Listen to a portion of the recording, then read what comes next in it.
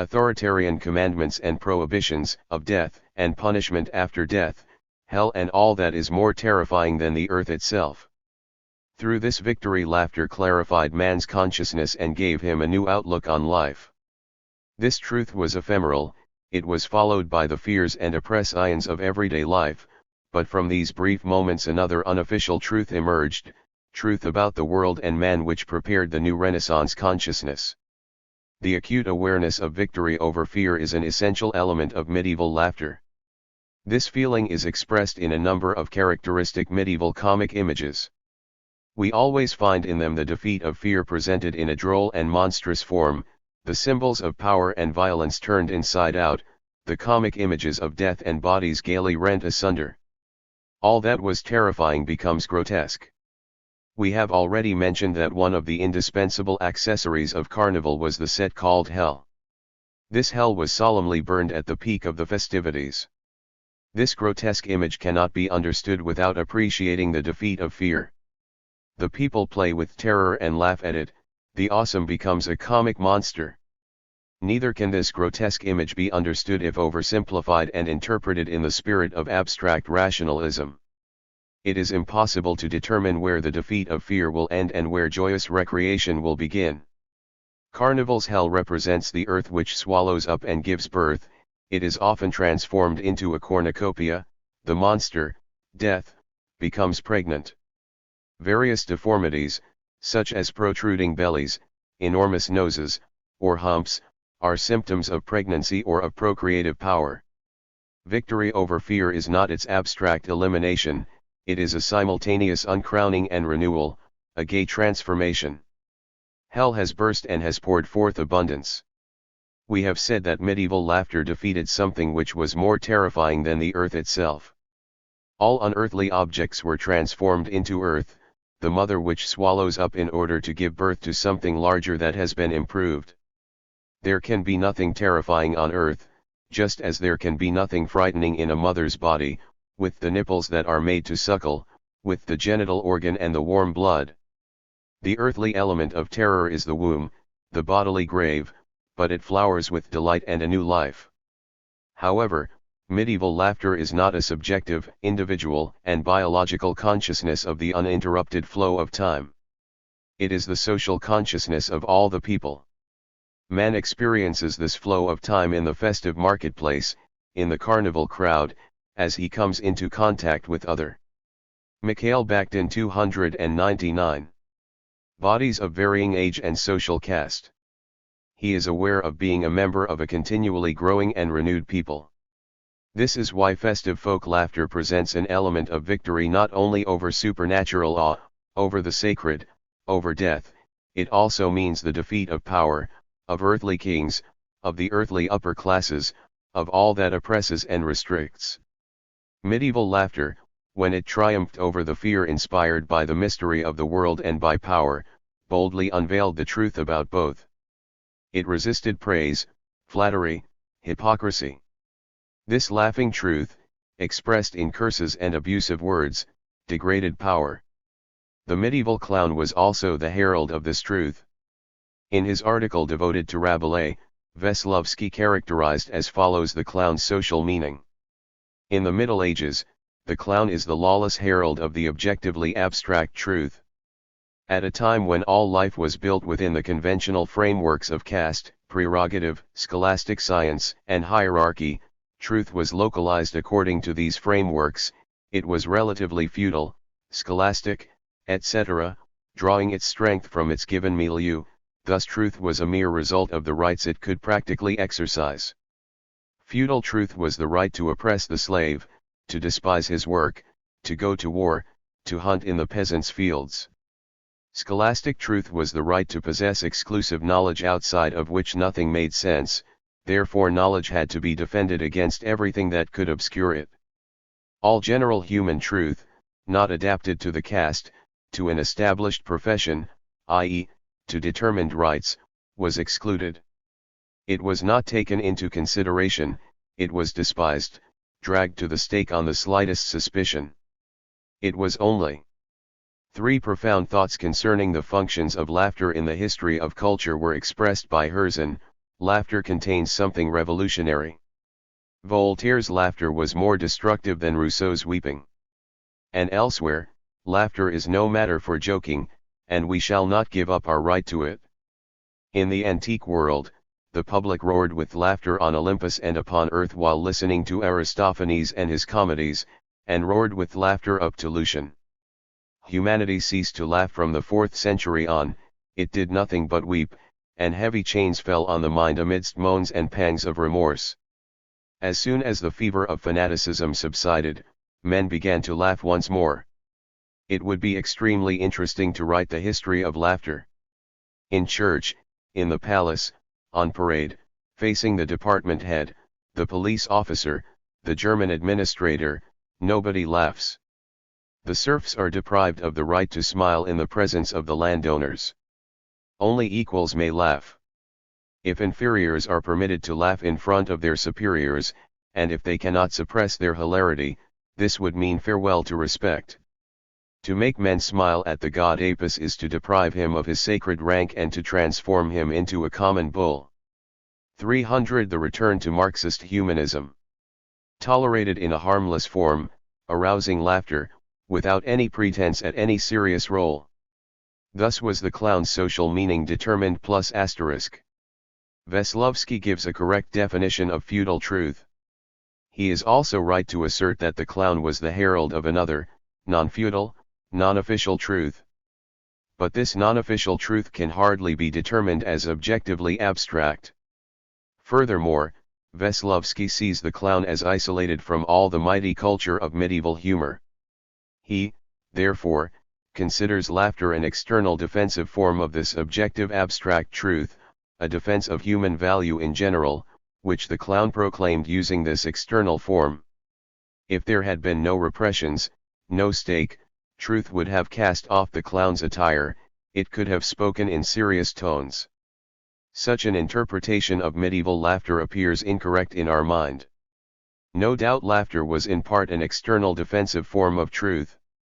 It was legalized, it enjoyed privileges, it was liberated, to a certain extent, from censorship, oppression, and from the stake.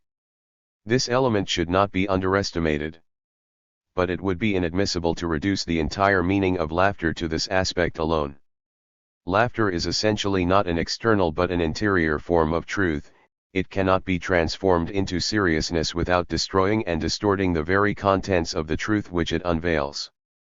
Laughter liberates not only from external censorship but first of all from the great interior censor, it liberates from the fear that developed in man during thousands of years, fear of the sacred, of prohibitions, of the past, of power. It unveils the material bodily principle in its true meaning. Laughter opened men's eyes on that which is new, on the future. This is why it not only permitted the expression of an anti-feudal, popular truth, it helped to uncover this truth and to give it an internal form. And this form was achieved and defended during thousands of years in its very depths and in its popular festive images. Laughter showed the world anew in its gayest and most sober aspects. Its external privileges are intimately linked with interior forces, they are a recognition of the rights of those forces. This is why laughter could never become an instrument to oppress and blind the people. It always remained a free weapon in their hands. Well, I had quite a lot more still to say. But it seems pointless to an empty house. Athene in Caldwell's Orestes. Introduction. Marxist criticism virtually disappeared from British letters after William Morris lectures of the 1880s. The Fabian Society was so preoccupied with breaking the spell of Marx by raising the spirit of J.S. Mill that it had little inclination to pay serious attention to the arts. George Bernard Shaw in his Quintessence of Ibsenism, The Perfect Wagnerite, and occasionally in the prefaces to his plays utilized economic determinist insights, but these might equally well have been drawn from Nietzsche's genealogy of morals as from the Communist Manifesto or Capital. Oscar Wilde's socialism is uninformed by Marx, but his earlier lectures carry forward the tradition of Ruskin and Morris, and in his later writings, especially in Intentions, he reaches out for a dialectical view of art in which we may realize Hegel's system of contraries. His The Soul of Man Under Socialism is largely in the tradition of Morris, but it passionately denies the link between art and society in order to protect the former from the encroachments of the latter. As well, Lech writes, what sounds like the most imperialist claim for art, in practice, often shrinks to a defense of its inviolate corner in life. The echoes of Morris and Ruskin are heard in the lectures of Roger Fry, the non-socialist art historian who defended the sanctity of the fine arts during the period in which they had fled to the margins of society. The socialist movement produced no significant critic of art or literature, and writings by British communists on art up to the mid-1930s consisted of only a handful of reviews and ephemeral pamphlets. It was with the rise of the Popular Front against impending war and the threat of fascism that the aesthetic implications of Marxism began to arouse interest. Work in Marxist criticism began to emerge from several art historians including Anthony Blunt, Francis Klingender, and the Marxist-anarchist aesthetician Herbert Read. The economist John Strachey, in his Literature and Dialectical Materialism and especially in the chapters on literature in the coming struggle for power, exercised great influence through his application of the Comintern-dying culture theory to the contemporary novel, an influence that is readily apparent in the later work of Christopher Caldwell. A Marxist critical school began to emerge, centering around the Left Review and including Egil Rickword, Rex Warner, Douglas Garman, R.D. Charkes, T.A. Jackson, and Philip Henderson.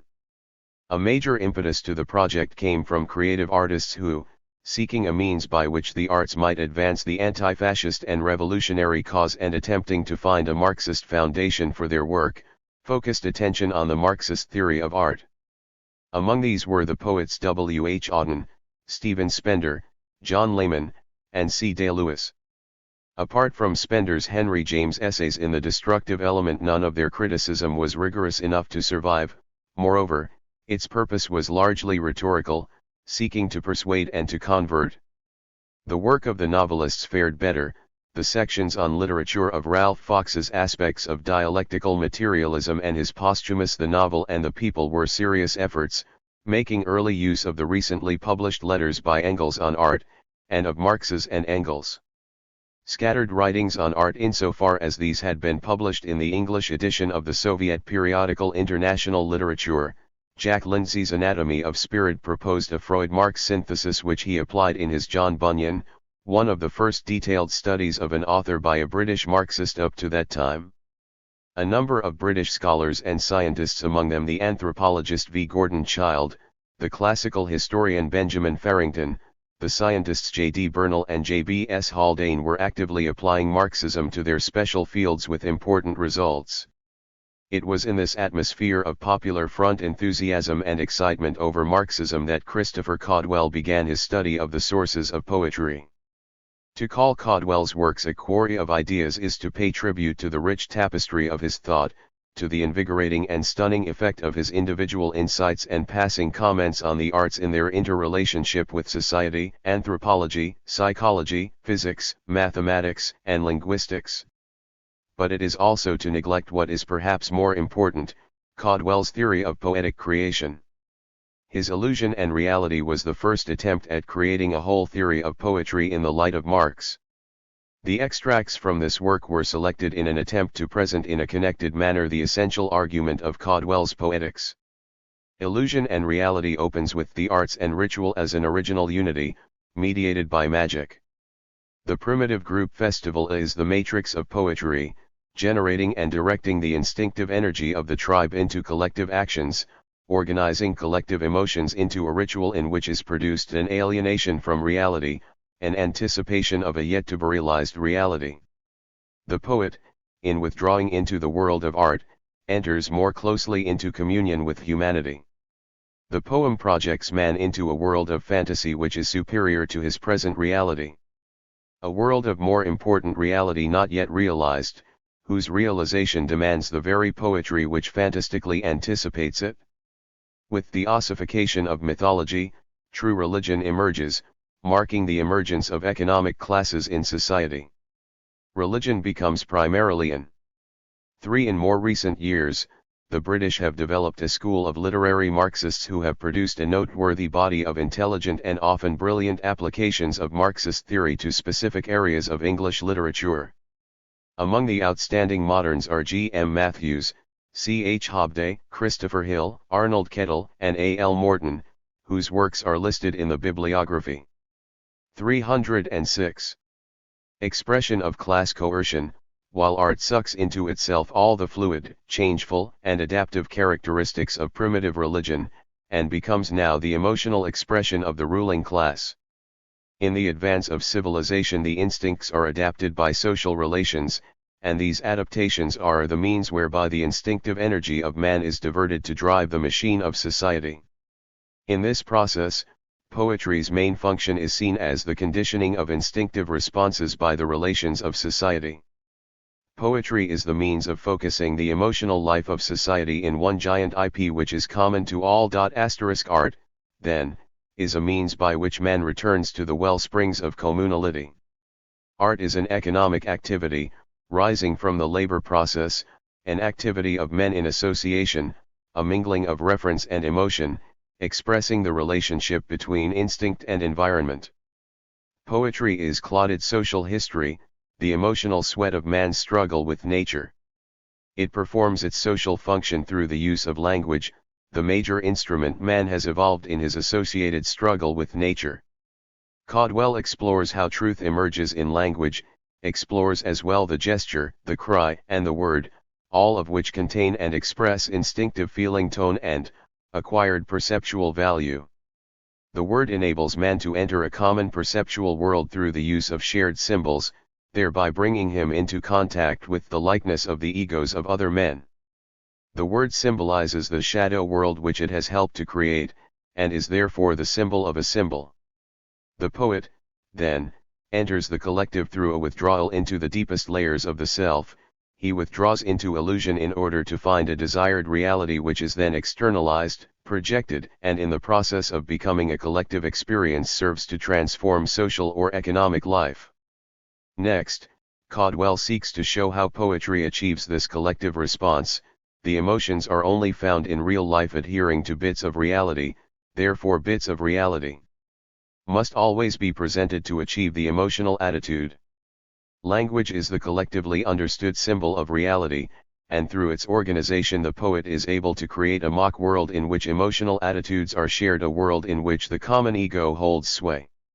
For Caudwell, art rises as an externalization of dream, generated by the struggle with nature, by the need for association in that struggle, and by the development of vocal and visual symbols which that association made necessary.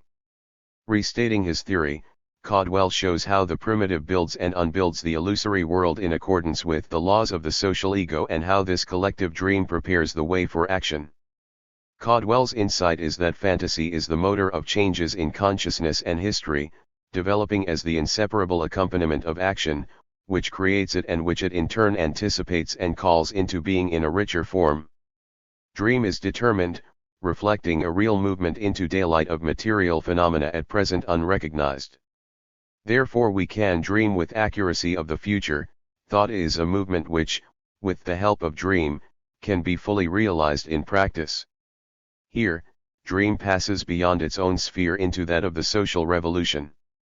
In the excerpts from the chapter entitled Poetry's Dream Work, Caudwell shows how poetry operates to create the mock interior world, doing so through rhythm, controlled irrationality, and penetration of the surface layers of consciousness by means of the attachment of art's languages to segments of external reality, thereby plunging into the emotional underworld adhering to those pieces. The poetic process permits the withdrawal from external reality. The world of instinct rises to view, the subject emerges from the object, the social ego emerges from the social world. Caudwell proposes that art changes the world, that the world of art is changed by the creation of the individual artwork, that the artist's consciousness is altered by his having forced new, dumb, and unformulated experiences into the sphere of consciousness, and that the audience's consciousness is reshaped by the incursion of the new artwork. The revolutionary element in art coincides dialectically with its ability to express the emotional consciousness that springs directly from the instincts. 308. And here Caudwell at last touches upon the transcendent power in art, Art which performs a wide and deep feat of integration has something universal, something timeless and enduring from age to age. And he defines this as the timelessness of the instincts, the unchanging secret face of the genotype which persists beneath all the rich superstructure of civilization.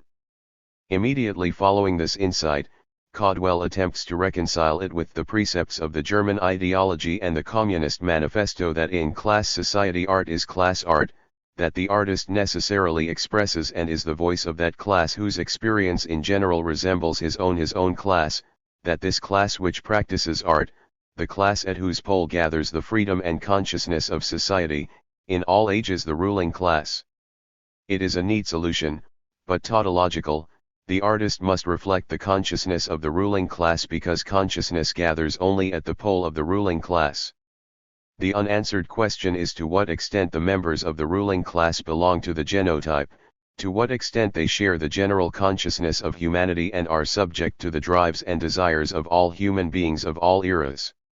Caudwell's achievement is that he was able to present this contradiction in his Poetics.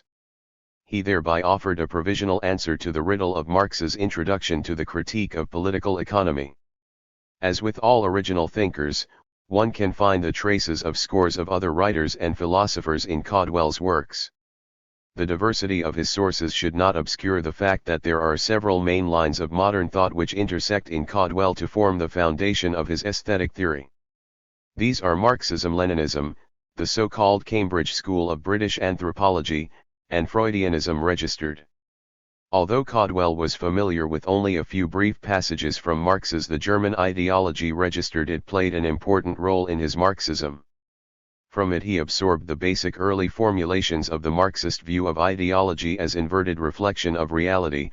From it he took the neo-Hegelian concept of the illusion of the epoch and the idea that the essential illusion of the bourgeois epoch is the illusion of freedom. His formulations on the primacy of being, on the nature of primitive consciousness, and on the movement of history through the action of men in association are often phrased in the language of Marx's and Engels' Feuerbackian period. Caudwell's critique of religion and his comments on the nature of the religious reflex is largely derived from Marx's introduction to the critique of Hegel's philosophy of right. From the Communist Manifesto, Caudwell took and developed the idea that in all ages the ruling ideas are the ideas of the ruling class. From Capital he developed the concept that art is a special form of the division of labor. From the final section of Volume I, he took Marx's description of the history of British capitalism and applied it imaginatively to the history of British literature. Essential to Caudwell's argument is Engels' presentation in Anti-Die of Hegel's concept that freedom is the recognition of necessity. The economic and philosophic manuscripts had not yet been published in English, they were known only to a limited number of German and Soviet scholars, and Caudwell was not able to grasp the implications of the discussion of alienation and reification in Marx's chapter on commodity fetishism in Capital. He made limited use of these concepts in Romance and Realism, and in his essay Beauty, a Study in Bourgeois Aesthetics, which appears in Further Studies in a Dying Culture registered. Lenin's influence is less specific but equally persuasive. Through him, Caudwell's work is informed with a spirit of single-minded revolutionary purpose, faith in the inevitability of proletarian action, the subordination of each and all to collective necessity. Plekhanov's specific writings on art were evidently unknown to Caudwell, but a number of Plekhanov's basic ideas on art and ideology appeared in his Fundamental Problems of Marxism, and it is possible that Caudwell's synthesis of anthropology and Marxism had its inspiration in Plekhanov. Bukharin's historical materialism proposed a bloodless social psychology akin to that of Plekhanov, and his Marxism similarly was leavened by sociology and anthropology. Caudwell absorbed Marxism through the framework that Plekhanov and Bukharin had erected. Bukharin's address to the 1934 Soviet Writers' Congress had a profound effect on Caudwell, and he incorporated a number of Bukharin's leading ideas on the dialectics of language into illusion and reality, to the point of virtual paraphrase. He did not know the work of Ernst Bloch, Walter Benjamin, Max Raphael, or George Lukács. Although he would have strongly disagreed with the formulation, a major aspect of Caudwell's Poetics is its utopianism. He wrote that poetry exhibits a reality beyond the reality it brings to birth and nominally portrays, a reality which though secondary is yet higher and more complex. We cited earlier his statement that poetry projects man into a world of fantasy which is superior to his present reality precisely because it is a world of superior reality, a world of more important reality not yet realized, whose realization demands the very poetry which fantastically anticipates it. And yet, because he was a good Marxist, Caudwell followed Lenin and Plekhanov in using utopian as a term implying the unfeasible, the impractical, the unscientific, the nowhere of impotent socialist theorizing. If Caudwell had remained wholly within the confines of orthodox Marxism, he could not have created an aesthetics. It was his greatness that he brought the Marxist approach to art out of the sociological trough and into contact with the germinating influences of the scientific minds who had been expanding the boundaries of knowledge outside of the Marxist sphere. It was his understanding of the possibility of synthesis which permitted basic Marxist concepts to be seen in a new light. The second primary source of Caudwell's thought lies in his amalgamation of ideas drawn from various modern schools of anthropology, and in particular those that derived from earlier folklorists and anthropologists such as Tyler, Fraser, Lang, and Crawley. It is through the work of the Cambridge School, the French sociological anthropological group headed by Émile Durkheim, and Fraser's disciple, Bronislaw Malinowski, that Caudwell absorbed the concept of the ritual basis of artistic creation, its origin in magical forms of economic activity, and the idea of art as the expression of unrealized collective fantasies. A few examples will show the parallels. Harrison's Ancient Art and Ritual is devoted to showing how primitive art grew out of ritual, how art is in fact but a later and more sublimated, more detached form of ritual. She denotes the essential difference between religion and art. There is one infallible criterion between the two. Primitive religion asserts that her imaginations have objective existence, art makes no such claim. Caudwell echoes this: the art viewer accepts the fantasy as expressing objective reality while immersed in the fantasy, but, once the fantasy is over, he does not demand that it still be treated as part of the real world. Harrison shows the way in which ritual arouses collective feeling, that it is a collective emotion necessarily felt as something more than the experience of the individual, as something dominant and external, and that ritual religious projections are embodiments of the social life of the group. Harrison even anticipates Caudwell's view that art is essentially of an economic nature.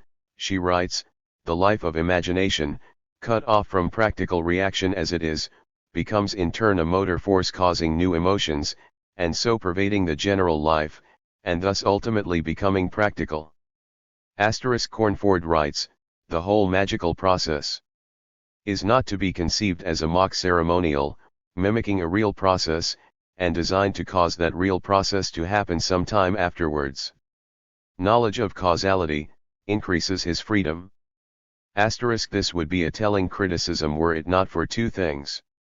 First, the evidence of the wounds which repressive civilization has inflicted upon mankind in the course of progress and of the advance of technology and knowledge. Secondly, that it misstates Freud's position. For although Freud wrote that it is impossible to overlook the extent to which civilization is built up upon a renunciation of instinct, he was himself dissatisfied with this obviously correct thesis, and he added that civilization is a process in the service of Eros, whose purpose is to combine single human individuals, and after that families, then races, peoples, and nations, into one great unity, the unity of mankind. Similarly, although Freud saw that the liberty of the individual is no gift of civilization, he also understood that the desire for freedom proves favorable to the further development of civilization. He wrote, "The urge for freedom, therefore, is directed against particular forms and demands of civilization or against civilization altogether." Civilization's repression of freedom is the motive force which brings the will to freedom into existence, thereby transforming society and moving it to a new stage of development. The advance of repression leads to revolution, to the explosion of restraints, to the restoration of primal freedom on a historical plane. Caudwell himself could not overlook the fact that class civilization leads to the gradual and inevitable enfeeblement of biological drives, for it was a passionate need to heal the wounds of mankind which led Caudwell to communism. And it is communism, the abolition of civilization, which seeks to transcend this decisive form of alienation. Caudwell would not have disagreed with this. He would have attributed it to the fetters of bourgeois society. Nevertheless, there is a fundamental contradiction in his poetics, resulting from his failure to understand the dialectical process whereby civilization simultaneously maims the instincts and leads toward a higher stage in which the instincts will be liberated. Caudwell did not see such a liberation as the goal of communism. He writes, "It is nonsense to talk of these adaptations as crippling freedom qua adaptations.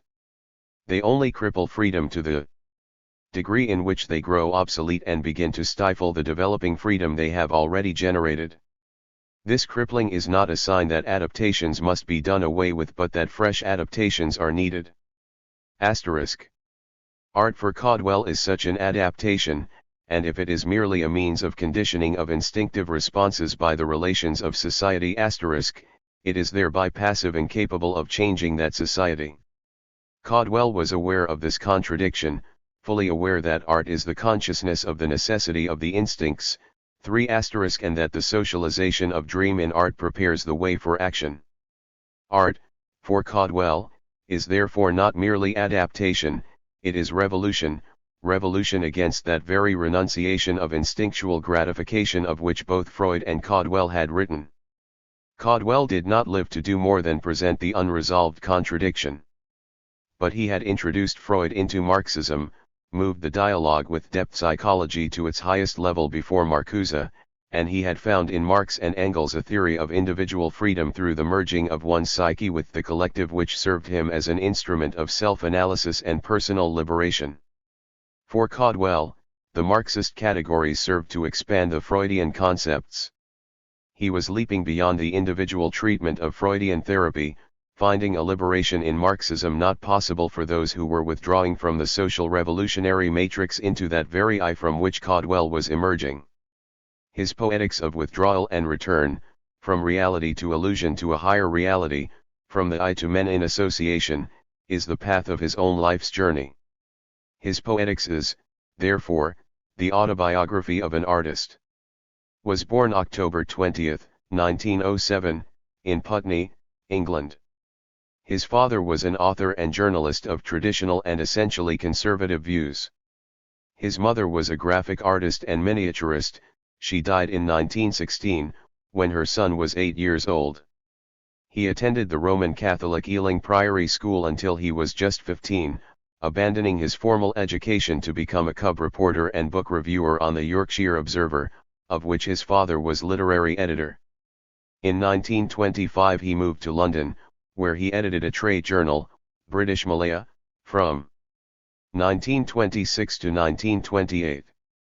In 1927, with the proceeds of legacies from an aunt, he and his brother acquired an aeronautical publishing company, Airways Publications Ltd. In addition to issuing one monthly magazine, Airways, of which his brother had previously been the editor, the firm published several other aeronautical journals, popular flying magazines, and an annual aviation reference book. He and his brother also founded an advertising and public relations agency specializing in aviation and marine accounts, which was later sold.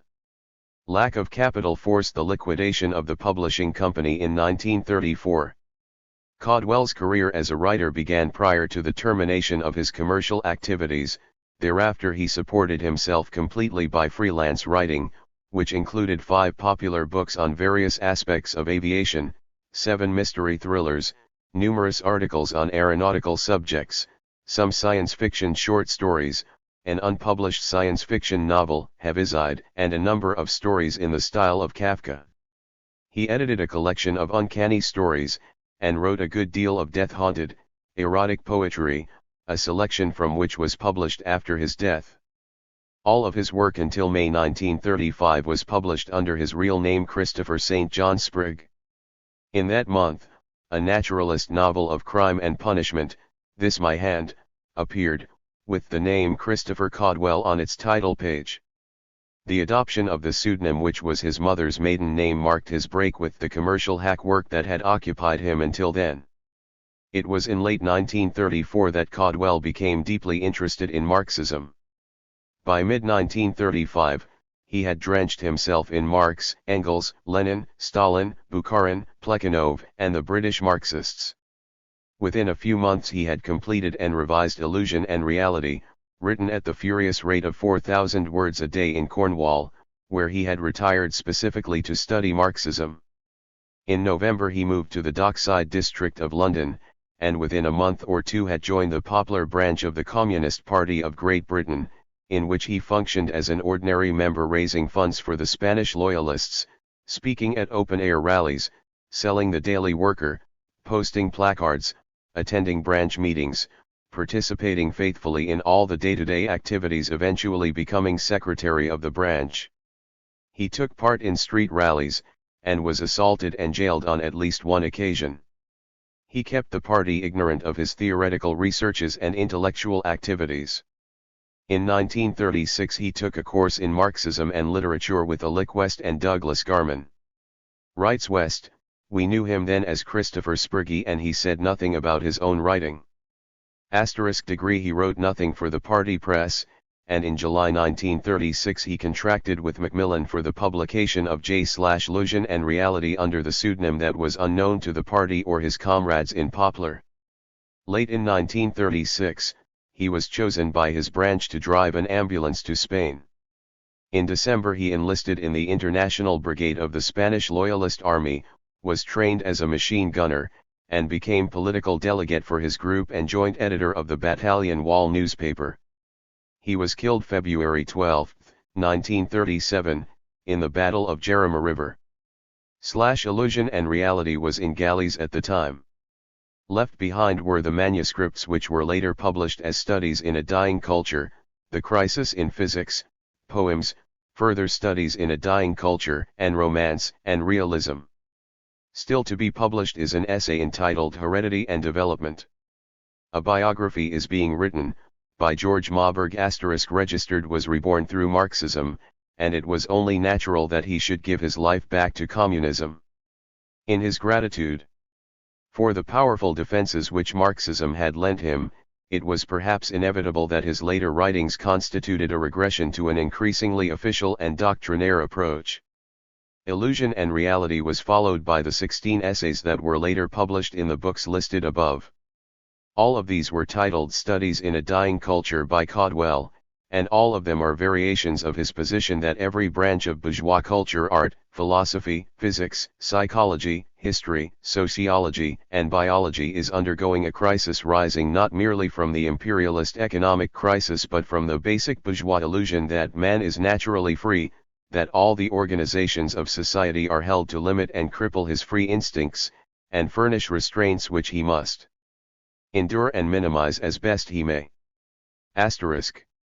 The working out of this one-sided theory gives rise to the most stunning insights, to the quarry of ideas that characterizes Caldwell's work. But Caldwell's poetic theory as developed in Illusion and Reality is thrown overboard. The studies represent the process by which Caldwell stripped himself of most of his non-Marxist influences so that he might emerge as a pure communist. They clear the surrogates and former ego ideals from the field so that a new one may alone take its place, the party. Thus, Caldwell's studies never applied his poetic theory to any work of art or literature. His study of D.H. Lawrence, for example, is an almost pure exercise in the dying culture theme in the manner of John Strachey. The conscious side of art suddenly takes over. Art as mimetic representation begins to emerge.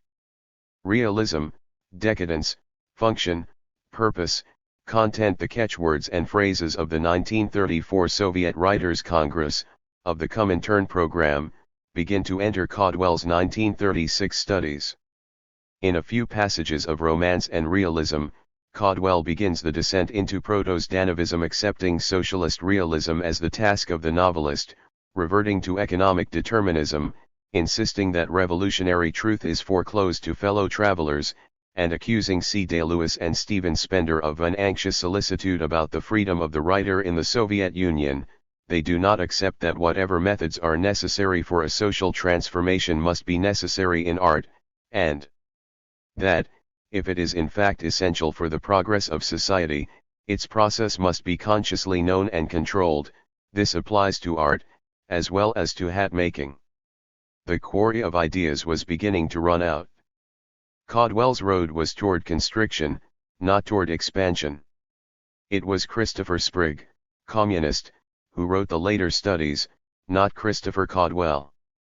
Illusion and reality, then, represents a transitional stage in Caudwell's becoming. In it is a delicate and unstable balance of contending and complementary intellectual forces.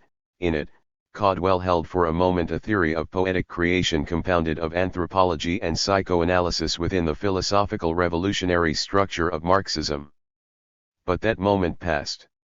The first of the studies on beauty recapitulates the theory, and extends it to the aesthetic emotion.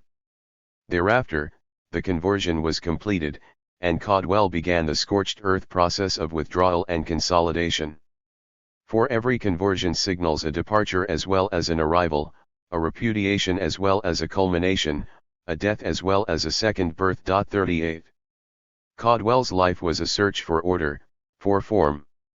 His mystery stories are in the classic pattern of the English detective novel. Their essential character is that they are law-abiding in structure and in content as well. Similarly, the textbooks on aeronautical subjects are attempts to lay down the rules and to guide others in following them. That there was a subterranean stream in his creative work in the erotic poetry, in his Kafkaesque short stories is undeniable, but it is also true that Caudwell did not seek their publication during his lifetime. In his work within the Communist Party he submitted to the dreary, essential tasks of the routine comrade, and this although he disliked most of these activities. His was a progression from Tom Swift to Lenin, marked by obedience and lawfulness. But the underground stream surfaced and overflowed. Christopher St. John Sprigg became Christopher Caudwell. He broke with obedience first in This My Hand, and then in Illusion and Reality, signaled by the adoption of a pseudonym. Using his alter ego he would get to the root of things, find the origins of poetry and of his own self, find some way of justifying his love for his fellow man, a love which he transmuted into a love for men in association. His rejection and simultaneous incorporation of Freud rises from an unconquerable ambivalence. He needed Freudian dream theory to penetrate the congealed layers of consciousness so that he might enter the mobile world of fantasy, but he had to reject Freud so that the road to autobiography could be blocked. Individual psychology had to be converted into class psychology. Caudwell's greatest weakness as a poetic theorist is precisely in his inability to deal with man as an individual rather than as part of a class, a genus, a genotype, a generalized mankind. But class man does not write poetry, Shakespeare does, Donne does, Wordsworth does. It is he who withdraws into Caudwell's mock-ego world in order to obtain rejuvenation, in order to dream, in order to gain energy and create models for the transformation of his own life and the lives of other human beings. And so, Caudwell's psychological search remained unended, incomplete. His theory of art remained unfinished, because just as in his own life he would not admit the individual factor, in his criticism he would not enter the biographical dimension, that crucial zone which mediates between psychology and sociology, between the work of art and the drives which created it, between the audience and the artwork, without which no Marxist psychology of art is possible. Caudwell deprived himself of the means to follow the poet into his dream world. This path, of necessity, is biographical, for though the poet is a member of a class, a representative of the genotype, a paradigm of his fellow human beings, he nevertheless remains unique, separate, discrete, subject to the processes and events of his own biographical historical development. Caudwell, Illusion and Reality. From Illusion and Reality, a study of the sources of poetry. The birth of poetry. Poetry is characteristically song, and song is characteristically something which, because of its rhythm, is sung in unison, is capable of being the expression of a collective emotion. This is one of the secrets of heightened language. But why should the tribe need a collective emotion? The approach of a tiger, of a foe, of rain, of an earthquake will instinctively elicit a conditioned and collective response. All will be menaced, all will fear. Any instrument to produce such a collective emotion is therefore unnecessary in such situations. The tribe responds dumbly, like a frightened herd of deer. But such an instrument is socially necessary when no visible or tangible cause exists, and yet such a cause is potential. This is how poetry grows out of the economic life of a tribe, and how illusion grows out of reality. Unlike the life of beasts, the life of the simplest tribe requires a series of efforts which are not instinctive, but which are demanded by the necessities of a non-biological economic aim, for example a harvest. Hence the instincts must be harnessed to the needs of the harvest by a social mechanism. An important part of this mechanism is the group festival, the matrix of poetry, which frees the stores of emotion and canalizes them in a collective channel. The real object, the tangible aim, a harvest, becomes in the festival a fantastic object. The real object is not here now. The fantastic object is here now in fantasy. As man by the violence of the dance, the screams of the music and the hypnotic rhythm of the verse is alienated from present reality, which does not contain the unsown harvest, so he is projected into the fantastic world in which these things fantastically exist. That world becomes more real, and even when the music dies away the ungrown harvest has a greater reality for him, spurring him on to the labors necessary for its accomplishment. Thus poetry, combined with dance, ritual, and music, becomes the great switchboard of the instinctive energy of the tribe, directing it into trains of collective actions whose immediate causes or gratifications are not in the visual field and which are not automatically decided by instinct. It is necessary to prepare the ground for harvest. It is necessary to set out on an expedition of war. It is necessary to retrench and retract in the long scarcity of winter. These collective obligations demand from man the service of his instinctive energy, yet there is no instinct which tells him to give them. Ants and bees store instinctively, but man does not. Beavers construct instinctively, not man. It is necessary to harness man's instincts to the mill of labor, to collect his emotions and direct them into the useful, the economic channel. Just because it is economic, i.e. non-instinctive, this instinct must be directed. The instrument which directs them is therefore economic in origin. How can these emotions be collected? Words, in ordinary social life, have acquired emotional associations for each man. These words are carefully selected, and the rhythmical arrangement makes it possible to chant them in unison, and release their emotional associations in all the vividness of collective existence. Music and the dance cooperate to produce an alienation from reality which drives on the whole machine of society. Between the moments when the emotion is generated and raised to a level where it can produce work, it does not disappear. The tribal individual is changed by having participated in the collective illusion. He is educated, i.e. adapted to tribal life. The feasts or corroborees are crises of adaptation, some general and intended to last throughout life, such as the initiation or marriage ceremonies, others regularly renewed or directed to special ends, such as the harvest and war festivals or midwinter Saturnalias. But this collective emotion organized by art at the tribal festival, because it sweetens work and is generated by the needs of labor, goes out again into labor to lighten it.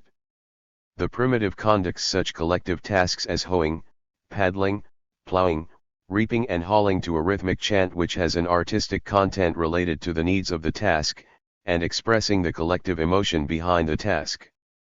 The increasing division of labor, which includes also its increasing organization, seems to produce a movement of poetry away from concrete living, so that art appears to be in opposition to work, a creation of leisure.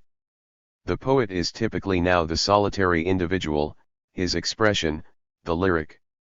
The division of labor has led to a class society, in which consciousness has gathered at the pole of the ruling class, whose rule eventually produces the conditions for idleness.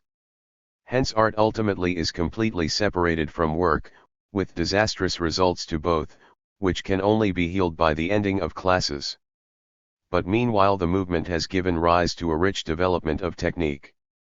These emotions, generated collectively, persist in solitude so that one man, alone, singing a song, still feels his emotion stirred by collective images. He is already exhibiting that paradox of art, man withdrawing from his fellows into the world of art, only to enter more closely into communion with humanity.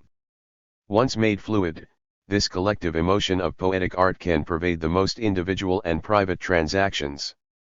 Sexual love, spring, a sunset, the song of the nightingale and the ancient freshness of the rose are enriched by all the complex history of emotions and experience shared in common by 1,000 generations. None of these reactions is instinctive, therefore none is personal.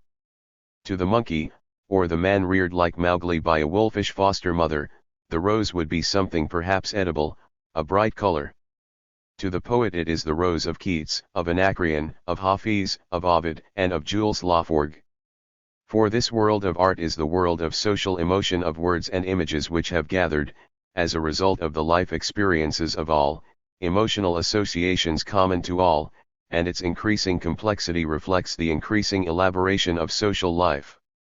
The emotions common to all change with the development of society. The primitive food-gathering or hunting tribe projects himself into nature to find there his own desires. He changes himself socially to conform. 323. With nature. Hence his art is naturalistic and perceptive. It is the vivid drawings of Paleolithic man or the bird and animal mimicking dances and songs of the Australian Aborigine. Its sign is the totem, the man really nature. Its religion is mana. The crop-raising and herd-rearing tribe is an advance on this. It takes nature into itself and changes nature to conform with its own desires by domestication and taming. Its art is conventional and conative. It is the arbitrary decoration of Neolithic man or the elaborate rituals of African or Polynesian tribes. Its sign is the corn god or the beast god, nature really man. Its religion is one of fetishes and spirits.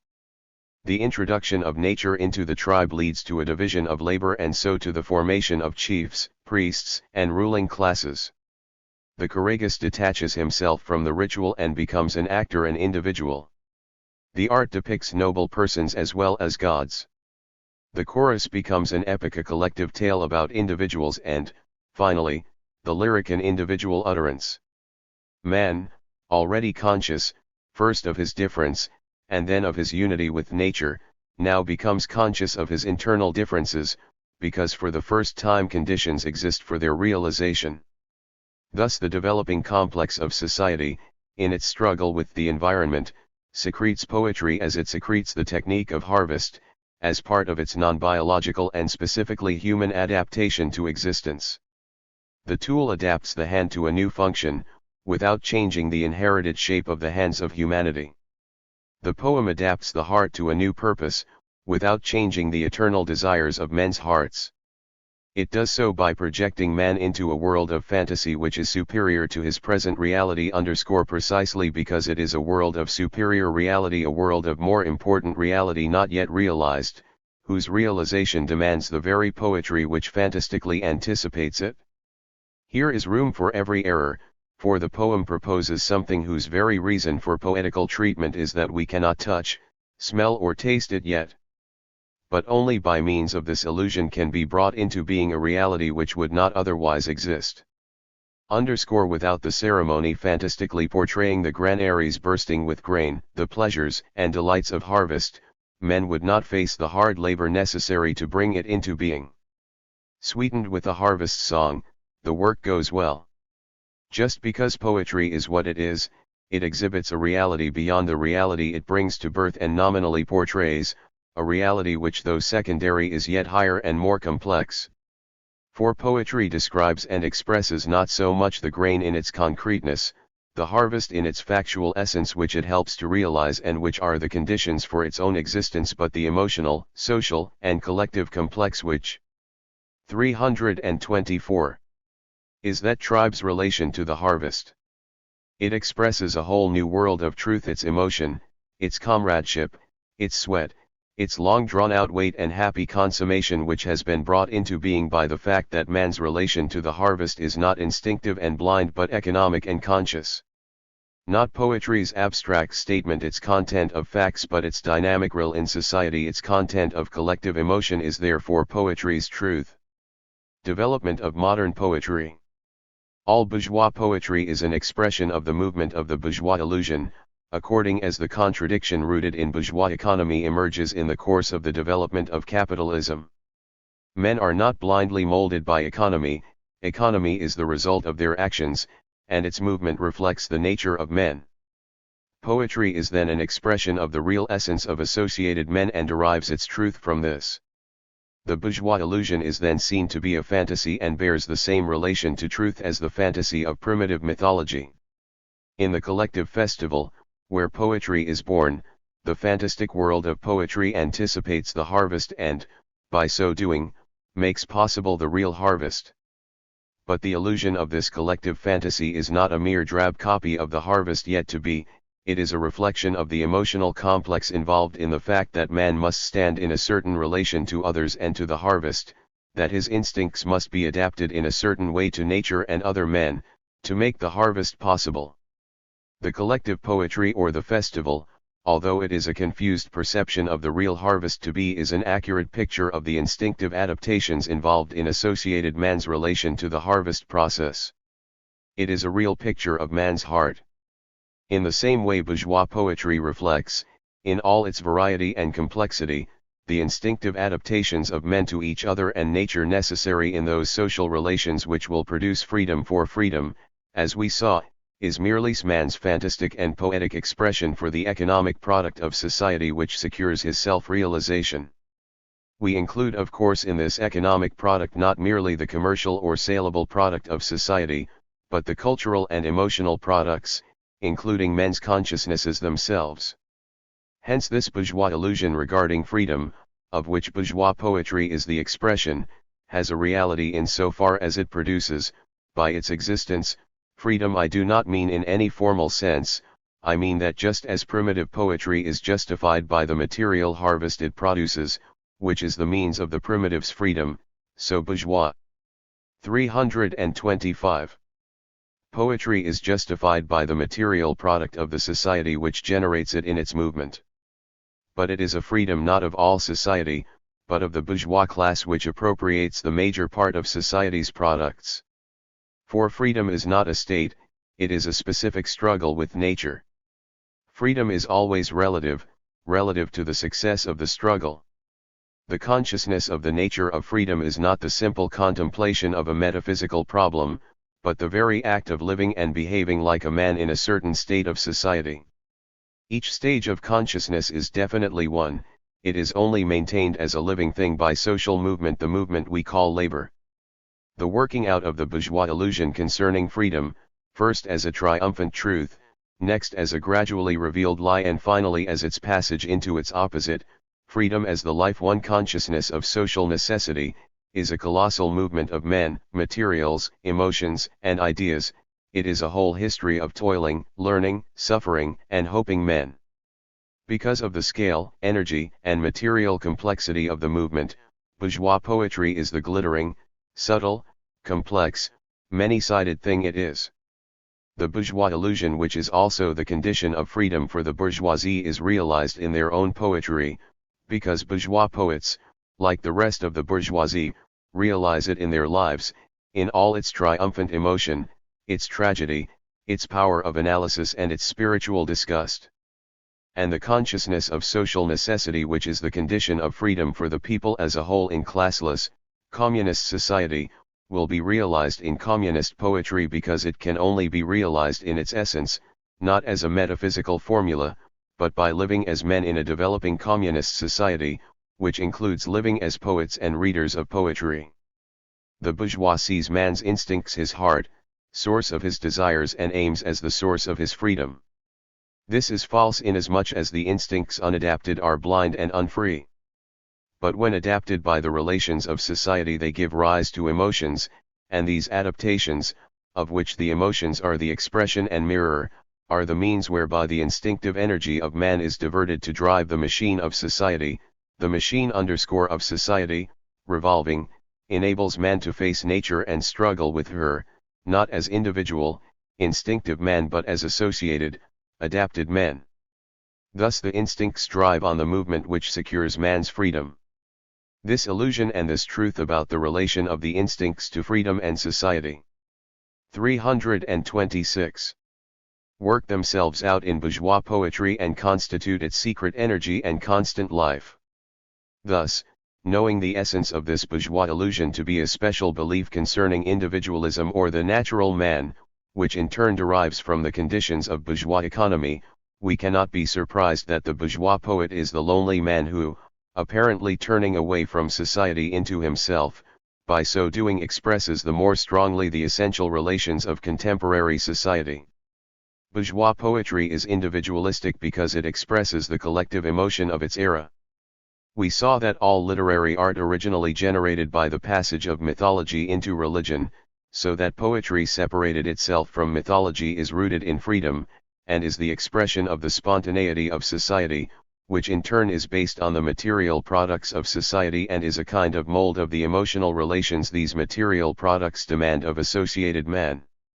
It is because art is the expression of freedom that, in a developed class society, art is an expression of the illusion, not of all society but only of the ruling class.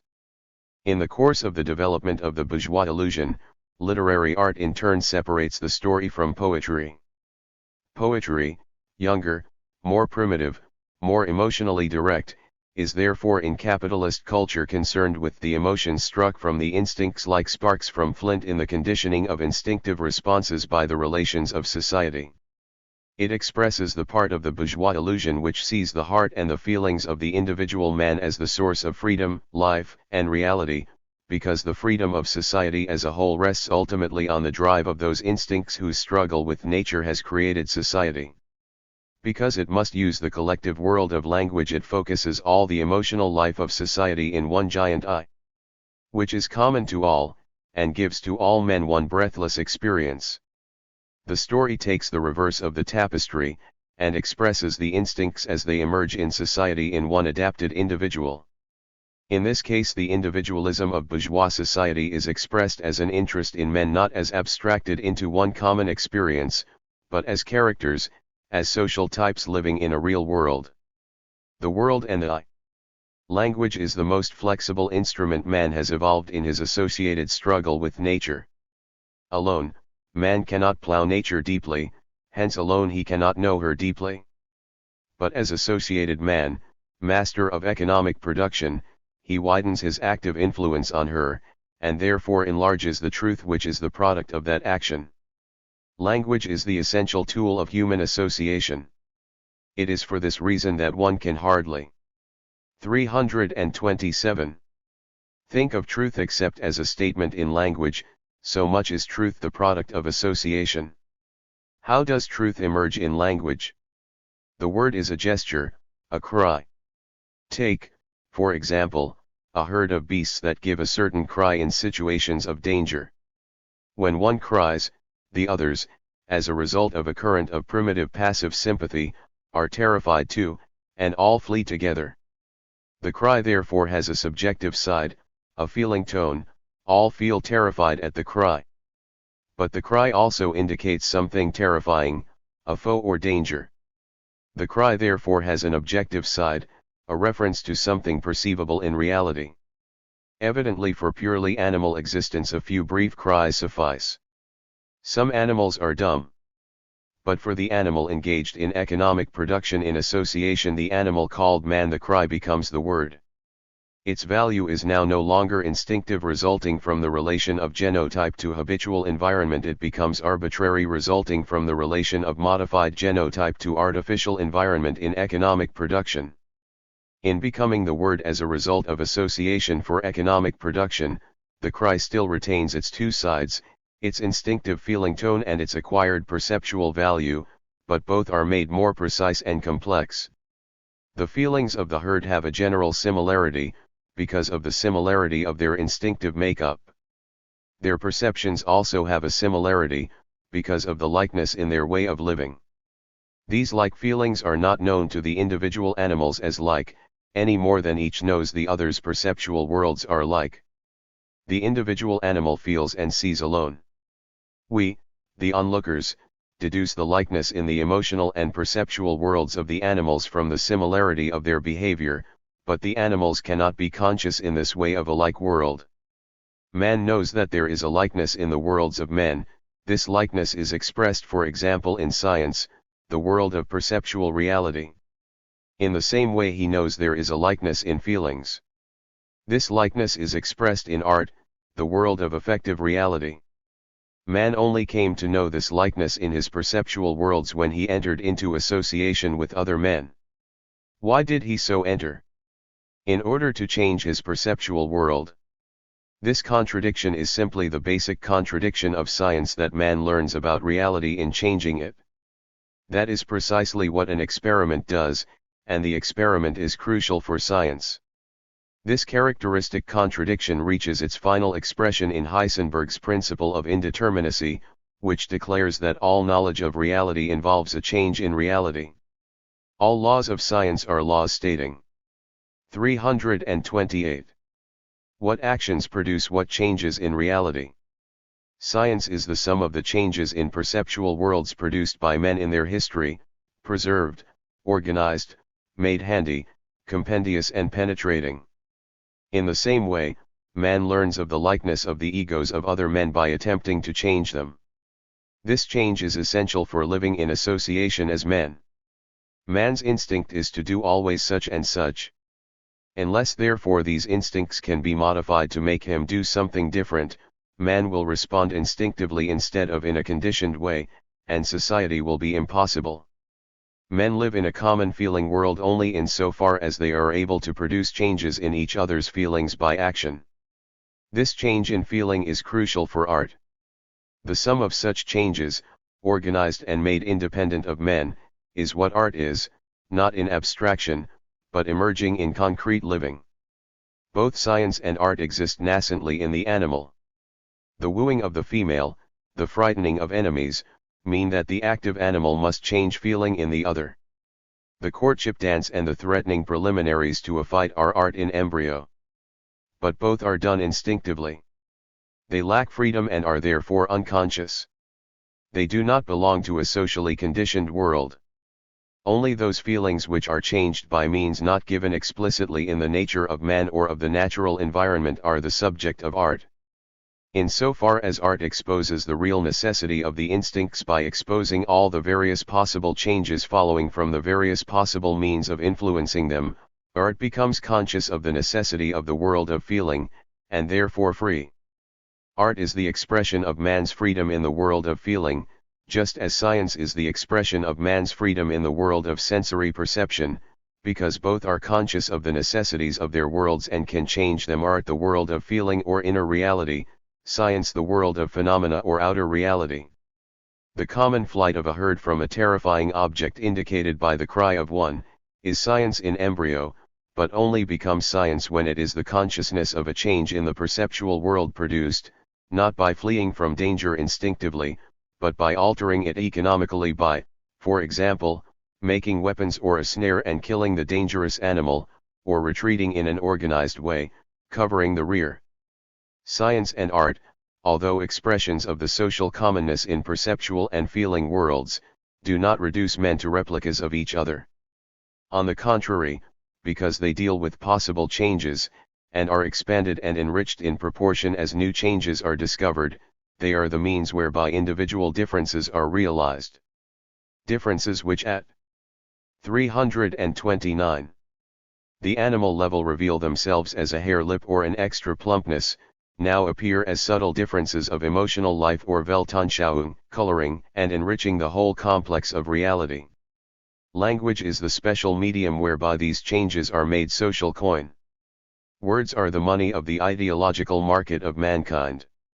Even as a few exchange transactions express all the bewildering complexity of modern social being, so a few sounds express all the rich universe of emotion and truth which is modern man's ideological world. We saw that man's interaction with nature was continuously enriched by economic production. Economic production requires association, which in turn demands the word. For men to work together, that is, to operate together non-instinctively, they must have a common world of changeable perceptual reality, and by changeable I mean changeable by their actions, and by changeable by their actions I include predictable change, such as dawn and eclipse, and locatable change, such as here and there, for man's control over himself makes it possible for him to be at such and such a place by night, for example, and so in effect change reality by his actions as a result of simple perceptual discrimination of sequence and location. Hence, by means of the word, men's association in economic production continually generates changes in their perceptual private worlds and the common world, enriching both. A vast moving superstructure rises above man's busy hands, which is the reflection of all the change he has effected or discovered in ages of life. Presently this common world becomes as complex and remote from concrete social life as the market, of which its secret life and unknown creative forces are the counterpart. This is the shadow world of thought, or ideology. It is the reflection in men's heads of the real world. It is always and necessarily only symbolical of the real world. It is always and necessarily a reflection which has an active and significant relation to the object, and it is this activity and significance, and not the projective qualities of the reflection, which guarantee its truth. Every part of the universe projectively reflects the remainder, only man is conscious of his environment. The idea is not the thing, the reflection is not the object, but one expresses or reflects the other. The words are tied to percepts, which are photographic memory images of bits of reality. These percepts are fused into concepts, are organized and ordered in the broadest and most abstract way. Or, more accurately, out of the broad, humming chaos of existence the simplest percept other. 330. Concepts and percepts arise by differentiation and integration. All this phantasmagoria is accepted by man as only symbolic, just as a remembered percept is accepted as symbolic. When man recalls a certain horse or dwells on the concept horse, in neither case does he suppose a horse is actually in his head. Even when he dwells on the refined concept too, he still does not suppose all two things are in his head or that his head is double. The word refers to this shadow world of thought, and conjures up portions of it in a man's head. The common perceptual world, with all the condensations, organizations, and displacements it has undergone, refers to and symbolizes outer reality. It is all the percepts of reality mobilized for action, it is a compendium of what happens to percepts when the underlying reality is affected. The word symbolizes the shadow world which it has helped to create, and is therefore the symbol of a symbol. Now in precisely the same way, when poetry or literary art generally wishes to symbolize the social ego, wishes to convey effective attitudes in an organized way, it is still compelled to make some statement about reality. The emotions are only found in real life adhering to bits of reality, therefore bits of reality and moreover organized bits must always be presented to achieve the emotional attitude. But the statement about reality selected for the underlying emotional attitude is not supposed to be about material reality, any more than science's mock ego is supposed to be a real man. It is a mock world, it is an illusion, accepted as such. So, by a long road, we have arrived back at the illusion, the mimesis, which is the essence and puzzle and method of literary art. This mock ego of science and this mock world of art are both necessary because object and subject are never parted in experience, but engage in the contradiction of an unceasing struggle. Science and art, separated out from mythology by an initial division of labor so that each can be better developed, keeps as a souvenir of separation a kind of scar or blind side like the Norwegian trolls which are hollow behind. This hollowness or blind side is the mock ego of science and the mock world of art. Science and art are like the two halves produced by cutting the original human hermaphrodite in half, according to the story of Aristophanes in Plato's Symposium, so that each half evermore seeks its counterpart. But science and art do not, when fitted together, make a complete concrete world, they make a complete hollow world, an abstract world only made solid. And 331.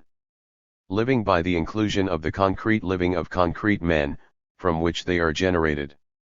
What then is the purpose, the social function, of science and art. Why are reared upon this mock world and this mock man a frigid but true image of reality and a fantastic but warm reflection of man's own countenance? Both are generated as part of the social process, they are social products, and the social product whether material or ideological can have only one goal, that of freedom. It is freedom that man seeks in his struggle with nature. This freedom, precisely because it cannot be won except by action, is not a freedom of mere contemplation.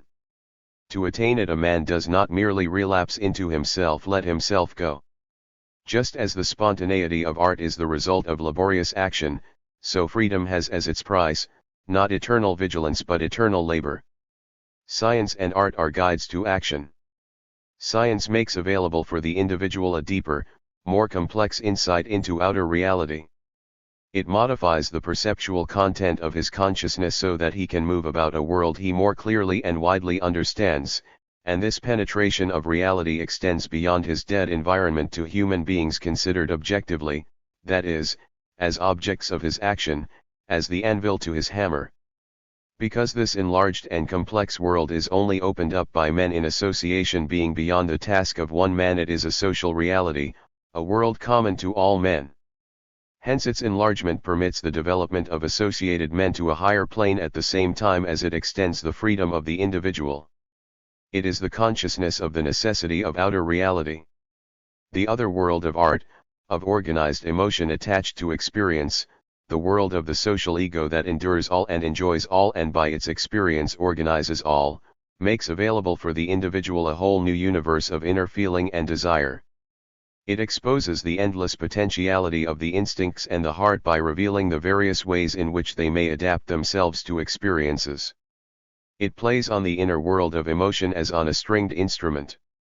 It changes the emotional content of his consciousness so that he can react more subtly and deeply to the world.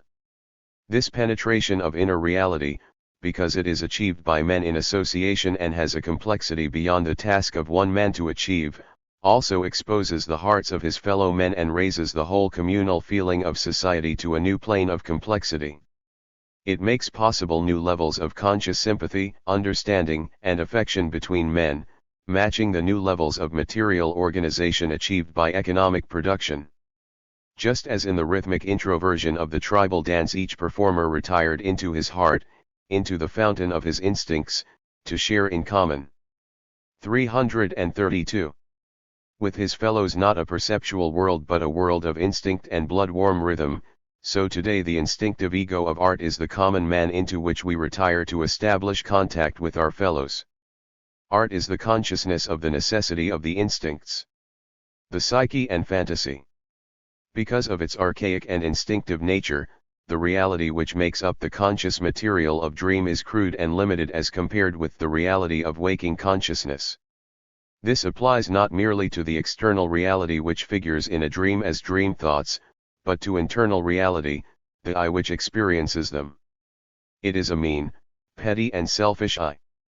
We are not conscious of any nobility or heroic quality in this I, on the contrary, it never does anything we can really be proud of.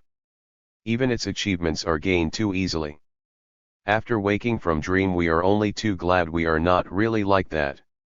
And in fact we are not, for it is the process of association which makes men noble and heroic, which gives their character more beauty and worth. Hence the I of dream, stripped of so much of its social adaptation, is stripped of its largeness and human value. Yet we see fantasy even in the form of dream reaching out towards an ameliorative road. In dream the ego experiments in action upon reality, but it is now a plastic reality without the stiffness of material things. In the space of a night it is possible to combine and recombine, free from the immediate tension of a direct contact with reality, and the limitations of manipulating real stuff. It is possible to experiment with new forms of reality more appropriate to our instincts and to experience in a provisional way what these forms would feel like and how our instincts would react to their achievement. Thus the illusion of dream has this biological value, that by experimenting ideally with possible realities and attitudes towards them it paves the way for such changes in reality. Dream prepares the way for action. Man must first dream the possible before he can do it. It is true that the realization of our dream is never the same as the dream, it looks different and it feels different. Yet it also has something in common with our desire, and its realization was only possible because dream went before and lured us on, as the harvest festival made possible the harvest. Of course dream is too archaic and too fantastically isolated from social reality to be of much value in the concrete living of civilized man. The remedy for the illusory character of dream is not to abolish dream but to so enlarge and extend it that it becomes increasingly close to the realization it is made to anticipate, to fill it more full of life and reality and vivid content. Once again freedom is extended by an extension of the consciousness of necessity. This program calls for the socialization of dream. Obviously the brute man did not evolve these externalizations of dream, as we have done, by taking thought. They were generated by his struggle with nature, by the need for association in that struggle, and by the development of vocal and visual symbols which that association made necessary. The real world discovered with the aid of the mock ego, and the real ego explored by means of the mock world are the conscious world and the conscious ego and, therefore, the social world and the social ego. In the dance and the chant man retires into a half-sleep by dismissing the world of immediate reality. This enables him to play fast and loose with the world of external reality, to build and unbuild it. But not arbitrarily and lawlessly. There would be no point or object in such an occupation. He builds it according to the laws of the social ego, and he does this because in the dance and the chant, while withdrawing from the world of external reality, he maintains touch with the subjective world of his fellows by moving his body in rhythm, by repeating the same words in unison, by weaving between them an emotional network of common feelings evoked by social common objects, such as notes of music, animals mimicked in the dance, words denoting socially recognized entities or experiences. Thus the items of the common perceptual world are selected, organized, blended and orientated round the social ego, the god of early Greek ritual who descended into his worshippers and who was nothing but the symbol of the heightened common ego formed by the dance. Of course, as society develops, poetry detaches itself from the common festival. Civilized man more easily secures physiological introversion. The rhythm of poetry is sufficient to achieve it, and the collective subjective significance of words keeps him in touch with his fellows without the need for that collective festival which has been outmoded by the division of labor, a division reflected in the wider range and greater content of language itself. Such art is timeless, for man himself is still timeless, still lives entirely in the now from age to age, with only a fabulous past and future. Thus fantasy develops as the inseparable accompaniment of action, which creates it and which it in turn anticipates and calls into being in a richer form. And practice, enriched, corrects fantasy's anticipation and makes possible a new level of achievement. Thus fantasy adapts man in two ways: his instincts to the ego of society, and his perception to the perception of society. This adaptation ennobles and heightens and makes free the dumb brute of the genotype, because the ego of society and the perception of society is infinitely more penetrating and rich and complex than that of the unaided individual, just as man in association is more powerful against nature than solitary man. All thought, all feeling, reflects in some measure the categories of science or art. Science and art are generated in our daily existence. Scientific systems and artworks are merely the highest forms of organization, the essence of this daily concrete life. Science and art become practical, they enter into concrete real life. Directly we knock away the mock world from any artistic construction and substitute a real world, or knock away the mock impersonal ego from any scientific construction and substitute a real human being. In the first case we give an unattached human desire a real materialization, in the second we give a part of reality the shape of an answer to human desire. Thus, in entering into real concrete life, artistic and scientific constructions become, as it were, blended or impure, special instead of general, concrete instead of abstract, and the language we use to make this possible belongs to the realm of persuasion, the ordinary language of daily life, removed from the pure and impractical worlds of science and art. We must not regret this forced descent. Science and art were made for man, not man for science and art. But there is more to it than that. Science and art were made from man, not man from science and art. The future of poetry. Of the future one can only dream with greater or less success. Yet to dream is not to associate freely but to have certain fantasies, a certain reshuffling of memory images of past reality blended and reorganized in a new way, because of certain real causes in present reality. Even dream is determined, and a movement in dream reflects perhaps a real movement. 335. Into daylight of material phenomena at present unrecognized. That is why it is possible to dream with accuracy of the future, in other words, to predict scientifically. This is the prophetic and world-creating power of dream. It derives its world-creating power, not by virtue of being dream. This is denied by the fantasies of madmen, but because it reflects in the sphere of thought a movement which, with the help of dream, can be fully realized in practice. It draws its creative power, like the poetry of the harvest festival, from its value as a guide and spur to action. It is dream already passed out of the sphere of dream into that of social revolution. It is the dream, not of an individual, but of a man reflecting in his individual consciousness the creative road of a whole class, whose movement is given in the material conditions of society. Poetry's dream work. In an earlier chapter we stated that modern poetry was composed of words, was non-symbolical, irrational, concrete, characterized by condensed effect, and rhythmical. Investigating dream we found that as compared with other forms of fantasy it also was non-symbolical, and irrational. Poetry is composed of words, dream is composed of memory images. Dream images do not follow rational laws drawn from external reality, but, as psychoanalysis shows, the flow of images is explained by affective laws. Dream is neither directed thinking nor directed feeling, but free, that is non-social association. Hence the associations of dream are personal and can only be understood by reference to the dreamer's personal life. The secret law of dream structure is the dream work. Poetic irrationality bears this resemblance to dream, that its flow of images is explained by affective laws, but it is not free association as in dream. Poetic feeling is directed feeling controlled by the social ego. Poetic associations are social.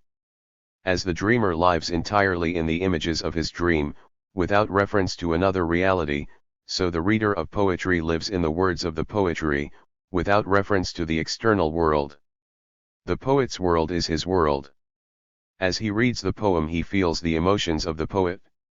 Just as the Pythoness or Bacchante speaks for the god in the first person, so the reader under the influence of poetic illusion feels for the poet in the first person.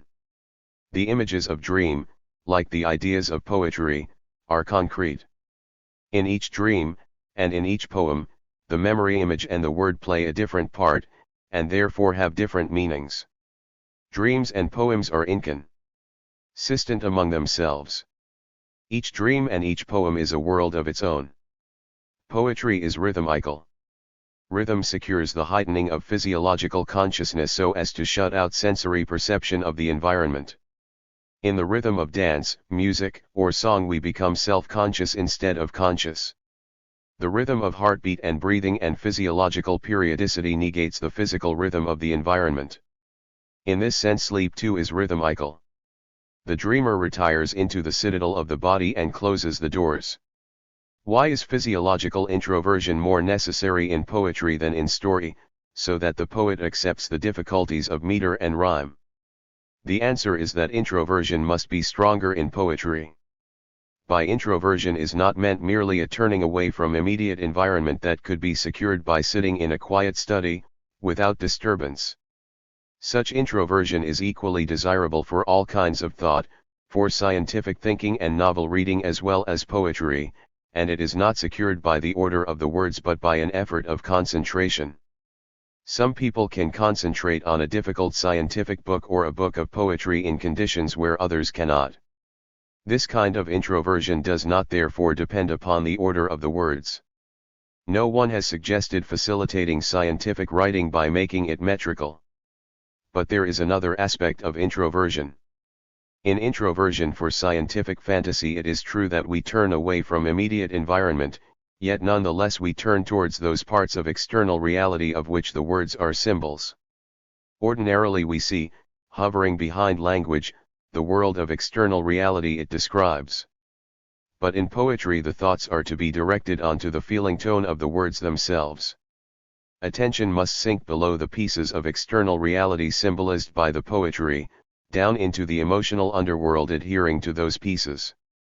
In poetry we must penetrate behind the dome of many-colored glass into the white radiance of the self.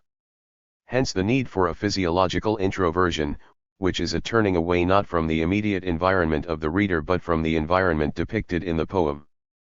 Hence poetry in its use of language continually distorts and denies the structure of reality to exalt the structure of the self. By means of rhyme, assonance, or alliteration it couples together words which have no rational connection, that is, no nexus through the world of external reality.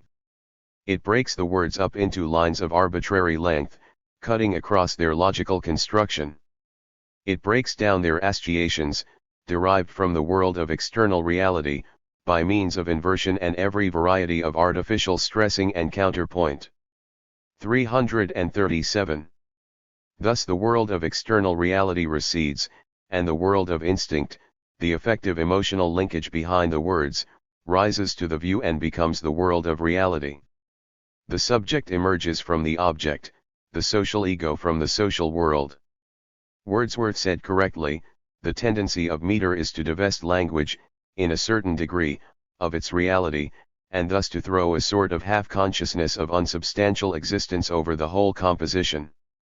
In the same way Coleridge reached out after a like conception to ours, meter is simply a stimulant of attention, not of any attention but a special kind of attention to the effective associations of the words themselves. We have here a distinction between poetry and the novel which it is vital to grasp. In the novel too the subjective elements are valued for themselves and rise to view, but in a different way. The novel blots out external reality by substituting a more or less consistent mock reality which has sufficient stuff to stand between reader and reality. This means that in the novel the emotional associations attach not to the words but to the moving current of mock reality symbolized by the words. That is why rhythm, preciousness, and style are alien to the novel, why the novel translates so well, why novels are not composed of words. They are composed of scenes, actions, stuff, people, just as plays are. A jeweled style is a disadvantage to the novel because it distracts the eye from the things and people to the words, not as words, as black outlines, but as symbols to which a variety of feeling tone is directly attached. For example, when someone exclaims brute, we do not think of animals and then of brutish qualities, but have a powerful subjective reaction suggesting cruelty and clumsiness. This is a poetic reaction to a word, the other is a story reaction. Because words are few, they are what Freud called overdetermined. One word has many effective associations because it has many meanings. In novel writing the words are arranged so that all other pieces of reality are excluded except the piece required, and the emotional association is to the resulting structure. Poetic writing is concerned with making the emotional associations either exclude or reinforce each other, without a prior reference to a coherent piece of reality, e.g. in novel writing, in the phrase the Indian Ocean the word ocean has been restricted to a specific geographical ocean, which then has emotional associations for the reader. In poetry the Indian Sea has a different meaning, for the emotional associations are, not to a particular sea but to the word Indian and the word sea, which affect each other and blend to produce a glowing cloudy feeling quite different from the novel writer's phrase. 338. Of course there may be stretches of poetic writing in a novel or of novel writing in poetry, but this does not affect the general characteristics. The difference is so marked that it explains the strange insensitivity to poetry displayed by so many great novelists, and a similar fondness for bad novels on the part of so many great poets. This difference between the technique of poetry and the novel determines the difference between the spheres of the two arts. What is the basis of literary art? What is the inner contradiction which produces its onward movement? Evidently it can only be a special form of the contradiction which produces the whole movement of society, the contradiction between the instincts and the environment, the endless struggle between man and nature which is life. I, the artist, have a certain consciousness, molded by my social world. As artist I am concerned with my artistic consciousness, represented by the direct and indirect effect on me of all the art I have felt, and all the emotional organization which has produced in me a conscious subject. This consciousness is contradicted by my experience, that is, I have a new personal experience, something not given in the social world of poetry. Therefore I desire what is called self-expression but is really self-socialization, the casting of my private experience in such a form that it will be incorporated in the social world of art and appear as an artwork. The artwork represents the negation of the negation, the synthesis between the existing world of art and my experience. Therefore at the finish the world of art will be changed by the incursion of my artwork. That is the revolutionary aspect of my role as artist. But also my consciousness will be changed because I have, through the medium of the art world, forced my life experience, new, dumb and unformulated, to become conscious, to enter my conscious sphere. That is the adaptative aspect of my role as artist. In the same way with the appreciator of art, his consciousness will be revolutionized by the incursion into it of a new artwork, but his appreciation of it will only be possible to the extent that he has had some similar experience in life. The former process will be revolutionary, the latter adaptative. Rather than use the word revolutionary, however, it would be better to use the word evolutionary, restricting the other to cases where the new content of experience is so opposed to the existing consciousness that it 339 requires a wholesale change, a complete revision of existing categories for its inclusion, a revision which is only possible because concrete life itself has undergone a similar change in the period. The Elizabethan age was one of such periods. We are at the beginning of another such now. It is plain that it is the emotional consciousness, that consciousness which springs directly from the instincts with which the artist is concerned.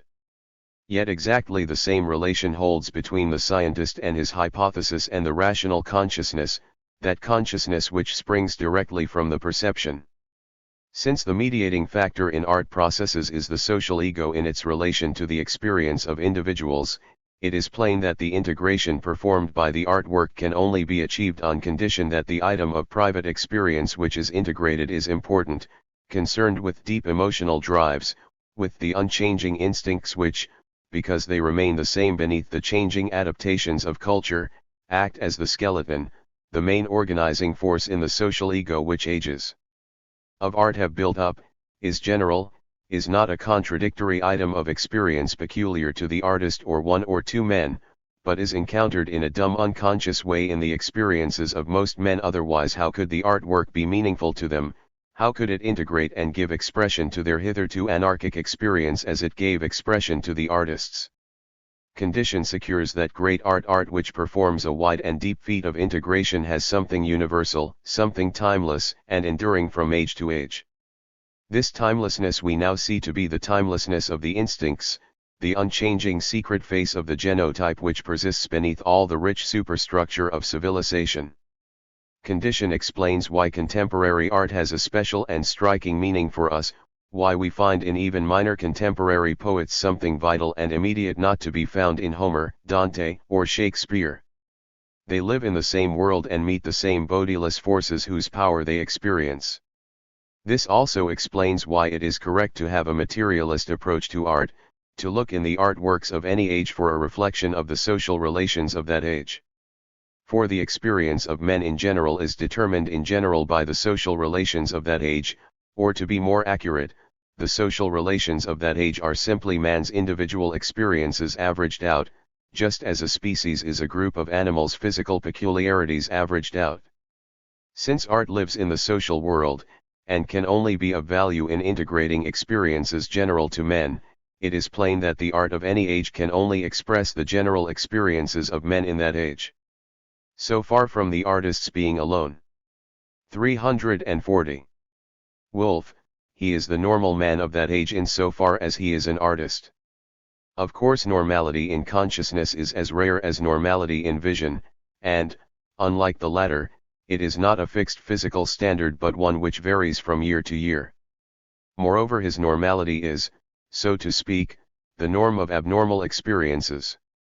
It is the norm of the queerness and newness and accident in contemporary men's lives, all the incursions of the unexpected which shake their inherited consciousness. Hence the apparent abnormality of the artist. This, finally, explains why in a class society art is class art. For a class, in the Marxian sense, is simply a group of men whose life experiences are substantially similar, that is, with less internal differences on the average than they have external differences from the life experiences of men in other classes. This difference of course has an economic basis, a material cause arising from the inevitable conditions of economic production. Therefore the artist will necessarily integrate the new experience and voice the consciousness of that group whose experience in general resembles his own class. This will be the class which practices art, the class at whose pole gathers the freedom and consciousness of society, in all ages the ruling class. This is the most general movement of literary art, reflecting the most general law of society. Because of the different techniques of poetry and the novel already explained, this movement is expressed in different ways in poetry and in the novel. Poetry concentrates on the immediate affective associations of the word, instead of going first to the object or entity symbolized by the word and then drawing the affective association from that. Since words are fewer than the objects they symbolize, the affects of poetry are correspondingly condensed, but poetry itself is correspondingly cloudy and ambiguous. This ambiguity, which Empson takes to be the essence of poetry, is in fact a byproduct. Now this concentration upon the affective tones of words, instead of going first to the symbolized reality and then to the feeling tone of that reality, is because of the nature of language a concentration on the more dumb and instinctive part of man's consciousness. It is an approach to the more instinctively common part of man's consciousness. It is an approach to the secret unchanging core of the genotype in adapted man. Hence the importance of physiological introversion in poetry. This genotype is undifferentiated because it is relatively unchanging. Hence the timelessness of poetry as compared to the importance of time sequence in the novel. Poetry speaks timelessly for one common I round which all experience is orientated. In poetry all the emotional experiences of men are arranged round the instincts, round the I. Poetry is a bundle of 341 instinctive perspectives of reality taken from one spot. Precisely because it is cloudy and ambiguous, its view is far-reaching, its horizon seems to open and expand and stretch out to dim infinity. Because it is instinctive, it is enduring. In it the instincts give one loud cry, a cry which expresses what is common in the general relation of every man to contemporary life as a whole. But the novel goes out first to reality to draw its subjective associations from it. Hence we do not seem to feel the novel in us, we do not identify our feelings with the feeling tones of the novel. We stand inside the mock world of the novel and survey it. At the most we identify ourselves with the hero and look round with him at the otherness of his environment. The novel does not express the general tension between the instincts and the surroundings, but the changes of tension which take place as a result of change in the surroundings. This incursion of the time element so necessary in a differentiated society where men's time experiences differ markedly among themselves, means that the novel must particularize and have characters whose actions and feelings are surveyed from without. Poetry is internal, a bundle of I perspectives of the world taken from one point, the poet. The story is external, a bundle of perspectives of one I taken from different parts of the world. Obviously the novel can only evolve in a society where men's experiences do differ so markedly among themselves as to make the subjective approach necessary, and this difference of experience is itself the result of rapid change in society, of an increased differentiation of functions, of an increased realization of life as process, as dialectic. Poetry is the product of a tribe, where life flows on without much change between youth and age. The novel belongs to a restless age where things are always happening to people and people therefore are always altering. George Thomson. If we are to study the origin of poetry, we must study the origin of speech. And this means the origin of man himself, because speech is one of his distinctive characteristics. We must go right back to the beginning. George Thomson. Introduction. An often overlooked aspect of Marxism is that it is devoted in some measure to a search for origins of society, of institutions, of the manifold motive sources of history and its superstructural epiphenomena. It is in this sense that Marxism is linked to a number of other systems of post-Enlightenment thought. With the anthropological demonstration of the natural and human origins of religion, the way was open to an exploration of the basic sources of every aspect of reality. The origin of species, of language, of the arts, of religion, of man, of mythology, of moral ideas, of the family, these were subjects that some of the best minds of the time turned to, seeking out the roots of human life, behavior, and institutions. It is the common search for sources which unites Marx with Nietzsche, with the mythologists from Schelling and Strauss to Miller and Bachofen, with Morgan, McClellan, and Maine, with Darwin, Spencer, and Haeckel, with Beecher, Wallace-Check, Fraser, and Freud. A reaction against the speculative nature of such studies set in early in George Thomson 343. The 20th century and has dominated historical research until our own time. The search for origins was largely banned from the humanities and found refuge in several of the newer disciplines. Pragmatism and positivism eschewed the subject. The ultimate insolubility of all such questions caused a reversion to a more scientific approach in which the findings of research might be subject to a higher probability of confirmation. And here lay much of the appeal of economic determinism. It permitted the fixation of a first cause within the realm of historical confirmability and attributed all further development to interaction with or causation by that confirmable locus. It allowed the researcher to confine himself to the known and the knowable. It fixed limits on the chaos of past knowledge. It set aside the search for prelogical, prehistorical, pre-social causes. In the process, Marxism was largely converted from a philosophy of origins into a search for ascertainable causes. Simultaneous with the abandonment of the search for origins was the abandonment of utopia, for these are inextricably linked in that the essence of the utopian reflex is the projection into the future of an original state of harmony or gratification. Caudwell, inspired by the preoccupation of early Marx and late Engels with origins and by Marx's and Lenin's vision of the withering away of the symbols and institutions of oppression, turned away from ascertainable causes and plunged into the sources of poetry. Unfortunately, most of his admirers hesitated to follow him into the depths. Many critics have been influenced by Caudwell, gripped by his passion and by the persuasive heat of his ideas.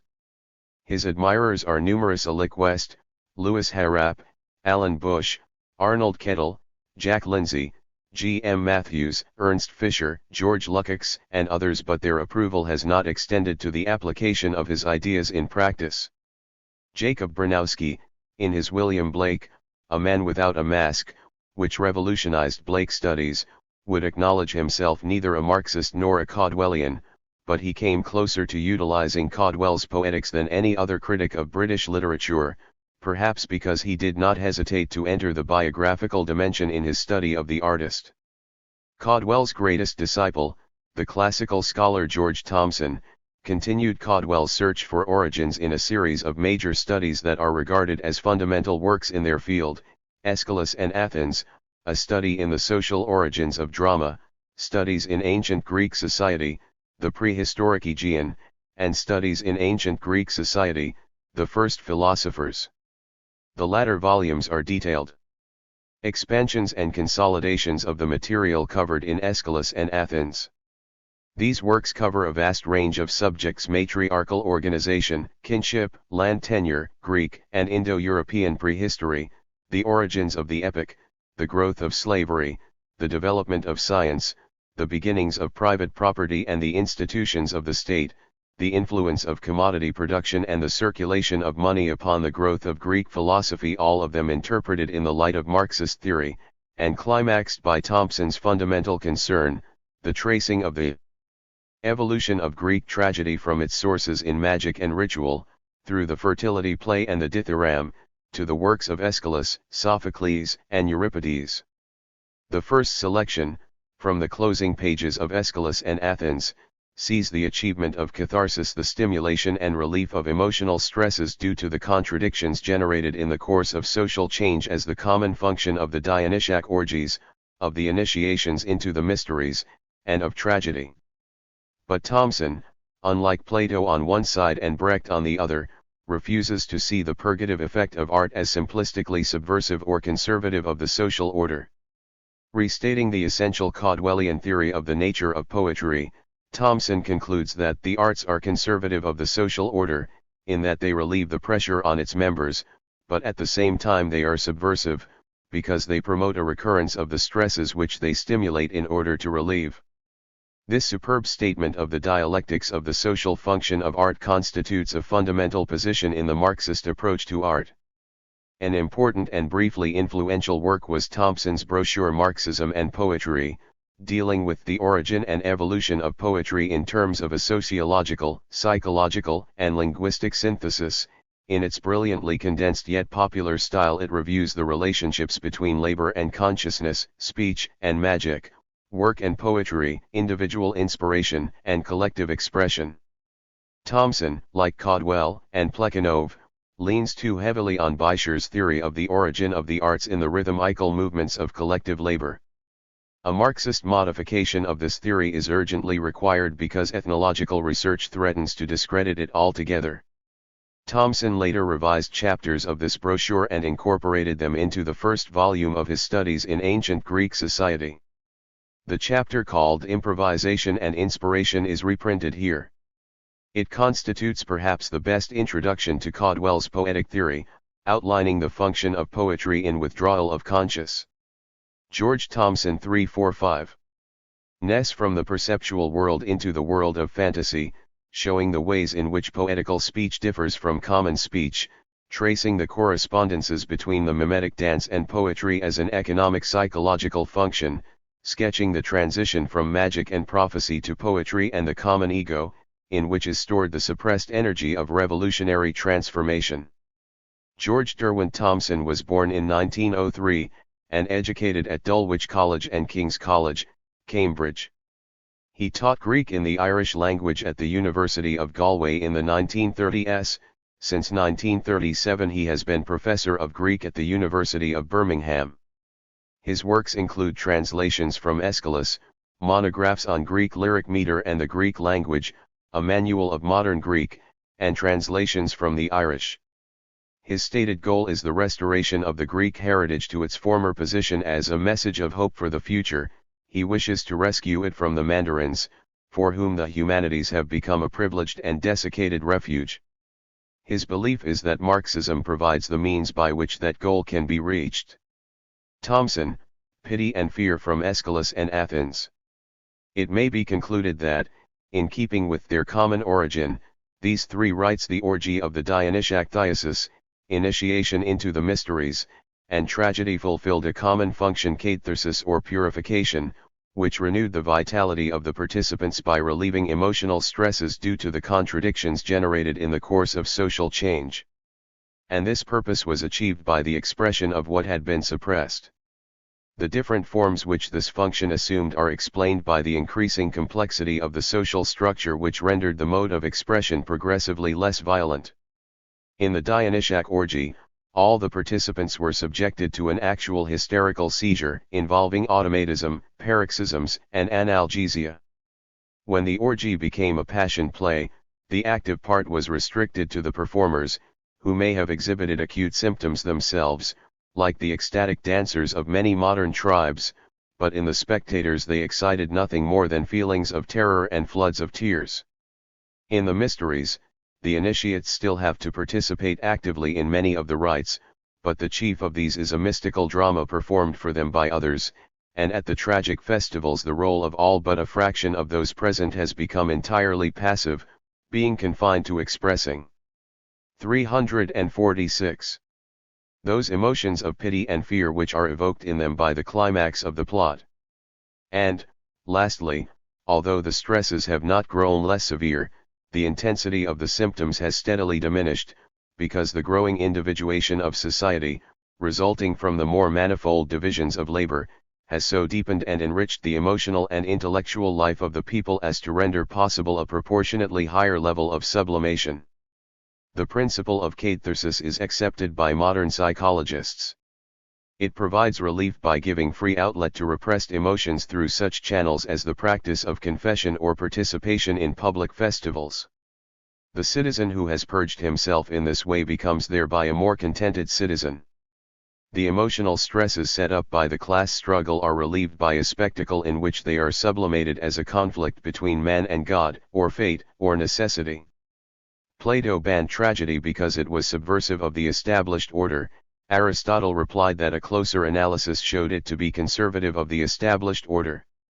For, like modern psychologists, he assumed that, where there is maladjustment between the individual and society, it is the individual that must be adapted to society, not society to the individual. Modern psychoanalysts have only been able to maintain this attitude because the majority of their patients have belonged to the wealthy classes. Applied to the community as a whole, their therapy would necessarily involve them in the task of investigating the laws governing the social environment with a view to adapting it to the patients. The psychoanalyst would become a revolutionary. One of the effects of civilization is undoubtedly to multiply the possibilities of nervous disorders. As society grows more complex, it develops fresh contradictions. If this were the whole of the matter, we should have reason to curse Prometheus, but it is not. The relation between the two processes is not a mechanical one, but dialectical.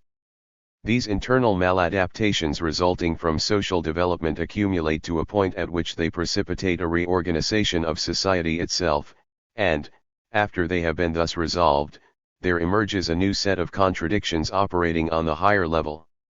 This reciprocal pressure between the members of the organism and its structure as a whole is the dynamic of evolution, both biological and social. Man learns by suffering. And it is these contradictions that find expression in the arts.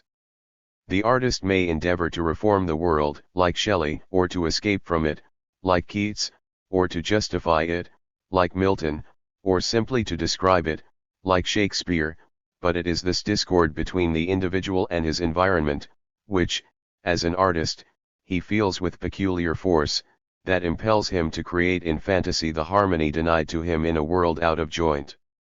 And since these works of art embody George Thomson 347, the spiritual labor that has gone to their production, they enable the other members of the community, through the experience of seeing or hearing them, which is a labor less in degree but similar in kind, to achieve the same harmony, of which they too are in need, but without the power of constructing it for themselves. Therefore, the arts are conservative of the social order, in that they relieve the pressure on its members, but at the same time they are subversive, because they promote a recurrence of the stresses which they stimulate in order to relieve. They are a form of the organization of social energy, and the flood which they set in motion may at any moment, in favorable conditions, reverse its direction. The artist leads his fellow men into a world of fantasy where they find release, thus asserting the refusal of the human consciousness to acquiesce in its environment, and by this means there is collected a store of energy, which flows back into the real world and transforms the fantasy into fact. This, then, is the connection between such masterpieces of human culture as Greek tragedy and the mimetic dance, in which the savage huntsmen express both their weakness in the face of nature and their will to master it. Thomson, Improvisation and Inspiration from Studies in Ancient Greek Society. With us poetry is seldom, if ever, improvised. It is a matter of pen and paper. There must be many contemporary poets whose melodies are literally unheard. They have been written down by the poet, printed, published, and read in silence by individual purchasers. Our poetry is a written art, more difficult than common speech, demanding a higher degree of conscious deliberation. It is important to remember that this feature of modern poetry is purely modern. In antiquity and the Middle Ages, and even today among the peasantry, the poet is not divided from his audience by the barrier of literacy. His language is different from common speech, but it is a spoken language, common to him and his audience. He is more fluent in it than they are, but that is only because he is more practiced. To some extent they are all poets. Hence the anonymity of most popular poetry. Generated spontaneously out of daily life, it passes, always changing, from mouth to mouth, from parents to children, until the faculty of improvisation decays. Only then does it become fixed, and even then it preserves a distinctive quality, which we describe by saying that, however perfect it may be in point of craftsmanship, it lacks the quality of conscious art. That is just what it does lack, the stamp of an individual personality, and inevitably. 348. So, because it is the product not of an individual but of a community. The primitive poet is not conscious of his medium as something different from common speech, and in fact, as we have seen, the difference is less. Hence he is able to improvise. As he succeeds in objectifying his medium, he loses the gift of improvisation, but at the same time acquires the power of adapting it to his own personality, and so becomes a conscious artist. On the other hand, the effect of poetry is still, as it has always been, to withdraw the consciousness from the perceptual world into the world of fantasy. In comparing poetical speech with common speech, we saw that it was more rhythmical, fantastic, hypnotic, magical. Now, in our conscious life, all the factors that make up our distinctive humanity, economic, social, cultural, are fully active, individual differences are at their maximum. Hence, just as the mental processes of conscious life reveal the greatest diversity between individuals, so common speech, which is their medium, is marked by the greatest freedom of individual expression. But when we fall asleep and dream, withdrawing from the perceptual world, our individuality becomes dormant, giving free play to those basic impulses and aspirations, common to all of us, which in conscious life are socially inhibited. Our dream world is less individualist, more uniform than waking life. Poetry is a sort of dream world. Let me quote from Yeats. The purpose of rhythm is to prolong the moment of contemplation, the moment when we are both asleep and awake, which is the one moment of creation, by hushing us with an alluring monotony, while it holds us waking by variety, to keep us in that state of perhaps real trance, in which the mind liberated from pressure of the will is unfolded in symbols. 1. One might quarrel with the word liberated, but that does not matter now. The language of poetry, being rhythmical, is hypnotic. Not so hypnotic as to send us to sleep altogether.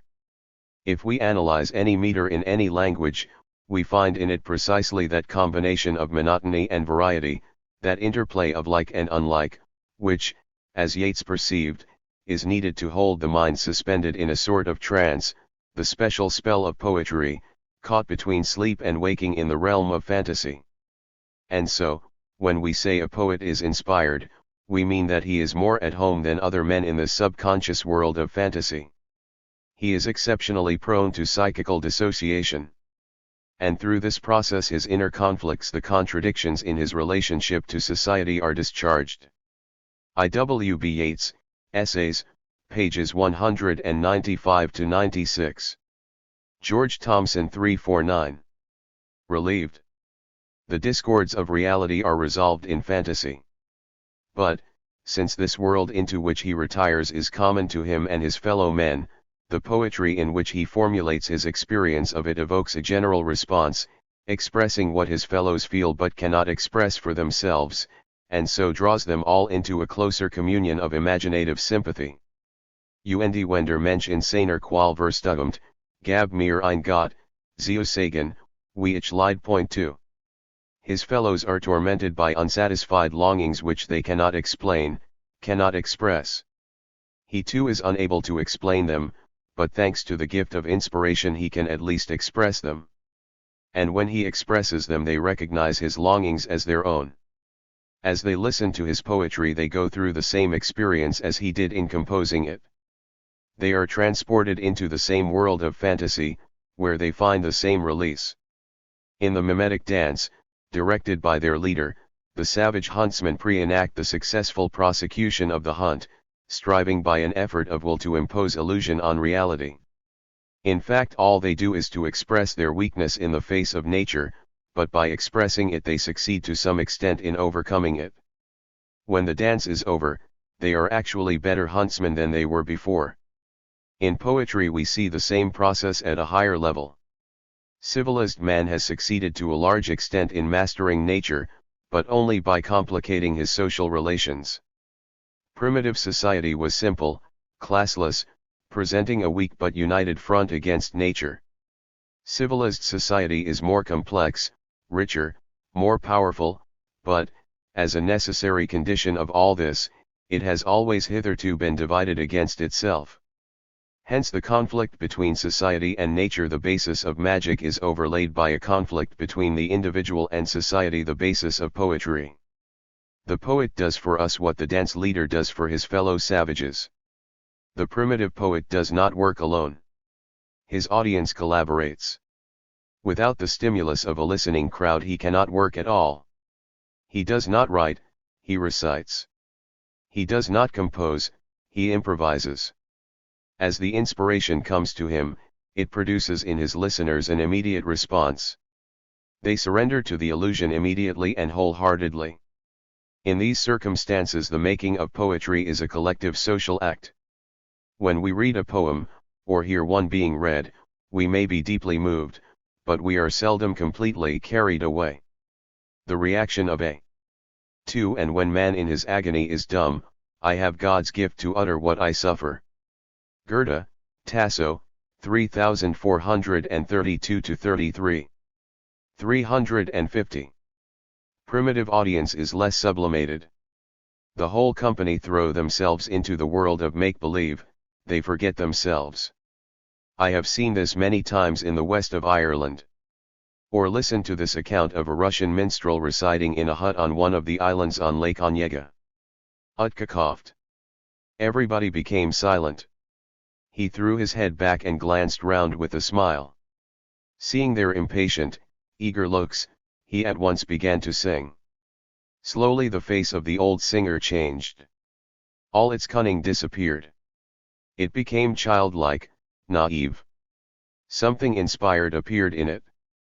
The dove-like eyes opened wide and began to shine. 2 little tears sparkled in them, a flush overspread the swarthiness of his cheeks, his nervous throat twitched. He grieved with Ilya of Murom as he sat paralyzed for 30 years, gloried with him in his triumph over Solovy the robber. All present lived with the hero of the ballad too. At times a cry of wonder escaped from one of them, or another's laughter rang through the room. From another fell tears, which he brushed involuntarily from his lashes. They all sat without winking an eye while the singing lasted. Every note of this monotonous but wonderfully gentle tune they loved.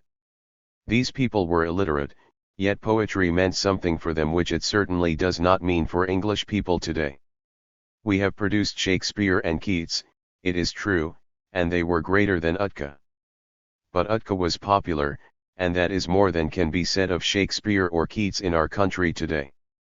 Let us push on from Russia into Central Asia and see how, 60 years ago, the Turkmens listened to their poetry. When I was in Utrecht, one of these minstrels had a tent close to ours, and as he visited us of an evening, bringing his instrument with him, there flocked around him the young men of the vicinity, whom he was constrained to entertain with his heroic lays. His singing consisted of forced guttural sounds, more like a rattle than a song, and accompanied at first with gentle touches on the strings. But as he became excited the strokes grew wilder. The hotter the battle, the fiercer the ardor of the singer and his youthful listeners, and really the scene assumed the appearance of a romance, as the young nomads, uttering deep groans, hurled their caps into the air and dashed their hands in a passion through their hair, as though they were furious to combat with themselves. 4. These Turkmens, poet and listeners alike, were literally entranced. Turning to ancient times, we may recall a Byzantine writer's visit to the court of Attila, 3. Quoted by H. M. Chadwick, The Growth of Literature, Volume 2, p. 241. 4. Avambari, Travels in Central Asia, p. 322. George Thomson 351. When dusk fell, torches were lit, and two Huns came out in front of Attila and chanted songs in honor of his victories and martial prowess. The banqueters fixed their eyes on the singers, some of them enraptured, others greatly excited as they recalled the fighting, while those whom old age had condemned to inactivity were reduced to tears. This is the context in which we must study the Iliad and Odyssey. How did the ancient Greeks react to Homer? We are apt to assume that they behaved just like ourselves, but this is a mistake. In one of Plato's dialogues, a Homeric minstrel describes the effect of his recitals on himself and his audience. When I am narrating something pitiful, my eyes fill with tears; when something terrible or strange, my hair stands on end and my heart throbs. And whenever I glance down from the platform at the audience, I see them weeping, with a wild look in their eyes, lost in rapture at the words they hear registered. When such poets are questioned about the nature of their art, they all give the same answer. They all claim to be inspired in the literal sense of the word, filled with the breath of God. A skilled minstrel of the Kyrgyz can recite any theme he wants, any story that is desired, extempore, provided only that the course of events is clear to him. When I asked one of their most accomplished minstrels whether he could sing this or that song, he answered, "I can sing any song whatever, for God has implanted this gift of song in my heart. He gives the words on my tongue without my having to seek them. I have learnt none of my songs. All springs from my inner self." 6. We remember Kidman, inspired by an angel that visited him in dreams, and Hesiod, who was taught by the Muses while tending his flocks on Helicon, and Phemios and Demodocos, the minstrels of Ithaca and Phaeacia. "I am self-taught," says Phemios, "for God has implanted all manner of songs in my heart." For primitive peoples everywhere the poet is a prophet, who being inspired or possessed by a god speaks with the god's voice. For the ancient Greeks the connection between prophecy and madness was apparent in the words themselves. To them the magical origin of poetry and prophecy was self-evident, because the symptoms of both reminded them of the orgiastic dances that survived in their cults of Dionysus. All good epic poets are able to compose not by art but because they are divinely inspired or possessed. It is the same with lyric poets. When composing they are no more sane than the Corybants when they dance. As soon as they engage in rhythm and concord, they become distracted and possessed, like the Bacchantes who in their madness draw milk and honey from the streams registered. These religious devotees were subject under the influence of music to hysterical seizures, which were explained by saying that they were entheoi, that they had a god in them. At this level we can no longer speak of art.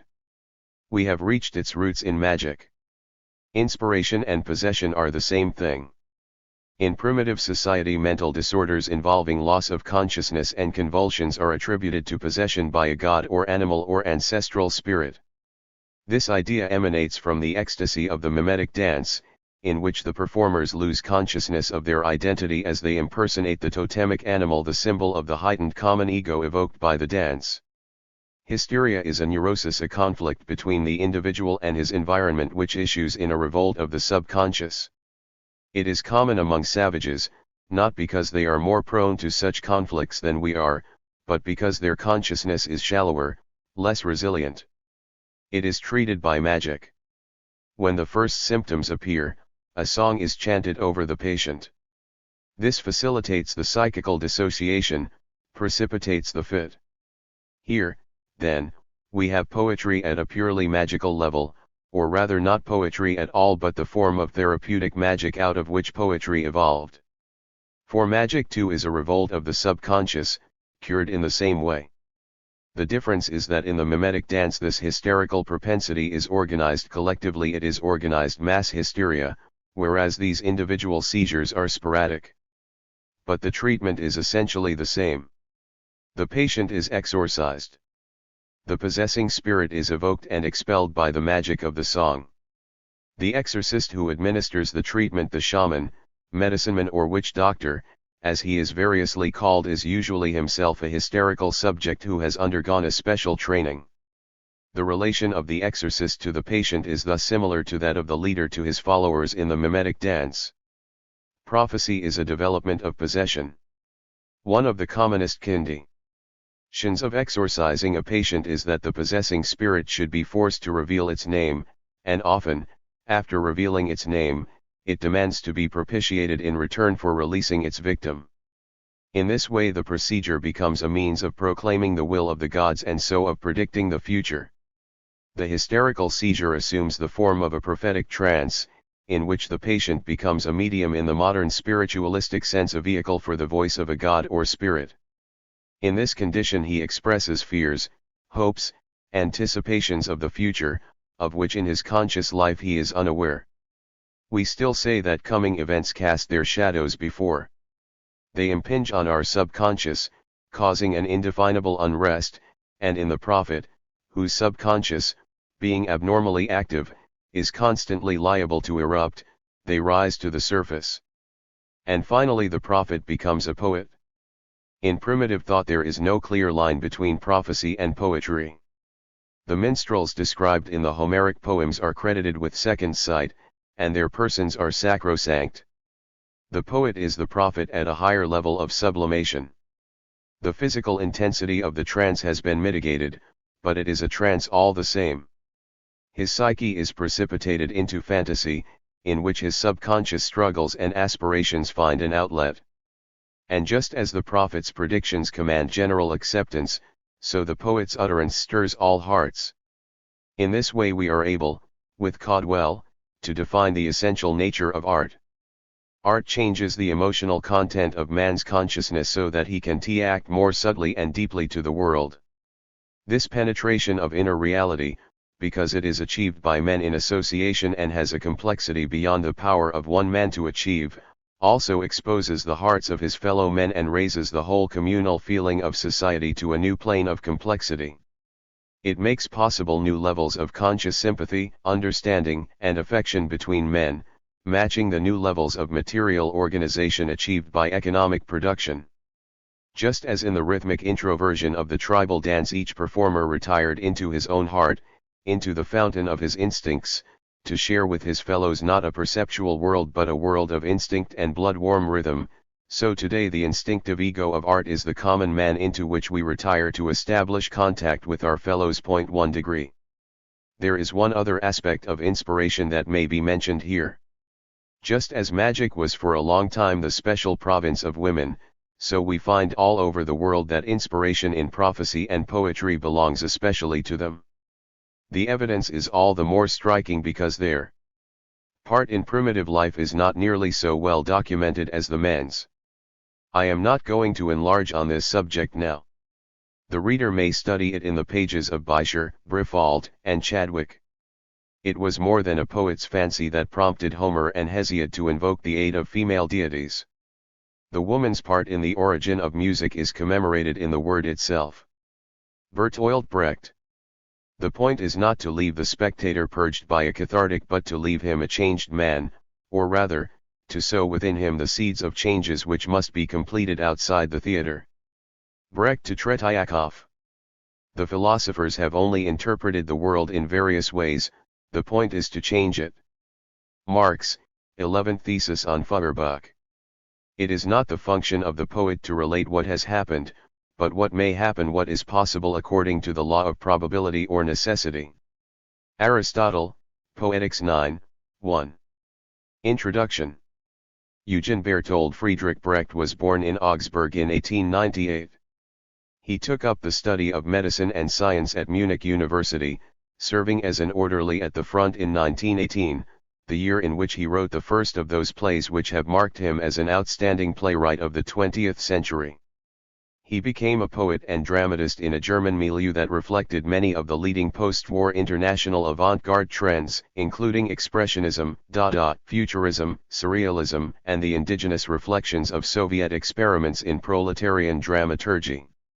A leading non-party communist intellectual, he was forced into exile in 1933. He settled successively in Denmark, Sweden, Finland, and, from 1941, in the United States, where he lived and worked until 1947. In 1949 he returned to East Berlin, where he headed the Berliner Ensemble until his death in 1956. In 1926, Brecht converted from left-wing socialism to Marxism, and thereupon began a unique attempt at forging a dramatic art in the service of revolution, an art which through a conscious effort could negate the narcotic aspects of the artistic function, its reconciling of its audience to collective authority, its ability to act as an escape valve deflecting revolutionary action into harmless avenues, in short, its historical role as guardian of the social order. This view of art as narcotic is based on a partial and undialectical view of the socio-psychological function of art. Nevertheless, Brecht had touched a raw nerve in the theory and practice of revolutionary art, and it became his self-imposed task to indicate a theoretical means by which art could short-circuit its palliative effects. His argument centered on the question of catharsis. The idea of catharsis as the goal of tragic art was introduced into philosophy by Aristotle. Tragedy, then, is an imitation of an action that is serious, complete, and of a certain magnitude, in language embellished with each kind of artistic ornament, the several kinds being found in separate parts of the plan, in the form of action, not of narrative, through pity and fear affecting the proper purgation of these emotions. For Aristotle, pity and fear are aroused by recognition, which is defined as a change from ignorance to knowledge. A perfect tragedy should imitate actions which excite pity and fear, this being the distinctive mark of tragic imitation. The object of tragedy, then, is to arouse pity and fear through a disturbance of inner equilibrium brought about by a heightening in consciousness, which is in turn followed by a purgation of those emotions, thereby resulting in a new, higher, equilibrium. The object of catharsis is not, for Aristotle, the simple restoration of an existing harmony, rather, it is the disruption of harmony in order to create a new state of consciousness, a new awareness of necessity. The interpretation presented here is not the only possible one, as may be seen in the vast literature on Aristotle's theory of catharsis.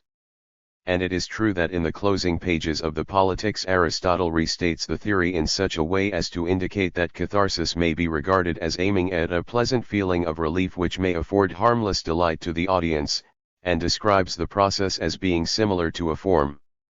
1. See George Thompson's remarks on the simultaneously subversive and conservative effects of art and Max Raphael's discussion of the pseudo-Marxist equation of art and religion. 2. Poetics 6, 2. 3. Poetics 11, 4. 4. Poetics 13, 2. Bertolt Brecht 357.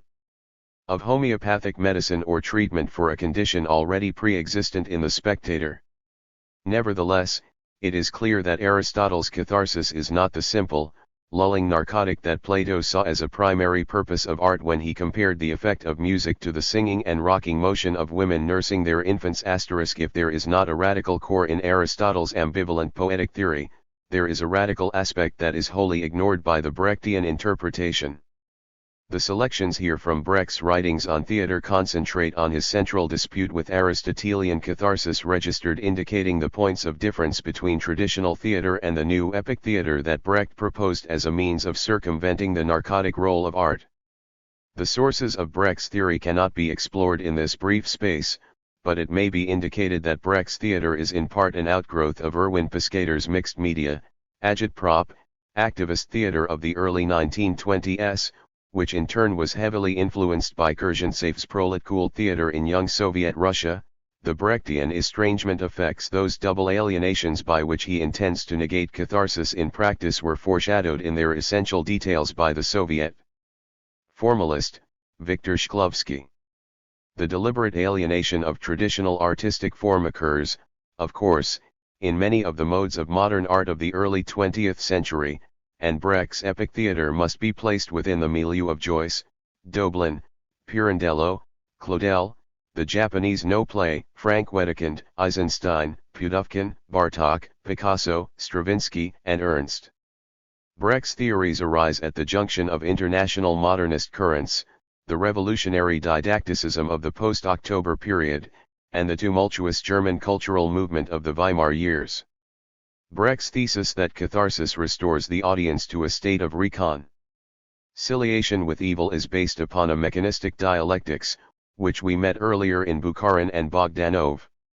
In this dialectics, all rises out of equilibrium and is restored to equilibrium. The theatrical experience purges pity and fear, thereby creating harmony.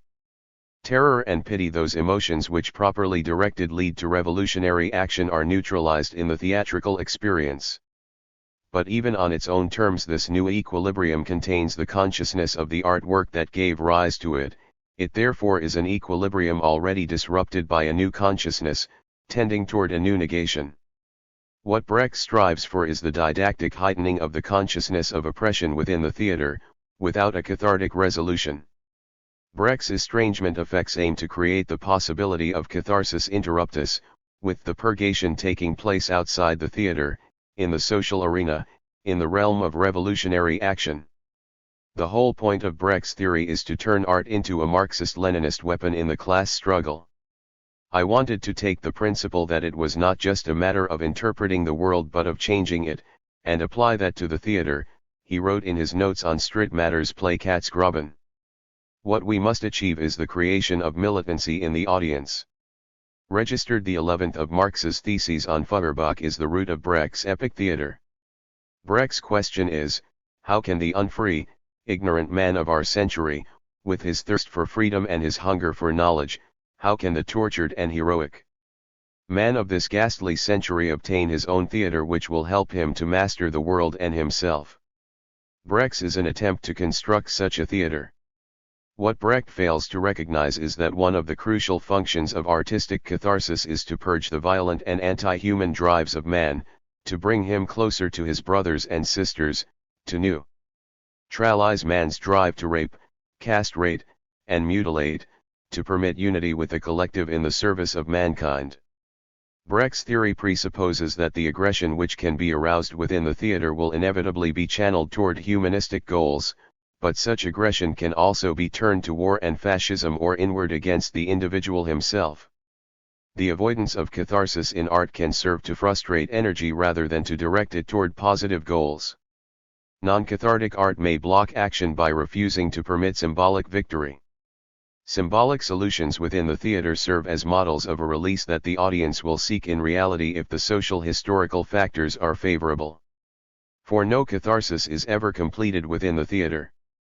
All tragic art continues beyond the theater into life, by virtue of the transformation of consciousness which has taken place, through the impingement of new symbols of freedom and necessity which rise from the aesthetic experience.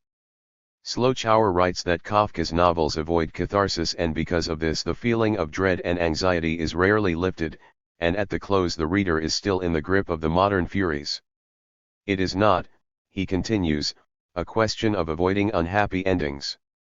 The great classical heritage is mainly that of tragedy. But we are purged of pity and fear partly because the enemy appears in dramatic sensuous form and can therefore be met.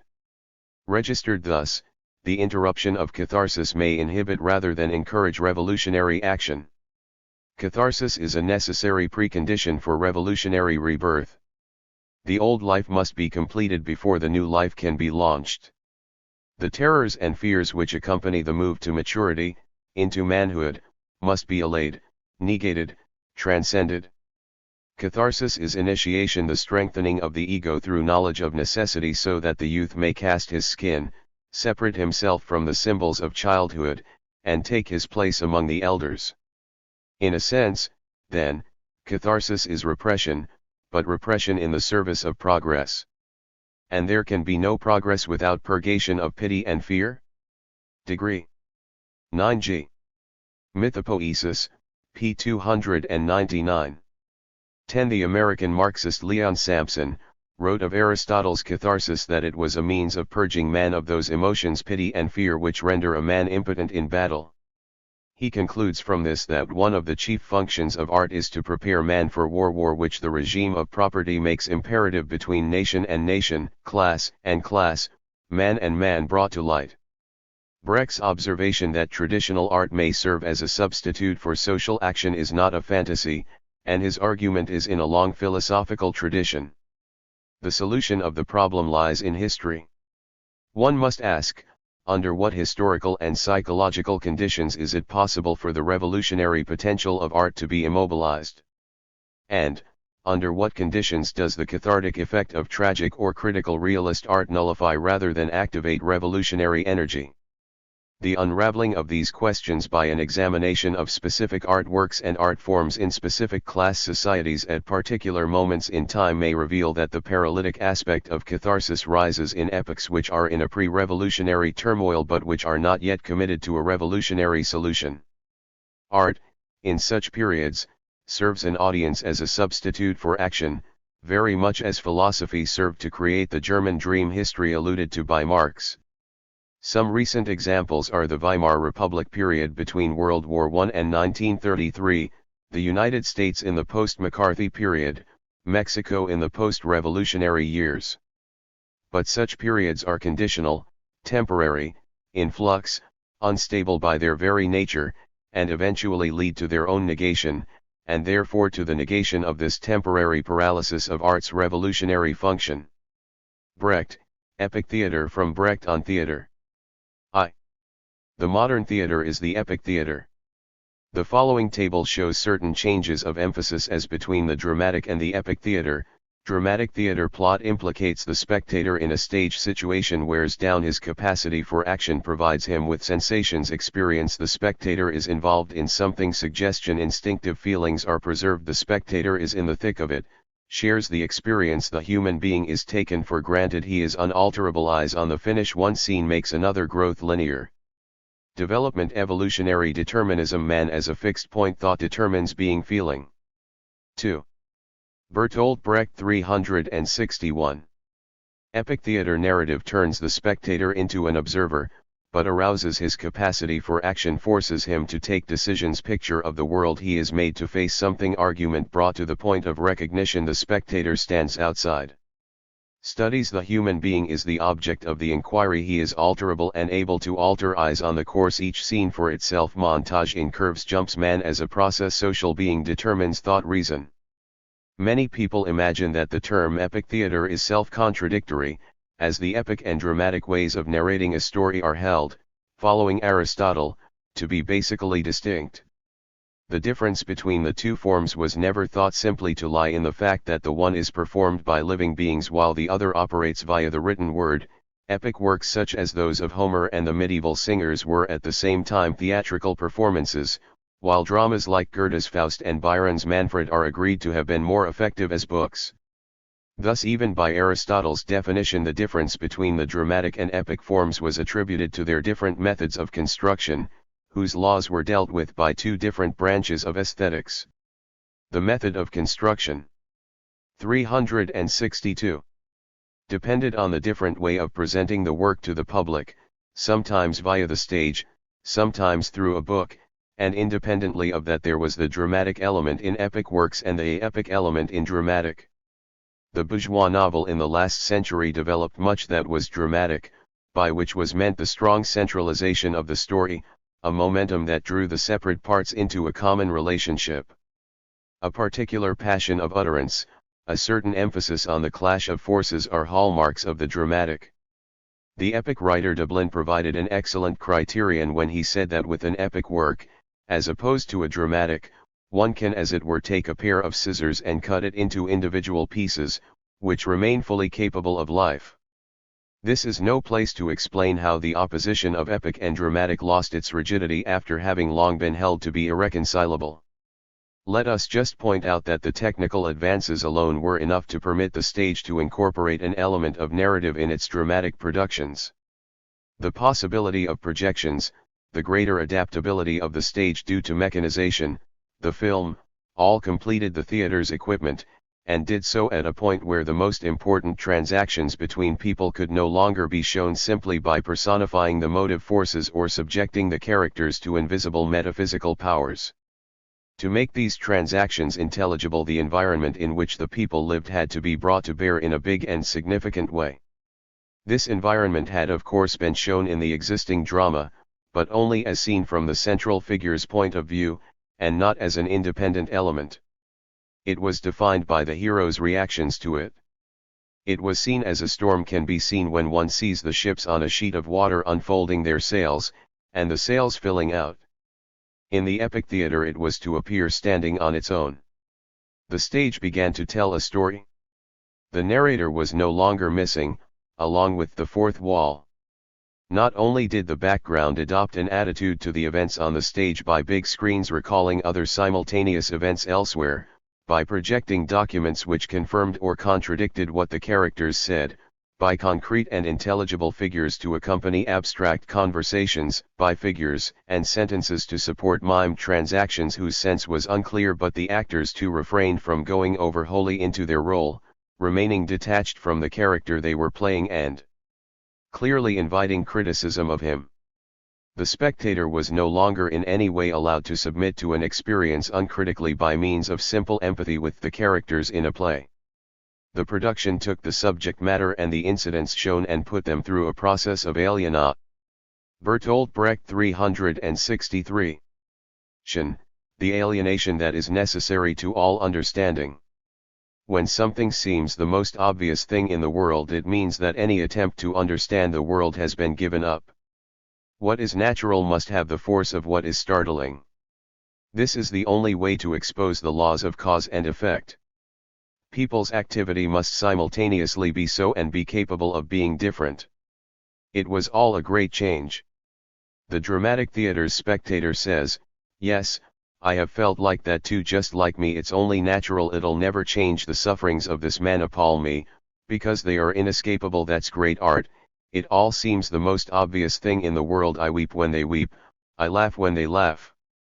The epic theater's spectator says, "I'd never have thought it. That's not the way. That's extraordinary, hardly believable. It's got to stop. The sufferings of this man appall me, because they are unnecessary. That's great art, nothing obvious in it. I laugh when they weep, I weep when they laugh." 3.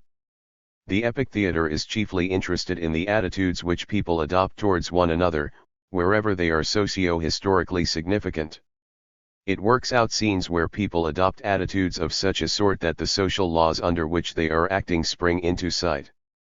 For that we need to find workable definitions, that is to say, such definitions of the relevant processes as can be used in order to intervene in the processes themselves. The concern of the epic theater is thus eminently practical. Human behavior is shown as alterable, man himself as dependent on certain political and economic factors and at the same time as capable of altering them.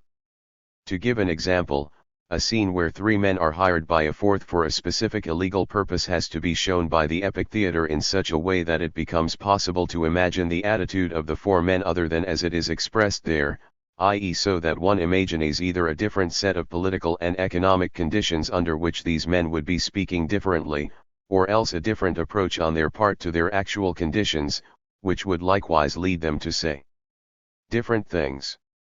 In short, the spectator is given the chance to criticize human behavior from a social point of view, and the scene is played as a piece of history. The idea is that the spectator should be put in a position where he can make comparisons about everything that influences the way in which human beings behave. This means, from the aesthetic point of 364 view, that the actor's social jest becomes particularly important. The arts have to begin paying attention to the jest. The gestic principle takes over, as it were, from the principle of imitation. This marks a great revolution in the art of drama. The drama of our time still follows Aristotle's recipe for achieving what he calls catharsis. In Aristotelian drama, the plot leads the hero into situations where he reveals his innermost being. All the incidents shown have the object of driving the hero into spiritual conflicts. It is a possibly blasphemous but quite useful comparison if one turns one's mind to the burlesque shows on Broadway, where the public, with yells of "take it off," forces the girls to expose their bodies more and more. The individual whose innermost being is thus driven into the open then of course comes to stand for man with a capital M. Everyone is then carried away by the momentum of the events portrayed, so that in a performance of Oedipus one has for all practical purposes an auditorium full of little Oedipuses, an auditorium full of Emperor Joneses for a performance of the Emperor Jones. Non-Aristotelian drama would at all costs avoid bundling together the events portrayed and presenting them as an inexorable fate, to which the human being is handed over helpless despite the beauty and significance of his reactions. On the contrary, it is precisely this fate that it would study closely, showing it up as of human contriving. 4. What the film really demands is external action and not introspective psychology. Capitalism operates in this way by taking given needs on a massive scale, exorcising them, organizing them and mechanizing them so as to revolutionize everything. Great areas of ideology are destroyed when capitalism concentrates on external action, dissolves everything into processes, abandons the hero as the vehicle for everything and mankind as the measure, and thereby smashes the introspective psychology of the bourgeois novel. The external viewpoint suits the film and gives it importance. For the film, the principles of non-Aristotelian drama are immediately acceptable. Non-Aristotelian effects can be seen in the Russian film The Road to Life, above all because the theme leads the spectator to establish causal relationships between the teacher's attitude and that of his pupils. Thanks to the key scenes, this analysis of origins comes so to grip the spectator's interest that he instant. Bertolt Brecht 365. Tivoli dismisses any motives for the children's neglect borrowed from the old empathy type of drama. Even the use of work as a method of education arouses the spectator's skepticism, for the simple reason that it is never made clear that in the Soviet Union, in total contrast to all other countries, morality is in fact determined by work. As soon as the human being appears as an object, the causal connections become decisive. Similarly, in the great American comedies, the human being is presented as an object, so that their audience could as well be entirely made up of Pavlovians.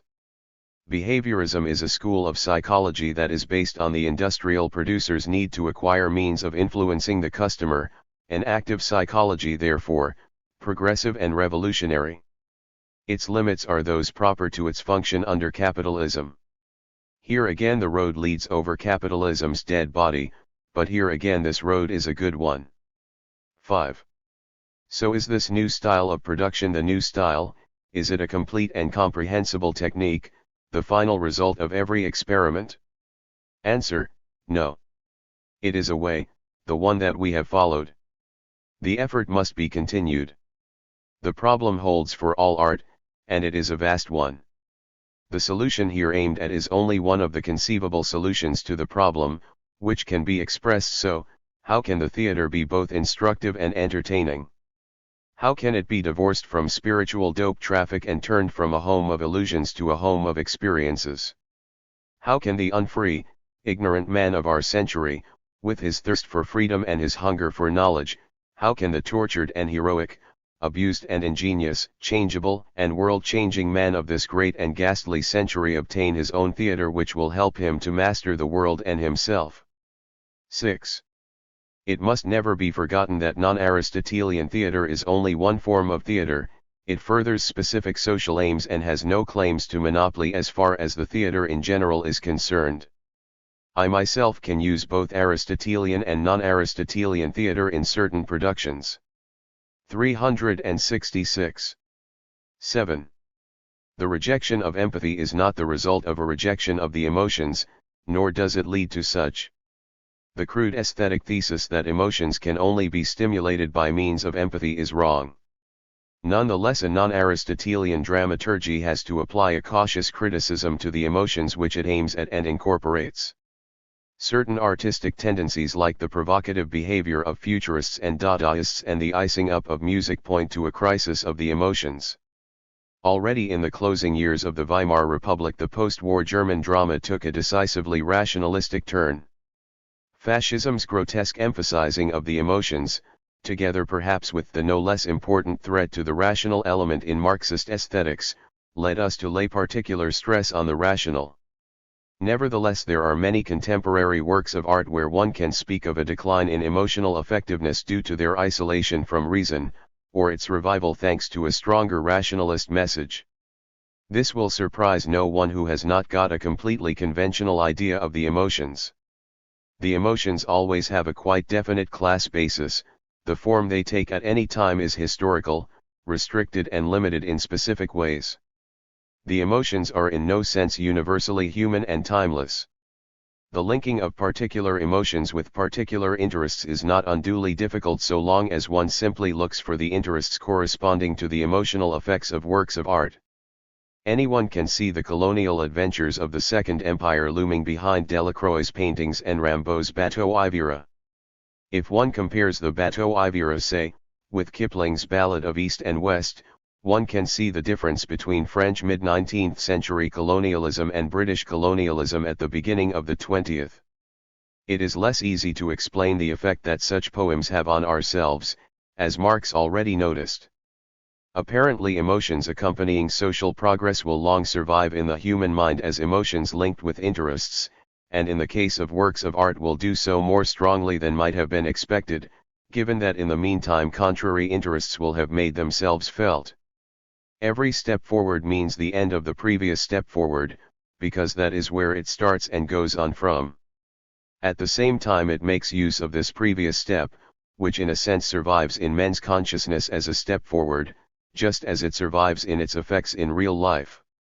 This involves a most interesting type of generalization, a continual process of abstraction. Whenever the works of art handed down to us allow us to share the emotions of other men of a bygone period, different social classes, etc., we have to conclude that we are partaking in interests. Bertolt Brecht 367. Which really were universally human. These men now dead represented the interests of classes that gave a lead to progress. It is a very different matter when fascism today conjures up on the grandest scale emotions which for most of the people who succumb to them are not determined by interest. 8. Thus what the ancients, following Aristotle, demanded of tragedy is nothing higher or lower than that it should entertain people. Theatre may be said to be derived from ritual, but that is only to say that it becomes theatre once the two have separated. What it brought over from the mysteries was not its former ritual function, but purely and simply the pleasure which accompanied this. And the catharsis of which Aristotle writes cleansing by fear and pity, or from fear and pity is a purification which is performed not only in a pleasurable way, but precisely for the purpose of pleasure. To ask or to accept more of the theatre is to set one's own mark too low. The theatre as we know it shows the structure of society as incapable of being influenced by society. Oedipus, who offended against certain principles underlying the society of his time, is executed, the gods see to that, they are beyond criticism. Shakespeare's great solitary figures, bearing on their breast the star of their fate, carry through with irresistible force their futile and deadly outbursts, they prepare their own downfall. Life, not death, becomes obscene as they collapse, the catastrophe is beyond criticism. Human sacrifices all round. Barbaric delights. We know that the barbarians have their art. Let us create another. How much longer are our souls, leaving our mere bodies under cover of the darkness, to plunge into those dreamlike figures up on the stage, there to take part in the crescendos and climaxes which normal life denies us? What kind of release is it at the end of all these plays, when we experience the dreamlike executioner's axe which cuts short such crescendos as so many excesses? We slink into Oedipus, for taboos still exist and ignorance is no excuse before the law. 368. Into Othello, for jealousy still causes us trouble and everything depends on possession. Into Wallenstein, for we need to be free for the competitive struggle and to observe the rules, or it would peter out. This deadweight of old habits is also needed for plays like Ghosts and the Weavers, although there the social structure, in the shape of a setting, presents itself as more open to question. The feelings, insights, and impulses of the chief characters are forced on us, and so we learn nothing more about society than we can get from the setting. We need a type of theatre which not only releases the feelings, insights, and impulses possible within the particular historical field of human relations in which the action takes place, but employs and encourages those thoughts and feelings which help transform the field itself. The old effects quite remove the object represented from the spectator's grasp, turning it into something that cannot be altered. The new are not odd in themselves, though the unscientific eye stamps anything strange as odd. The new alienations are only designed to free socially conditioned phenomena from that stamp of familiarity which protects them against our grasp today. Our own period, which is transforming nature in so many and different ways, takes pleasure in understanding things so that we can interfere. There is a great deal to man, we say, so a great deal can be made out of him. He does not have to stay the way he is now, nor does he have to be seen only as he is now, but also as he might become. We must not start with him, we must start on him. This means, however, that I must not simply set myself in his place, but must set myself facing him, to represent us all. That is why the theatre must alienate what it shows. At no moment must he go so far as to be wholly transformed into the character played. The verdict, he didn't act Lear, he was Lear, would be an annihilating blow to him. He has just to show the character, or rather he, Bertolt Brecht 369, has to do more than just get into it. This does not mean that if he is playing passionate parts he must himself remain cold. It is only that his feelings must not at bottom be those of the character, so that the audience's may not at bottom be those of the character either. The audience must have complete freedom here. And here once again let us recall that their task is to entertain the children of the scientific age, and to do so with sensuousness and humor. This is something that we Germans cannot tell ourselves too often, for with us everything easily slips into the insubstantial and unapproachable, and we begin to talk of Weltanschauung when the world in question has already dissolved. Even materialism is little more than an idea with us. Sexual pleasure with us turns into marital obligations, the pleasures of art subserve general culture, and by learning we mean not an enjoyable process of finding out, but the forcible shoving of our nose into something. Our activity has none of the pleasure of exploration, and if we want to make an impression we do not say how much fun we have got out of something but how much effort it has cost us. That is to say, our representations must take second place to what is represented, men's life together in society, and the pleasure felt in their perfection must be converted into the higher pleasure felt when the rules emerging from this life in society are treated as imperfect and provisional. In this way the theatre leaves its spectators productively disposed even after the spectacle is over. Let us hope that their theatre may allow them to enjoy as entertainment that terrible and never-ending labor which should ensure their maintenance, together with the terror of their unceasing transformation. Let them here produce their own lives in the simplest way, for the simplest way of living is in art. Cultural criticism finds itself faced with the final stage of the dialectic of culture and barbarism. To write poetry after Auschwitz is barbaric. Adorno, prisms. And just because he's human. A man would like a little bite to eat. He won't get full on a lot of talk. That won't give him bread and meat. Brecht/Eisler, United Front Song. Introduction. With the deaths of Mering, Luxemburg, Liebknecht, and Babel, and the defection of Koskai, German social democracy was left without a single intellectual leader of world stature. In the meantime, the lead in sociological scholarship passed to the followers of Max Weber, Werner Sombart, and George Simmel, and the journal which Weber and Sombart had founded, Archiv für Sozialwissenschaft, became the foremost avenue for exploration of various aspects of the sociology of knowledge. Nevertheless, the post-World War I years were a period of Marxist intellectual germination of the highest order, the results of which have not yet been fully assimilated. These were the years of George Lukács' history and class consciousness, of Ernst Bloch's spirit of utopia, of Bertolt Brecht's emergence from expressionism into the theory of epic theatre, the years in which Marcuse, Adorno, Benjamin, and Raphael began to come to maturity, the period during which aspects of the implications of a Marxist psychology began to be. Theodore W. Adorno and Hans Eisler 371. Grasped by such men as Erich Fromm and Wilhelm Reich, a period in which many of the outstanding artists, writers, and musicians were drawn toward communism and consciously attempted to create an avant-garde art of revolutionary purpose. In 1923, assisted by private endowments, a group of brilliant young scholars centered around the University of Frankfurt am Main formed the Institute of Social Research, in which were merged several streams of advanced sociological and philosophical exploration. It was Marxist and neo-Hegelian in orientation and was also heavily influenced by Weber's sociological principles, and it represents an important stage in the encounter between Marxism and sociology.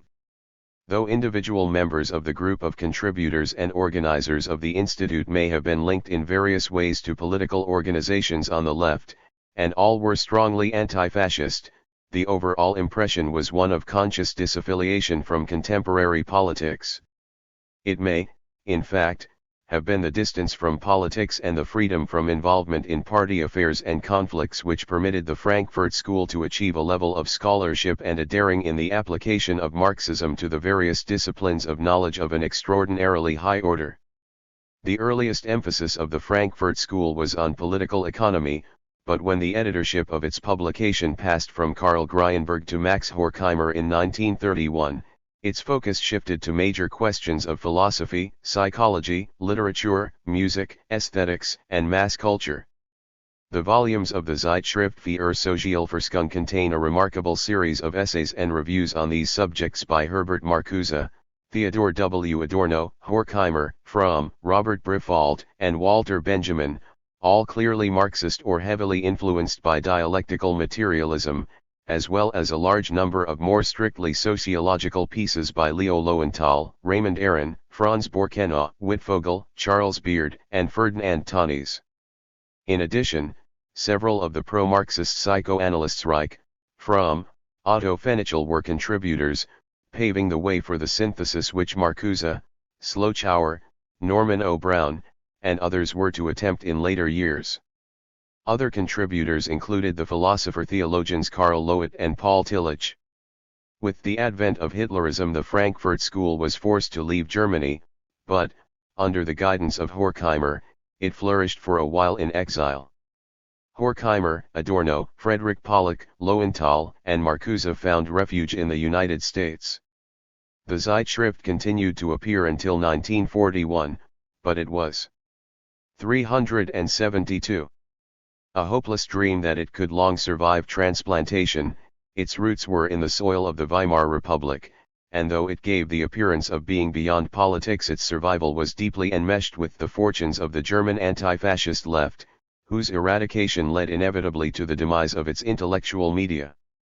Adorno, who was born in 1903, studied philosophy, musicology, psychology, and sociology at the University of Frankfurt. A musician and a composer as well as a philosopher, he studied composition with B. Sickles and Alban Berg, piano with E. Jung and Edward Steuermann, and musicology at the University of Vienna. From 1928 to 1931 he was editor of the Viennese music periodical for New Music and Bruch, and following his arrival in the United States he was music director of the Princeton Radio Research Project. During his exile, he made a living through his participation in sociological research projects, including the classic The Authoritarian Personality, published in 1950. All but one of his major early publications were on musical subjects and were printed in the Institute's Zeitschrift, Sociological Aspects of Music, on Jazz, the fetishistic character of music and the regression of hearing, and fragments on Wagner, as well as a co-authored volume on Alban Berg. He was one of the leading critical exponents of the Schoenberg-Berg-Webern school of post-expressionist eight-tonality and the 12-tone system of composition. In 1949, Adorno returned to Germany, where he taught philosophy and sociology at the University of Frankfurt, participated in the reorganized Institute of Social Research, and commenced the publication of a series of books on music, literature, and philosophy which places him in the first rank of neo-Hegelian dialectical thinkers of the 20th century, and the impact of which has not yet been felt upon world thought. Among these works are the collections of essays Prisms, Dissonanzen, Moments Musicals, 3 volumes of Noten zur Literatur, short books on Mahler, and Alban Berg, an introduction to the sociology of music, and the philosophical works Die Studie an Hegel, the dialectics of the Enlightenment, and negative dialectics. Adorno, who died in 1969, did not write the major work of synthesis around which his total over might be organized. As Frederick Jameson has pointed out, Adorno's work resolves itself into various fragments which are organized around a center which has been left out. Put another way, Adorno's life has been devoted to critical analysis and opposition, but not to construction or synthesis. He knows what he opposes: the diminution of the individual and of the mind in an increasingly totalitarian industrial world, but he does not accept any theory or politics by which that totalitarian grip might be broken, and he has no vision of a workable future or memory of a viable past. Men must act in order to change the present petrified conditions of existence, but the latter have left their mark so deeply on people, have deprived them of so much of their life and individuation, that they scarcely seem capable of the spontaneity necessary to do so, writes Adorno. He continues, from this, apologists for the existing order draw new power for their argument that humanity is not yet ripe, and he rejects this glimpse of futility, but he finds the possibility of avoiding suffocation only in negative dialectics, in perpetual criticism, in keeping alive the instruments of consciousness without any preconceptions as to where it might lead, grasping the despairing hope that someday there will be an ultimate break in society's omnipotence. But we are not persuaded that Adorno believes in even this glimmer of hopeful transcendence. His work is saturated with a fin de siècle spleen, his brilliant insights tend to frustrate rather than inspire, his dialectics, cut off from the living branch of history, spins toward the void. The utopian dimension, the vision of the future, is a closed book to Adorno, caught in a perpetual tension between a capitalism which his mind has rejected and a communism which he does not wish to accept. Where he glimpses the utopian dimension in his musical researches, he does so only in order to condemn it as illusory. Thus, in his fragments on Wagner, he sees Wagner's nihilism only as the form adopted by utopia in the early period of bourgeois decay.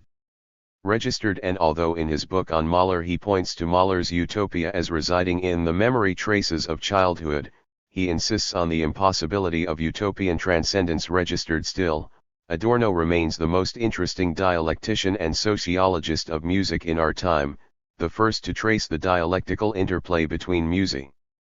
To Jameson, T.W. Adorno, or, Historical Tropes, Salmagundi, Volume 2, No. 1, p. 40. 3. Society, Salmagundi, No. 10-11, p. 153. 4. LOCCIT 5. Studies in Philosophy and Social Science, Volume 8, p. 49. 6. Mahler, p. 187. 374.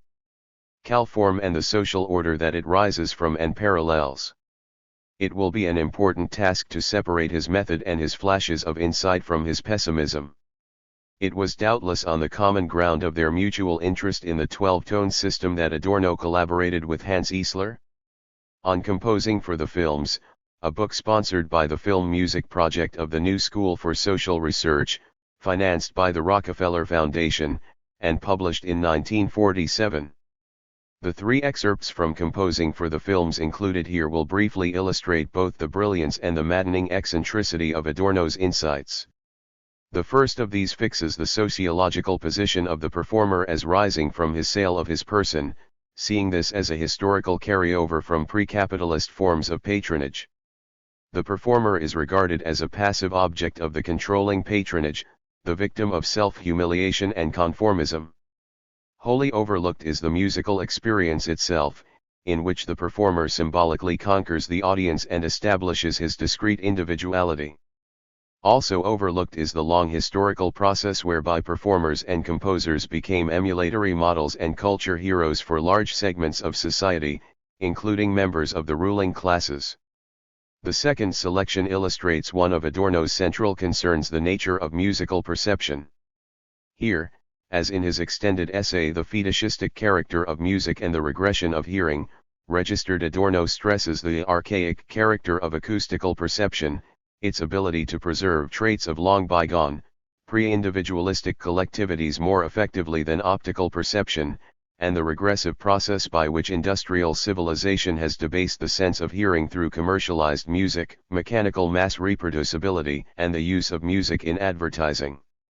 The communal, utopian strands of musical perception are reified, fetishized, put into the service of commercialism. Music, the memory of collectivities, becomes the medium in which irrationality can be practiced rationally. The value of the selection lies not so much in its pessimistic conclusions but in Adorno Eisler's reintroduction into modern discourse of German philosophical idealism's speculations about the nature of music. The concept of fetishization of art derives from Marx's writings on commodity fetishism, but the idea of an irreversible regressive pattern in our ability to perceive the art object is anti-Marxist and strongly parallels the Zdanovist insistence on decadence as the primary characteristic of art under imperialism. Marx himself wrote that the education of the five senses is a labor of the entire history of the world down to the present, perceiving a progressive pattern in aesthetic perception.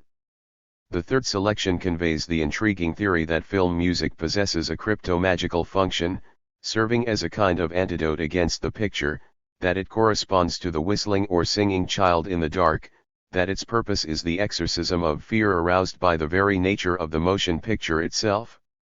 Music supplies the stimulus to motion in film, awakens the life petrified within the frozen celluloid replicas of external reality.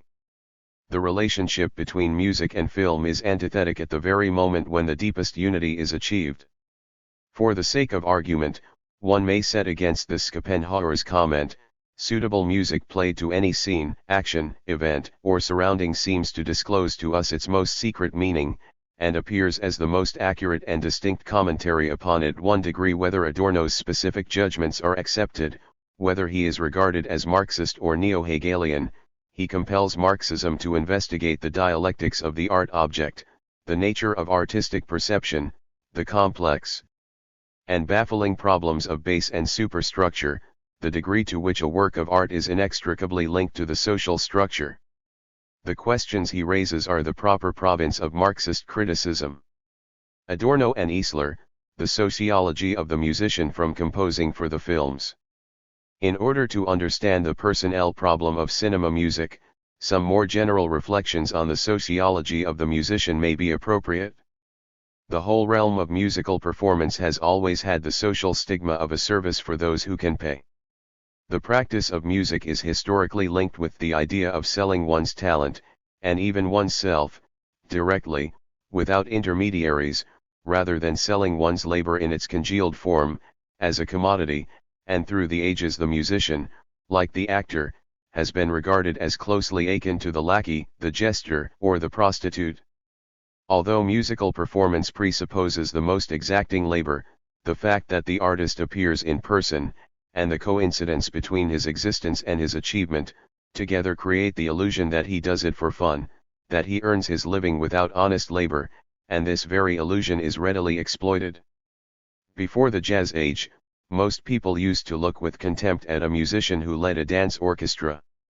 This deprecating glance is the rudiment of an attitude that has to some extent shaped the social character of musicians. In the early bourgeois era, musicians were called in from the servants' quarters where even Haydn had to take his meals, and were subject to the laws of competition. But the taint of social outcasts still clings to them.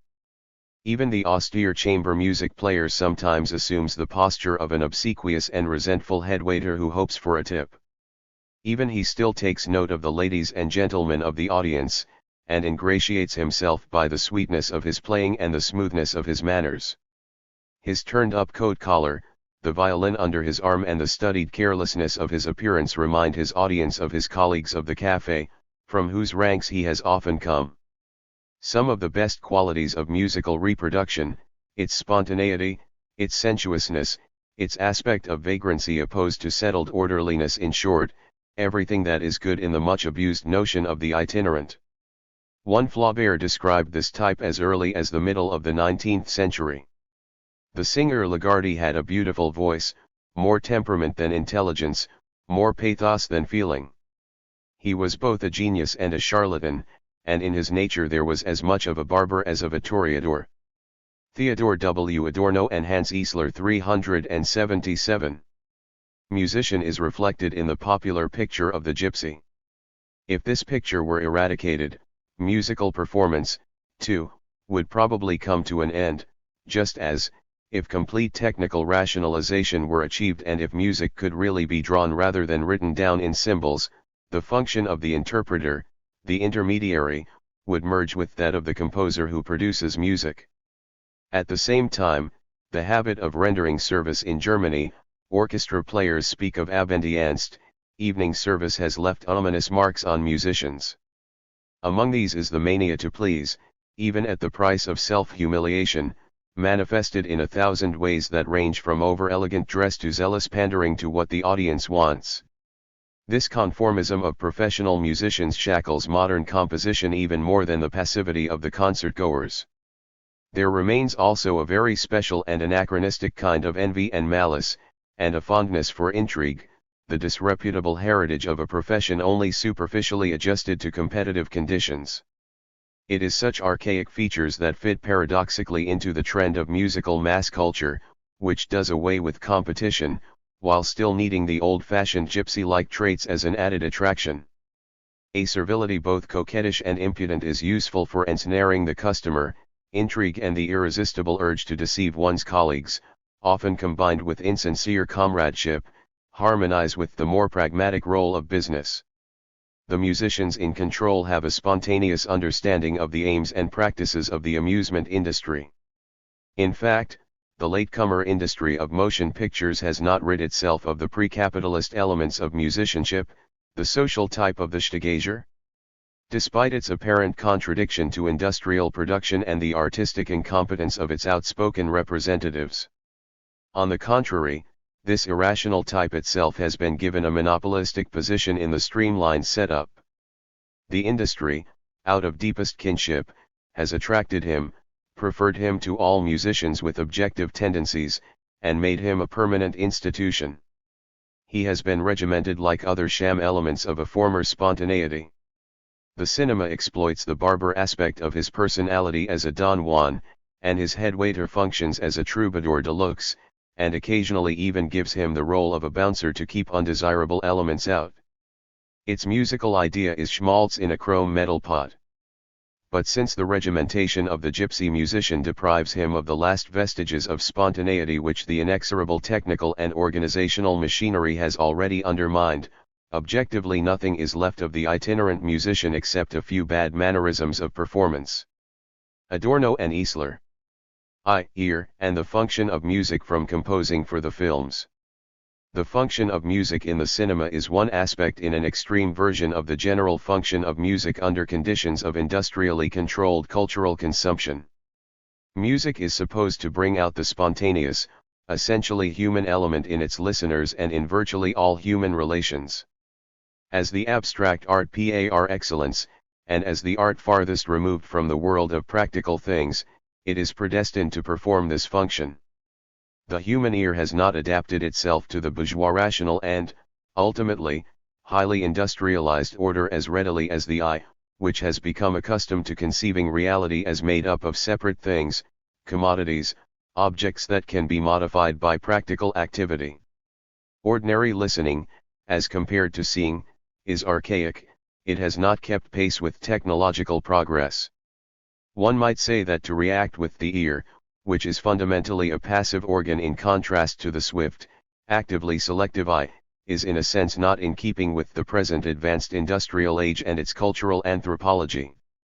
For this reason acoustical perception preserves comparably more traits of long bygone, pre-individualistic collectivities than optical perception. At least two of the most important elements of Occidental music, the harmonic contrapuntal one and that of its rhythmic articulation, point directly to a group modelled upon the ancient church community as its only possible inherent subject.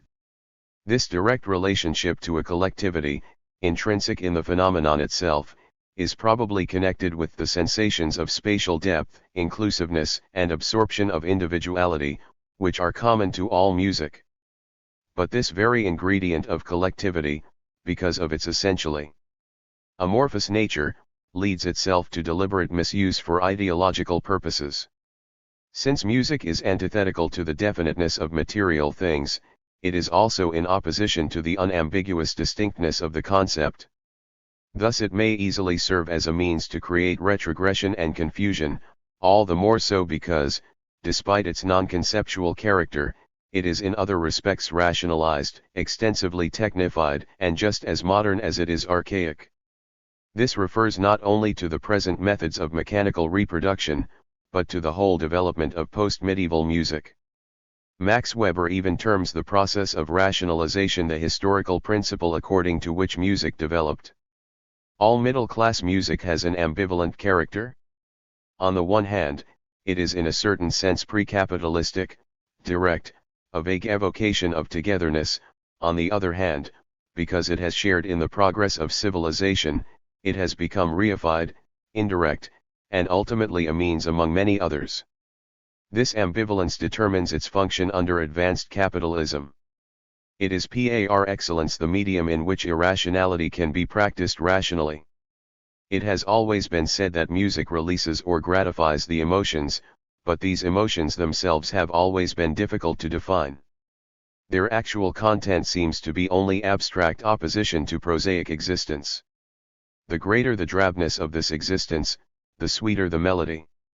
The underlying need expressed by this inconsistency springs from the frustrations imposed on the masses of the people by social conditions. But this need itself is put into the service of commercialism. Because of its own rationality, so different from the way it is perceived, and its technical malleability, music can be made to serve regression psychotechnically, and in that role is more welcomed in proportion as it deceives its listeners in regard to the reality of everyday existence. Such tendencies affect culture as a whole, but they manifest themselves with particular blatancy in music. The eye is always an organ of exertion, labor, and concentration. It grasps a definite object. The ear of the layman, on the other hand, as contrasted to that of the musical expert, is indefinite and passive. One does not have to open it, as one does the eye, compared to which it is indolent and dull. But this indolence is subject to the taboo that society imposes upon every form of laziness. Music as an art has always been an attempt to circumvent this taboo, to transform the indolence, dreaminess, and dullness of the ear into a matter of concentration, effort, and serious work. Today indolence is not so much overcome as it is managed and enhanced scientifically. Such irrationally planned irrationality is the very essence of the amusement industry in all its branches. Music perfectly fits the pattern. Adorno and Eisler, music and the film from composing for the films. Since their beginning, motion pictures have been accompanied by music. The pure cinema must have had a ghostly effect like that of the shadow play. Shadows and ghosts have always been associated. The magic function of music that has been hinted at above probably consisted in appeasing the evil spirits unconsciously dreaded. Music was introduced as a kind of antidote against the picture. The need was felt to spare the spectator the unpleasantness involved in seeing effigies of living, acting, and even speaking persons, who were at the same time silent. The fact that they are living and non-living at the same time is what constitutes their ghostly character, and music was introduced not to supply them with the life they lacked. This became its aim only in the era of total ideological planning, but to exorcise fear or help the spectator absorb the shock. Motion picture music corresponds to the whistling or singing child in the dark. The real reason for the fear is not even that these people whose silent effigies are moving in front of one seem to be ghosts. The captions do their best to come to the aid of these images. But confronted with gesticulating masks, people experience themselves as creatures of the very same kind, as being threatened by muteness. The origin of motion picture music is inseparably connected with the decay of spoken language, which has been demonstrated by Karl Kraus. It is hardly accidental that the early motion pictures did not resort to the seemingly most natural device of accompanying the pictures by dialogues of concealed actors, as is done in the Punch and Judy shows, but always resorted to music, although in the old horror or slapstick pictures it had hardly any relation to the plots. The sound pictures have changed this original function of music less than might be imagined. For the talking picture, too, is mute. The characters in it are not speaking people but speaking effigies, endowed with all the features of the pictorial, the photographic two-dimensionality, the lack of spatial depth. Their bodiless mouths utter words in a way that must seem disquieting to anyone uninformed. Although the sound of these words is sufficiently different from the sound of natural words, they are far from providing images of voices in the same sense in which photography provides us with images of people. This technical disparity between picture and word is further accented by something much more deep-lying: the fact that all speech in motion pictures has an artificial, impersonal character. The fundamental principle of the motion picture, its basic invention, is the photographing of motions. This principle is so all-pervading that everything that is not resolved into visual motion has a rigid and heterogeneous effect with regard to the inherent law of the motion picture form. Every movie director is familiar with the dangers of film theater dialogues, and the technical inadequacy of psychological motion pictures partly derives from their inability to free themselves from the dominance of the dialogue. By its material, the cinema is essentially related to the ballet and the pantomime. Speech, which presupposes man as a self, rather than the primacy of the gesture, ultimately is only loosely superimposed upon the characters. Speech in motion pictures is the legitimate heir to the captions, it is a role retranslated into acoustics, and that is what it sounds like even if the formulation of the words is not bookish but rather feigns the natural. The fundamental divergencies between words and pictures are unconsciously registered by the spectator, and the obtrusive unity of the sound picture that is presented as a complete reduplication of the external world with all its elements is perceived as fraudulent and fragile. Speech in the motion picture is a stopgap, not unlike wrongly employed music that aims at being 382 identical with the events of the screen. A talking picture without music is not very different from a silent picture, and there is even reason to believe that the more closely pictures and words are coordinated, the more emphatically their intrinsic contradiction and the actual muteness of those who seem to be speaking are felt by the spectators.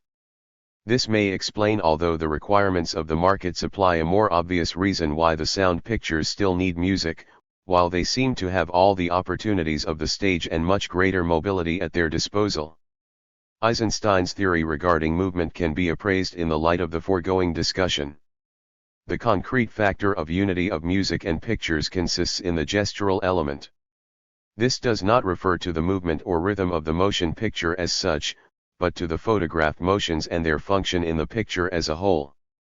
The function of music, however, is not to express this movement. Here Eisenstein commits an error under the influence of Wagnerian ideas about the Gesamtkunstwerk and the theory of aesthetic empathy, but to release, or more accurately, to justify movement. The photographed picture as such lacks motivation for movement. Only indirectly do we realize that the pictures are in motion, that the frozen replica of external reality has suddenly been endowed with the spontaneity that it was deprived of by its fixation, and that something petrified is manifesting a kind of life of its own. At this point music intervenes, supplying momentum, muscular energy, a sense of corporeity, as it were. Its aesthetic effect is that of a stimulus of motion, not a reduplication of motion.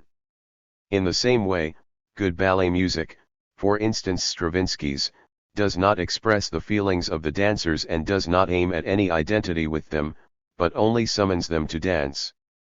Thus, the relation between music and pictures is antithetic at the very moment when the deepest unity is achieved. George Lukács.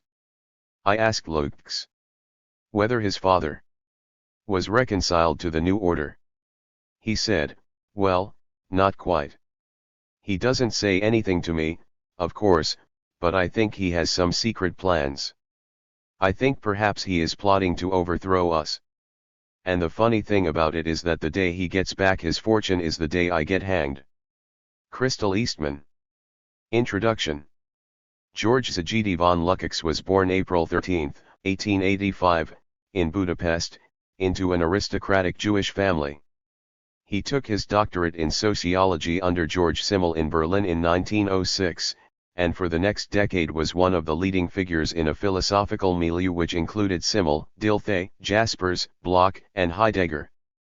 The sources of his early thought lay first in Neo-Kantianism and then in Hegel. He was heavily influenced at this time by Dilthey and Husserl. He settled in Heidelberg in 1912, and there came within the orbit of Max Weber, who was another major influence. His work during this pre-communist period was concerned primarily with philosophy and aesthetics. He contributed numerous reviews and articles to Hungarian and German publications.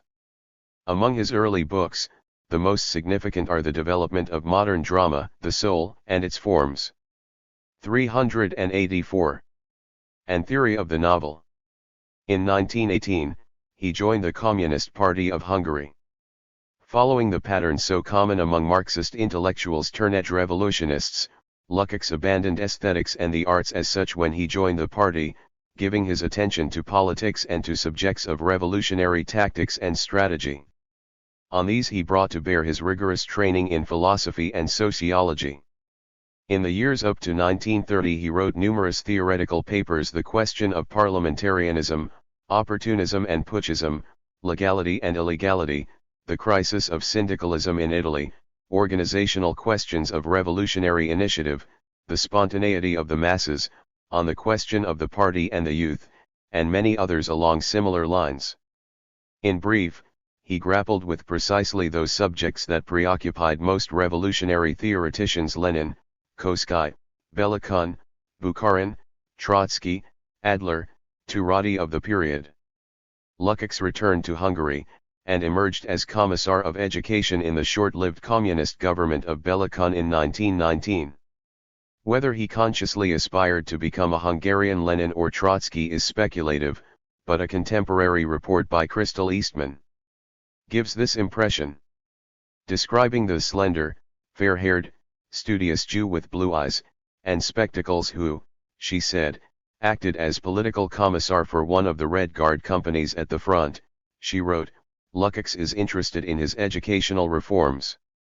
But Lukács is more interested now in the army. He is as proud of the fighting spirit of his company of Red Guards as Napoleon ever was of his chosen troops. When she cried out against the shooting of 6 deserters, Lukács replied, "We are in the war. In war, fugitives and traitors must be shot. If not, all right, then, let the Czechs in and the revolution will be lost." The importance of Lukács' collection of essays, history, and class consciousness, lies almost wholly outside the realm of aesthetics, although certain important implications for Marxist aesthetics can be drawn from several of its major positions, including Lukács' insistence that the genesis and doctrines of Marxism itself must be subjected to Marxist analysis, his intricate analysis of class consciousness and the nature of social classes, his restoration of the concept of totality to Marxist dialectics, and his formulations concerning the Hegelian roots of Marxism*. Lukács, some years before the publication of Marx's 1844 manuscripts, pointed out the centrality of the concept of alienation in Marx's thought. The development of these philosophical positions was barred for a time because the book was regarded by the communist movement as a Luxemburgian defense of positions analogous to those rejected by Lenin in left-wing communism and infantile disorder. Nor was the Marxist movement prepared for Lukács' criticism of Engels on several fundamental scores. To a contemporary observer it might well have appeared that Lukács was clearing the Marxist pantheon of several of its eminences in order to make room for a new, Hungarian presence. Ernst Bloch, in his 1924 review of the book, anticipated the criticism it would arouse. He predicted, "The Russians will even sense in it a breakaway. Some of them will say that Marx had not placed Hegel on his feet in order that Lukács might put Marx back on his head." Registered primarily, however, history and class consciousness was seen as part of Lukács' bid for leadership of the Hungarian Communist Party and for a major place in the world communist movement. And it was his Hungarian antagonist, Belakhon, who was influential in bringing about its denunciation by the Fifth Congress of the Comintern, in which Zinoviev himself led the attack. Lukács made his peace with the party in a self-criticism and reconciled himself with the shade of Lenin via a relatively orthodox biography of 1924. His 1925 review of Bukharin's historical materialism draws back somewhat from the more extreme positions of history and class consciousness but continues to assert the importance of Rosa Luxemburg as an economic theorist second only to Marx and the need for a more dialectical Marxism. During the 20s, Lukács was arrested in Vienna, but was released registered before an imminent extradition to Hungary could take place. Lukács' political career essentially came to an end with the rejection of the so-called Blum Theses, which he submitted to the Hungarian Party Congress in 1928. His activity as a Marxist literary historian and aesthetician commenced with his retirement from the inter-party political arena. In 1930 to 1931 he worked at the Marx-Engels-Lenin Institute in Moscow, where he read Marx's 1,844 manuscripts and began his enduring friendship with Mikhail Lifshitz, who was then in the process of drawing together the threads of Marx's writings on art and literature into a coherent philosophy of art. Lukács returned to Berlin for 2 years but was forced to flee into exile in 1933. He remained in the Soviet Union until 1944, where he worked on the editorial boards of several international communist literary journals and in the Philosophical Institute of the Academy of Sciences in Moscow. He was jailed by his Soviet hosts for several months in 1941 but was released upon the intervention of leading communist intellectuals. It was during this decade that Lukács' distinguished achievements as a Marxist literary historian first made their appearance, in a prolific series of articles which were later collected in Goethe and His Age, Russian Realism in World Literature, German Realists of the 19th Century, Balzac and French Realism, the Historical Novel, and others. He was also a leading participant in doctrinal disputes on the nature and function of literature. It was a Talmudic period, in which orthodoxy was measured by adherence to principles of realism, critical realism, partisanship, socialist realism, party spirit, typicality, and so on, whereas deviation was signaled by naturalism, modernism, formalism, decadence, and so on. Essentially, despite the furious criticism of his work in the late 1940s by Stanovists, Lukács' writings during this period marked his withdrawal from the utopian and Hegelian components of Marxism which he had stressed in the early 1920s to a centrist, but nonetheless orthodox position. He worked within the generally accepted categories of Soviet communist aesthetics, faithfully applying these to a vast realm of literary and philosophical subject matter. After the war, he was appointed professor of aesthetics and philosophy at the University of Budapest and also served as a member of parliament. In 1956, following the Hungarian revolt, Lukács served in the Imre Nagy government. When the Russians occupied Budapest, he took shelter in the Yugoslav embassy and then was exiled to Romania. He returned to Budapest in 1957, where he resided until his death in 1971, writing massive volumes on central problems of philosophy, literature, and aesthetics. Part 1 of his massive Aesthetics, The Specific Nature of the Aesthetic, appeared in 1963, his essays on Solzhenitsyn were published in 1969, still to come are Lukács' ontology and his ethics. A copious and important literature on Lukács has already begun to emerge. This is devoted largely to developing the epistemological and political implications of his early communist writings, and especially of history and class consciousness, and the philosophical implications of his pre-Marxist writings in aesthetics. His theory of the novel is in the process of being apotheosized on one hand as an ur-text of existentialist ontology, and on the other as an proto-Marxist aesthetic classic.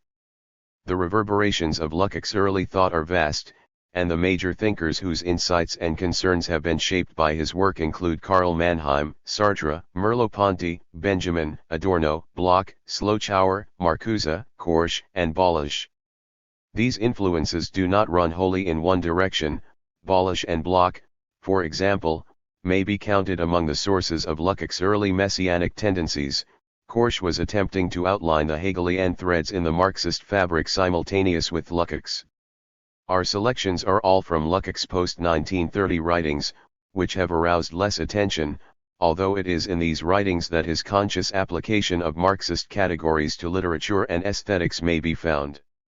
A judicious view of Lukács' achievement in his post-1930 critical and philosophical works is difficult but necessary. Present-day opinion tends to either overpraise or minimize their importance. Many speak of him as the foremost Marxist critic, paying homage to the breadth of his erudition, the vastness of the canvas upon which he works. Some writers describe his career as an intellectual disaster and his work as that of a man who had lost his philosophy without gaining in politics. An American Marxist, Edwin Barry Burgum, calls Lukács an anachronistic pre-Freudian romantic, and Ernst Bloch writes that Lukács' theory of literature provides sociologistic schematic blinkers which obscure the utopian perspective of every great work of art. George Steiner balances these negative appraisals by observing that Lukács appears to have mastered nearly the whole of modern European and Russian literature, and pointing out that Lukács was the greatest contemporary student of Balzac, Thomas Mann, the 19th-century novel, and the historical novel. Though he sees the high seriousness, political immediacy, and revolutionary purpose of Lukács' view of literature as redeeming qualities, Steiner notes that Lukács' works are nevertheless marred by Stanovist influences and that his view of numerous major bourgeois philosophers often reduces them to forerunners of fascism. Lukács is haunted by the ruin of German and Western European civilization. He is searching for culprits to hand over to the last judgment of history. Lukács, despite his grounding in classical German philosophy, has consistently described virtually all philosophical developments after Marx as tending toward the irrationalities of mysticism and racism, thereby providing the intellectual background for retrograde political movements. It must be shown, he said in 1948, that from Nietzsche via Simmel, Spengler, Heidegger, etc., a direct line leads to Hitler, and that the Bergsons and Paretos, the pragmatical and semantic philosophers, the Berdyaevs and Ortegas, have likewise created an intellectual atmosphere from which the drive towards a fascist outlook has been able to derive ample impetus. Registered, this passage bears a contradiction in Lukács' theoretical position. A firm adherent of the Leninist reflection theory of ideology and art, Lukács here portrays ideology as anticipating future reality. Throughout his work, Lukács has been beset by this contradiction, which he will not resolve because it opens up the utopian dimension in art, a dimension which he has deliberately closed off from view.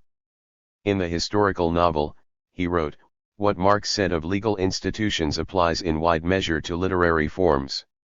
They cannot stand higher than the society which brought them forth. Indeed, they should not stand higher in the sense, say, of anticipating coming perspectives of development by romantic utopian projections of the future into the present." But Lukács knows that the reflection theory downgrades the revolutionary potential of both art and ideology, and is forced in practice to combat this inertia by a ruse. Great artists, he writes, have ever been pioneers in the advance of the human race. By their creative work they uncover previously unknown interconnections between things, interconnections which science and philosophy are able to put into exact form only much later. No dialectical fusion of opposites is proposed. In theory he will not allow art or ideology to transcend its historical class genesis. In practice he falls into simple idealism by proposing that art reflects future historical events. Thus, in his essays on Goethe and his contemporaries he writes, "This literature is the work of ideological preparation of the bourgeois democratic revolution in Germany." And again, the works of young Goethe represent a revolutionary peak of the European Enlightenment, the ideological preparation for the great French Revolution. It would be expected that an orthodox Marxist would dwell on the actual class position and outlook of Goethe and the Sturm und Drang movement in pre-capitalist Germany, and perhaps find the mechanism by which an art, created within the framework of German benevolent despotism, later was able to serve the needs of a bourgeois class for which it was not created. The problem with Lukács is not that he is too orthodox a Marxist, but that he is not orthodox enough. For Marx had solved this very problem in his introduction to a critique of Hegel's philosophy of right. Lukács ignored Marx's solution and remained fixed within the parameters of the Hegelian epistemology which Marx had superseded. Throughout Lukács' life Hegel remained the unassailable touchstone of his thought. Despite Lukács' acceptance of the Marxist inversion of the Hegelian dialectic, and it may be possible that a number of the contradictions between the phases of Lukács' career will find their resolution in his unvarying fidelity to and development of Hegel's aesthetics. In Lukács, Hegel is essentially regarded as the sole parent of Marxism. The Feuerbachian and utopian stages of Marx's development are neglected, although it was in them that Marx completed his separation from Hegel. In a passage cited above, we saw that Lukács attributed to Marx the belief that legal institutions cannot stand higher than the society which brought them forth. Surely Lukács was aware that one of Marx's best-known comments on art expresses precisely the opposite thought. It is well known that certain periods of the highest development of art stand in no direct connection with the general development of society, nor with the material basis and the skeleton structure of its organization. And it is even more remarkable that the very thought attributed by Lukács to Marx is actually Hegel's, in his philosophy of right. Like the young Hegel, early Lukács had cast off from the shores of certainty, and discovered and then rejected the avenues of possible liberation which his successors were later to rediscover. Both returned to the shore.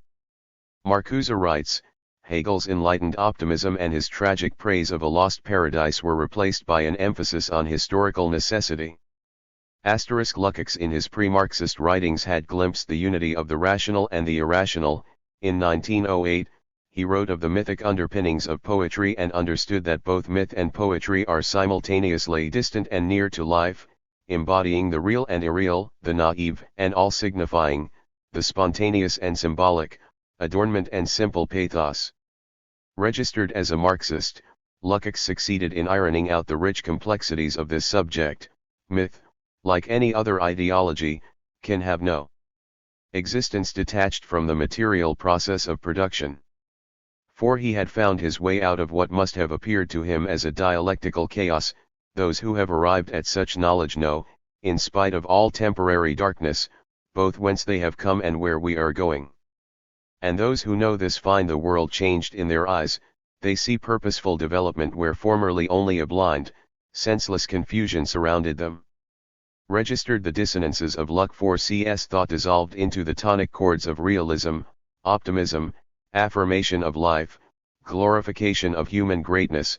The vital core of his work became, as Johann Voigt put it, his engrossment with the unity, or in some cases the lack of unity, between emotion and reason. Registered. The first selection, The Ideology of Modernism, illustrates Lukács' powerful attack upon morbidity and pathology in art. He regards modernism not as protest but as rejection of reality, containing no concrete criticism, escaping into existential nothingness. Whether depiction of pathology and abnormality is identical with their glorification is a debate which Lukács does not care to enter. Elsewhere he had written that the object of proletarian humanism is to reconstruct the complete human personality and free it from the distortion and dismemberment to which it has been subjected in class society. But he sees depiction in art of that same dismemberment as a self-defeating naturalism. Dialectically, it would appear otherwise. Registered and Lukács' failure to explore this possibility can only be attributed to the ascetic and anti-sexual moral standards by which he judges literature and character. In a wholly unnecessary and tangential passage of Studies in European Realism, Lukács unwittingly gives us some insight into these standards. He recounts an anecdote from Gorky's Reminiscences of Tolstoy in which Gorky related how a certain widow had quarreled with him and how he had violently repulsed her, striking her with a shovel.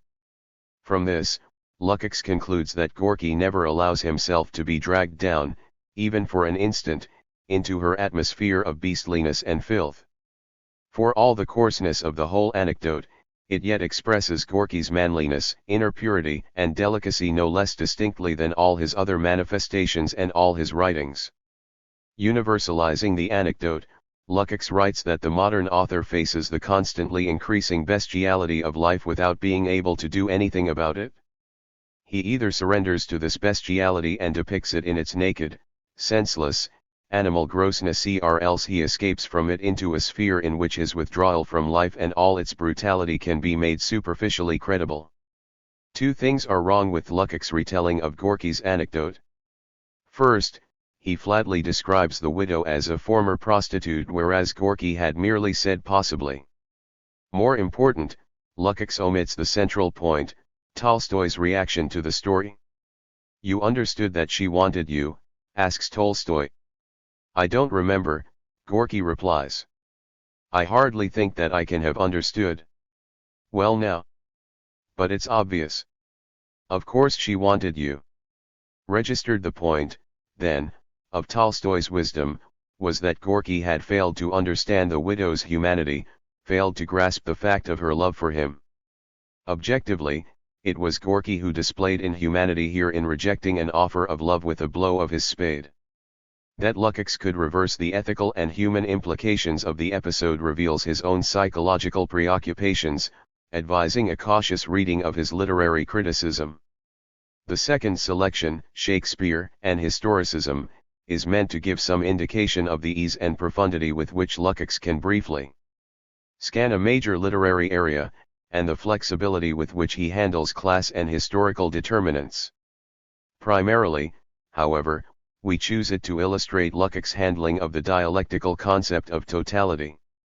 Lukács, though he repudiated many of its positions, wrote in 1967 that it was one of the great achievements of history and class consciousness to have reinstated the category of totality to the methodologically central position it had occupied throughout Marx's works. 2 Degree in History and Class Consciousness. Lukács defined this concept, in brief. The essence of the dialectic method lies in the fact that in every aspect correctly grasped by the dialectic the whole totality is comprehended, and that the whole method can be unraveled from every single aspect. Marcuse described Hegel's dialectic as one in which every particular form can be determined only by the totality of the antagonistic relations in which this form exists. Lukács emphasizes that the idea of totality can never, of course, be more than a guiding principle. It can never be more than an approximation of totality. Totality involves the finding of the whole in its parts, the universal in the particular. Lenin's is perhaps the most widely known definition, the splitting of a single whole and the cognition of its contradictory parts is the essence of dialectics. In the present selection, Lukács weaves back and forth between the historical crises of the feudal bourgeois class struggle and the human collisions which sprang necessarily and typically from the contradictions generated by this historical process. Historical conflict is stated in terms of typical human opposites. In this way Shakespeare concentrates the decisive human relations round these historical collisions. Human features absorb the most essential elements of this great historical crisis. In the Roman plays Shakespeare concentrates the most general tendencies of crisis in his epic round some important collision which has typical universality and depth. Does this exhaust the totality of dialectical relations in which Shakespeare's historical plays exist? Clearly not. Lukács' view of totality applied to criticism is highly selective. The details of literature are seen as symbolic transactions from which historical reality emerges, but the artwork itself is engulfed by that which it symbolizes, losing its own identity and specificity. Man disappears into type. Art is transformed into ideology. Greatness and genius remain unsolved problems. History replaces life. Mind conquers the emotions. Biography and psychology are ruled out of the sphere of dialecty. Kali active generative principles. Lukács considers the biographical psychological, genetic method as an impracticable means of portraying genius. The man of genius proves his genius by the originality with which he extends, concentrates, and generalizes the most important tendencies in the life of an epoch. Lukács, in the works of his second aesthetic period, established and refined a number of useful analytical concepts, especially that of critical realism. He restored to Marxism its legitimacy as the heir of classical German aesthetics. Primarily, however, his accomplishment was to have brought to perfection the traditional modes of Soviet Marxist criticism and to have applied these to the masterpieces of the novel from Cervantes to Thomas Mann.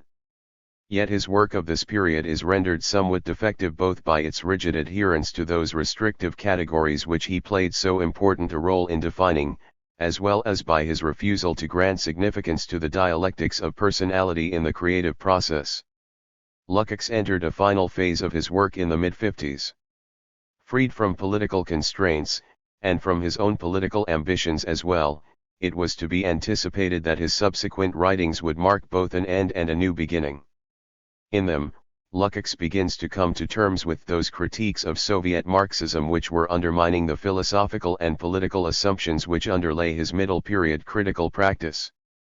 It must be remembered that the ideological solidarity of the communist movement during the 1930s and 1940s was such that no communist intellectual felt it necessary to deal seriously with Marxist contributions which emanated outside the mainstream of the movement as such. Lukács was now compelled for the first time to face some of the implications of the work of Benjamin, Max Raphael, Marcuse, Adorno, Caudwell, Sartre, Breton, and Bloch. It was to be a struggle in which Lukács, though fighting a rearguard action, would not prove unequal to the task, for he had been to the farthest boundaries of Marxism some 4 decades earlier. In a sense, he was now attempting to close off a number of the avenues of development which he himself had revealed as a young communist. Thus, Lukács acknowledges the teleological nature of the labor process in his densely argued Dialectics of Labor, Beyond Causality and Teleology, but insists that art in some way escapes this aspect of the materialist dialectic despite the evident fact that art is a form of the labor process. Thus, in his work on the particularity of the aesthetic category, he deals with the transcendent and timeless component of art but denies that the assumption of a common humanity follows from this. Instead, he finds the answer in a pseudo-Hegelian category. This common substratum is the continuity of development, the real transactional reaction of the parts in it, the fact that the development does not originate in its entirety at the beginning, but always proceeds through the results of earlier stages which correspond to needs, and incorporates them. And he attempts to solve the riddle which Marx had posed, why the masterpieces of Greek art still constitute a source of aesthetic enjoyment and in certain respects prevail as the standard and model beyond attainment. Lukács writes that the evocative power of such works lies in this, that just here one's own past comes to life, made present, and not just the personal history of any single individual, but his history as a member of humanity whose fate is also experienced in works constituting the present. Men experience in great works of art the present and past of humanity, perspectives on its development. 25 Clearly, Lukács was not ready to admit the future into his ontology of art. However, he touches here on the biographical substratum of the individual and almost appears to acknowledge some involvement of universal human elements in the impact of art. Lukács may have been fighting a rearguard action in his final theoretical works. Nevertheless, future attempts by Marxists to overestimate the utopian component of art, to project the work of art into eternity as a theological substitute, to stress the trajectory of art while downgrading the relevance of its material sources, cannot ignore either the substance or the authority of Lukács' positions. It would be both premature and presumptuous to attempt, in a brief space, to deal with Lukács' monumental aesthetics. It is surely the most ambitious and learned Marxist work in this field, and as such will have to be appraised by analysts whose stature is comparable to Lukács' own. The final selection is the introduction to that work, which sets forth Lukács' intentions, the delimitation of aesthetics from other modes of reaction to objective reality, the demonstration that art rises from everyday life and ultimately is reassimilated to the daily practical needs of human beings, the restatement of basic Marxist philosophical principles concerning the relationship between consciousness and being, and their application to the problems of aesthetics, the insistence upon the universality of the reflection of reality as the basis for all interrelationships between man and his environment, the dialectical essence of art that it is both a product of social development and a means by which man creates himself. In addition, it contains a brief autobiographical sketch of Lukács' intellectual development, in which he sees his final task to be the redemption of the unfinished aesthetic business of his pre-October period, the realization of the dream of my youth with an entirely different world concept and method. At every moment in Lukács' last works one has the sense of being in contact with a great mind and keen intelligence. There is no subject which he fails to illuminate, none where his work does not give rise to larger relevances or to contrary interpretations which flow from his point of departure. If we cannot always agree with his answers, we are constantly aware that he knows all the questions and on a level not surpassed by any other Marxist critic of the 20th century. Lukács, The Ideology of Modernism from the Meaning of Contemporary Realism. It is to the credit of Robert Musil that he was quite conscious of the implications of his method. Of his hero Ulrich he remarked, "One is faced with a simple choice, either one must run with the pack, or one becomes a neurotic." Musil here introduces the problem, central to all modernist literature, of the significance of psychopathology. This problem was first widely discussed in the naturalist period. More than 50 years ago, that doyen of Berlin dramatic critics, Alfred Kerr, was writing, "Morbidity is the legitimate poetry of naturalism." For what is poetic in everyday life? Neurotic aberration, escape from life's dreary routine. Only in this way can a character be translated to a rarer clime and 397. Yet retain an air of reality. Interesting, here, is the notion that the poetic necessity of the pathological derives from the prosaic quality of life under capitalism. I would maintain we shall return to this point, that in modern writing there is a continuity from naturalism to the modernism of our day, a continuity restricted, admittedly, to underlying ideological principles. What at first was no more than dim anticipation of approaching catastrophe developed, after 1914, into an all-pervading obsession. And I would suggest that the ever-increasing part played by psychopathology was one of the main features of the continuity. At each period, depending on the prevailing social and historical conditions, psychopathology was given a new emphasis, a different significance and artistic function. Kerr's description suggests that in naturalism the interest in psychopathology sprang from an aesthetic need. It was an attempt to escape from the dreariness of life under capitalism. The quotation from Musil shows that some years later the opposition acquired a moral slant.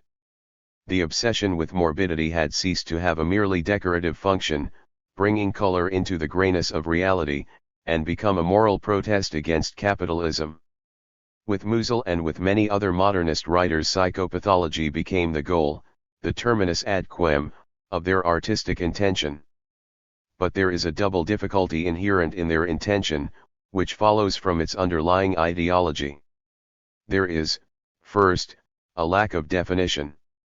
The protest expressed by this flight into psychopathology is an abstract gesture, its rejection of reality is wholesale and summary, containing no concrete criticism. It is a gesture, moreover, that is destined to lead nowhere, it is an escape into nothingness. Thus the propagators of this ideology are mistaken in thinking that such a protest could ever be fruitful in literature. In any protest against particular social conditions, these conditions themselves must have the central place.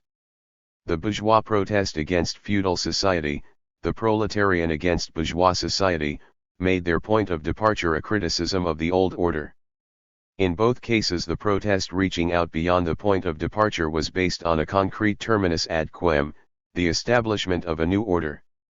However indefinite the structure and content of this new order, the will towards its more exact definition was not lacking. How different the protest of writers like Musil. The terminus a quo is inevitably the main source of energy, since the terminus ad quem is a mere abstraction. The rejection of modern reality is purely subjective. Considered in terms of man's relation with his environment, it lacks both content and direction.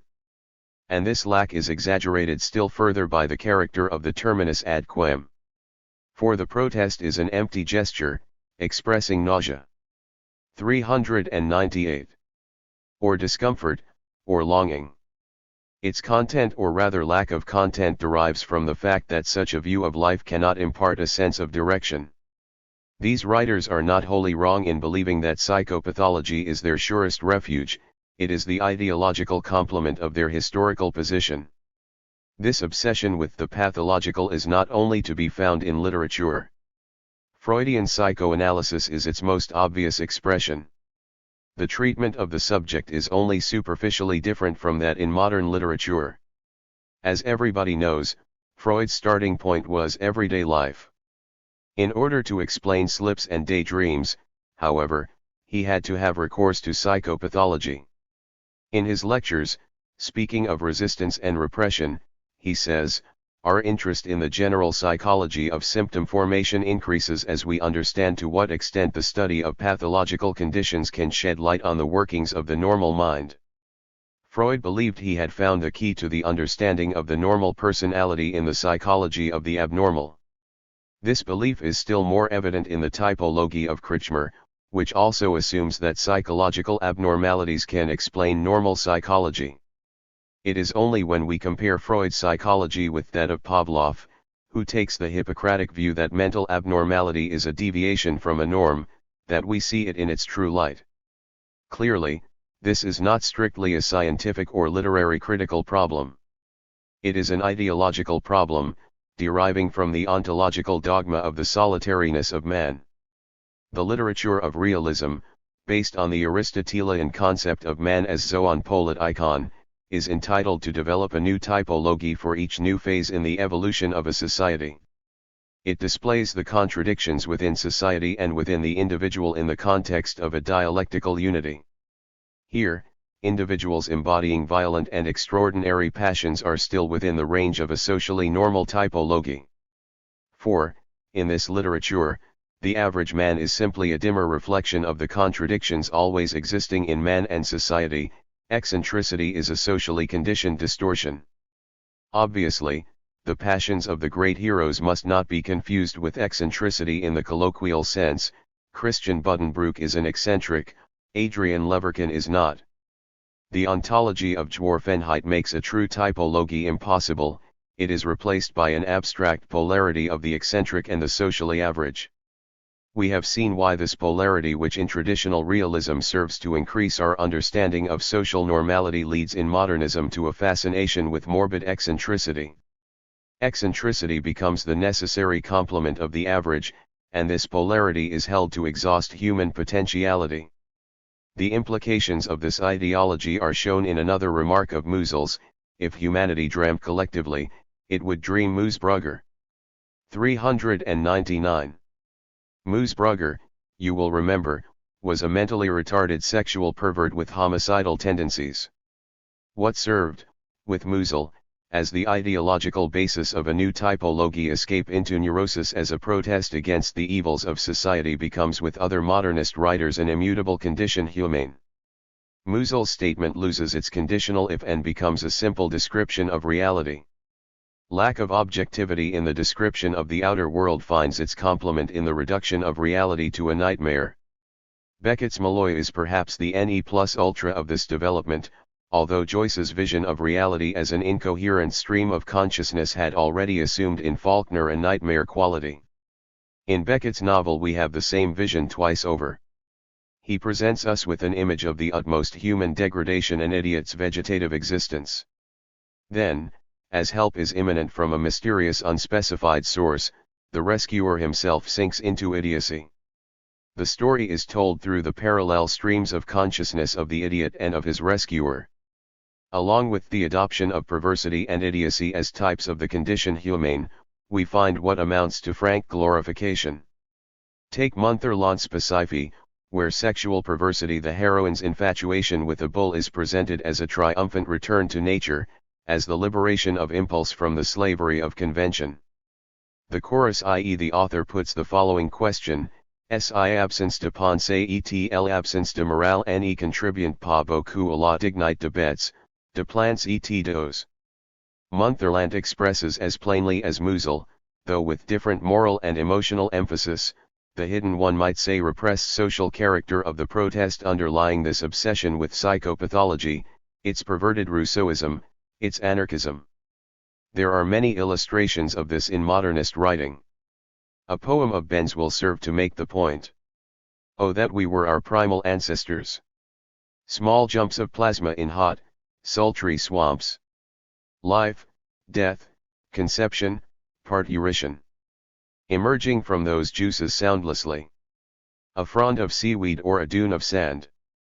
Formed by the wind and heavy at the base. A dragonfly or gull's wing already, these would signify excessive suffering. This is not overtly perverse in the manner of Beckett or Motherland.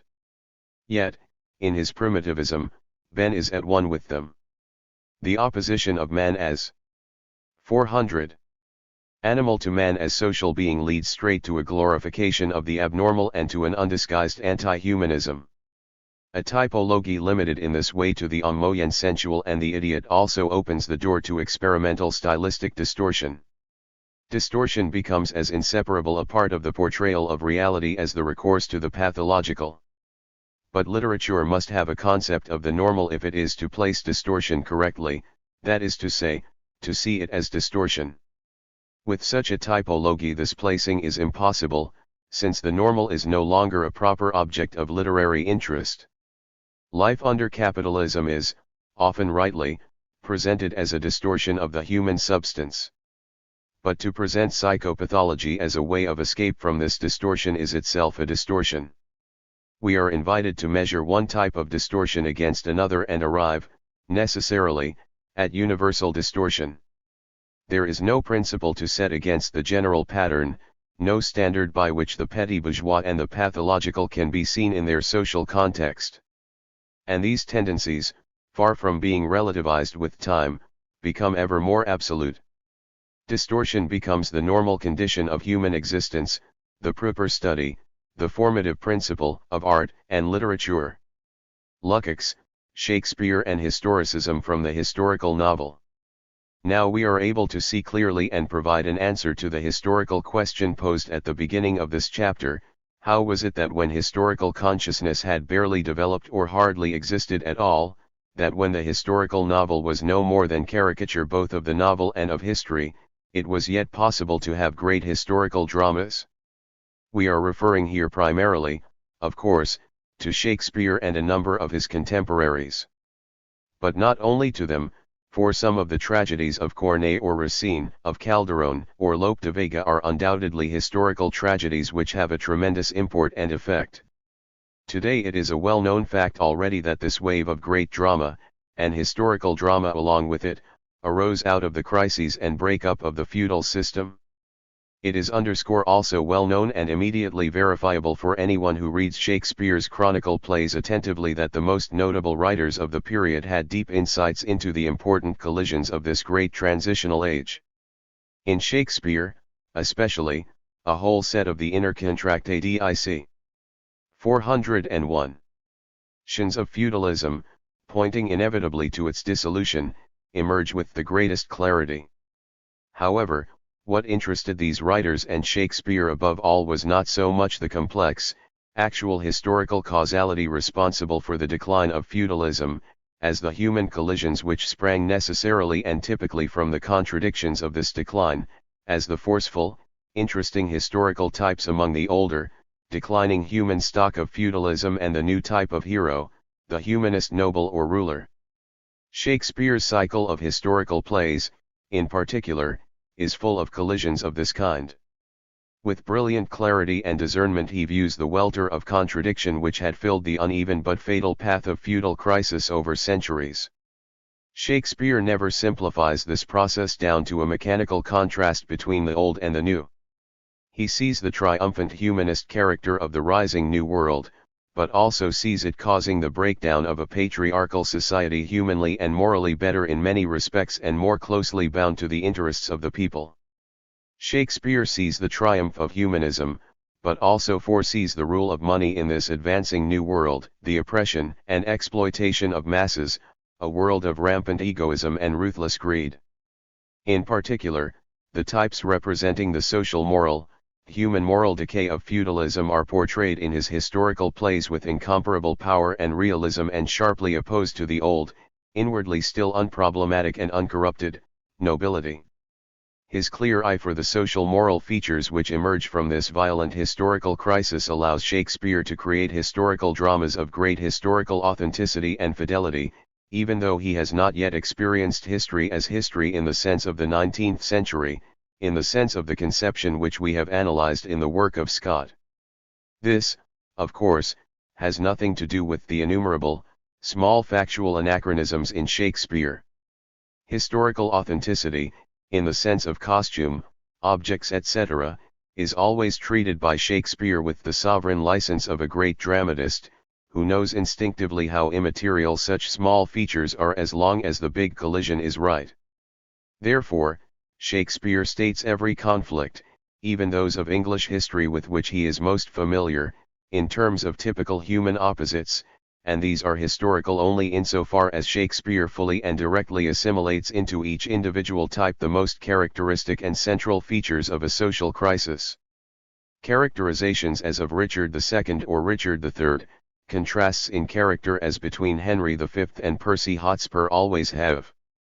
402. This marvelously observed, social historical basis. But their dramatic effect is essentially social moral, human moral anthropological. In all these cases Shakespeare is portraying the most general, regulative features of such social collisions and contradictions. In this way Shakespeare concentrates the decisive human relations round these historical collisions with a force unparalleled before and after him. With the great tragedian's disregard for so-called probability, Shakespeare always allows the human point to emerge from the historical struggles of his time, but he both concentrates and generalizes it to such a degree that the opposites often acquire an antique clarity and sharpness. There is the sense of a classical chorus when, in the third part of Henry VI, Shakespeare brings onto the battlefield a son who has killed his father and a father who has killed his son, and the son says, "From London by the king was I pressed forth.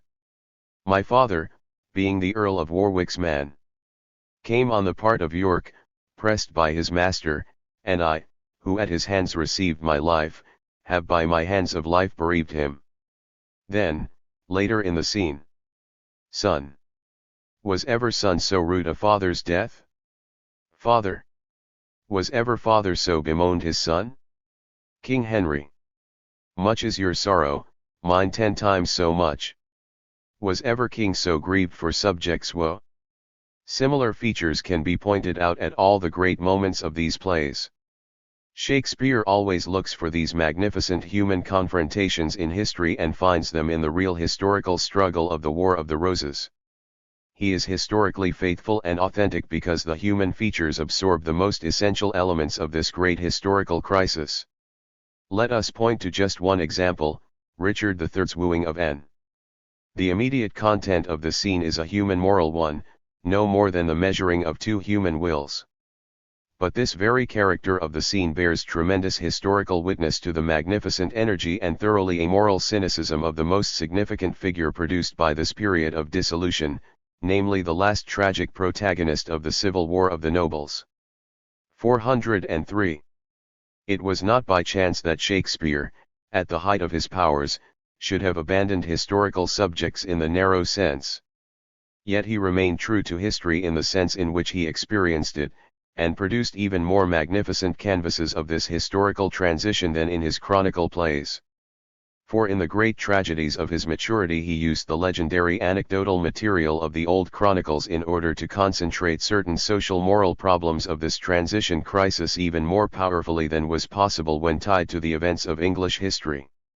These great tragedies breathe the same historical spirit as the historical plays in the narrower sense, except that they retain no more of external events, of the accidental ups and downs of the social struggles of real history, than is indispensable to the crystallization of the central human moral problem. For this reason the great tragic figures of Shakespeare's maturity are the most colossal historical types of this transition crisis. Precisely because Shakespeare was able to proceed here with greater dramatic concentration and a more anthropological kind of characterization than in the histories, these great tragedies are historically more profound and true in Shakespeare's sense than the latter. It would be quite wrong to view Shakespeare's adaptation of legendary material as a form of modernization in the modern sense. There are important critics who consider that the Roman plays, written concurrently with the great tragedies, really portray English events and English characters and simply use the ancient world as costume. But in judging these plays what matters is precisely the generalizing nature of Shakespeare's characterization, the extraordinary breadth and depth of his insight into the various currents forming the crisis of his period. And the classical world is a living social moral force in this period, it is not felt as a distant past to which one has to reach back. Thus when Shakespeare portrays Brutus, say, he can see the stoic features of aristocratic republicanism in living evidence about him in his own time. Since Shakespeare was familiar with this type and his deepest social human characteristics, he was able to adapt from Plutarch's history those features which the two periods had in common, historically and anthropologically. Thus, he does not simply inject the spirit of his period into the ancient world, but rather brings to life those tragic events of antiquity which were based on historical moral experiences inwardly similar to those of his own time, so that the generalized form of the drama reveals the features which the two ages hold objectively in common. 404. For this reason, the Roman plays belong stylistically alongside the great tragedies of Shakespeare's maturity. In them he concentrates the most general tendencies of crisis in his epic round some important collision which has typical universality and depth. In them, the first real historical drama reached its climax, and this lyrical drama owed its existence to the first transition crisis of the rising new society. Lukács. Introduction to a monograph on aesthetics from the specific nature of the aesthetic. The book herewith presented to the public forms the first part of an aesthetics, centering in the philosophic foundations of the aesthetic setzen, the derivation of the specific category of aesthetics, its delimitation from other areas. By concentrating on this complex of problems and touching concrete questions of aesthetics only where it is required in order to clear up the problems, this volume forms a closed entity in itself and is also completely comprehensible without those that are to follow. It is indispensable to delineate the place of the aesthetic attitude in the totality of human activities, in human reactions to the outside world, the relationship of the aesthetic form created by the latter and its categoric construction with other types of reaction to objective reality. Impartial observation of this relationship provides, in rough outlines, the following picture. The behavior of man in everyday life is the most important, though it is still largely unexplored in spite of its central importance for the understanding of higher and more complicated types of reaction. Without wishing to anticipate the detailed explanations given in the work itself, it is necessary to mention here briefly the basic ideas of the construction. The everyday behavior of man is both the starting and end point of all human activity. This means that if we imagine everyday life as a huge stream, science and art branch from it in higher forms of reception and reproduction of reality, become differentiated and take shape according to their specific aims, achieve their pure form in this characteristic stemming from the needs of life in society, to return at last as a result of its effect, its influence on the life of people into the stream of everyday life. Thus, this stream is constantly enriched by the highest achievements of the human mind, assimilates these to its daily, practical needs, from which new branches of higher forms of objectivization arise as questions and demands. Such a process calls for thorough investigation of the complicated mutual relationship between the imminent consummation of works. 405. Of science and art and the social needs giving rise to them. The special categories and structures of man's scientific and artistic reactions to reality can only be derived from this dynamics of genesis, of development, of self-regulation, of being rooted in the life of mankind. The reflections in the present work are of course directed towards recognition of the particularity of the aesthetic. However, since people live in a single reality, with which they stand in mutual relationship, the essence of the aesthetic can only be understood even approximately in constant comparison with other types of reaction. The relationship to science is the most important, but it is also indispensable to discover the connections with ethics and religion. Even the psychological problems appearing here occur as necessary consequences of questions aimed at what is specific in aesthetic setzen. Of course, no aesthetics can stop at this stage. Kant could still be satisfied with answering the general methodological question of the claim to validity of aesthetic judgments. Irrespective of our opinion that this question is not a primary one but, as far as the construction of aesthetics is concerned, highly derivative, no philosopher who seriously undertakes to clarify the essence of the aesthetic, can since the Hegelian aesthetics be satisfied with such a narrowly confined frame and with a placing of the problem so one-sidedly oriented towards the theory of cognition. The present text, both in its basic outlook and in its detailed considerations, will frequently deal with questionable aspects of Hegelian aesthetics. Nevertheless, the philosophic universality of its concept, its historico-systematic synthesis remain a permanent model for the outline of any aesthetics. Only the three parts of this aesthetics together may achieve a partial approach to this high example. 4.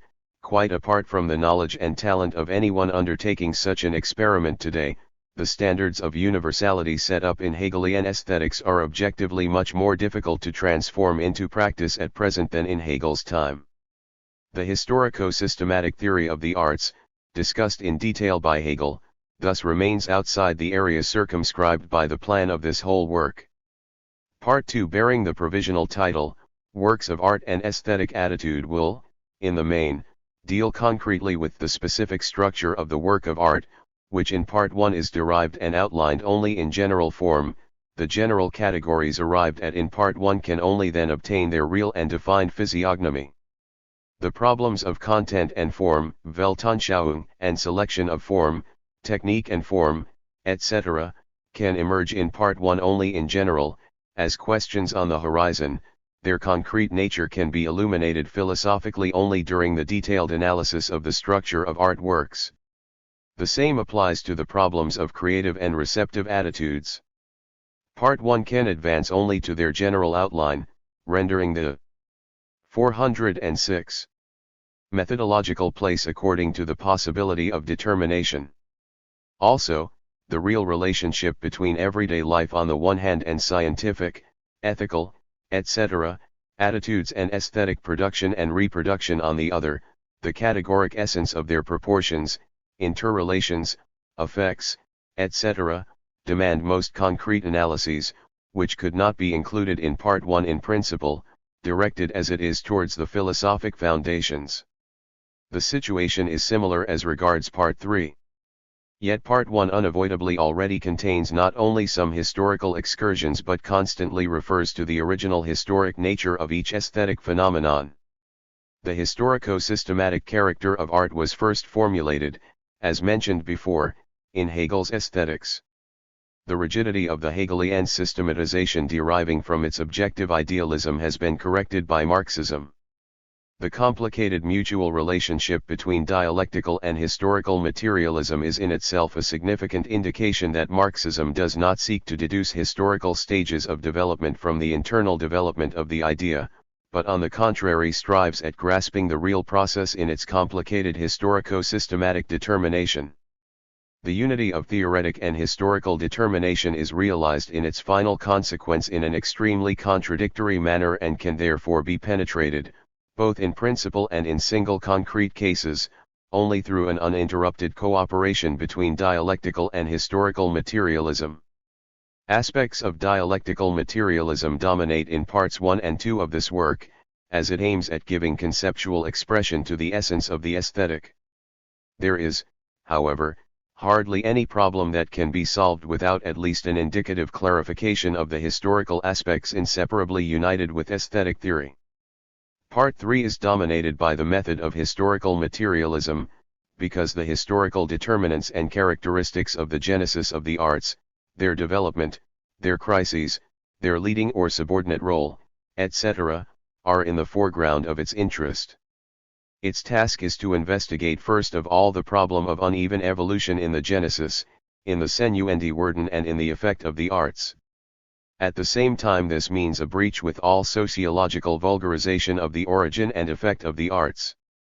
Such a permissibly simplifying socio-historical analysis is, however, impossible without making constant use of the results of dialectical materialist research into the categoric construction, structure, and disposition of each art in order to perceive its historical character. The 1. Tendencies towards the vulgarization of Marxism during the Stalin era are also revealed by the fact that dialectical materialism and historical materialism were temporarily treated as separate sciences and specialists were even trained for each of these branches. 407. Permanent and living mutual influence of dialectical and historical materialism is shown here from another side, but no less intensively than in the two first parts. As the reader may see, the construction of these aesthetic investigations differs rather strongly from the usual. This does not, however, imply an originality of method.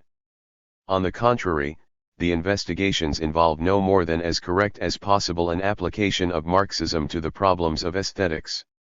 If such a definition of the task is not to be misinterpreted from the outset, it is necessary to explain, if only in a few words, the position and relationship of this aesthetics to that of Marxism. When I wrote my first contribution to the aesthetics of Marxism about 30 years ago, I advocated the thesis that Marxism had its own aesthetics, and my view met with considerable resistance. The reason was that, prior to Lenin, Marxism, even in its best theoretical representatives such as Plekhanov or Mehring, limited itself almost entirely to the problems of historical materialism *, only since Lenin has dialectical materialism returned to the center of interest. This is why Mehring, who incidentally based his aesthetics on Kant's critique of judgment, could see in the divergencies between Marx, Engels and Lassalle no more than the clash of subjective judgments of taste. This controversy has, of course, long been solved. Since the brilliant study by M. Lifshitz on the evolution of the aesthetic views of Marx, since his careful collection and systematization of the scattered utterances of Marx, Engels, and Lenin on aesthetic questions, there can be no more doubt about the connection and cohesion of their train of thought *. However, the demonstration and proof of such a systematic connection is still far from solving with finality the demand for an aesthetics of Marxism. If aesthetics, or at least its perfect skeleton, were explicitly included in the collected and systematically arranged utterances of the classics of Marxism, then nothing but a good running commentary would be needed in order to present us with a complete Marxist aesthetics. But there can be no question of this. Ample experience shows that not even a direct monographic application of this material to each particular question can provide what is scientifically essential for the construction of the whole. One has to face the paradoxical situation that a Marxist aesthetics does exist and does not exist at one and the same time, that it still has to be conquered, even created through independent research, and that the result still only presents and fixes something already existing conceptually. This paradox, nevertheless, resolves itself upon considering the whole problem in the light of the method of materialistic dialectics. The age-old literal sense of method, indissolubly connected with the path to cognition, contains the demand upon thinking that it should follow definite paths to definitive results. The direction of these paths is with indubitable evidence included in the totality of the world concept provided by the classics of Marxism, especially as the end stations of such paths are set clearly before us by the results at our disposal. The paths to be followed and the methods to be met are, though not directly and not visibly at first glance, clearly indicated by the method of dialectical materialism, if one wishes to establish the essence of objective reality and to examine the reality of a particular area in accordance with its truth. Only if this method, this direction has been practiced and followed through one's own independent research, does the possibility arise of finding what one is looking for, of correctly constructing Marxist aesthetics, or at least of approaching its true nature. Whoever entertains the illusion of mentally reproducing reality and at the same time Marx's conception of reality through mere interpretations of Marx, is bound to miss both. Only an unbiased observation of reality and its elaboration through the method discovered by Marx can achieve fidelity to both reality and to Marxism. In this sense, though each part and the whole of this work is the result of independent research, it cannot claim originality, as its means of approaching truth and its entire method is based on the study of the oeuvre handed down by the classics of Marxism.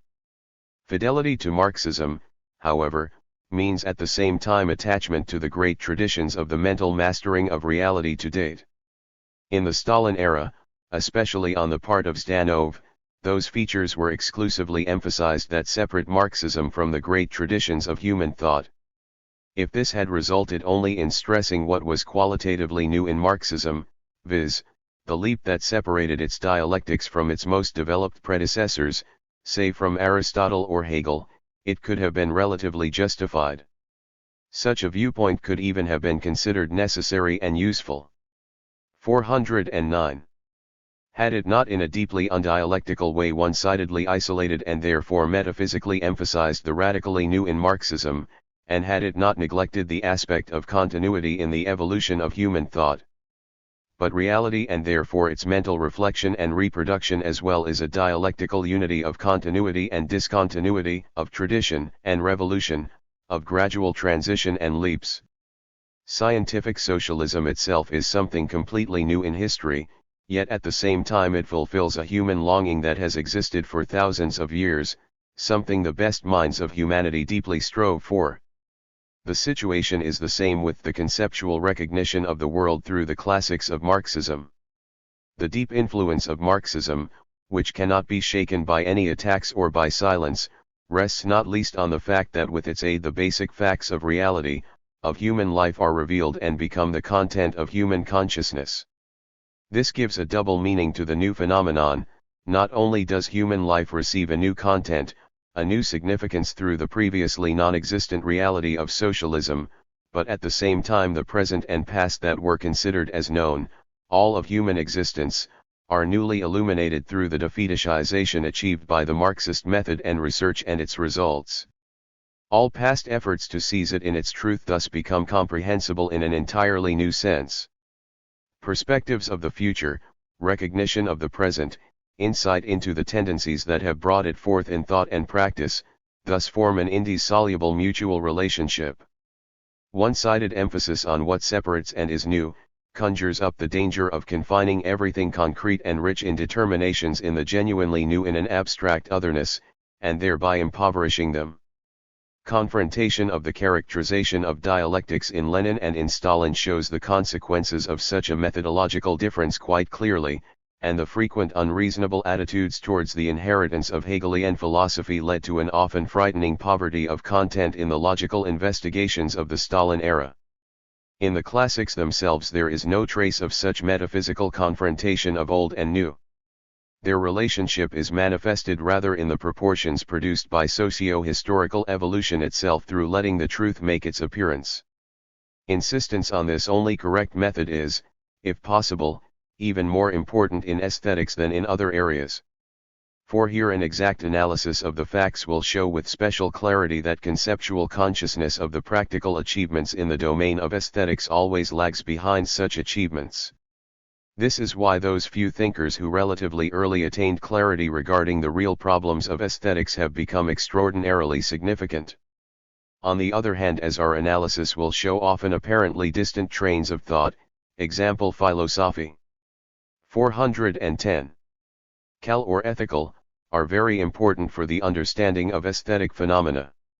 Without anticipating too much of what has its appropriate place in the detailed considerations, let us only mention here that the entire construction and all explanatory details of this work, just because it is indebted to the Marxian method for its existence, are deeply determined by the results achieved by Aristotle, Goethe, and Hegel in their various writings, not only those dealing directly with aesthetics. If, in addition, I express my gratitude to Epicurus, Bacon, Hobbes, Spinoza, Diderot, Lessing, and the Russian revolutionary democratic thinkers, I have, of course, only enumerated the names most important to me. This does not exhaust by far the list of authors to whom I feel obliged for this work, in its entirety as well as in its details. The manner of quoting corresponds to this conviction. There is no intention of discussing problems concerning the history of the arts or of aesthetics. What we are interested in is the clarification of facts or lines of evolution that are important for the general theory.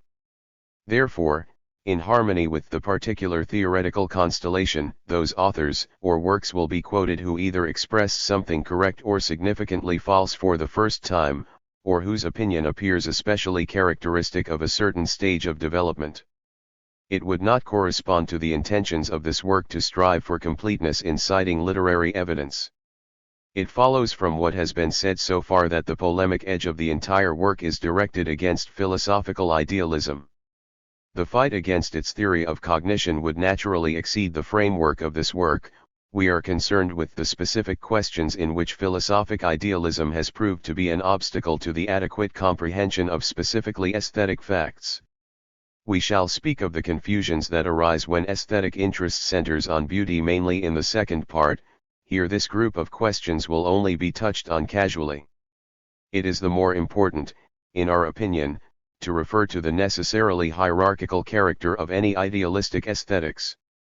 For, if the various forms of consciousness figure as ultimate determinants of the objectivity of all things investigated, of their place in the system, etc., and are not like in materialism considered as types of reaction to something objectively existing and already concretely formed, independently from consciousness, then they necessarily become the supreme judges of mental order and construct their system hierarchically. Historically, the degrees such a hierarchy contains differ widely. But this will not be discussed here, as we are solely concerned with the very essence of any such hierarchy, which falsifies all objects and relationships. It is a widely spread misunderstanding to believe that the materialistic 411 conception of the world priority of being over consciousness, of social being over social consciousness is also of a hierarchical character. For materialism, the priority of being is above all the establishment of a fact. Being exists without consciousness, but no consciousness exists without being. But no hierarchical subordination of consciousness to being follows from this. On the contrary, only this priority and its concrete theoretical and practical recognition by consciousness create the possibility of a real conquest of being through consciousness. The simple fact of work is a striking illustration of this. And if historical materialism states the priority of social being over social consciousness, this again is a mere recognition of an existing fact. Social practice too is directed towards dominating social being, nor does the fact that it has been able to achieve its aim in a very relative degree up to the present set up a hierarchical relationship between the two, but merely determines those concrete conditions in which successful practice becomes objectively possible, while at the same time, of course, determining its concrete limits, the scope offered by the respective social being for the unfolding of consciousness. Thus, historical dialectics and by no means a hierarchical structure becomes visible in this relationship. If a little sailing boat proves to be helpless against a storm easily overcome by a mighty steamer, it is only the real superiority or limitation of the particular consciousness in the face of being that becomes apparent, not a hierarchical relationship between man and the forces of nature, the more so as historical evolution and with it the growing comprehension by consciousness of the true quality of being constantly increases the possibilities of rule by the former over the latter. Philosophical idealism has to design its world concept in a radically different way. It is not the real and changing relationship of forces that create a temporary superiority or inferiority in life, but from the outset there is a hierarchy of those potentialities of consciousness that not only produce and arrange the forms of objectivity and the relations between the objects, but are also mutually linked by hierarchical degrees.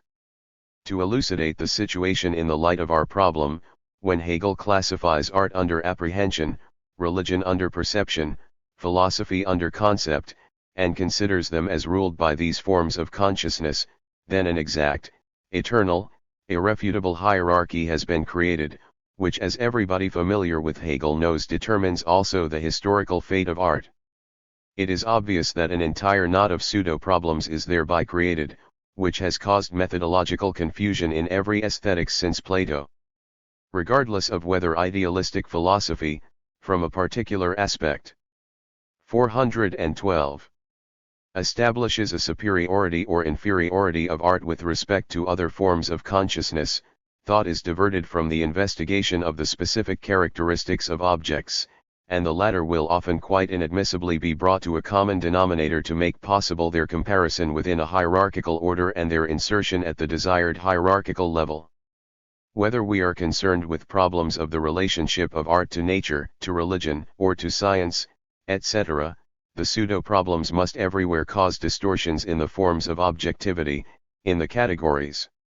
The significance of the break thus brought about with every kind of philosophical idealism becomes even more obvious in its consequences if we further concretize our materialistic point of departure, viz., if we comprehend art as a peculiar manifestation of the reflection of reality, a manifestation which itself is but one among various forms of the universal relationship of man to reality, of man's reflection of reality.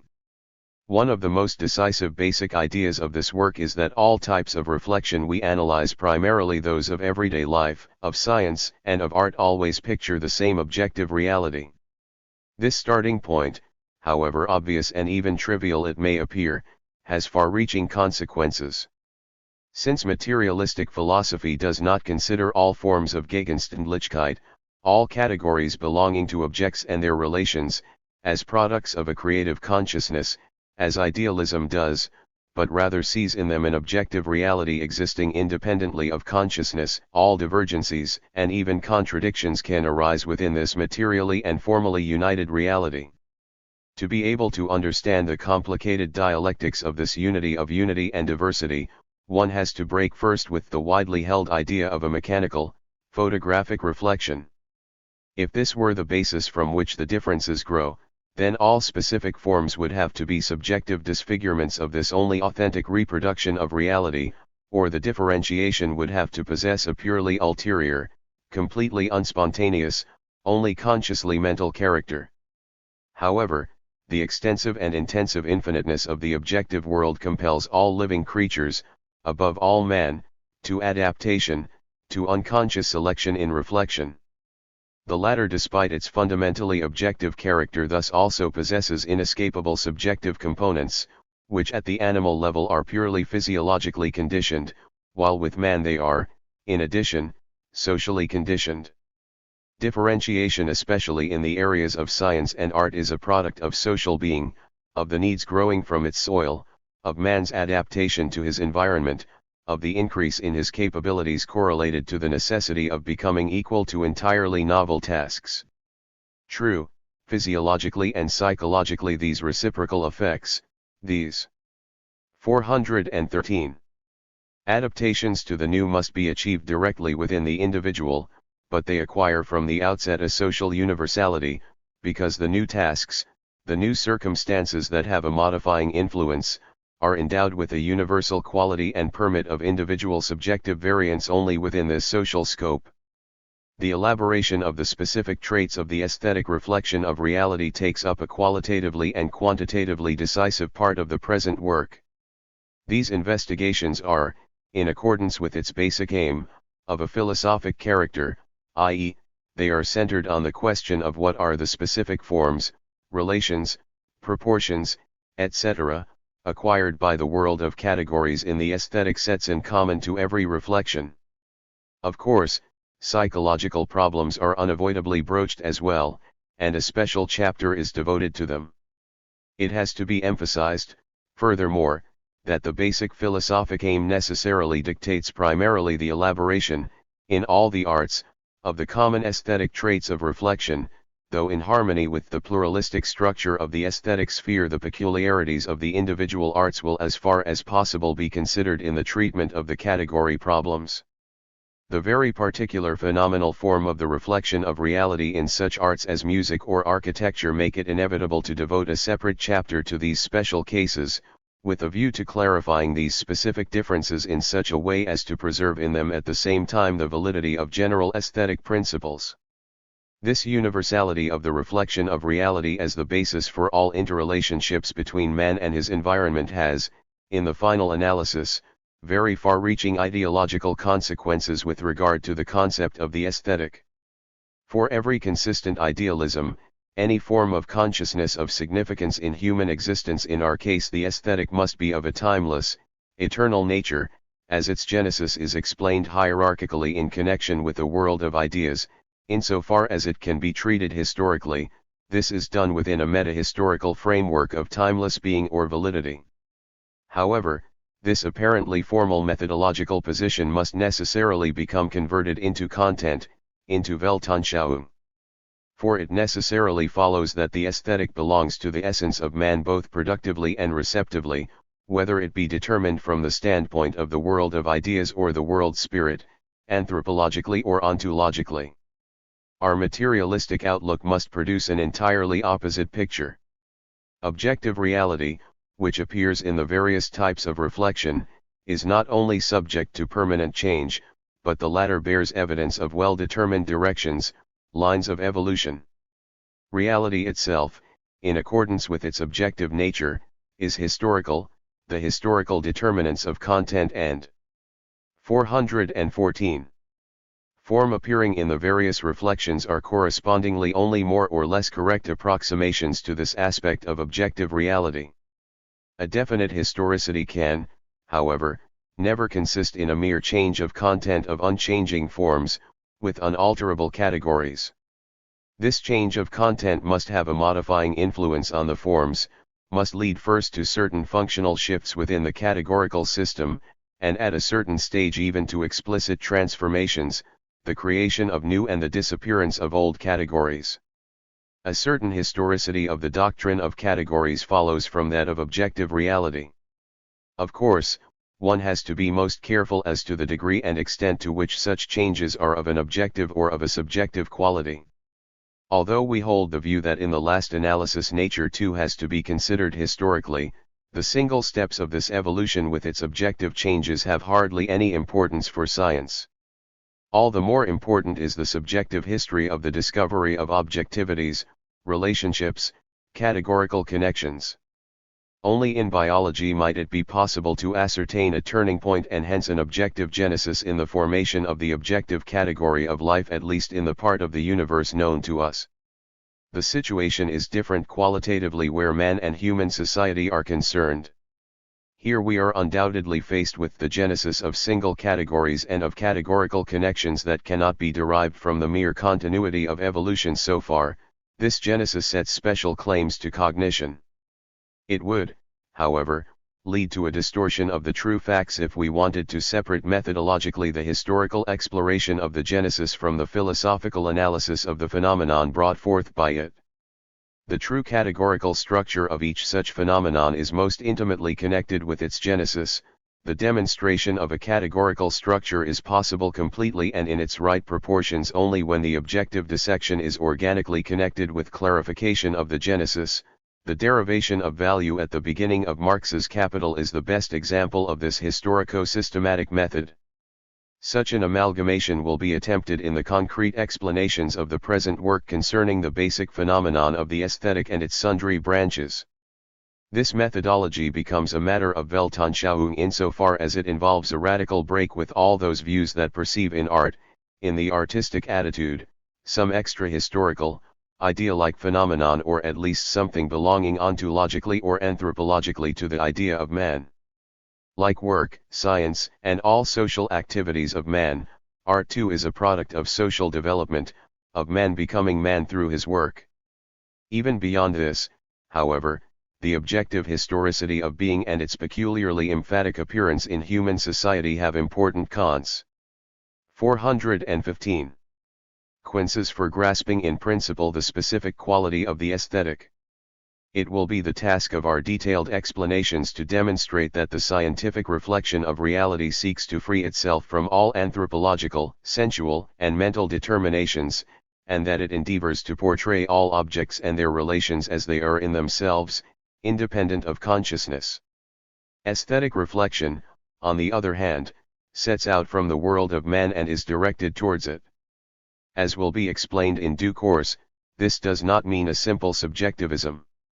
On the contrary, the objectivity of the objects is preserved, but in such a way that every typical form of relatedness to human life is included in it, so that its appearance corresponds to the particular stage of man's interior and exterior development, which is a social development. This means that every aesthetic formation includes and takes its due place in the Hic et Nunc of its genesis as an essential aspect of its decisive objectivity. Every reflection is, of course, determined objectively by the fixed place of its realization. Even in the discovery of truths in mathematics or in pure natural sciences, the point in time is never accidental. However, this is of objective importance more for the history of science than for knowledge itself, from the point of view of which it may be considered completely indifferent when and under what necessary historical conditions, say, the Pythagorean proposition was first formulated. Without entering here into a discussion of the complicated situation in social sciences, it must be stated that the effect of the temporal position may, in its varying forms, obstruct the elaboration of real objectivity in the reproduction of socio-historical facts. The opposite is true as regards the aesthetic reflection of reality. Never yet has a significant work of art taken shape without creatively bringing to life the respective historical hic et nunc at the portrayed moment. Regardless of whether the artists concerned are conscious of this or create in the belief that they produce something timeless, continue an earlier style, materialize an eternal ideal taken from the past, their works, if artistically genuine, grow out of the deepest endeavors of the era of their production. Content and form of truly artistic works cannot be separated from the soil of their genesis just from the standpoint of aesthetics. It is precisely in works of art that the historicity of objective reality receives its subjective as well as its objective shape. This historical nature of reality leads to another important set of problems, which is primarily also of a methodological nature but, like every problem of a correctly and not just formally understood methodology, turns necessarily into a matter of Weltanschauung. We have in mind the problem of Die Ästhetikkeit. Considered purely methodologically, immanence is an essential demand of scientific cognition as well as of artistic creation. Only when a set of phenomena appears as being fully 416 comprehended purely through its immanent qualities, through the equally immanent laws affecting it, can it be considered as scientifically known. In practice, of course, such perfection is always only approximate. The extensive and intensive infiniteness of objects, their static and dynamic relations, etc., do not allow any perception in its respective given form to be regarded as absolutely final and as forever excluding corrections, limitations, extensions, etc. This not yet in the scientific conquest of reality has in the most varied ways, from magic to modern positivism, been interpreted as transcendency, irrespective of the fact that much that was once classed as ignorabimus has long since become part of exact science as a soluble, if perhaps practically still unsolved, problem. The rise of capitalism, the relationship between science and production, combined with the great crises of religious ideologies, have replaced naive transcendency by a complicated and more refined one. Already at the time when the defenders of Christendom attempted to rebuff the Copernican theory ideologically, the new dualism was formed, a methodological conception that connects the immanence of the given world of phenomena with the denial of its ultimate reality, so as to dispute the competence of science to declare something valid about this world. On the surface, the impression may arise that the devaluation of the world's reality does not matter, since, in practice, people can fulfill their immediate tasks in production, whether they consider the object, means, etc., of their activity as things that exist in themselves or as mere apparitions. However, such a view is sophistic for two reasons. First, every active man is always convinced in real practice that he is dealing with reality itself.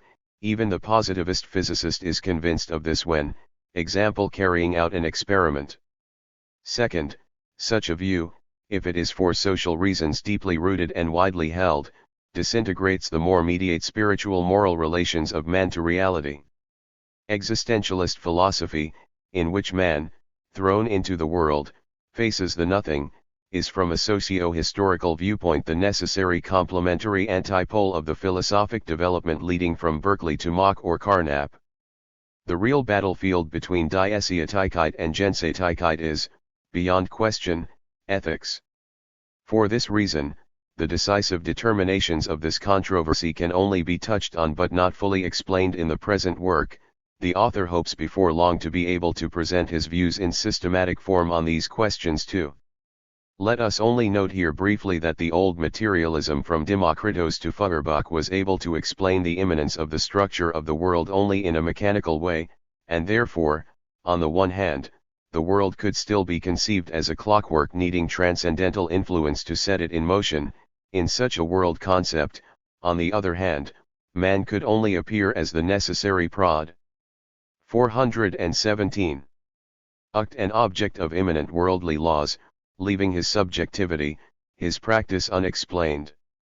Only the Hegel-Marxian doctrine of man's self-creation through his work, which Gordon Childe in a fortunate turn of phrase has formulated as man makes himself, has completed this immanence of the world concept and created the ideological basis for an immanent worldly ethic, the spirit of which has been alive for long in the ingenious ideas of Aristotle and Epicure, Spinoza, and Goethe. For aesthetics, this question is of the greatest importance and will consequently be fully set forth in the detailed elaboration of the present work. It would serve no purpose to anticipate here briefly the results of these investigations, which can only possess convincing force through development of all factors concerned. Nevertheless, to avoid hiding the author's standpoint in the foreword, it will suffice to say that the immanent Geschlossenheit, Aufsichtsselbstgestelltsein of every genuine work of art form of reflection that has no analogy in other domains of human reaction to the outside world always willy-nilly expresses in its contents an avowal of Diessetzigkeit. Therefore, the contrast between allegory and symbol is, as Goethe so ingeniously recognized, a question of to be or not to be for art. Therefore, as will be shown in a separate chapter, art's struggle to liberate itself from the tutelage of religion is a fundamental fact in its formation and development. The Genesis has to demonstrate how art has fought its way from the natural conscious confinement of primitive man to transcendency, without which initial stages would be unimaginable in any area, to a certain independence in the reflection of reality, to its peculiar elaboration. What is of moment here, is the evolution of objective aesthetic facts and not what their executors thought of their own actions. Especially in artistic practice, the divergence between action and consciousness of it is especially considerable. Here the motto of our whole work, taken from Marx, "They know it not, but they do it," takes on special significance. It is thus the objective categorical structure of the work of art that again changes into Diessetzigkeit every trend of consciousness towards the transcendent, a tendency that is naturally very frequent in the history of mankind. It achieves this by appearing as what it is, as part of human life, immanent as a symptom of its momentary geradicescience. The frequent rejection of art, of the principle of aesthetics, from Tertullian to Kierkegaard, is nothing accidental, but rather the recognition of its true nature by the camp of its born enemies. Nor does the present work simply register these inevitable 418 struggles, but takes a resolute stand in them, for art, against religion, in the sense of a great tradition that extends from Epicure through Goethe to Marx and Lenin. The dialectical development, dissection, and reunion of such manifold, contrasting, converging and diverging determinations of Gegenständlichkeiten and their relationships require a proper method for their presentation.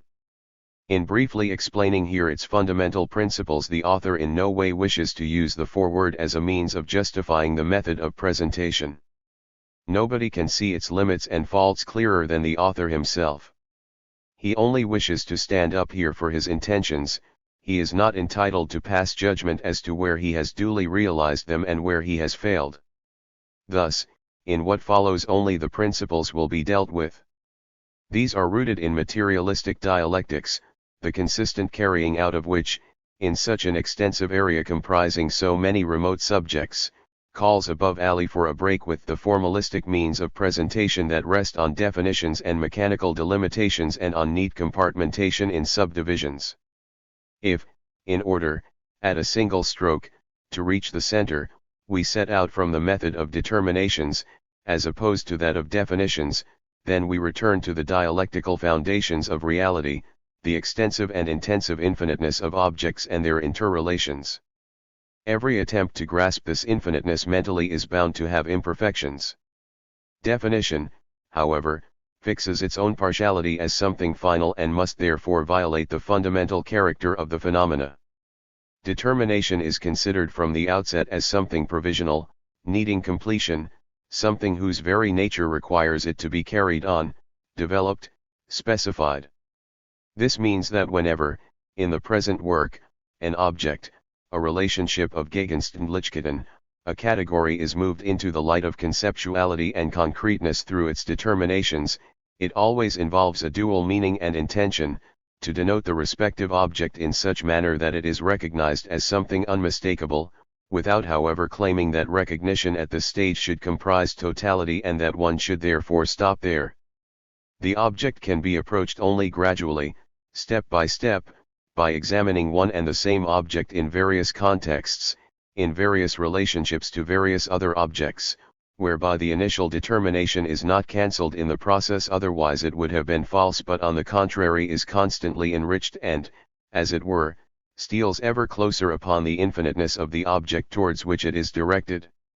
This process takes place in the most varied dimensions of the mental reproduction of reality and can in principle be treated as completed only relatively.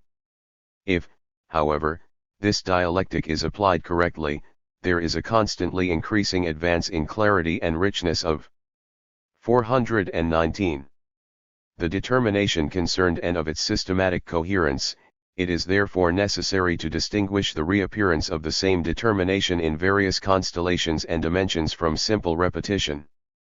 Progress so achieved is not only a step forward, a deepening penetration into the nature of the object to be grasped, but it will at the same time, if performed really correctly, really dialectically throw new light on the road already traversed in the past. Indeed, only now will it become passable in a deeper sense.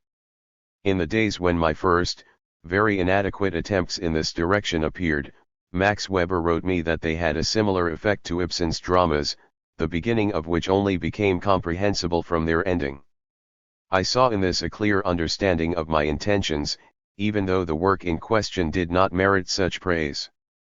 Perhaps, so I hope, the present effort may lay more claim to being the realization of such a method of thought. Finally, the reader should permit me to refer quite briefly to the origin of my aesthetics. I set out as a literary historian and essayist, who sought theoretical support in the aesthetics of Kant and, later, of Hegel.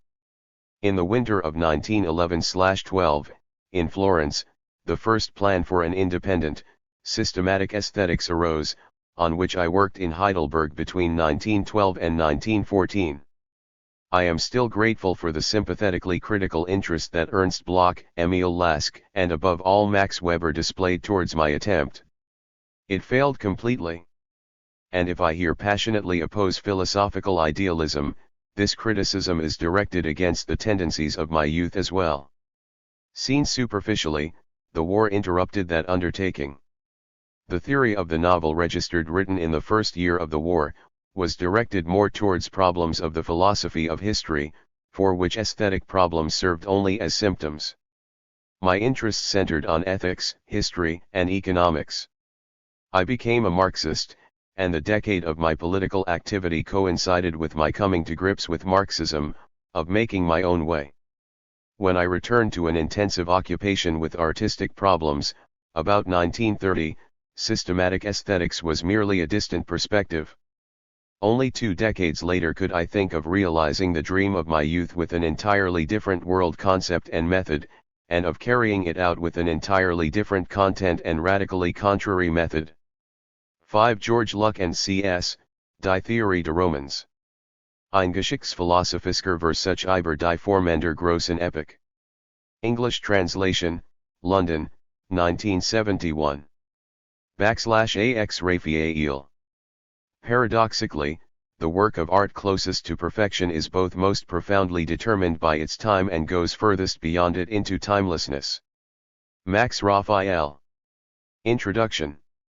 Herbert Reed wrote of Max Raphael that he was a pioneer whose seminal significance will only be realized in the future. But Raphael's work is already beginning to reshape the concerns of art history and Marxist aesthetics.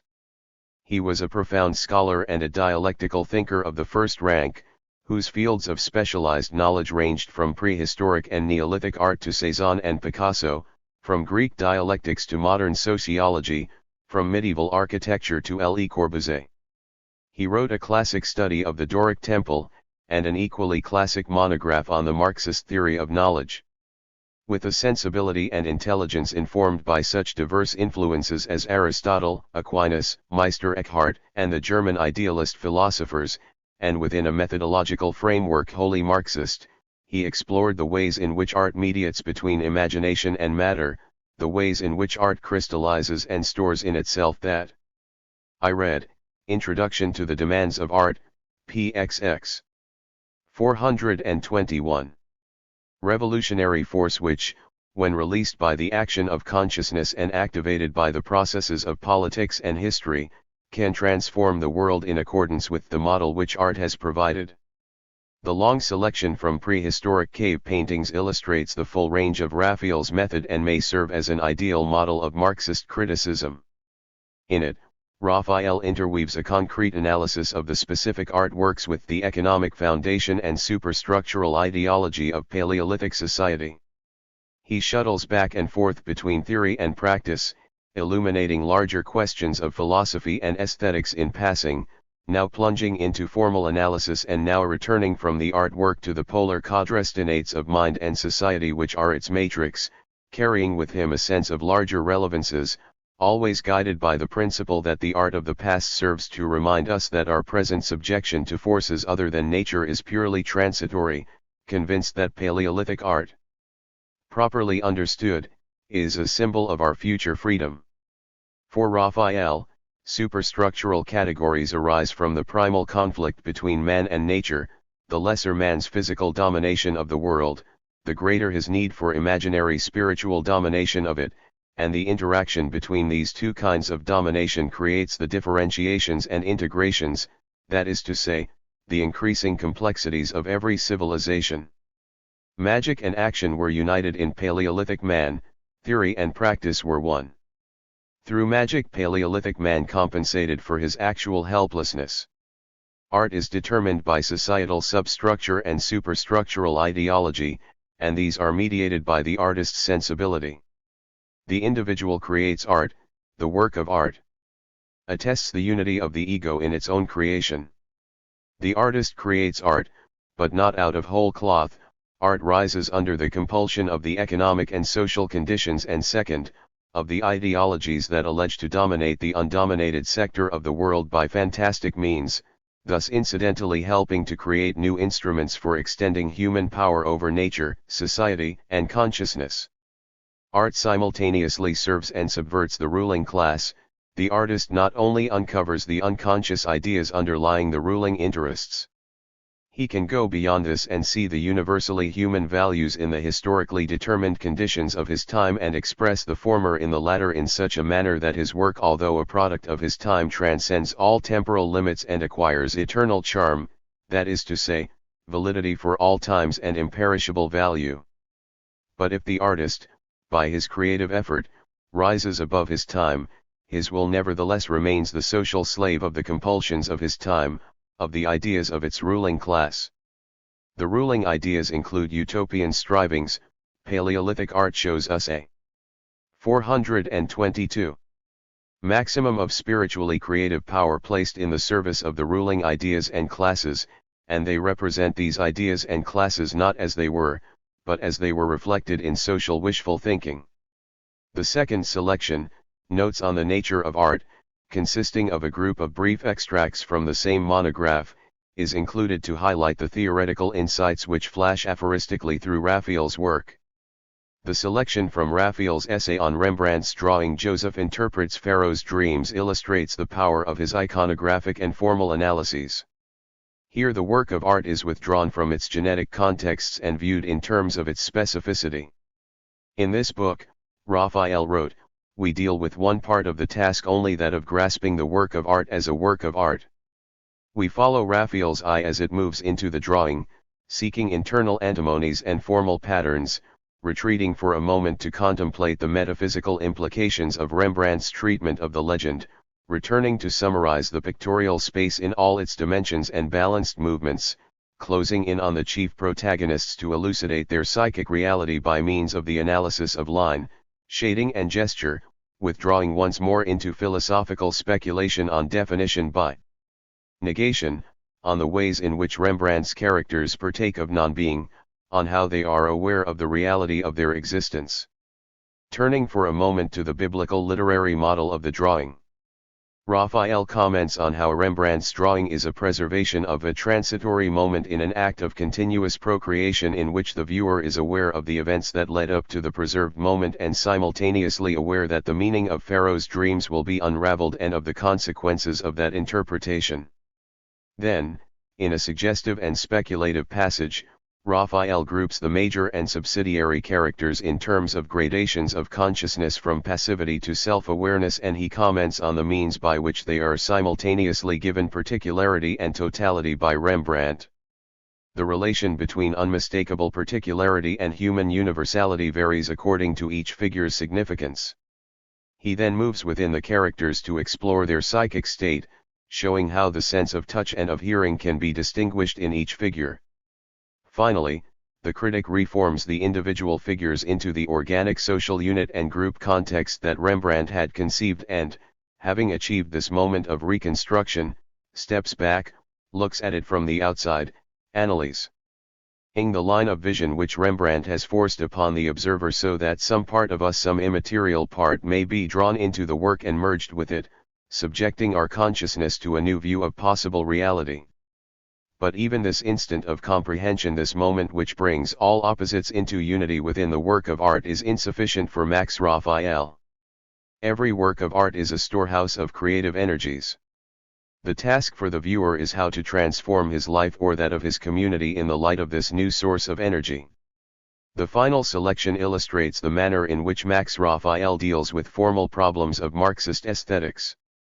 He cites the famous passage in the introduction to a contribution to the critique of political economy, in which Marx describes the transcendent element in art, that element which, though bound up in its origin with certain forms of social development, nevertheless continues to exert an eternal charm on later ages and, contrary to the idea of progress, prevails as the standard and model beyond attainment. Raphael's disagreement with Marx's feeble solution to his own riddle is standard.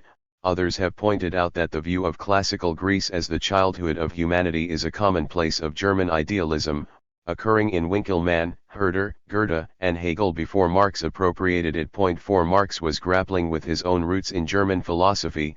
His formulation on Greek art is little more than an admission that Hegel was correct in writing, the phases through which the spirit seems to have passed, it still possesses in the depths of the present. Registered, it has not previously been pointed out, however, that there was one other occasion on which Marx returned to the problem, and offered an alternative solution to it along materialist lines. This is in the recently published Grundrisse Kritik der politischen Ökonomie manuscripts of 1857 to 1859. There he proposes that the childlike world of the ancients appears to be superior because in the ancient world man appears as the aim of production, whereas under capitalism production is the aim of man and wealth the aim of production. The ancient conception is the more exalted. In Marxism, progress includes regression, the diminution of the human being under class society as a concomitant of the development of the productive forces. 3 Demands of art, p. 5. 4. Compare Marx's comment with the following by Herder: seek now, or attempt, an Iliad, try to write as Aeschylus, Sophocles, and Plato did, it is impossible. The simple mind of the child, the untroubled outlook upon the world, in short, die Griechische Jugendzeit, is past. 5. Hegel, Philosophy of History, p. 3. 424. One of Raphael's chief aims in this selection is to combat the pseudo-Marxist equation of art and opiate. His citation of the passage on Greek art is an attempt to show that Marx did not regard art as purely contingent on social development, as simply an ideological means by which oppressed classes are held in a trance-like subjection. He insists that art is a weapon of revolutionary transformation, that its narcotic uses are a reversal of its essential nature, that its purpose is not that of religion, the reconciliation of class antagonisms through illusory salvation. Registered Raphael writes that the problem raised by Marx is unsolved, but he himself attempts a solution, one which is the core of his aesthetic theory. Art is an ever-renewed creative act, the active dialogue between spirit and matter. The work of art holds man's creative powers in a crystalline suspension from which it can again be transformed into living energies.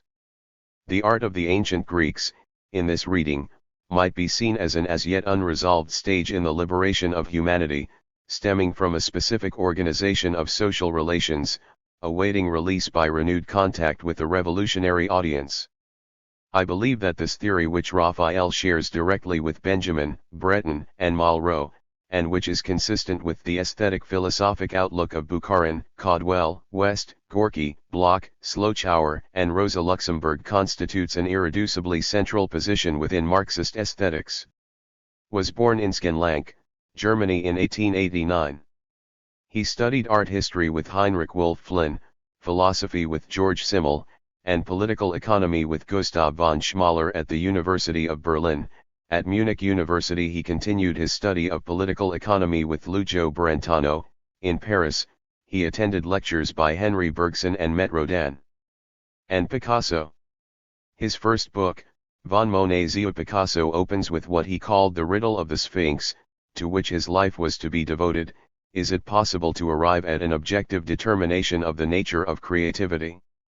It proceeds in opposition to the Kantian denial of an objective principle of taste to a pioneering examination of Impressionism, Post-Impressionism, Expressionism, and the leading exponents of these trends: Monet, Van Gogh, Cézanne, Gauguin, Matisse, Picasso, with the aid of the theoretical principles of James, Wundt, Bergson, Simmel, and Kandinsky. The search was launched, but far from ended. Raphael plunged into the study of older art, of Schiller's aesthetics, of various aspects of creativity, and for a while he devoted himself as well to such known aesthetic subjects as geology, biology, botany, sociology, and medieval history.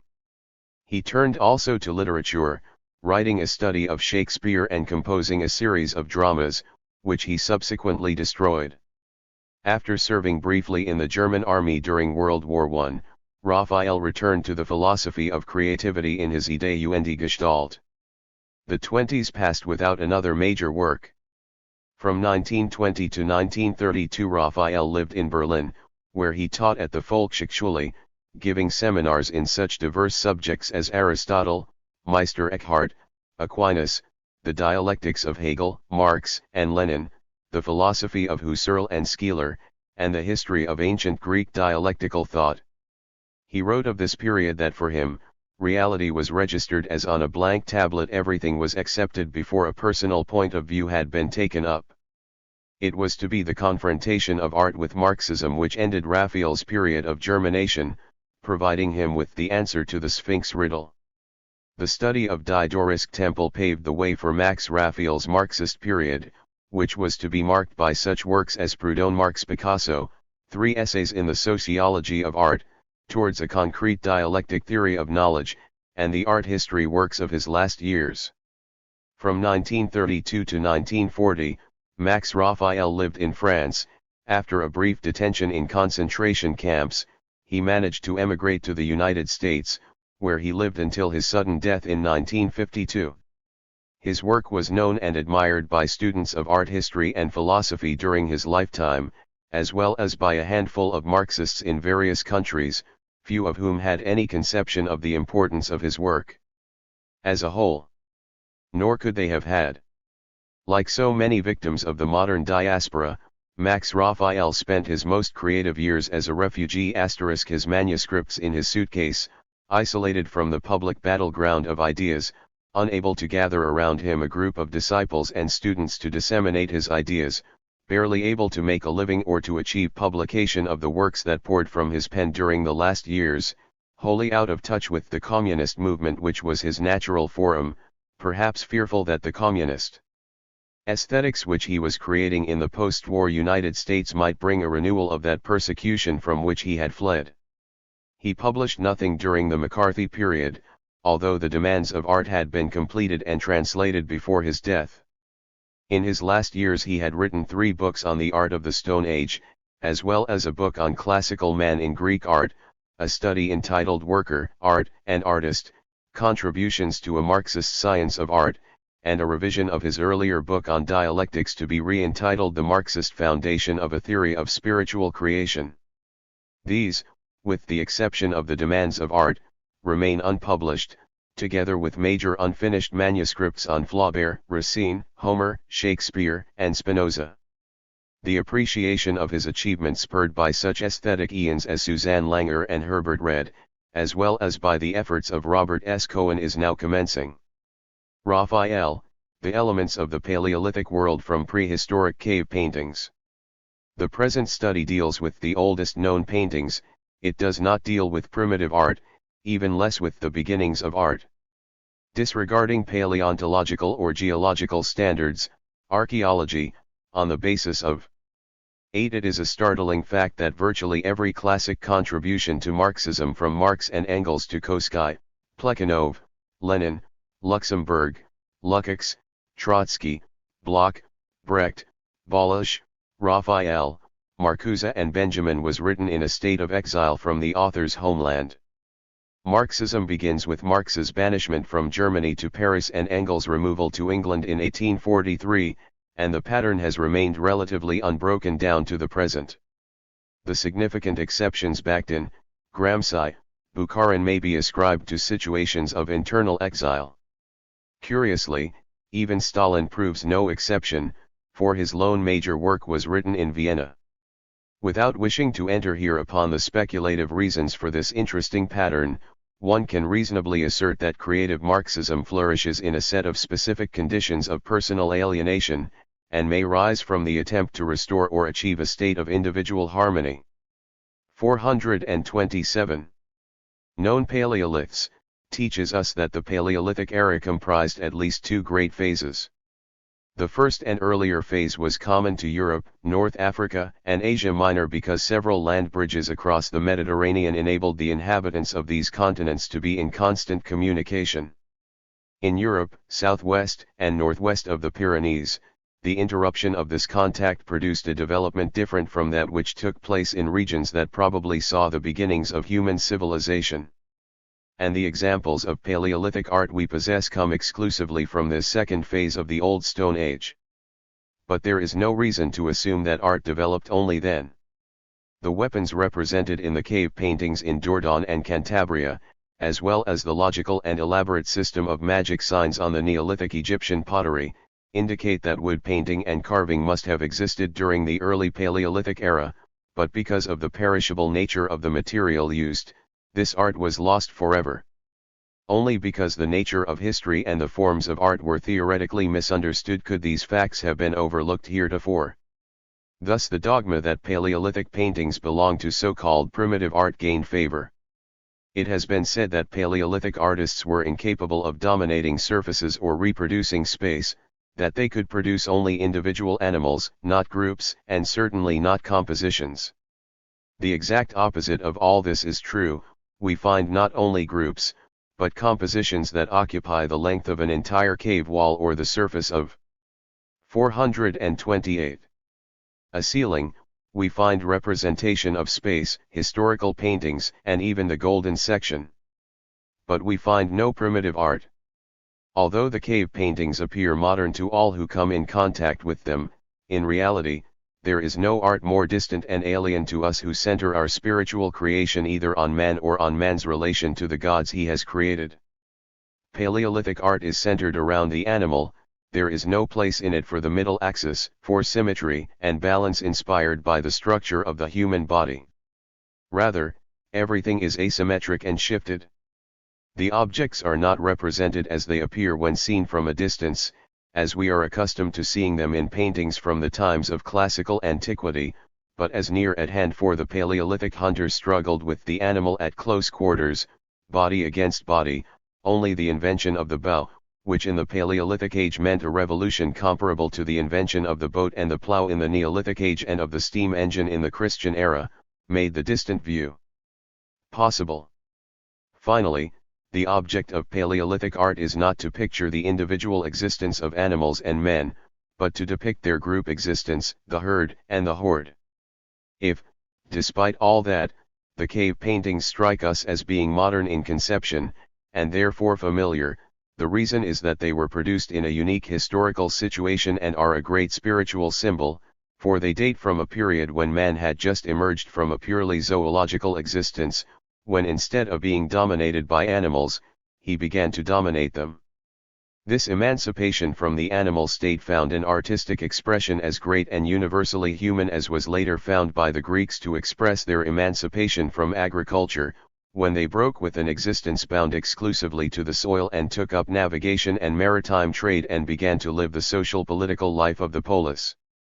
The Paleolithic paintings remind us that our present subjection to forces other than nature is purely transitory.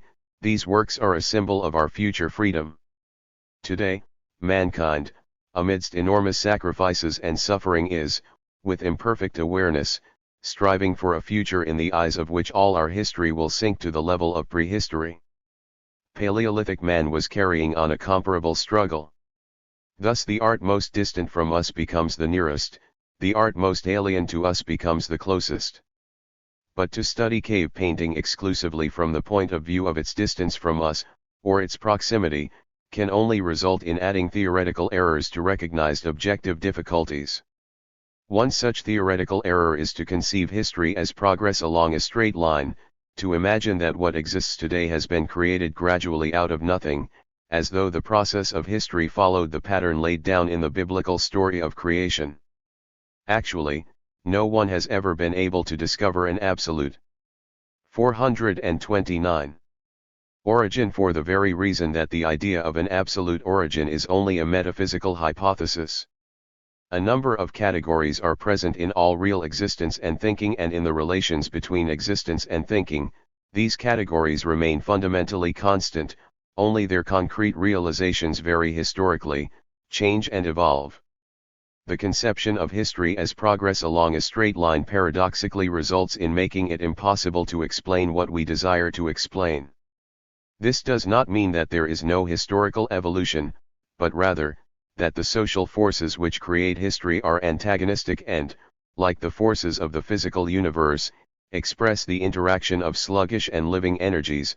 The former radiate from a fixed point, the latter push forward from epoch to epoch.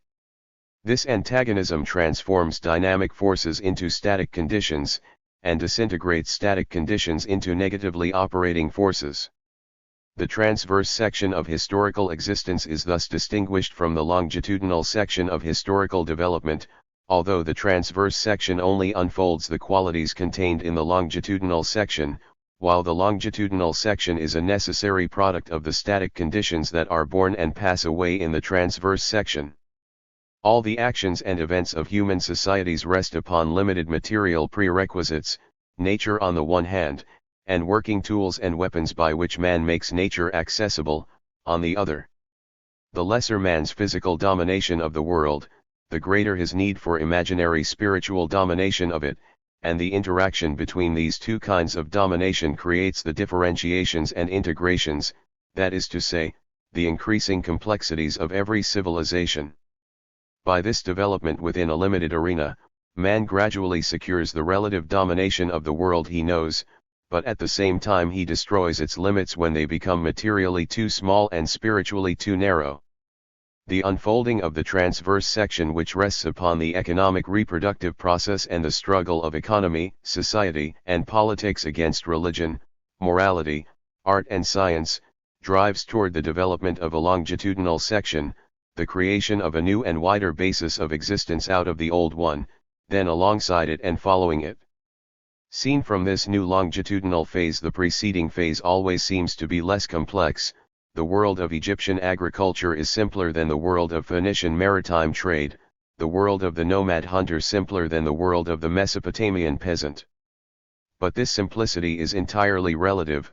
The late hunting age is more complex than the early age of the farmer working with hoe or stick, and for that reason the frescoes on the ceiling of Altamira are more complex than the ornamentation of Neolithic earthenware. Man again and again starts from the beginning, each time on a higher level, that is to say, he finds new forms of expression for developments that have already 430 run their course elsewhere, and rushes on toward new stages that have not been passed by mankind before.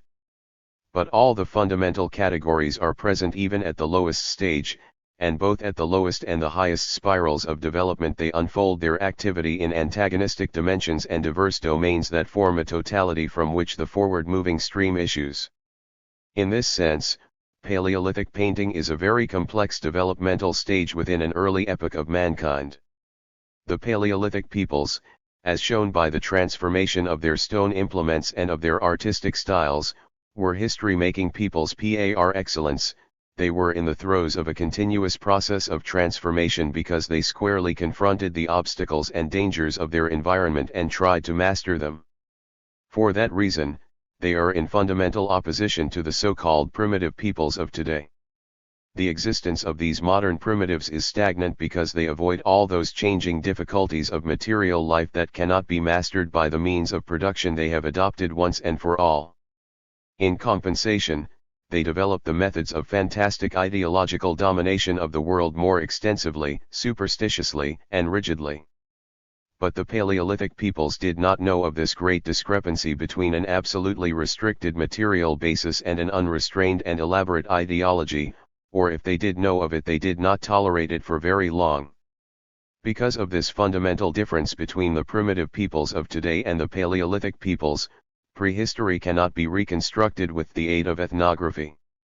Ethnography might explain isolated prehistorical facts if the explanations fit in the general context of prehistoric times, but it is not correct to evaluate the life of the Paleolithic peoples on the basis of the conditions prevalent among the primitive peoples of today, because whatever these primitive peoples have in common results from their having remained at one stage of material development.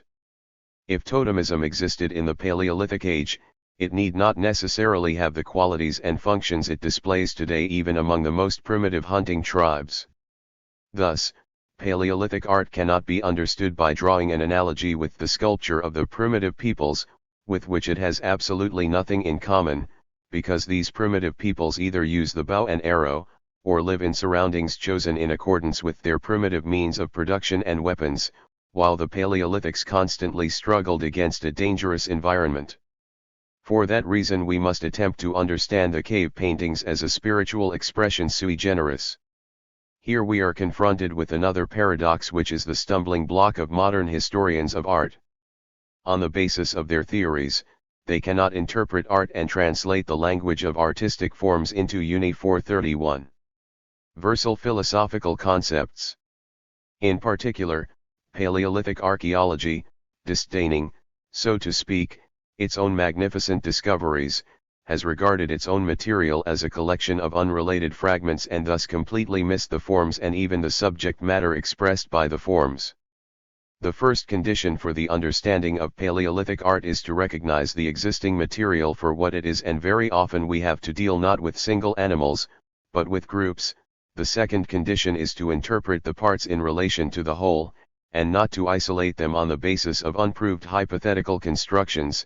The third condition is to obtain the meanings and contents from the ascertainable forms of the groups and individual animals on the assumption that, in art, content and form tend to become identical. As soon as one recognizes the facts and discards the prejudice that the Paleolithic artist could draw and paint only individual animals, the meanings of these groups are discernible. These meanings, because they recur, very often enable us to make inferences regarding the compositional devices by which the groups and the individual animals are constructed and organized. These devices in turn throw more light on the contents of the works of art and, in the end, thanks to the mutual clarification of form and content, even the individual animals acquire a new significance. In the caves that we know, the same animals appear almost everywhere. Aside from a few carnivorous animals such as lions and bears, there are horses, bison, oxen, mammoths, ibexes, and so forth. The frequency with which each animal appears varies with the caves. At La Pasiga, for example, stags and does predominate; at Lacombarels, horses; at the nearby Font de Gaume, bison. In each case, the other animals are represented as subordinate to the predominant species, and for a long time, their relations remain the same. Thus at Lacombarels, the horses are repeatedly represented as hostile to the bison and bulls, the reindeer as friendly to the mammoths, and it can be shown that 3 different breeds of horses live peacefully together and form crossbreeds while a 4th breed appears only occasionally. At Font de Gaume, the bison fight against the horses they have found there before, only in the end to be overwhelmed by the much older mammoths. The conflict between the hind and the bison, which is depicted on the ceiling of Altamira, can also be found at Castillo and at Lacombarels. The character of each animal seems to be as limited as the subject matter, everywhere the reindeer live a bright cheerful idyll, just as the bison live a stormy drama, the horses display playful sensitivity and the mammoths unshakable dignity and gravity. What did the artist represent by this constancy in change? Animals as he observed them in nature? Animals as objects of his desires and actions? Or animals as representative of himself, that is to say, his social group? The Abbé Breuil. 432. Emphasizes repeatedly that the animals depicted are not the same as those whose bones were found in the debris of hearths, and that, for instance, the mammoth was often represented even after it had ceased to exist on French soil. What does this discrepancy between art and life signify? What was the motive force of this art, naturalism, magic, or totemism? Or all three combined? Let us go one step further. The animals are arranged in various groups. In the simplest group, the pair, the animals are represented as standing one beside the other or one inside the other or one crossing the other. The animals of the first group are shown in three positions: head to head, rump to rump, or head to rump. In this last case we have, in rudimentary form, a procession such as is developed in Tijat, of a male, a female, and a young ox. The meeting of heads is the initial form of a unity that in other instances goes as far as the complete merging of two animals into one body that has two heads pointing in opposite directions. Where two animals are depicted one inside the other, the heads point either in the same or in opposite directions, and these animals may be of the same or of different species. In such groups the artist may have intended to represent them one behind the other, with the body conceived as transparent, and if so, the visualized or remembered form of the entire animal was preferred to a partial view of the figure standing behind. The groups that we defined as crossed are formed of two animals, one superimposed on the other, coming from opposite directions. Here we have the most rudimentary form of crowds, many animals grouped together with no space among them. The difficulty in understanding such groups of superimposed animals led to the theory of the palimpsest, as though, for lack of space, the same spot had been covered by several layers of paintings without the background being either recognized or removed. Diverse as these groups may be, they rarely follow a geometric pattern imposed a priori, as is, for instance, the case with the group of three mammoths at Les Cambarelles. If a geometric pattern is present, it usually has the form of the letter V or of a slanting line with angles at each end. What is important is that in the larger groups there appear not only actors but also spectators, a kind of chorus that endows the depicted event with great solemnity and validity in the social consciousness. What was meant by these groups of animals paired, in procession, crossing, crowded together, or in a geometric design? The meaning is unmistakable with regard to those animal paintings which contain darts and other weapons. However, even within the magic of hunting, the desire to slay is only one element. On many animals there are vertical lines separating fleshy parts from the ribs or bones, the more vulnerable parts. 433. From the less vulnerable parts, later the modeling of the animal goes slanting horizontally across the body, and three parts can be distinguished: the head, the middle, and the rump. Strikingly enough, the middle section is the largest, later it decreases in size, and the front and rear sections are shown larger. The head and the sexual organ had a special significance for the magic of fertility and for the masks, so that one can follow the growing power of the ruling medicine men in the changing sizes of the various body parts. The magic of dissection is supplemented by the magic of propitiation. The dead animal is seated on its hind legs, votive offerings are served, as can be seen in an isolated example at Nio. Besides the magic of hunting there was the magic of fertility. The frequently recurring diagonals leading from the animal's rump to its belly could be interpreted in the latter sense. Then there is the magic of transfer. Envied qualities of other animals are transferred, as in the group horse and lion of Font de Gomme, in which the lion's strength is obviously transferred to the pair of horses directly under the lion's neck, while larger and older animals play the part of spectators. But even here the question arises, to whom is the lion's strength transferred? For whose sake is magic practiced? This brings us to a second group of paintings whose subject matter is totemistic rather than magical. To this group belongs, no doubt, a large part of the pictures showing animals in combat, the animals in these cases representing clans. The pictures usually show the animals in the crossed position. Animals pictured one inside the other may represent pregnancy. This device may also be interpreted to mean alliance in the struggle, while the superimposition of animals may stand for domination, mediation, or a promise of support. The latter is probably the case in the many pictures showing a mammoth superimposed on other groups of animals. At Les Cambarelles, one can clearly distinguish between the left walls of the cave corridors on which scenes of combat predominate, and the right walls on which idyllic, peaceful scenes predominate. At Font de Gomme, a male and a female bison are first shown in combat and then as a united group, which can be interpreted either as a wedding or a ceremony of reconciliation between two clans, and inversely, on the last wall at Les Cambarelles, the dissolution of such a united group is depicted in a painting showing two representatives of the Libyan breed of horses taking away a male in a group of horses belonging to the Tarpan breed, attended and aided by friends and enemies of the combined horse clans. Or does this removal of the horse represent the funeral of a clan chief? At the end of the picture, where the two formerly interlocked animals stand back to back with the tails lightly touching one another, a small horse is shown leaping out of the larger one. This can often be observed wherever an animal is 434. Represented as having been mortally struck by a weapon. Is this meant to show the soul of the animal leaving the body?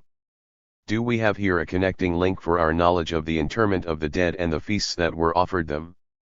However indefinite the interpretations of the groups remain, because there is no clear line of demarcation between the hunting of animals and the hunting of people, between the rites of fertility and the rites of marriage, or between the doubling of the body and the addition of a soul.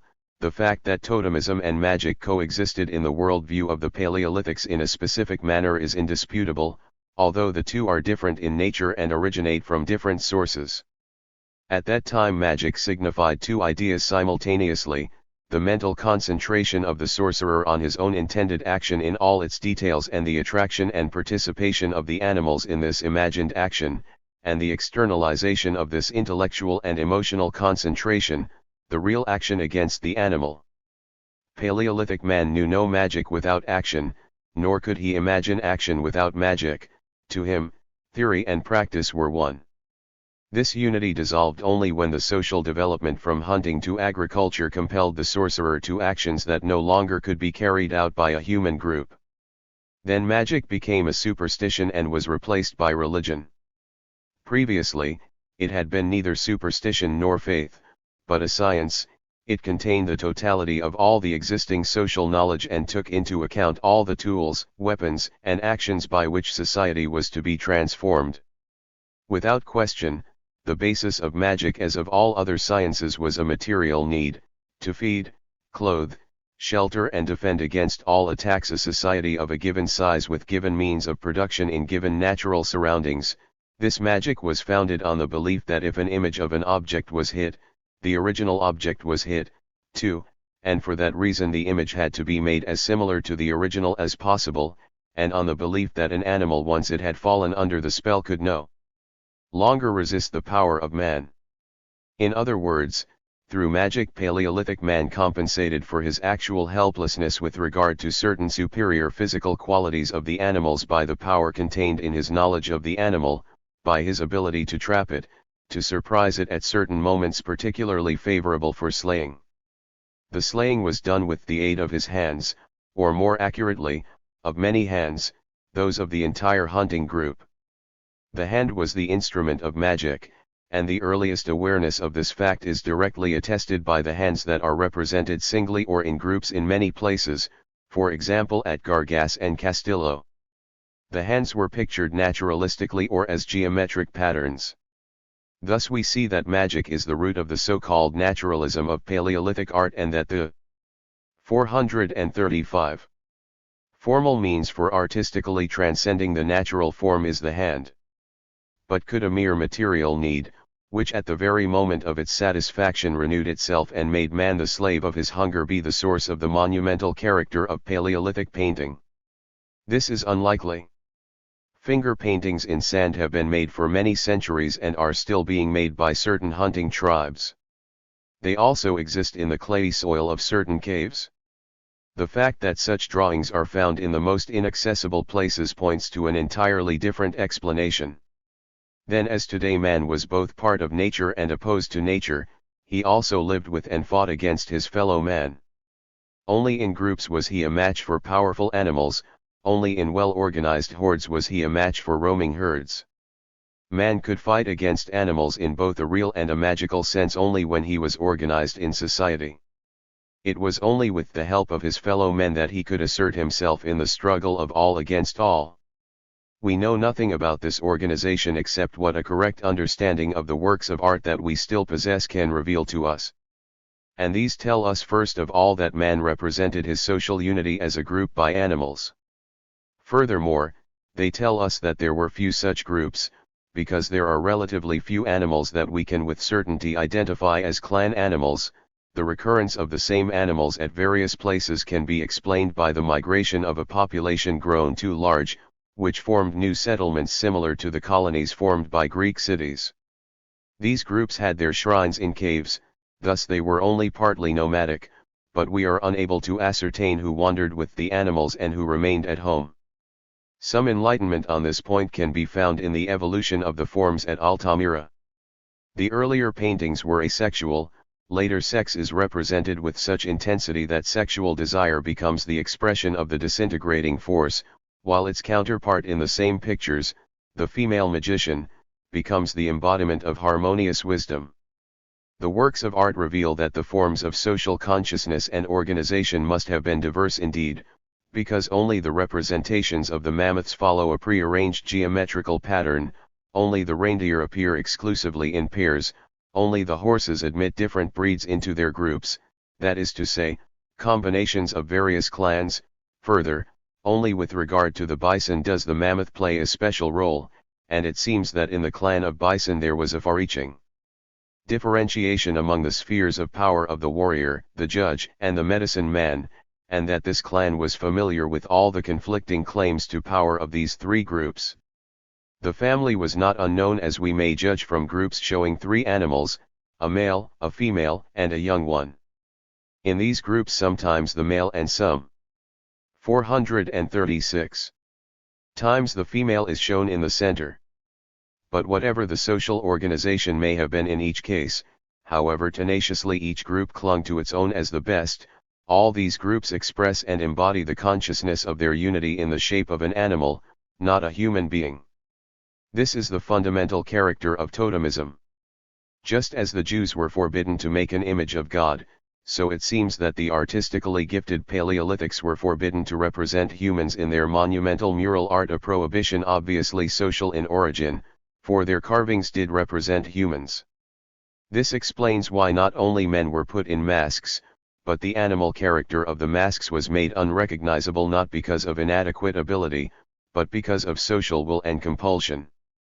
But by depriving man of his right to represent the unity of his own society, the Paleolithics were led to assume a conflicting attitude toward animals.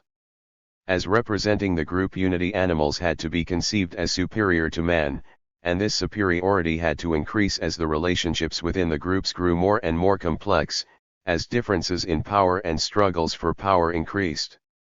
On the other hand, the animal as object of the hunt had to appear to the magic consciousness as fundamentally conquerable, and with every advance in the art of fashioning stone and wood, in the art of setting traps, this conquest grew easier. In other words, the animal had to lose in physical superiority. Ideologically, this conflict could be solved by the separation of the totemic animals from the other animals, by declaring them taboo. The artistic solution of this conflict was that art driven by totemism to monumentalism used the proper and predominant means of magic, the hand, in order to endow the naturalistic likeness required by magic with significant form. In practical social life, this conflict between the sorcerers and the representatives of worldly power may not always have been solved peacefully. It would be futile to undertake to write a history of the magic and totemistic currents in Paleolithic ideology on the basis of the works of art known today, in which magical contents are expressed with great monumentality and epoch-making events of clan history with unsurpassed naturalism. The history of Paleolithic painting is not a development towards naturalism and monumentalism, but an evolution within a realistic monumentalism. However, the temporal sequence of the works of art shows us that because the two currents coexisted and because the artists were compelled to express them both in a synthesis, each of them grew richer in meaning, magic became socialized, society itself became a specific magic force.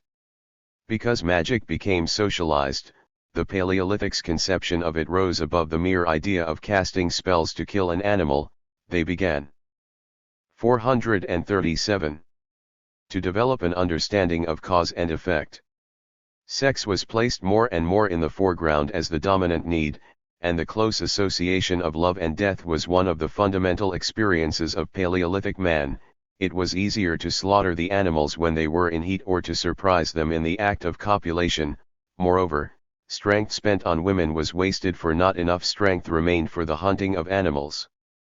The slaying of the animal was followed by rites intended to propitiate it, and by its dissection, which was also of a ritual character.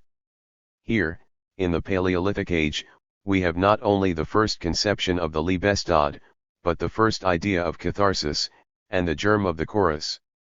At Lacombe Barrels especially, the scenes that have social significance are so solemn and include so many participants that they impress one as state occasions. At the same time, both morally and politically, Paleolithic ideology reaches universal human dimensions, and some of the scenes have the grandeur of Aeschylean tragedies. Magic endowed this monumentalism, which was rooted in totemism, with life and fullness thanks to its increasingly subtle observation of nature and the invention of various forms without destroying the unity of the traditional imagery. The degree of the Paleolithic capacity for differentiation becomes clear to us when we copy on the same sheet several contours of mammoths or bison. Only then do we see how dissimilar are these figures, even if they belong to the same type of composition. Wherever all four legs of an animal are preserved, we find to our amazement that each leg has a different form in accordance with its different natural or compositional function, and that the contours of these legs, despite their differences, are combined to form a logically conceived group comparable to the Greek reliefs in variety of nuances and richness of contrasts. Because of magic, Paleolithic monumentalism did not degenerate into empty abstraction, but preserved its vitality and massive power to the very last. On the other hand, totemism saw to it that naturalism never degenerated into a petty imitation of nature which overlooked the whole for the sake of accuracy of detail, but developed into that realism which transcends nature in nature itself, which is capable of conceiving the accidental mode and fact of being as being pure and simple, as substance that differentiates itself in phenomena, so that things and bodies never become a schematization of the genus, never an idea of force, but force itself in all its concreteness. It has often been maintained that primitive man could not adequately distinguish his ego from other members of his group, nor assert it against them. This does not apply to Paleolithic man, at least not to the Paleolithic artist. If the sorcerer had not 438. The consciousness, and even the complete conviction, of the superiority of his spiritual powers over those of the animal, he would never have been able to believe in the success of his magic. It would be incorrect to argue that the sorcerer would not have practiced magic if he had not believed that there was a close relation between himself and the animal. The most modern scientist, even the most sensualistic Machian idealist, must assume that his sensations have some kind of correspondence with the object, otherwise science would be a mythical invention on which technology would never be built, unless it were by a permanent miracle.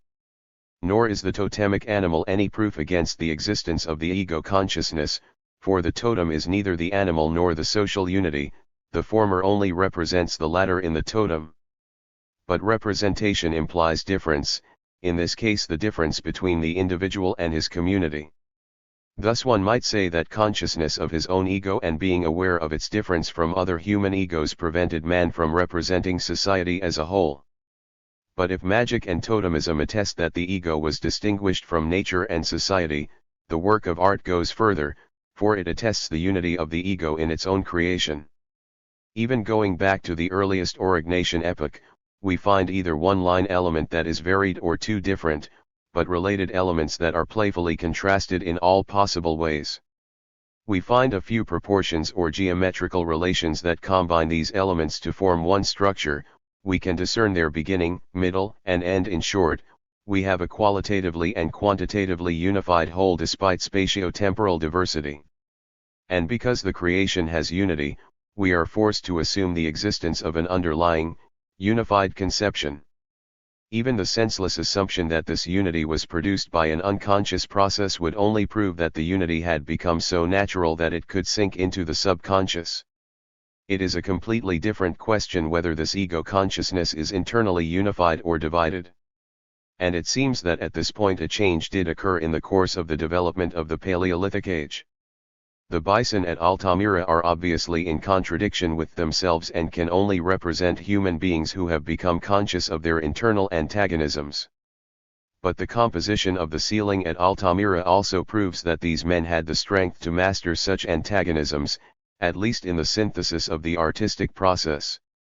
When the Paleolithics began to paint the cave walls, their spiritual life was no longer comparable to that of a child, and every attempt to explain their art with the help of children's drawings starts from a fundamentally false assumption, as will be clear when the content of this ego consciousness is examined. The economic foundations which are the substructure of a society, and 439. The ideology which is its superstructure, determine its art, but these two factors must first pass through the artist's sensibility, and achieve a personal, spiritual life as aesthetic feeling. The mural paintings of the Paleolithic caves reveal several typical groups of such aesthetic feelings that sometimes appear separated and sometimes combined. The strongest is the feeling of the greatness, the power, and the dignity of being. He did not love, he loved to be, a Persian poet said. This is not an infatuation with any concrete forms of existence but a kind of adoration, a sacred devotion to being, pure and simple, not for a being that has transcended the phenomenal world, but for the being that has divested itself of all mere relationships and yet includes the individual not as an accident but as an essence, for being that does not transcend the world but is in its constancy. The Paleolithics constantly felt that their lives were in danger, and this feeling contributed to raising their sense of empirical existence to the level of being. This can best be illustrated by the generation of 1430, the generation of Van Eyck, Masaccio, Conrad Witz, and Fouquet, the generation which after the breakdown of the feudal conception of heaven felt the solid ground of earth under its feet, from which the world could be securely and calmly examined with the new conviction that being is, and non-being cannot be. This has absolutely nothing in common with the adoration or imitation of nature. It is rather an affirmation of the world as imperishable, objective, and dynamic, not an affirmation by man, but a self-assertion, self-creation, and self-revelation of its substance. Whether the object that represented that being was motionless or mobile, whether being was conceived as inert or as subject to an impersonal, non-vitalist force, these artists achieve the same objectivity, the same freedom from purely subjective elements and even from human consciousness. Paleolithic art displays the first great wonderment before the miracle of pure being that mankind was not able to translate into concepts before Parmenides. There is another group of aesthetic emotions in which the subjective element appears sometimes as sensitivity, so that the conflicts are expressed less vigorously, sometimes as the personal revolt against the authority of objective being, and which later assumes the form of tragic heroism, such as was rediscovered by Aeschylus with all his self-destructive and simultaneously reconciling dualism. Ibsen said that in every human face one can see an animal which discloses the deepest essence of its possessor's soul. Likewise, in every animal of the Paleolithic paintings there is the face of a human or a human group which reveals its fundamental needs and motive forces through the animal. Such attempts to discover the psychic factors may lead to arbitrary interpretations, but this much is certain: the Paleolithic artists of the late Magda 440 Lenient period were quite familiar with all the innermost recesses of the human soul, with the comedy that is daily acted out between consciousness and being. But these psychic differentiations are no more than a concretizing feature. What is important is the will that creates the conflicts, the self-destructive tragedy or the comedy that exposes itself to ridicule, its authentic or false heroism. And such a dualism only confirms the fact that sense of being had nothing in common with imitation of nature, but that it was a metaphysical axiom whose man-made character had been erased and destroyed. On the other hand, the presence of tragic dualism shows that this hypostatized being, this self-effacement of Homo faber in his product did not suffice him, that he was confronted with the task of harmonizing the oppositions, with the problem of beauty as their synthesis. We only know of one solution, the hind on the ceiling at Altamira. This Hagia Sophia of magic is the prototype of all those who until Baudelaire followed the ideal of beauty and strove to the end that formal beauty have beauty itself as its content. In other words, the strength and greatness of the emotion was matched by an equally strong intelligence. Does this mean that Paleolithic man did not differ essentially from the Greek and from modern man, and that all the theories of the pre-logical and mystical mentality of the emotionally dominated primitive do not apply to him or are nonsensical, and intended to glorify modern superstition? Let us try to understand what is expressed in art. In works of art we are confronted with the artist's ability not in the sense of acquired technique or capacity for imitating nature, but in the sense of reproducing the existing social world in materials that speak to our senses. Such an ability is based upon will, and this in turn upon compulsion.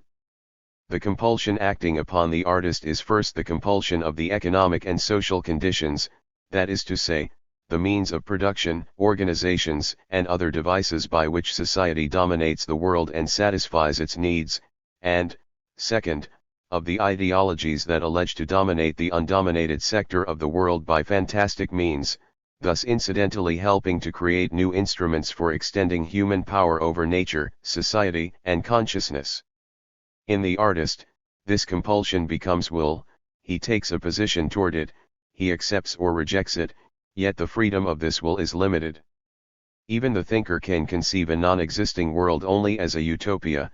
The most the artist can do is to take an attitude of opposition toward the world that he reproduces artistically. Flaubert's hatred for the bourgeois was both a negation of socialism and a portrayal of the bourgeoisie. Within his will the artist has only two alternatives, either to take the side of the ruling class of his time or to propagandize the cause of the 441 ruled class. A social critical attitude is the utmost limit beyond which art cannot go. But the artist's ability is less subjected to society than his will. With his talent he can not only uncover the unconscious ideas underlying the ruling interests, not only disclose the concealed developmental tendencies of the ruling class before this class has the will and strength to assert them, he can go beyond this and see the universally human values in the historically determined conditions of his time and express the former in the latter in such a manner that his work, although a product of his time, transcends all temporal limits and acquires eternal charm, that is to say, validity for all times and imperishable value. But if the artist, by his creative effort, rises above his time, his will nevertheless remains the social slave of the compulsion of his time, of the ideas of its ruling class. This is true to an even greater extent of every monumental art which by definition renounces all purely anecdotal elements, everything that is purely descriptive, literary, in brief, all the petite histoire of inner and outer life, and transcends all programs to reach those elements which can be seen or heard by men of all times and all nations. Franco-Cantabrian art does not tell us anything about the daily life of the masses. It does not teach us anything about their external existence. We have no clear picture of their methods of hunting, and only from the nature of the stone implements and the few reproduced weapons can we infer that trapping the animals played an important part in Paleolithic life. We know nothing about their habitations, for the caves were not dwellings, but sites of festivities, and perhaps temporary abodes for young people about to be initiated. We know nothing about their food. If the men wandered with the herds or even if they hunted relatively near their dwellings, Little meat was probably brought home for the women and children, who in that case must have chiefly fed on plants and fruits, a difference in the mode of feeding that must have resulted in considerable differences in temperaments and attitudes toward life. We know just as little about the relationships between the sexes and family life, even though its existence can scarcely be disputed. And we have no idea which of these half-nomads followed the herds and which remained behind, and what were the relations between the former and the latter. The cause of the sudden collapse and disappearance of Paleolithic art at its climax, in so far as it cannot be explained by the invention of the bow and the social developments following, may be sought in the nature of the sexual relationships that developed in connection with the partially nomadic life of the men. We know nothing of Paleolithic social organization, even though from certain signs we can infer with some plausibility that society was stratified and that the power of certain classes, the sorcerers and warriors, constantly increased. We know 442.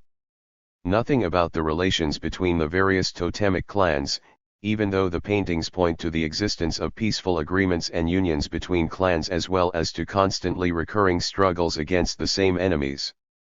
And we know absolutely nothing about the spiritual life of the masses of that time, for what the works of art that have survived show us is a maximum of spiritually creative power placed in the service of the ruling ideas and classes, and they represent these ideas and classes not as they were, but as they were reflected in social wishful thinking.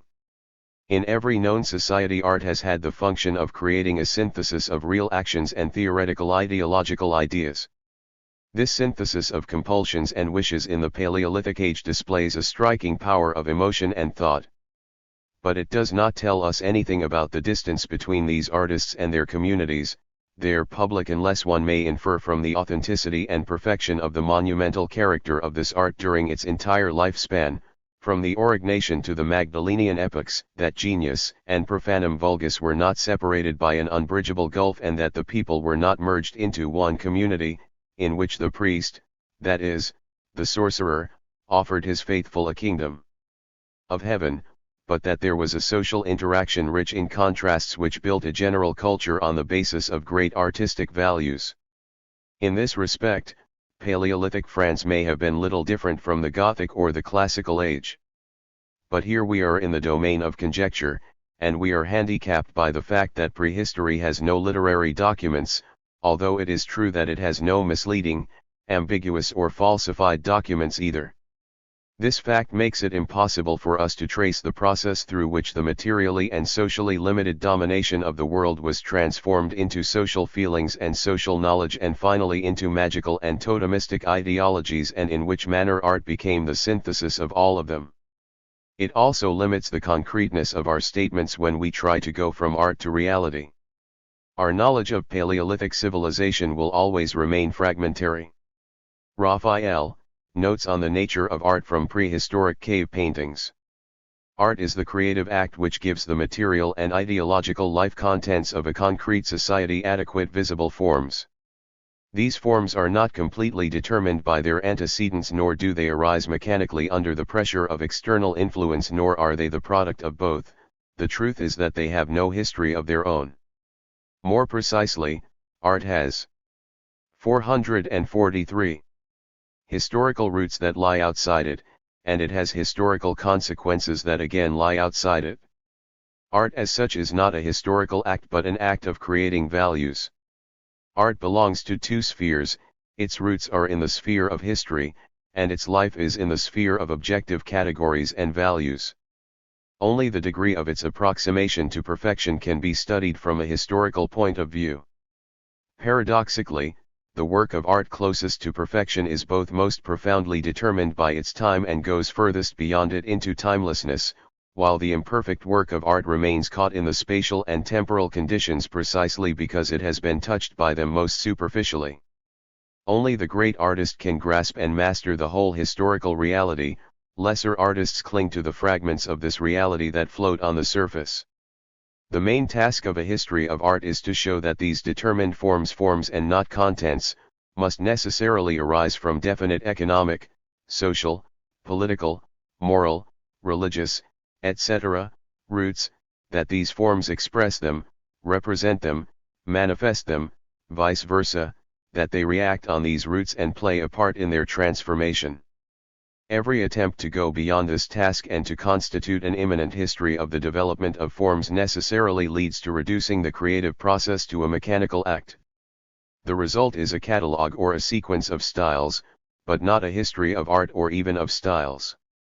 Art as such has no history, there is only a theory of art which is the theory of artistic creation, but this theory of art itself has a concrete content only if it can explain artistic creation as the transformation, the translation of historical situations into the language of visible forms, and this as a necessary process. This task has never been formulated, let alone solved. The thesis of a homogeneous compositional principle for a whole epoch has a significance that goes beyond the Paleolithic age. It raises the problem whether such formal unity cannot be found in other epochs too. I have already mentioned the fact that all Greek plastic art is based on the Euclidean frame of reference.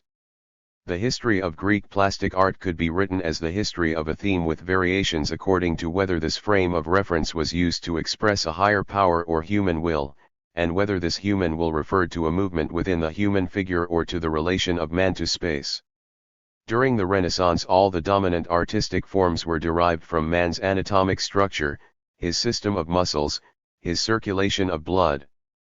The artists used chiefly either one aspect of this conception or the whole conception as a unity of mutually determined partial phenomena, and this defines the difference between Leo 444, Nardo and Raphael. Without dwelling upon those periods of art which see the measure of all things not in man, but in man's relation to God, I should like to stress the importance of this thesis for a general history of the human spirit. It illustrates the progress man had made in the understanding of himself, and thereby of asserting himself as homo mentura, the measure against nature. Also, it enables us for the first time to investigate the derivation of the form system, conceived as homogeneous, from its material and ideological basis. It enables us to understand all art centered on man as a contrast to his real motion through space in his role of nomadic hunter or sea navigator, and all art centered on the relation between man and God as a contrast to man's sedentary life. The spiritual movement into the infinite corresponds to physical immobility, and the fixation of spirit in the finite, to constantly renewed physical motion. Finally, it enables us to show why a definite world of forms must necessarily correspond to definite material and religious bases. Thus the history of art can leave the Linnaean stage of cataloging unessential characteristics and become a serious science. The term art is employed in three seemingly related, but essentially different meanings: the imitation of a ready-made world, the portrayal of a contradiction between fixed and ready-made forms on the one hand, and contents in process of development on the other, and the constitution of a world of more or less autonomous forms, which draws its life from itself, and which is adequate to the contents. The first idea of art negates the basic importance of the contradictory tension existing between the process of experience, which achieves unity of conception starting from the manifold external and internal reality, and the process of artistic creation, which methodically translates the original conception into a sensual theme and later into an artistic whole for the purpose of achieving the identity of nature and art, spirit and sensibility. The second idea of art recognizes the heterogeneity of the two orders but superimposes them one on the other, just as an arbitrarily ornamented veneer is superimposed on the natural grain of the wood, and considers the dualism of form and content, the paradox of non-identity of life and artistic representation, an unchangeable principle. Only the third idea of art rests upon the fundamental assumption that the outer and inner worlds, the object and the soul, natural and social. 445. Compulsions achieve unity in an autonomous element of form that unfolds spontaneously and methodically from a theme both concrete and universal into self-sufficient artistic creation. Duality of causes and effects is only a simplified expression of a complex reality.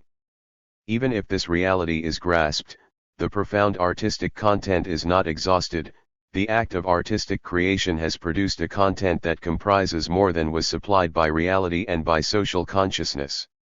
The reason for this is not that the artist created new contents by the intensity of his feelings. Such contents would remain finite and historically determined just like the existing contents, but that he penetrated the existing contents with all the coordinates of human spirit and thus secured ever more universal meanings. This chain of meanings, which begins with the relatable content of the subject or the describable form and attitude of the object and ends in profound universal human contents, constitutes the unfolding of the concrete conception. The formal unfolding of the theme into artistic representation rests upon it or is identical with it. We have seen that the Paleolithic artist was greatly dependent on natural and social reality, and that this reality often assumed an increasingly dual character: hunting economy and gathering economy, two modes of feeding that increase the differences between the sexes, nomadic and sedentary portions of the individual life and of society, totemism and magic. These tensions and antagonisms of real life produced an increasing compulsion to overcome them in works of art. The creation of works of art was possible only under a system of laws which set a new and maximum resistance to man's spiritual creativeness. But these laws then as today could be established only on the basis of a leap into freedom, a leap made possible by the developmental stage of the existing society and by the artist's talent, which is nothing more than the specific artistic form of the history and civilization-making powers of society as a whole. In the eyes of Paleolithic man, taking possession by the hand and slaughtering were identical, and he did not conceal this. Today taking possession of 446 things is done with money, and slaughtering is veiled behind various ideologies. In the Old Stone Age, the artist was a sorcerer, a privileged member of his clan. Today, the artist is a pariah, an outcast forced to live on the margin of society. In Paleolithic art, horses and bison represented man and society. Juricald, too, painted horses not merely out of love for sport. Comparing the horses at Font de Gaume with those of Juricald, we can see not only the progress that has been made since the Old Stone Age in the representation of space and in composition, but also the Faustian relation of the finite individual to the infinite universe and the division of modern man into being and thinking, consciousness and unconsciousness, etc. In brief, we can see social isolation and madness as the acquired fate of the artist. The study of Paleolithic art should serve as a reminder to us that it is high time to put an end to the prehistory of man and to begin a new era, in which the human race will consciously make its history. What's past is prologue. Raphael. Rembrandt, Joseph interprets Pharaoh's dreams from the demands of art. Each thing takes its form by negation, through the fact that it not only passes through its death as something external to it but also lives in it. In a sense, all Rembrandt's human figures partake of non-being not because they are incomplete and have not yet come into being, but precisely because they are separated from that which they no longer are, from that which has died. They are all aware of the relativity of their existence. Joseph is well aware that even his link with God is relative. But Spinoza's theorem that every determination is a negation is only partially valid. It is necessary to add the constitution of the remaining being as the core to which all determinations apply, the essential determinateness of the being that has not been abandoned. We need not digress into philosophical speculation here, but we may say this much: all individual men are expositions of the same fundamental mood in its immanent diversity, and each individual man therefore reveals some portion of the other's inwardness. We have justified this proposition with respect to Joseph and Pharaoh. The moment we add that Pharaoh, after all his earlier failures, was incapable of unconditional faith in Joseph's abilities, we have explained the poses and gestures of the counselors. But the man standing at the right, 447. Museum of Fine Arts, Budapest, is no more than an aspect of Pharaoh. He represents the royal dignity which the man on the throne so plainly lacks. A single individual idea projects its existence in all its multiplicity, and when all multiplicities have been added up, the total again comes to a self-contained whole.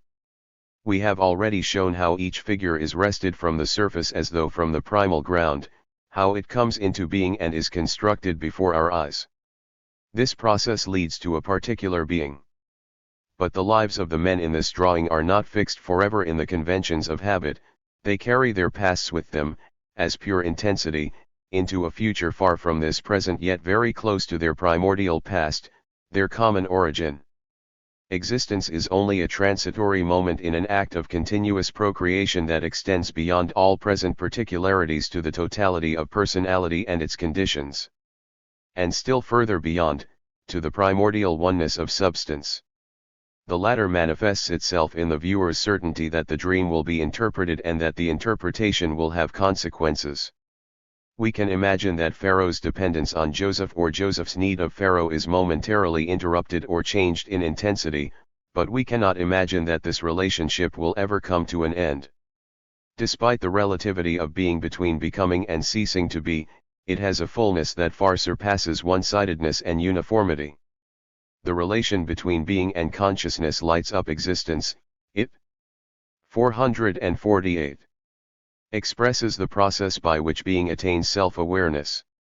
In the three counselors, being, instead of including consciousness, is split off from it.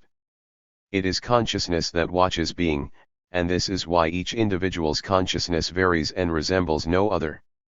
Rather, we see here various degrees of consciousness, ranging from subconsciousness in the lower parts of the bodies to consciousness proper in the heads and, in between, the struggle against passivity for full, active consciousness. Accordingly, some bodies are heavier at the bottom than at the top, and vice versa. Often the figures are least heavy somewhere in the middle and heavier at the bottom and the top. Connected with man's consciousness is his freedom of will, his autonomy and responsibility. We have already emphasized, in our discussion of how Rembrandt represented and particularized his figures, to what extent they are determined. Such lack of freedom as they show has thus been imposed from above, not from below. They are not the product of the workings of any fate, but momentary manifestations of an eternal substance. They justify the moment in its passing because it reveals more than their individualities and more than their specific function within a social reality, the innermost, inviolable axis around which everything takes shape, the axis which we may with equal propriety name resemblance to God, freedom of will, or hope of immortality. These three terms are merely aspects of one and the same ultimately ineffable reality, from which we emerge for a fleeting moment and to which we return. The men Rembrandt created in this drawing are in essence persons, i.e., both particularity and totality. The form of their empirical existence is neither portrait nor type, but a unique yet universally human determination of the whole man. Here, in terms of psychology or, more accurately, with respect to what Rembrandt regarded as essentially real in man, he most resembles Shakespeare, even though he did not, like Shakespeare, carry particularity to the point of hubris, i.e., he did not create comic or tragic figures. The relation between unmistakable particularity and human universality varies according to each figure's significance. The greater this is, the greater the contrasts and the tension between the particular and the universal. The result is a correspondingly greater unity of the mental state, which may tend toward the active or passive side. In all this, Rembrandt is fond both of contrasts and of transitions. When we examine the psychic functions more closely, we are struck by 449. The predominance of inwardness and wisdom. These men live from the inside out. They are absorbed in themselves. The dark spots in place of their eyes suggest that their inner vision is stronger, more assured, than their divided outward vision. What goes on inside them matters more than what is going on around them. The external senses are the means of revealing inner experiences. This is true even of the sense of touch, customarily our means of closest contact with the world. In this drawing, the sense of touch is emphasized in various ways. I have already discussed the figure of Joseph. Now let us look at Pharaoh, at how he sits, sagging, how he holds the scepter. Or the way the counselors touch themselves. Sounds, too, are distinctly to be heard in this silent drawing. Every viewer will hear the rhythm in which Joseph speaks, searching but sure, with pauses, because he must listen, because the words do not flow from him mechanically but carry the weight of divine revelation. We can also distinguish types of listening among the other figures. These men are, on the one hand, endowed with the keenest sensibilities and, on the other, with an unmovable core of existential wisdom. They are not thinkers or questioners, they sense their own needs and abilities. They understand, indeed they solve, their difficulties by assisting or by restraining themselves. In this social relationship these men do not rely wholly upon their own wills or purposes. They are individuals within a group context which is conceived of as a category more basic than and superior to themselves, the first stage in the development of substantial being. The more individualized they are, the more closely they are bound up with the group, for one and the same principle governs both. The emphasis throughout is on meaning and on composition. This principle creates the group and endows it with an organic hierarchy of social values, i.e., the group does not smother individuality nor is it a mere sum of individuals. These men are complete beings within the group, they form a social unit for all their individual diversity because this, too, is merely a single aspect of a spiritual substantial unity. Not only the figures in the drawing but also the viewer in front of it has acquired greater concreteness. The picture imposes upon the viewer a specific attitude and mode of being. To mention the obvious first, Rembrandt has put us at a certain distance from which alone we can contemplate the drawing alertly and objectively. The line of vision he has provided is also the guiding line. This line is the horizontal at the top of the pedestals of the columns, beginning at Joseph's head, it continues as a curve above the other heads. Furthermore, he gives us a meeting line which divides Joseph's body at the point of the golden section. Where the line of vision intersects it, the two main linear motifs meet, the ellipse around the figures and the diagonal that separates light from dark areas. When we have followed them both to the end we realize that a change has occurred. There is no longer only a point of view from which to look at the drawing. Some part of us, some immaterial part has been drawn into the work and merged with it. Detached from us, it now soars beyond all determinations of space.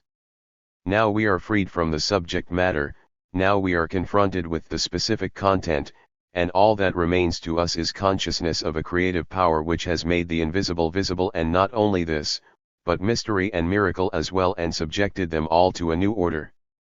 When we now look away from the picture at the world around us, it does not much resemble the drawing, but we know that it is, nevertheless, like it.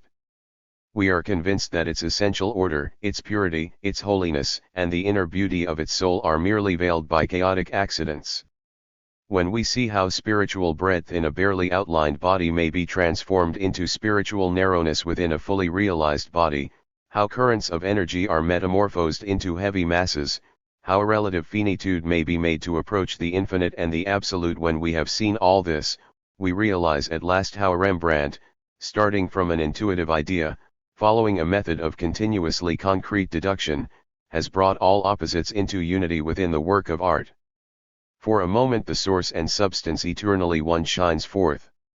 Raphael, art, opiate, transcendence from the demands of art. The main question Marx set out to answer was, how does it come about that man is the slave of the commodities he himself produces, and how can man free himself, become human again? His answer is, human society is the basic fact, and its basic activity, continuously repeated, is the production of its means of subsistence and the propagation of the race.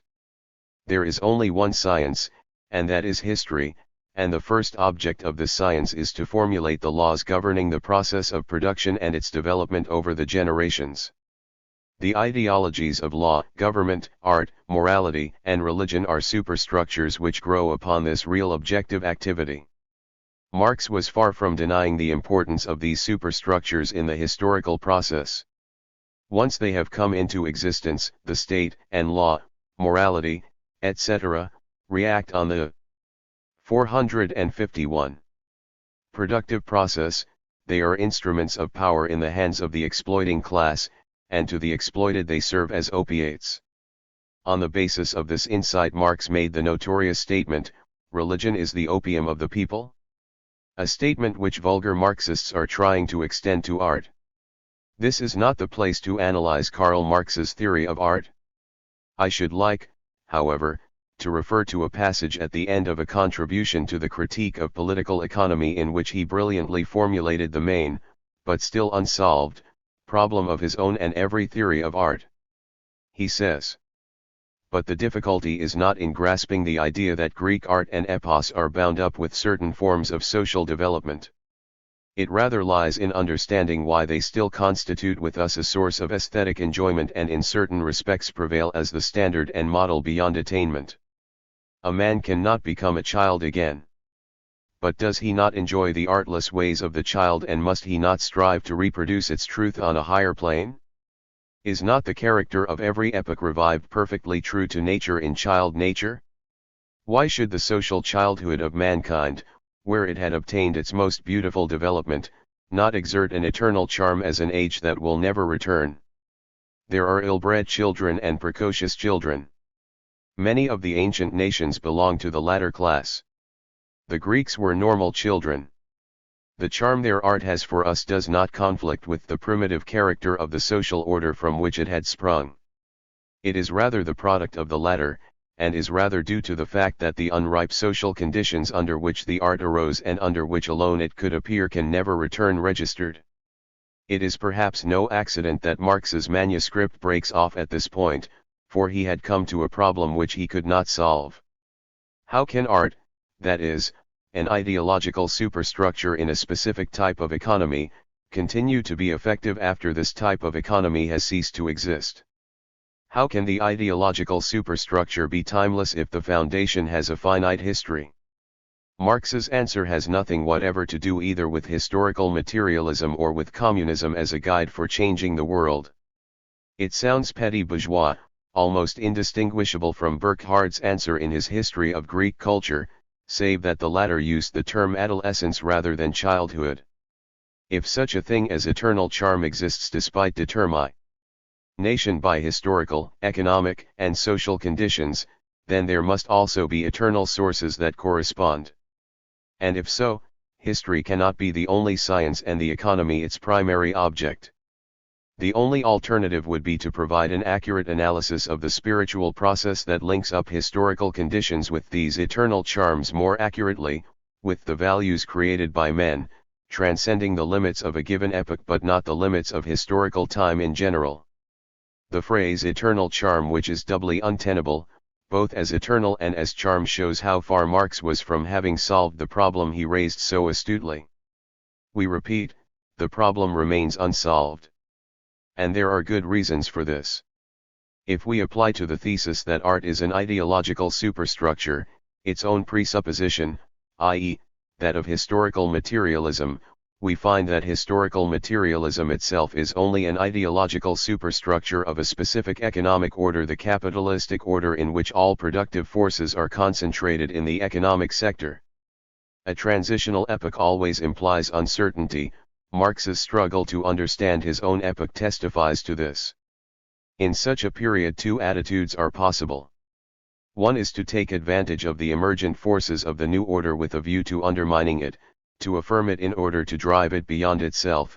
This is the active, militant, revolutionary attitude. The other clings to the past, is retrospective and romantic, bewails or acknowledges the decline, asserts that the will to live is gone. In short, it is the passive attitude. Where economic, social, and political questions were at stake, Marx took the first attitude. In questions of art he took neither. He reflected the actual changes of his time, which is to say that he made economics the foundation of thought which it had become in fact. He did not lose sight of the further problem, but as he could not see the solution, he left it unsolved. Had he been able to show that an active attitude toward art also exists, he would have brought the understanding of art up to the level of his revolutionary position. Whatever the deficiencies of Marx's theoretical attitude toward art may have been, he was perfectly aware that after the economic, social, and political revolution, the most difficult revolution would still remain to be made, the cultural one. Nowhere did he ever exclude art, as he excluded religion, on the ground that there would be no place for it in a classless society. The pseudo-Marxists who put art on the same footing with religion do not see that religion sets limits to man's creative capacities, diverts him from the things of this world, and reconciles class antagonisms by obviously imaginary and frequently hypocritical theories of love, whereas art is an ever-renewed creative act, the active dialogue between spirit and matter. 453. The work of art holds man's creative powers in a crystalline suspension from which it can again be transformed into living energies. Consequently, art by its verb nature is no opiate, it is a weapon. Art may have narcotic effects, but cali if used for specific reactionary purposes, and from this we may infer only that attempts are made to blunt it for the very reason that it is feared as a weapon. General Introduction. Nerzasiaoanid Utopia. Smile not at the fantasy of one who foresees in the region of reality the same outburst of revolution that has taken place in the region of intellect. The thought precedes the deed as the lightning the thunder. Heine, Religion and Philosophy in Germany. But far more mightily than by the past, is the mind influenced by the future, the former leaves behind only the quiet perception of remembrance, while the latter stands before us with the terrors of hell or the happiness of heaven. We have here the infancy of the proletarian movement, just as astrology and alchemy are the infancy of science. Engels' most exact statement concerning this aspect of utopia is in his articles on the housing question. To be utopian does not mean to maintain that the emancipation of humanity from the chains which its historic past has forged will be complete only when the antithesis between town and country has been abolished. The utopia begins only when one ventures, from existing conditions, to prescribe the form in which this or any other antithesis of present-day society is to be resolved. Registered Korsch believes that Marx's quarrel with the utopian socialists is not inspired by their idea of a future commonwealth totally different from the present state of contemporary bourgeois society. On the contrary, the weakness of the utopian socialists lies in the fact that, in attempting to portray a socialist future, they at bottom only idealized the existing conditions of society, leaving out the shadows. Cent. Marx paid tribute to utopianism in his letter to Kugelmann of October 9, 1866, in the Utopias of a Fourier, and Owen, etc., there is the anticipation and imaginative expression of a new world. Engels wrote of the inspired ideas and germs of ideas which everywhere emerge through their covering of fantasy. And in the manifesto the critical element of utopian thought is stressed, they attack every principle of existing society. Hence they are full of the most valuable materials for the enlightenment of the working class. Registered, the founding Marxists opposed the schematic programs and universal panaceas of the utopians but not the revolutionary core of utopian thought. Their critiques referred to ideas or schemata that were in principle unrealizable. Lenin used the word exclusively in this sense. Utopia is a Greek word, composed of ou, not, and topos, a place. It means a place which does not exist, a fantasy, invention or fairy tale. In politics, utopia is a wish that can never come true neither now nor afterwards, a wish that is not based on social forces and is not supported by the growth and development of political, class forces. But while Marxism specifically rejected this aspect of utopia, it simultaneously incorporated both the critical and the anticipatory tendencies of utopianism. As Bloch writes, all utopias, or nearly all, despite their feudal or bourgeois commission, predict communal ownership, in brief, have socialism in mind. In the utopias, he continues, there came to expression the expectant tendency that permeates all human history. Only in Marxism, however, did it find concrete expression, precisely because Marxism disclosed the real possibilities. And Marxism also reveals totality, which is the method and the subject matter of all authentic philosophy. But for the first time this totality appears not as a static, as a finished principle of the whole, but rather as a utopian, or more precisely, as a concrete utopian totality, as the process latency of a still unfinished world. Karl Mannheim had earlier redefined utopia, thereby seeking to free it from the connotations of futility which both Marxism and bourgeois complacency had attached to it. A state of mind is utopian when it is incongruous with the state of reality within which it occurs. Only those orientations transcending reality will be referred to by us as utopian, which tend to shatter the order of things prevailing at the time. The utopian consists of those ideas and values in which are contained in condensed form the unrealized and the unfulfilled tendencies which represent the needs of each age. The existing order gives birth to utopias which in turn break the bonds of the existing order, leaving it free to develop in the direction of the next order of existence. It is within this definition of utopia that Marxism itself takes its place. Of greater significance, however, Marxism is the first philosophy to perceive and insist upon the active and anticipatory nature of philosophy itself, the first to transcend the contemplative role which had held sway from Plato through Hegel, keep philosophy, as Bloch points out, fixed in a relationship to what was past, a relationship built into all contemplation. 4. The formulation of the process by which theory guides praxis toward a desired future was given by Marx himself in the course of his breakaway from Hegel. His solution of this problem occurs in the introduction to a contribution to a critique of Hegel's philosophy of right. Hegel's philosophy of right had insisted on the derivative, mirroring role of philosophy. It is just as absurd to fancy that a philosophy can transcend its contemporary world as it is to fancy that an individual can overleap his own age, jump over roads. Registered and Hegel had fought the utopian side of philosophy with equal vigor. One word more about giving instructions as to what the world ought to be. Philosophy in any case always comes on the scene too late to give it. As the thought of the world, it appears only when actuality is already there, cut and dried after its process of formation has been completed. The owl of Minerva spreads its wings only with the falling of the dusk. 6. For Hegel, activity was denied to the philosopher, and reserved to absolute spirit. Against the assignment of this passive role to philosophy, Marx launched a major critique which insists upon the central and active role of the philosopher. Referring to Luther and the Reformation, he wrote, "As the revolution then began in the brain of the monk, so now it begins in the brain of the philosopher." And in his classic formulation, theory also becomes a material force when it grips the masses. Marx would liberate philosophy from contemplation and set it at the service of history to unmask self-alienation in its unholy forms. The proletariat and philosophy are the twin motors of revolution. As philosophy finds its material weapon in the proletariat, so the proletariat finds its spiritual weapon in philosophy. Philosophy cannot be made a reality without the abolition of the proletariat.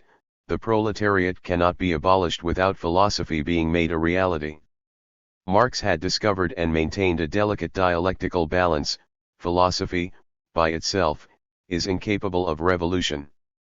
It is not enough for thought to strive for realization, reality must itself strive toward thought. The separation of Marx from Hegel turns on the same issue as his separation from Feuerbach, the activity of the human subject. 1. Registered Marx returned to the critique of Hegel on this point in The Holy Family. With Hegel, the philosopher is only the organ through which the creator of history, the absolute spirit, arrives at self-consciousness by retrospection after the movement has ended. The participation of the philosopher in history is reduced to this retrospective consciousness, for real movement is accomplished by the absolute spirit unconsciously, so that the philosopher appears post festum. Hegel is doubly inconsistent, first because, while declaring that philosophy constitutes the absolute spirit's existence, he refuses to recognize the real philosophical individual as the absolute spirit. Secondly, because according to him the absolute spirit makes history only in appearance. 1 Registered. Following Heine and other left Hegelians, Marx's Hegel critique examined the historical process by which Germany after Luther failed to join the bourgeois revolutionary upsurge and instead fought out its battles in the realm of the superstructure, creating thereby a utopian dream history which Germany headed by its proletariat must now seek to convert into reality. 2 Hegel's philosophy of right denied that philosophy could transcend its own genesis. Marx affirmed the transcendent power of thought, analyzed the disproportion between philosophical dream history and political reality, and discovered the process by which philosophy propels the images of possibility into existence as models of social transformation. Marx touched the essence of the matter in a letter to Ruge of September, 1843, the world has long dreamed of something of which it only has to become conscious in order to possess it in actuality. It will be evident that there is NC a big blank between the past and the future, but rather that it is a matter of realizing the thoughts of the past. It will be evident, finally, that mankind does not begin any new work but performs its old work consciously. Asterisk. It may be time to use the term utopian for this dialectical and materialist theory, in which Marxism subverted the rationality of Hegel's systematic philosophy. The Marx of the Hegel critique exploded what we may term the historical determinism of Hegel's philosophy of right in 1843. Was this, however, merely a transitional position, later repudiated or abandoned by Marx? Did Marx himself return to a historical determinism reminiscent of Hegel's own after he had become a mature Marxist? This, of course, would be the view of Louis Althusser, who believes that the epistemological break with Hegel and Feuerbach took place in 1845 and that true Marxism can be dated only from 1857.74. That there is such an epistemological break is undeniable. Galvano della Volpe and Lucio Coletti properly place it in 1843, simultaneous with the Hegel critique, prior to the economic and philosophic manuscripts of 1844. Adam Schaff cites Engels as placing the emergence of Marxism in Marx during 1841. This is surely too early, preceding by 2 years both Marx's adherence to Feuerbach and his conversion to communism. Engels wrote, in his History of the Communist League, that he himself had arrived at communism during his first Manchester period and that Marx had arrived at the theory of historical materialism and the class struggle in 1843 to 1844, specifically in the Hegel critique and his other contributions to the Deutsch-Französische of February, 1844.26. The Hegel critique is committed to the concepts of class struggle and the ideal of communism. Marx's critique of theology had already incorporated and transcended Feuerbach. Decisively, Marx himself wrote that the first work which I undertook for a solution of the doubts which assailed me was a critical review of the Hegelian philosophy of law, a work the introduction to which appeared in 1844 in the Deutsch-Französische, published in Paris. He wrote this in the preface to his contribution to the Critique of Political Economy of 1859, in which the classic formulation of Marxism appears. And in the introduction to that work he affirmed and reformulated the very same utopian reflex by which imagination crystallizes the images of the desired mastery of necessity, all mythology masters and dominates and shapes the forces of nature in and through the imagination, hence it disappears as soon as man gains mastery over the forces of nature. 8. There are other confirmations in the mature Marx of his early insistence on the transcendent power of the imagination. In the 18th Brumaire he described how bourgeois revolutionary movements clothe themselves in the heroic traditions of the past, and commented, thus the awakening of the dead in those revolutions served the purpose of glorifying the new struggles, not of parodying the old, of magnifying the given task in imagination, not of fleeing from its solution in reality, of finding once more the spirit of revolution, not of making its ghost walk again. Asterisk registered here, Marx sees the past not merely as the dead nightmarish weight of inherited evils but also as providing the imagination with the means of advancing the revolutionary struggle, the return to a heroic past in order to achieve a breakthrough to the future. But Marx could not abide the possibility that self-deception might be a necessary motor of proletarian revolution. He therefore went on to criticize those earlier revolutions which required recollections of past world history in order to drug themselves concerning their own content, and he insisted on the necessity for stripping away all superstition in regard to the past. The proletarian revolution must proceed without masks, without the narcoticism of deceptive disguise. The social revolution of the 19th century cannot draw its poetry from the past, but only from the future. In order to arrive at its own content, the revolution of the 19th century must let the dead bury their dead. Marx simultaneously recognizes the utopian anticipation of future stages of human progress as well as the weight of accumulated traditions and reified forms which prevent humanity from moving toward that very future.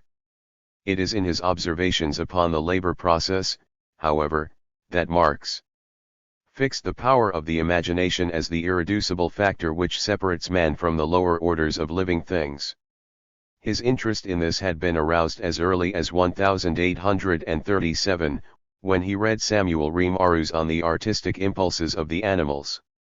His first Marxist references to the subject occur in the economic and philosophic manuscripts of 1844.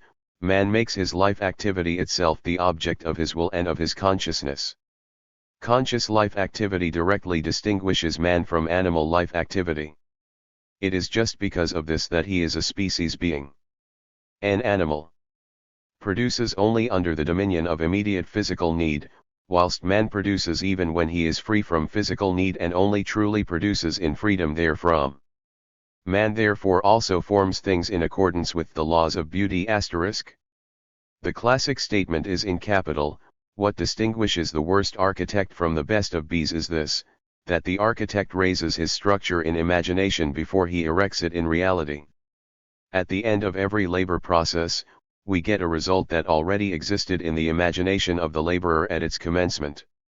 *8 In one of his very last manuscripts, the abstract of Morgan's Ancient Society, Marx paid his final tribute to the overleaping potentialities of the imagination, that great faculty so largely contributing to the elevation of mankind. *4 In the 1843 Hegel critique he had uncovered the goal-projecting power of philosophy's dream world, which, however, he then saw as arising from historically derived conditions of political backwardness. In his mature work Marx revealed imaginative anticipation to be inherent in the labor process itself. He touched on the applications of this pattern to mythology and revolutionary ideology, but he never undertook the extension of the theory to art and literature. Registered in the following pages we will encounter some of the aesthetic reverberations of this crucial aspect of Marx's dialectic. That of philosophy. Recognition of the utopian kinship between art, philosophy, and mythology might have forced the realization that he had escaped one biographical dream world only to find himself in another of essentially identical psychological nature. Indeed, Marx's general avoidance of philosophy as such in his last decades may indicate that he came to just such a realization and moved on to political economy as a haven from philosophy as well as art. Friedrich Engels. The memory of gratification is at the origin of all thinking, and the impulse to recapture past gratification is the hidden driving power behind the process of thought. R. Marcuse, Eros, and Civilization. The relationship which stands at the origin of all culture, of every virtue, of every nobler aspect of existence, is that between mother and child. It operates in a world of violence as the divine principle of love, of union, of peace. Bachofen, Das Mutterrecht. Introduction. Before Marx died he bequeathed to Engels the task of incorporating into Marxism the anthropological researches of Lewis Henry Morgan, which Marx regarded as having confirmed in primitive society the theory of historical materialism. In 1880 to 1881, Marx took extensive notes and abstracts from Morgan's Ancient Society, and Engels utilized these as the basis for his The Origin of the Family, Private Property and the State, the first edition of which appeared in 1884, a year after the death of Marx, and in which is made explicit for the first time the Marxist myth of primitive matriarchal communism as the model for a classless society. The Origin of the Family stands on a theory of prehistory first elaborated by Johann Jacob Bachofen in Das Mutterrecht and incorporated into his own system by Morgan. Primitive society is seen as an evolution from mother right to patriarchal forms of organization. The break with primitive communism and the concomitant beginnings of private property and the state may be dated from the overthrow of mother right, which Engels described as the world historic defeat of the female sex. Included here from Engels' book are his summary of Bachofen's views and his paraphrase of Bachofen's interpretation of Aeschylus' Oresteia as reflecting in ritual literature this revolutionary regressive transition to patriarchal class domination. The centrality of this theory of transition to the Marxist view of history cannot be overestimated. Engels wrote, the rediscovery of the original mother right gens as the stage preliminary to the father right gens of the civilized peoples has the same significance for the history of primitive society as Darwin's theory of evolution has for biology, and Marx's theory of surplus value for political economy. The mother right gens has become the pivot around which this entire science turns. The origin of class society and the overthrow of mother right occur simultaneously and, in the Marxist utopian model, they will end simultaneously in a communist society which abolishes the absolute domination of the male over the female sex, which is the fundamental law of class societies registered. The first alienation in biology is the separation of the child from the mother. Class society begins with matricide. Prehistory will end with the restoration of subject and object, with the smashing of the instrumentalities of the state, and by the ultimate withering away of the state itself. It is the revolutionary restoration of primitive communism and of the primal mother-child harmony which is the Marxist utopia registered. Applying psychoanalytical categories here, one might suggest that art begins with the alienation from the mother and embodies the desire to transcend that alienation, which, therefore, may be seen as the necessary precondition of creativity. The dream of the earliest harmony, phylogenetically primitive matriarchal communism, ontogenetically the infancy. Eden is the displaced goal of utopia, which bases its future goal on a remembered paradise, a paradise lost but never abandoned in wish. Artistic cognition is repression, but is also the desire to master necessity in order to restore the pre-Oedipal situation, to restore the matriarchal brotherhood. For, as Bachofen proposes, it is only under matriarchy that fraternity can flourish. The paternal principle implies limitation to definite groups, but the maternal principle, like the life of nature, knows no barriers. The idea of motherhood produces a sense of universal fraternity among all men, which dies with the development of paternity registered. It is to be hoped that the processes of history will provide salvation for the fathers as well. Engels, the overthrow of the matriarchy from the origin of the family, private property, and the state. The study of the history of the family dates from 1861, from the publication of Bachofen's Mother Right. In this work the author advances the following propositions: 1. That in the beginning humanity lived in a state of sexual promiscuity, which the author unhappily designates as heterism. 2. That such promiscuity excludes all certainty as regards paternity, that lineage, therefore, could be reckoned only through the female line according to Mother Right, and that originally this was the case among all the peoples of antiquity. 3. That consequently women, who, as mothers, were the only definitely ascertainable parents of the younger generation, were treated with a high degree of consideration and respect, which, according to Bachofen's conception, was enhanced to the complete rule of women. 4. That the transition to monogamy, where the woman belongs exclusively to one man, implied the violation of a primeval religious injunction, a violation which had to be atoned for, or the toleration of which had to be purchased, by surrendering the woman for a limited period of time. Bachofen finds evidence in support of these propositions in countless passages of ancient classical literature, which he had assembled with extraordinary diligence.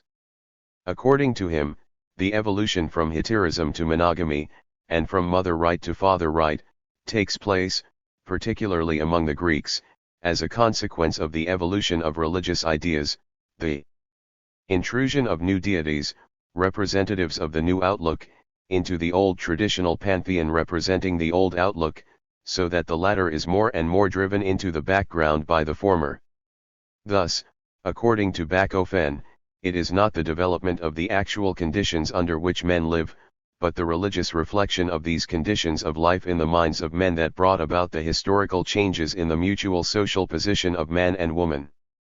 Bachofen accordingly points to the Oresteia of Aeschylus as a dramatic depiction of the struggle between declining mother right and rising and victorious father right in the heroic age. Clytemnestra has slain her husband Agamemnon, just returned from the Trojan War, for the sake of her lover Aegisthus, but Orestes, her son by Agamemnon, avenges his father's murder by slaying his mother. For this he is pursued by the Erinyes, the demonic defenders of mother right, according to which matricide is the most heinous and inexpiable of crimes. But Apollo, who through his oracle has incited Orestes to commit this deed, and Athena, who is called in as arbiter, the two deities which here represent the new order, based on father right, protect him. Athena hears both sides. The whole controversy is briefly summarized in the debate which now ensues between Orestes and the Erinyes. Orestes declares that Clytemnestra is guilty of a double outrage, for in killing her husband she also killed his father. Why then have the Erinyes persecuted him and not Clytemnestra, who is much the greater culprit? The reply is striking. Unrelated by blood was she to the man that she slew. The murder of a man not related by blood, even though he be the husband of the murderess, is expiable and does not concern the Erinyes. Their function is to avenge only murders among blood relatives, and the most heinous of all these, according to mother right, is matricide. Apollo now intervenes in defense of Orestes. Athena calls upon the Areopagites, the Athenian jurors, to vote on the question. The votes for acquittal and for the conviction are equal. Then Athena, as president of the court, casts her vote in favor of Orestes and acquits him. Father right has gained the day over mother right. The gods of junior lineage, as they are described by the Erinyes themselves, are victorious over the Erinyes, and the latter allow themselves finally to be persuaded to assume a new office in the service of the new order. This new but absolutely correct interpretation of the Oresteia is one of the best and most beautiful passages in the whole book, but it shows at the same time that Bachofen himself believes in the Erinyes, Apollo, and Athena at least as much as Aeschylus did in his day. He, in fact, believes that in the heroic age of Greece they performed the miracle of overthrowing mother right and replacing it by father right. Clearly, such a conception which regards religion as the decisive lever in world history must finally end in sheer mysticism. All that is transitory is but a symbol. Goethe, Faust. Those who cannot remember the past are condemned to repeat it. Santayana. Give me your hand, only a finger, and I will see this whole round earth as if it were my own. Richard Demel. Introduction. Harry Slochower was born in Bukovina in 1900 and attended the Staatsgymnasium at Czernowitz from I-911 until 1913, when his family emigrated to the United States. He received his BSS from City College of New York in 1923, where he was a student of the philosopher Maurice Raphael Cohen. He studied at the universities of Munich, Berlin, and Heidelberg and got his doctorate at Columbia University in 1928 with a thesis entitled Richard Demel, Der Mensch und der Denker. After another year of European travel and researches on Schopenhauer, he returned to the United States and taught comparative literature and German at Brooklyn College from 1930 until 1952, and at the New School of Social Research from 1946 to date. His courses in the drama and the novel were heavily attended and introduced several generations of enthusiastic students to the study of literature in terms which united radical humanism with depth exploration of the symbolic meanings of art. In 1952 he was separated from his post at Brooklyn College for invoking the Fifth Amendment in a congressional investigation. He carried a legal fight to the Supreme Court, which led, in 1956, to a landmark decision reinforcing the Bill of Rights protections against the persecution of ideas. Though reinstated, he did not return to Brooklyn College but instead chose to pursue the practice of psychoanalysis, which he had commenced in 1948. He now practices in New York, where he is also editor of American Imago, a psychoanalytical quarterly devoted to the arts and humanities. He remains on the faculty of the New School, as well as the graduate divisions of Drew University and Sir George Williams University. Slochower's major works include Three Ways of Modern Man, Thomas Mann's Joseph Story, No Voice is Wholly Lost, and Mythopoesis. In addition, he has published several hundred papers and reviews in many of the leading philosophical, literary, Marxist, and psychoanalytical journals. He became a contributor to the New Masses and Science and Society in the later 1930s. He was closely associated at that time with the German anti-fascist émigré circle including Ernst Bloch, Thomas Mann, Oskar Maria Graf, Ernst Toller, Bertolt Brecht, and Hans Eisler, and some of his early articles and reviews dwell on the literature produced by this group. His first book in English, 3 Ways of Modern Man, traces varying patterns of ideological response to industrial capitalism in the 20th century novel. The 3 ways are exemplified by Sigrid Undset, Thomas Mann, and Martin Anderson. Next 6. Schlochauer's main emphasis is on the need for synthesis, for all their differences, Undset, Mann, and Nexo are yet combinable, for they have each drawn from the positive sources of our age. Art is seen as pointing beyond the immediate, as a means of bridging historical differentiations, as a unity of the unique and the recurrent, as a revolutionary transcendence of naturalistic materials. 3 Ways of Modern Man is thus a paradigm of popular front Marxist criticism, for it seeks the broadest possible unification of artistic ideological currents as a means of confronting the fourth way fascism. Schlochauer's primary concern, which unifies all of his work, is the search for the common denominator. For a Marxist, of course, the root of things is man, and Schlochauer scans world literature and myth with the utmost sensitivity for those threads which, drawn together, might form a united front of the arts in the service of a universal humanism. His desire is for synthesis, for transcendence of alienation, and above all, for reconciliation. This leads him to stress those universals in Marxism which, though lying within history and subject to its forces, constitute the suprahistorical dimension of what Marx called man's universal human essence. It was therefore inevitable that Schlochauer became the first American philosopher critic to make extended use of Marx's economic and philosophic manuscripts of 1844, his Introduction to a Critique of Hegel's Philosophy of Right, and the Fetishism of Commodities chapter of Capital. The search for universals led Schlochauer to Freud. In No Voice is Wholly Lost he seeks to reconcile aspects of Marx and Freud in a dynamic synthesis based on their clash and their congruence. The need, he writes, is for a psychology of politics, as well as for a sociology of psychic life. In the post-war period, Schlochauer's Marx-Freud synthesis met resistance on all sides from Marxists who were fearful that Freudianism led to a diminution of revolutionary energy, from Freudians who, in the years following Freud's death, were so concerned with maintaining the purity of their system against the numerous strains of revisionism that they tended to ignore the sociological emphasis of Freud's civilization and its discontents, why war, and group psychology and the analysis of the ego, from bourgeois critics who were then engaged in a massive retreat from the genetic analysis of art, whether sociological or psychological. Schlochauer's pioneering work in this area begins to re-emerge after the impact of Marcuse and Norman O. Brown, after Sartre's popularization of the needed synthesis of Marx and Freud, after the establishment of Erik Erikson's school of psychohistory.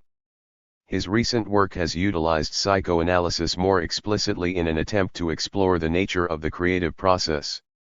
Of particular importance is the essay Symbolism and the Creative Process of Art, in which he investigates the necessary psychological and social conditions under which man's symbol-making capacities may be transformed into works of art, under which pathology can be integrated with creativity. Art is seen as a redemptive activity, as a disturber of the world's false peace, as an affirmation which proceeds through alienation to transcendence. In another paper, Genius, Psychopathology, and Creativity, Marx's basic formulation is rephrased but retained: the genetic, historical and the topographic are the material base out of which the structure and form derive and grow, and with which they maintain a dynamic contact, even as they transcend the base, and he calls for a dialectical approach which would see both the dynamic continuum and the dynamic discontinuity as operating in the process of creativity. Genius and creativity rise from crises, from disturbances in both the ego and the social order. Unease and dis-ease are essential conditions for creativity. The following selections are intended to illustrate several of the leading motifs of Schlochauer's work. First is the groundbreaking article, Literature and Society, which appeared in the New Masses in 1939, and warned against reductionist tendencies in Marxist popular front criticism, stressing a fundamental dialectic of art, which is the way in which particular and universal categories operate within the compass of the social, which shape their form and direction. Schlochauer begins to deal with the pivot from which Marxist utopianism rises, the element of transcendence in art, its vision, in short the symbolic pointing which gives art its more than immediate import. He recognizes the explosive meaning of Marx's phrase, that the function of art is to humanize man's sensibilities, and the possibilities of hope which this implies. And, restoring the central concerns of German classical aesthetics, he insists that art mediates between extreme alternatives, history and law, time and eternity, thought and action, man and nature, permanence and change, and that it does this through the sensuous nature of its form. Next, that the ideological intellectual meaning of a work can be unraveled only through examining the process by which the author arrives at his conscious conclusions and by assessing the relative artistic reality of the characters. This expands Engels' thesis that bias in literature flows from plot and character, making it into a principle of literary criticism. Schlochauer writes that criticism must seek the idea in literature as it has become body through the complex web of the artistic process. The meaning of art is implicit. Its ideology is embedded in the evolution of the plot, in the execution of the action and the actors. It follows that the ideal of literary criticism is the dramatization of the artistic process, a task that requires something like a restatement of the artist's own operation. This last is Schlochauer's forte, both as lecturer and critic, the recreation of the ambience and feeling of a work of art through an impressionistic retelling of its plot and dramatic description of its characters. Applied to broad sections of Western literature in Schlochauer's major works, it has produced some of the most telling critical writing in Marxism. The interpretation of Malraux's Man's Fate reprinted below illustrates this method, which is utilized within a framework which constantly tests the relative reality of the characters and their conscious and unconscious motivations against the ethical standards of the revolution for which they are supposedly striving.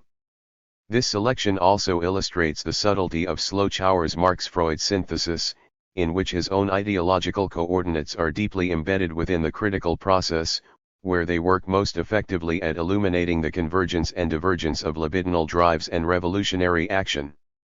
Schlochauer's search for the shifting, historical manifestations of the human essence has led him to a unique reshaping of the mythic interpretation of literature, to the exploration and analysis of common patterns in the masterworks of world literature, which derive from the myths but differ from them in being recreation, the casting of archetypal situations in symbolic structures.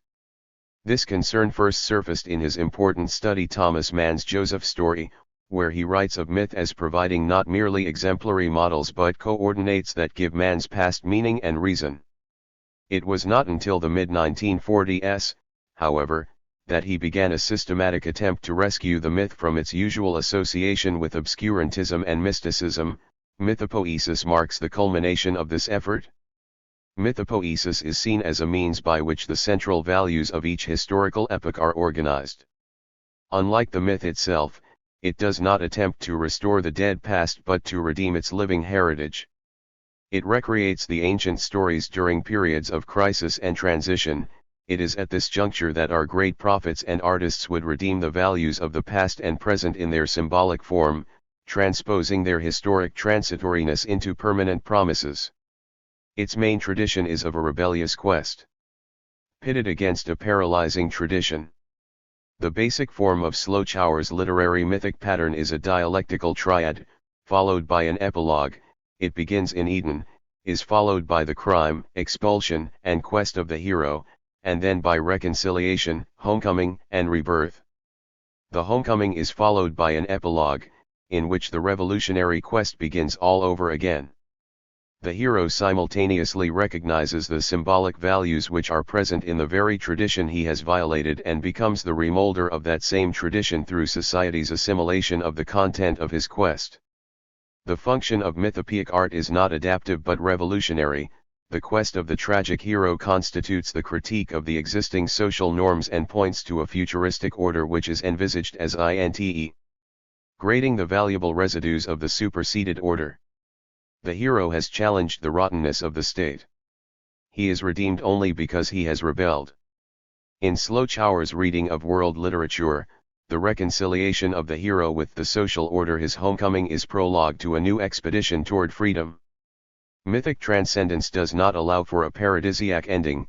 The harmony attained carries within itself the earlier moments of dissidence and contains the seeds of a renewed conflict.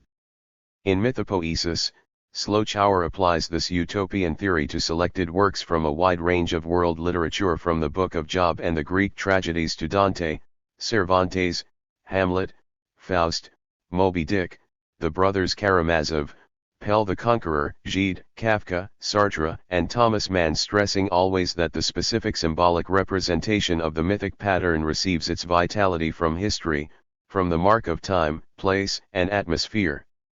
He seeks to show the extent to which the historic scene and social hierarchical divisions define each of the poetic myths and give expression to their partisan ideology. The link with traditional Marxist criticism is maintained within a transcendent framework. For Schlochauer, the essential dialectic is the interweaving of the universal and the temporal. In the final selection, from the opening pages of The Function of Myth in Existentialism, Schlochauer demonstrates existentialism's fixation upon the second stage of the mythic pattern, the revolt of the individual against the mythic collective and its inability to come to terms either with the birth of the hero or his redemption. Existentialism therefore accepts homelessness, estrangement, fear, and anguish as finalities rather than as necessary stages in the creation of a humanized future. In its denial of sources and reconciliations, existentialism robs the myth of its precarious power to heal mankind's wounds, to point beyond the present toward a communal future which has incorporated and redeemed the past at the moment of its supersession. Schlochauer's work has been a continuous series of reconciliations. An early review, published in 1928, attempts to reconcile Hegel and Marx, not in the expectation that this will move Marx toward idealism, rather it will bring the idealist Hegel closer to naturalism. His Richard Demel focuses on a 480 the trajectory of art. Poet in whom elements of Nietzsche and Marx converge. As we have seen, No Voice is wholly lost attempts a fusion of Marx and Freud, and in a polyphonic survey of Western literature between the wars stresses the common human core within the variety of literary responses to an alienated civilization. As he progresses, Schlochauer incorporates one after another of the major thinkers into his thought, in which Marx remains the constant touchstone. His primary imagery is of continuity, the living chain which connects the recurrent scenes of the human drama, the indivisibility of knowledge, the singleness of truth, the carry forward of values created in the past by our living mythic tradition, the vision of a future which has mastered its past, in which human tragedy will arise from the natural conditions of life rather than from the mediation of repressive class orders. Schlochauer, Literature and Society from the New Masses. Some years have passed since Michael Gold leveled his celebrated attack on Thornton Wilder. The attack roused the aesthetes from their pure dreams in a magical stratosphere. It resulted in their questioning of the Platonic Kantian argument, popularized by Schopenhauer, that the artist was to shun life's fugitive and adventitious facets, and concern himself solely with the permanent forms of reality. Is it necessary today, after the brutal gesture of book burnings and artistic ostracism by the Hitlers, to labor the point that literature and politics are parts of the human pattern and coexist in the framework of reality? Indeed, to the extent that it is sensitive to the total human situation, art cannot but encompass the social. Such inclusion, as Thomas Mann puts it today, constitutes the democratic nature of art.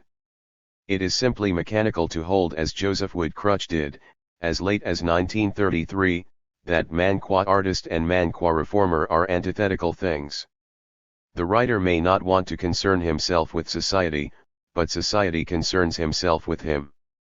Whether they desire it or not, the writer and politician are locked within the same frame and exert reciprocal effects on each other. To be sure, art gives expression to individual and permanent forms in human existence, as well. And these forms, as we shall see later, are decisive for the evaluation of artistic execution. Yet, it should be noted at the outset that these particular and universal categories operate within the compass of the social, which shapes their form and direction. In short, art is an effect. And, in turn, it affects. From this angle, there is no escapist literature. All art, whether it be the type of The Bridge of San Luis Rey or of the naturalistic strike novel, is both a resultant of forces operative outside of it, as well as a power, affecting the social graph. However, the real problem of the relation between literature and society arises only at this point. The difficult question which the critic faces is not that the two realms are concatenated, but the nature of this connection and the manner in which it is revealed by the form and the process of art. The reaction to the tradition of aesthetic essences was an extreme naturalism. As against the mystic vision that a rose was a rose, most phenomena were class-angled in terms of redder than the rose.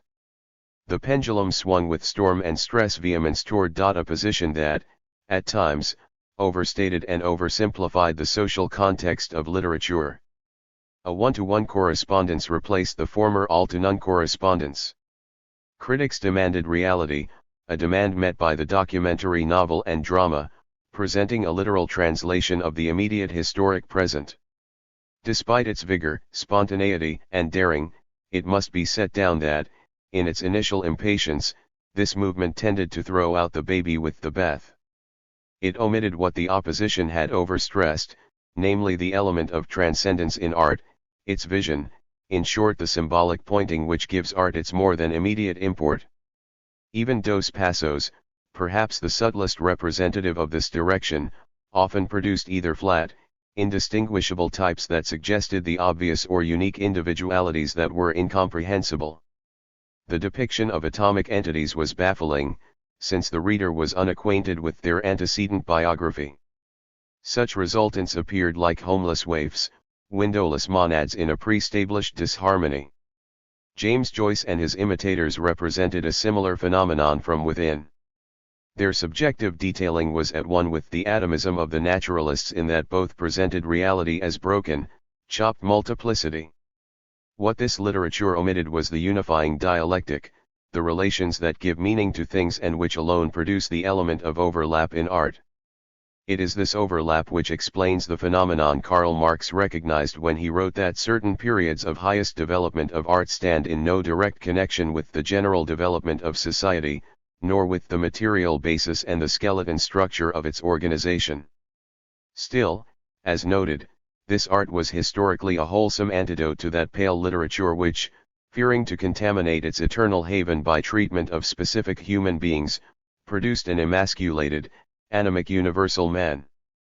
That such an approach will limit even exceptionally gifted artists is seen in a work like The Magic Mountain, with its overbalance of cerebral talk and well-behaved types, and of course by most of the expressionistic writers. The error common to both the naturalistic and the idealistic writer and critic is in the choice of extreme alternatives, of time or eternity, of history or law, of change or permanence, of the particular or the general.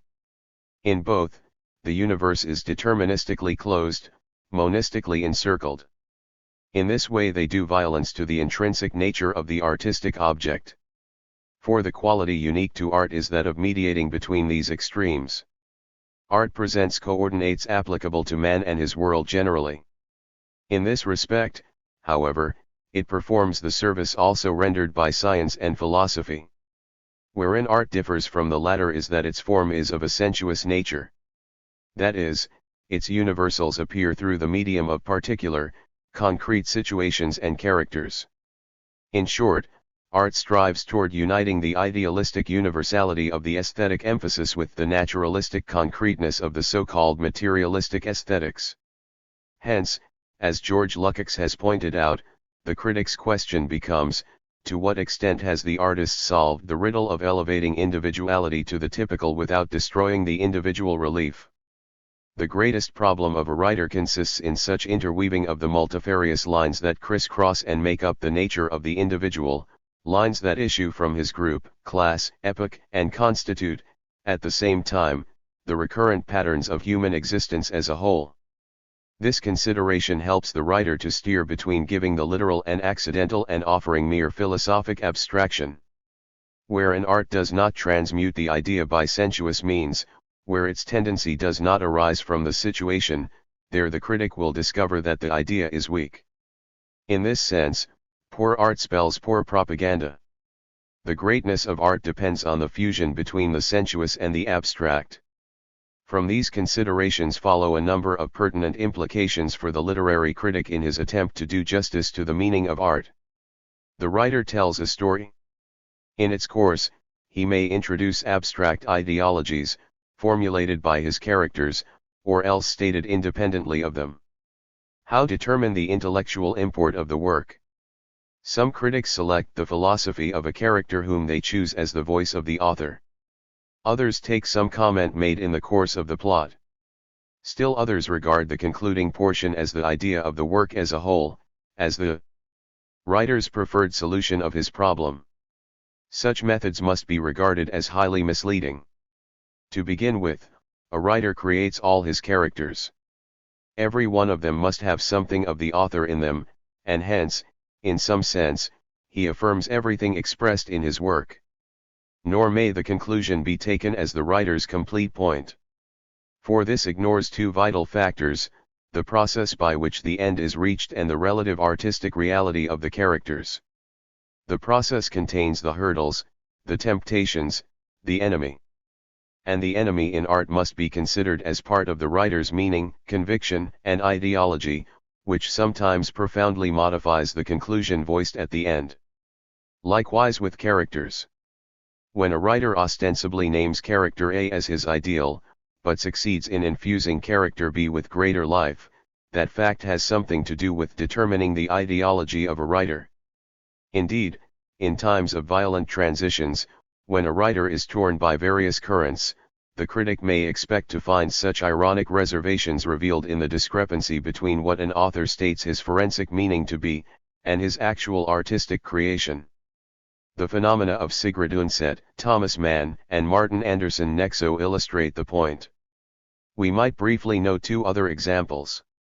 In terms of its avowed directive, Knud Hamsun's work holds up the agrarian order as a contemporary ideal. But this attitude receives an impressive qualification by the process of his more recent novels, in which the natural characters lose their glamour, become uprooted vagabonds, flirting with the more stable ambitions of security and technical efficiency. Similarly Proust. His novel ends with an elaborate, abstract justification for the patient depiction of his society. Yet, the story itself mercilessly exposes its frozen patterns. These reflections suggest that criticism must seek the idea in literature as it has become body through the complex web of the artistic process. In other words, the meaning of art is implicit. Its ideology is embedded in the evolution of the plot, in the execution of the action and the actors. The how conditions the what. It follows that the ideal of literary criticism is the dramatization of the artistic process, a task that requires something like a restatement of the artist's own operation. That is, literary criticism must do justice to the psychology of art. As applied to contemporary literature, the problem of criticism is greatly complicated by our chaotic scene. Literature has ever mirrored man's estrangement from compulsive actualities, sometimes through realism, sometimes through the magical transcendence of symbolism. This estrangement, accentuated by the introduction of quantitative norms, such as money, machinery, and production for profit, resulting in the depersonalization of man, has today reached chaotic proportions. War and Fascism. 484. The trajectory of art have wrought transvaluations of values in all directions at once.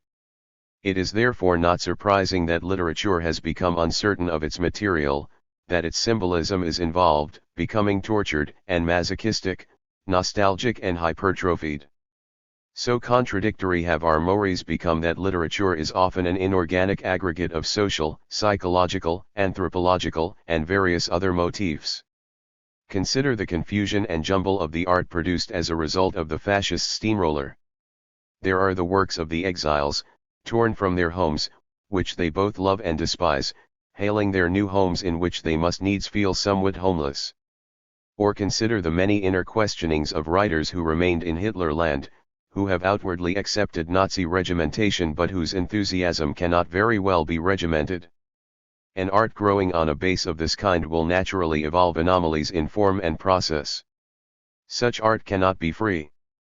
Since man, through his spirit, is ever fated to question his world, he can never be completely free. But the obstructions of fortuitous calamities are removable. And social freedom is the condition for human and artistic freedom. The function of art, Marx once noted, is to humanize man's sensibilities, to make possible the development of man to a complete human being. This universal art requires a free, universal society. Schlochauer, Malraux. Man's fate, from André Malraux. A man of action is always ruthless, no one has a conscience but an observer. Goethe. The individual stands in opposition to society, but he is nourished by it. And it is far less important to know what differentiates him than what nourishes him. A soul is just as valuable as a differentiation. Every psychological life is an exchange, and the fundamental problem of the living individual is knowing upon what he intends to feed. Preface to Days of Wrath. Malraux's work is concerned with the secret of individuality within the compass of its public relations. The problem arises from the fact that Malraux's characters are revolutionary socialists who have reached the post. Harry Schlochauer 485.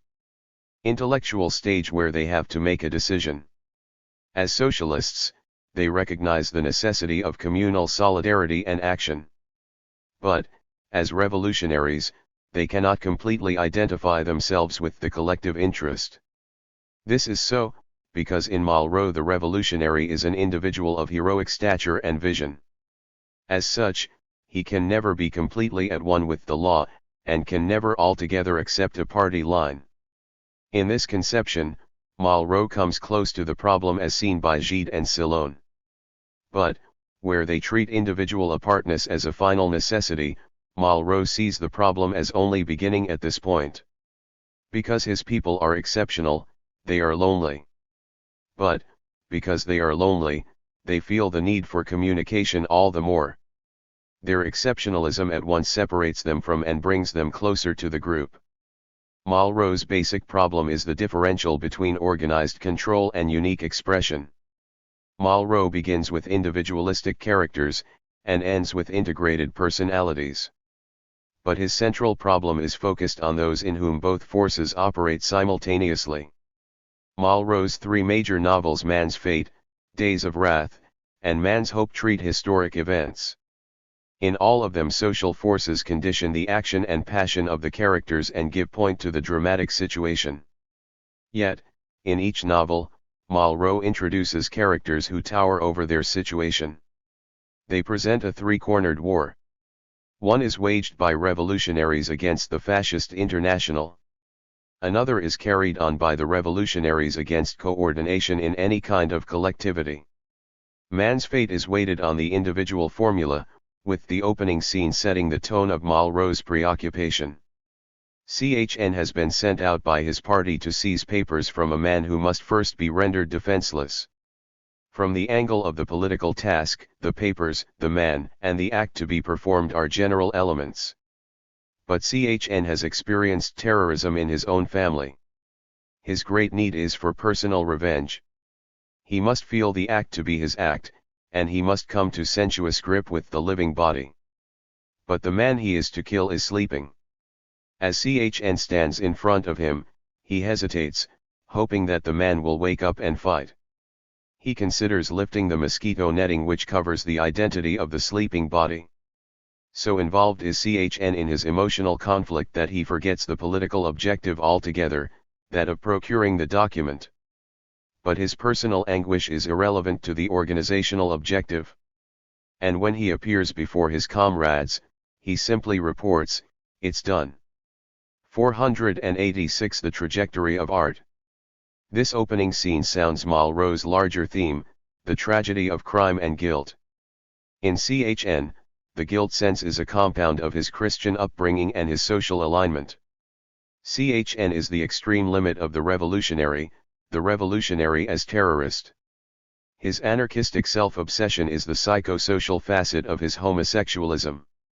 CHN is unable to shift responsibility to the social body by accepting its authority. Because he must take the full weight of responsibility upon himself, he suffers the most intense guilt agony and the deepest solitude. For this very reason his craving for communication is bottomless. It must be as complete as the gaping loneliness which calls it forth, and it leads him to seek it in the absolute communication of death. His plan to kill Chiang Kai-shek is made as much with a view towards the general's death as to his own. It is the completion of his masochistic arrow straining towards then Eidos. Farrell, the head of the Franco-Asiatic Consortium, approximates the CHN dilemma on the side of the enemy. Despite his position, Farrell, too, lacks status. He is too proud to be a conformist or a hypocrite, refuses to join the Legion of Honor, and is only half-heartedly accepted by the French Tories. In his case, terrorism takes on the form of lust. And, as CHN must have physical contact, so Farrell must have visible proof that he is achieving communication, as when he insists on the light being turned on while he is embracing his mistress, Valerie. And when, outraged by this act of humiliation, Valerie writes him, "You will die, dear," without having suspected that a woman is a human being, Farrell recalls stories of revenge on faithless lovers which remind of CHN's terroristic method. Farrell realized that he never went to bed with anyone but himself. There is only a formal difference between CHN's homosexualism and Farrell's autoeroticism. He understands that his will to power never achieved its object, lived only by renewing it, that the only thing he was eager to possess was himself.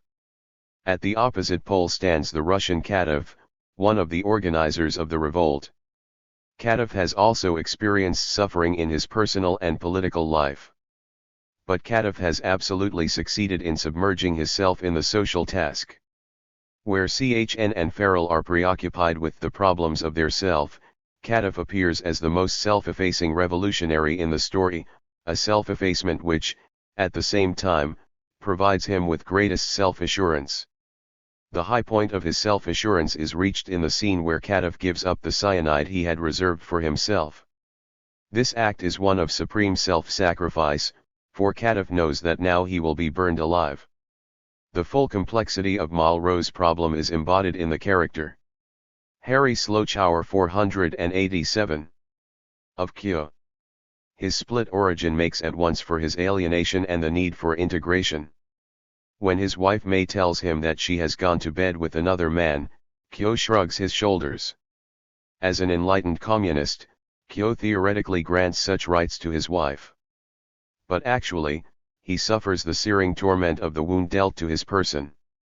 And as he walks out to carry through a crucial revolutionary task, he is lashed by the solitude, the inescapable aloneness behind the living multitude, like the great primitive night behind the dense, low night under which the city of deserted streets was expectantly waiting.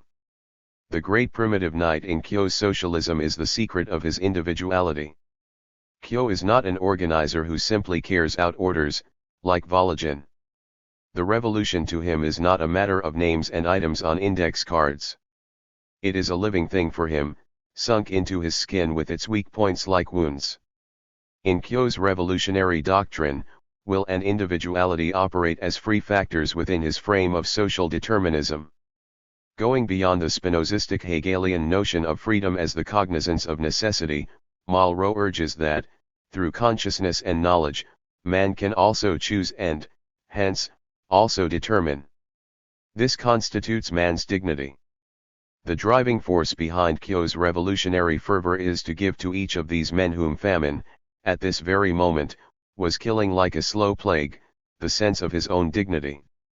He fights fascism because it does not allow man to choose either his life or his death. When Kyo is asked by Koenig, the chief of Jiang's police, "You want to live?" Kyo replies, "It depends how." And when Koenig prods him on the meaning of dignity, Kyo defines it as the opposite of humiliation.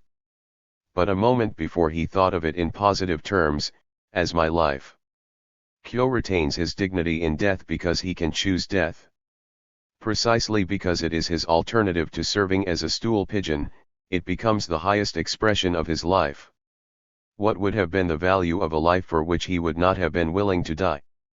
Kyo's notion of individual freedom appears on the political plane. He is shown as not in full accord with the tactics of his organization, and is opposed to his party's decision to hand over the arms. When Vologin urges that the only logical attitude of a militant communist is obedience, Kyo inwardly agrees with Chn's reply that it's not through obedience that men go out of their way to get killed nor through obedience that they kill. Except cowards. That Kyo nonetheless remains within the ranks, can be traced to his view that his movement has a futuristic dynamics. Marxism encourages the exaltation of a will. It allows for revolutionary innovations by the individual and is, as such, the opposite of a fixed order which dehumanizes man by imposing its will on him. That is, to Kyo, the Marxist movement calls for both individual spontaneity and societal attachment. In it, he can combine his ethics with his politics. Kyo's political reservations thus appear as part of the novel's psychological burden. Seen from this angle, man's fate is profoundly non-political. Although the story involves the clash between personalities who belong to opposing international factions, it deals, in the main, with the personalities themselves. Society hovers in the background only. The focus is on psychological individuation shown precisely at the point where it overlaps the general social and political interest. There is the feeling that any kind of political strategy entails human and ethical injustice, that politics cannot deal adequately with the emotions, least of all with those of a Chn, but only a little better with those of a Kyo. Private suffering cannot be eliminated by the social body, for it issues from the fact of individual existence. This is la condition humaine. Those who recognize its inevitability and adjust their acts accordingly can be saved. For those who drug themselves with power into the illusion of self-sufficiency, the novel offers no grace. Man's fate deals with the inescapable unknown, the sphinx in human existence which renders tragedy inevitable. It is the tragedy of man's solitude issuing from the exposure of that which cannot be protected by the collective netting. Yet there are different levels of solitude, and different qualities in the efforts to establish communication. Clappeak seeks refuge in his mythomania and in sex. But he fails to banish fear and remains lonely, for he knows there is no identification to be found in the women who open their thighs and their hearts while thinking of something else. Farrell likewise is alone. He, too, knows that there can be no self-transcendence in his autistic relationship with men and women. Chn's autoeroticism is somewhat checked by his attempt at social identification. He, at least, seeks to die on the highest possible plane.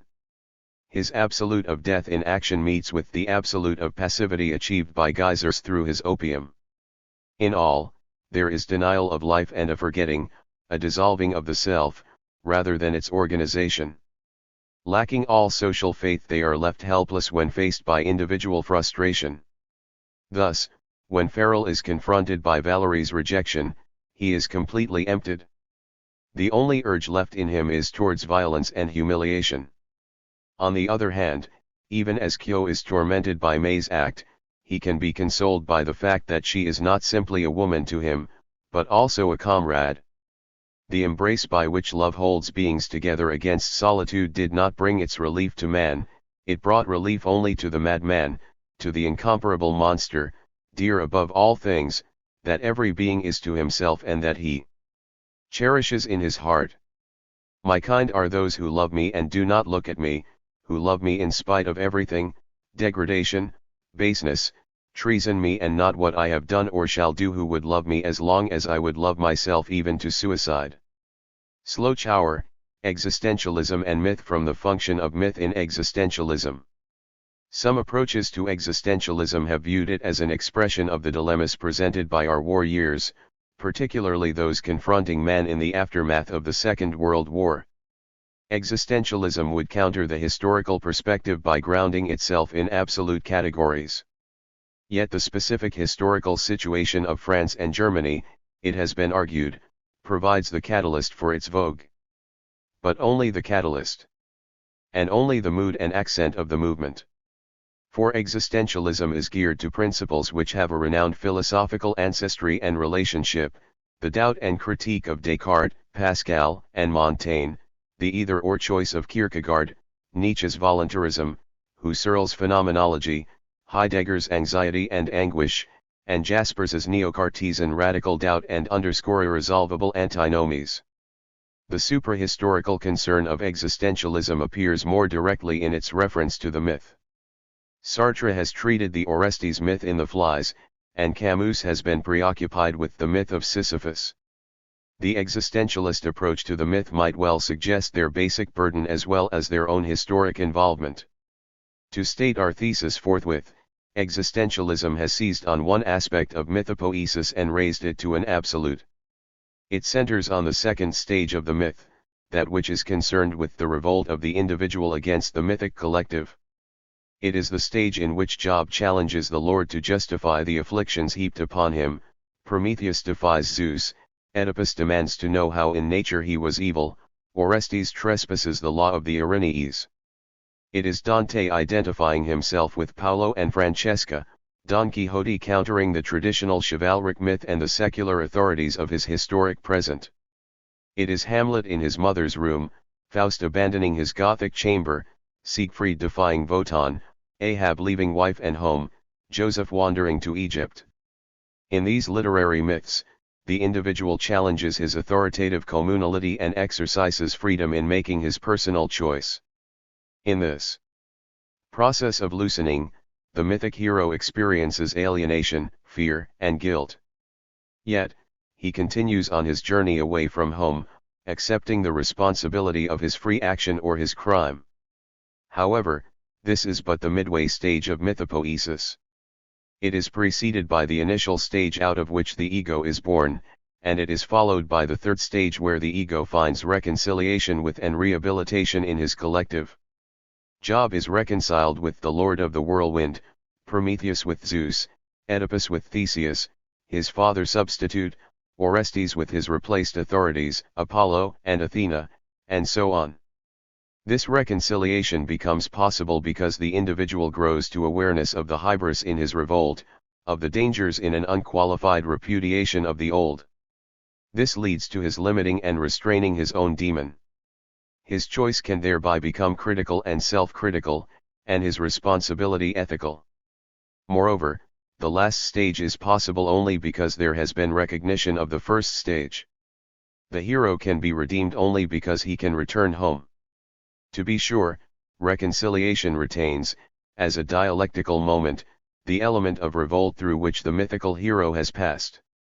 The hero does not submit or surrender. He is not redeemed by returning as a child to a collective nursery. In the third stage, the authoritative code itself has been modified by virtue of the individual challenge. That is, the hero is saved because of his revolt.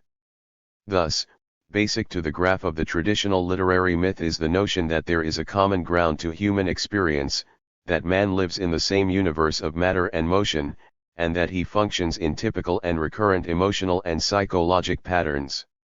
Even as the myth deals with the heroic variation, this variation is seen as existing within the deeper sources of common life which follow the graph of a timeless schema. The literary myth objectifies man's communal existence.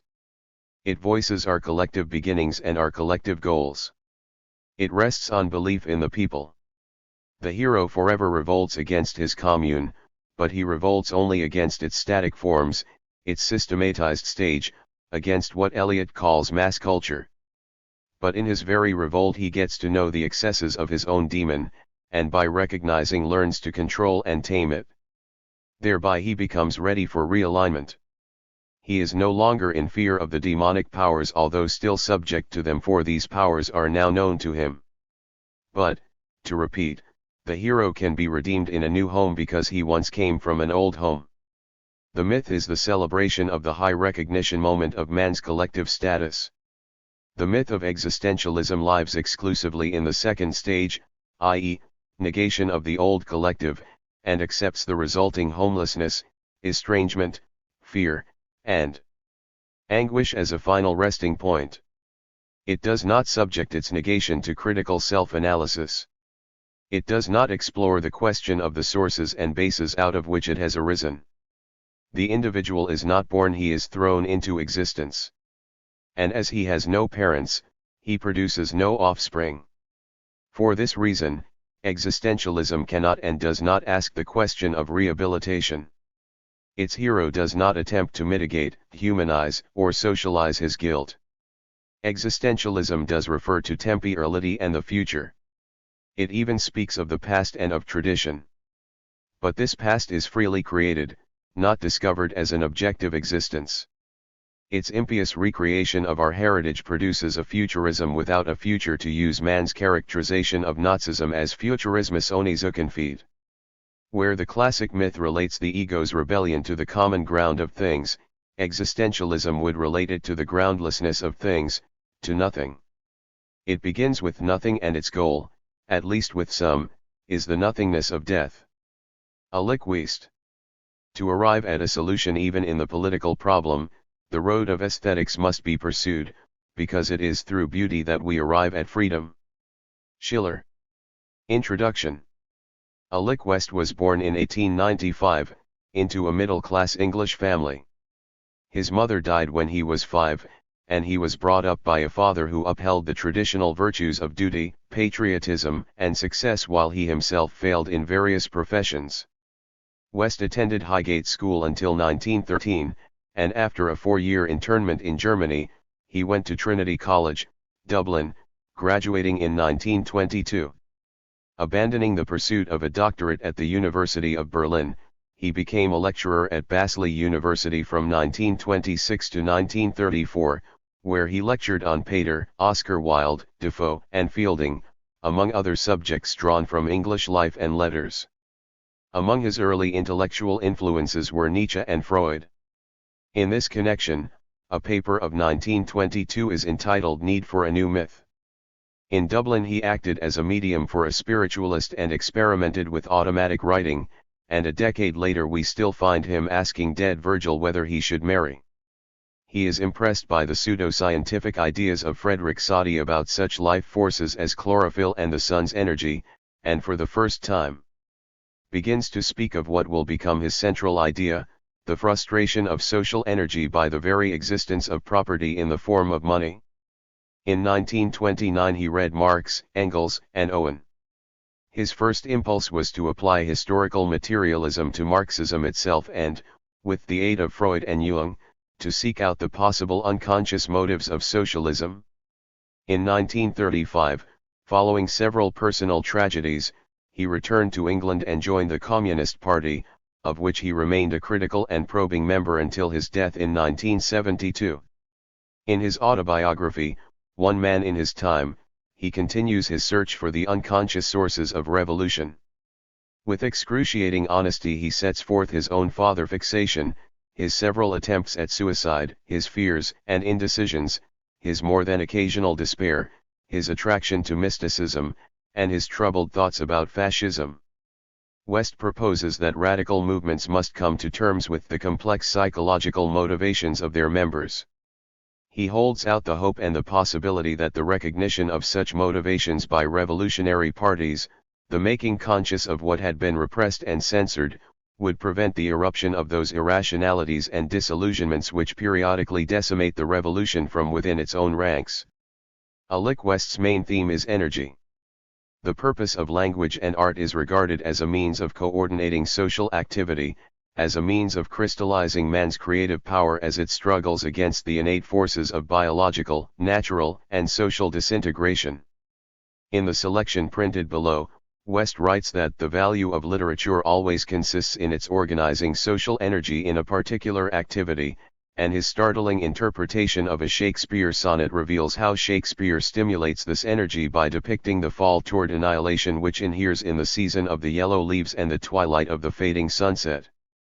Art, for West, is a means of renewal, a stimulation of energy toward life as life struggles against death.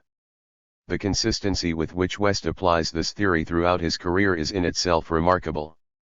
From Crisis and Criticism to The Mountain in the Sunlight, he explores the interrelationship between art and energy.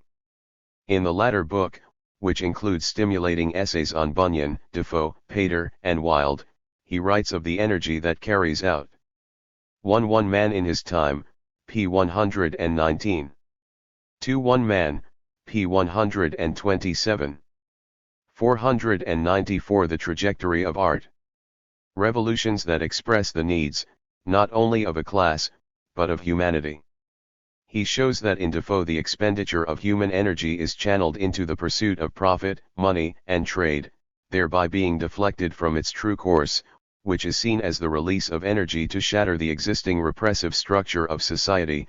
In his comprehensive study of Joyce's Ulysses in Crisis and Criticism, he concludes that Joyce does not organize social energy but rather irritates it because the social activity embodied in the novel is directed toward a lower level of activity than that which created it. In his autobiography, he puts it most succinctly culo vals. He recognized the necessity of going to the sources of language as a precondition for the study of literature. Well before the domination of Stanovism, he resisted and analyzed the party attempt to suppress aesthetic experience, seeing this as due to the fact that those feelings of social solidarity which are awakened in aesthetic experience are still attached to bourgeois society, and a vague realization of their incompatibility with consciously accepted Marxism leads to the demand for the suppression of aesthetics. During a period when Marxists increasingly tended to view art primarily as ideological reflection, he pointed out that the activity of art is rooted in the activity of the people. 3 Mountain in the Sunlight, p. 41. 4 Crisis and Criticism, p. 96. 496 The trajectory of art. Who are society and never wholly in society's political form. He knew that all relations in society derive from the common humanity of men living upon the earth, and that all segments of society are related in an interaction, whether of life or death. Registered above all, his vision is imbued with the concept of art as revolution, nothing less than the full joy of art, the beauty for which there is no language but its own, is adequate to express the meaning of revolution, and nothing less than revolution is capable of releasing in reality the creative power which in art makes all things human, but which the inhumanity of capitalism frustrates.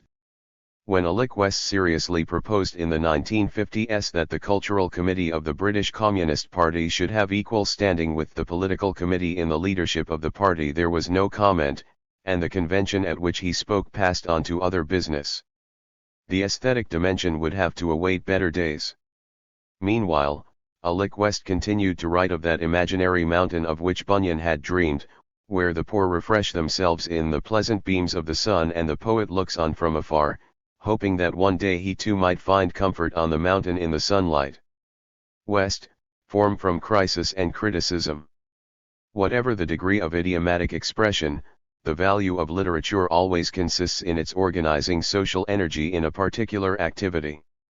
Literature conveys this feeling of social energy by expressing the conflicting phases in its organization, and giving a symbolical form of achieved organization. In the first place, literature relates its content to the conflicts inherent in the organization of any group. As the high proportion of abuse and exhortation in idiom indicates, one of the main tasks is to hold an organization together and to continue its action. This does not happen without the expenditure of energy, and there is a tendency in every individual, developed in him by his early experiences as consumer, to withhold that energy and let other people do the work. As idiomatic expression alternates between abuse and encouragement, so literature works with a similar alternation in the allied moods. The content is shown in relation to SUC. 5 Mountain in the Sunlight, p. 115. 6 Ibid, p. 9. 7 Ibid, p. 131. Alec West 497. Seeding or mingled feelings of activity or inertia, hope or fear, courage or despondency. Literature also uses the alternating feelings of the individual towards society which accompany these moods. Just as it is the function of idiom to convey to the individual either that he is outside the pale and sunk to the level of the animals, or though far less rarely that he is an honored part of it, so literature expresses its content through alternating moods of feeling oneself a part of society, or being in rebellion against it or outcast from it. This latter distinction corresponds to two different causes why the general opinion of a society may expel an individual member, either because he only consumes and is below the general standard of social activity, or because he is above it and produces in a new way. One of the ways, then, in which literature makes its content living, is that it relates it to these fundamental experiences in social organization. But, as already said, the variations in method are numberless. Literature also relates its content to the character of human work, which has to see the world as it is in itself, in order to be able to change it into a world for us. Just as idiom expresses a situation in terms of the body or of bodily movement, so literature, and especially poetry, through comparisons and images describes human and non-human in terms of one another, and thereby makes the non-human into an expression of the human. But at the same time, through accurately describing what is used for an image as it is in itself, it shows the non-human in its true character.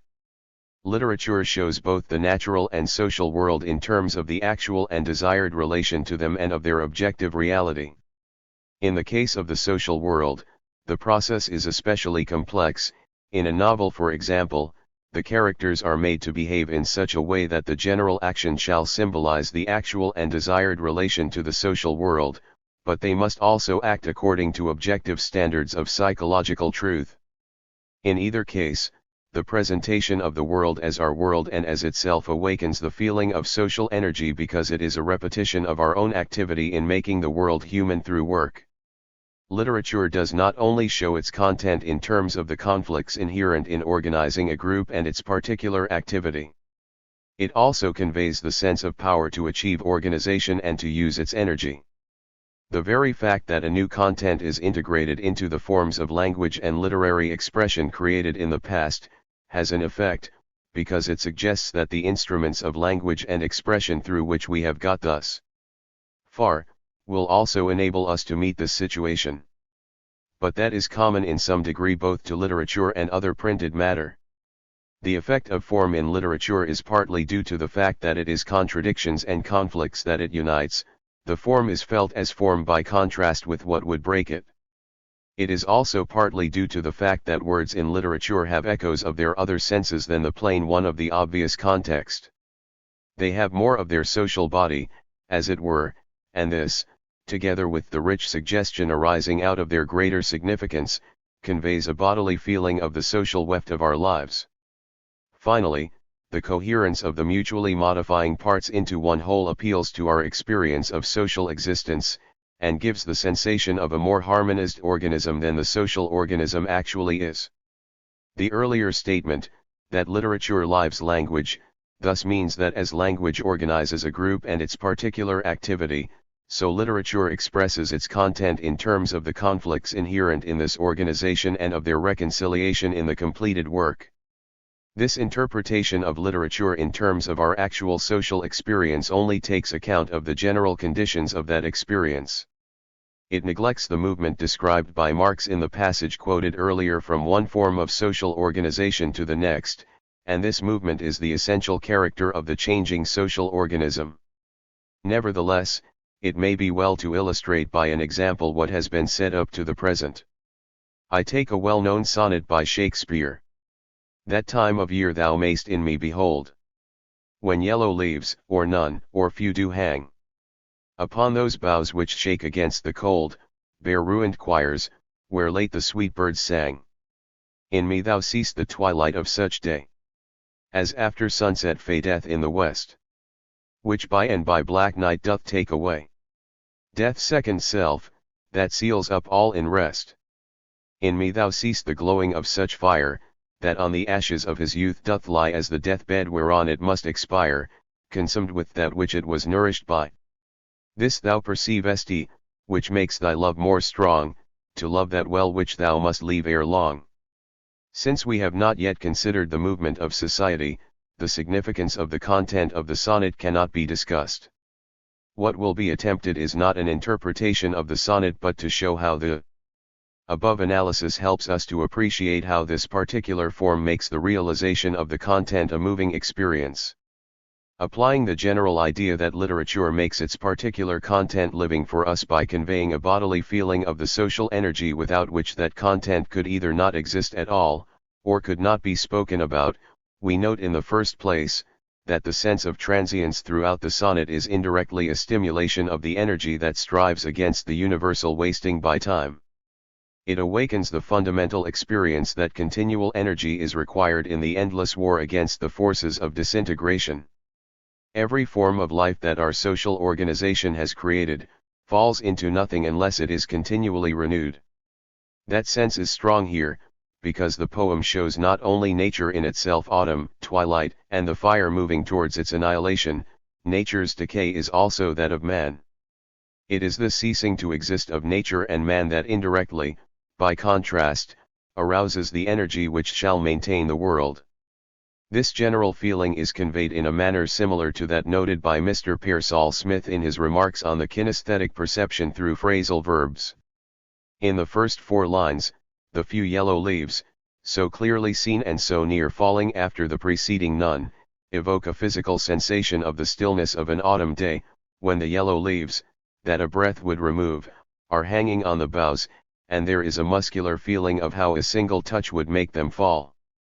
Then there is an alternation in the manner of conveying transience through bodily perception similar to the fundamental contrast between organization and disintegration, activity and passivity. In the first 4 lines, we wait, as it were, on transience, it is in the surrounding air, while the leaves hang motionless. In the next 4 lines, the mere passive expectancy has become active motion, the fading away of the light in the west, and the indefinable mental sensation as the attention goes from the leaves quite near to the distant horizon makes us take part in the movement to nothingness, and the impending act of black night, with its contrast to the yellow leaves, intensifies the effect of this change from waiting to movement. Then, with a similar effect in our sensation, the transience which had been far away in the sky, is concentrated in the glowing of the fire, which, in that it lies waiting on its deathbed but still glowing, unites the contrary impressions of passivity and activity in the preceding lines. Because of this form of expression, transience is not a mere idea, but a material, bodily feeling of those experiences that make it a significant reality for us.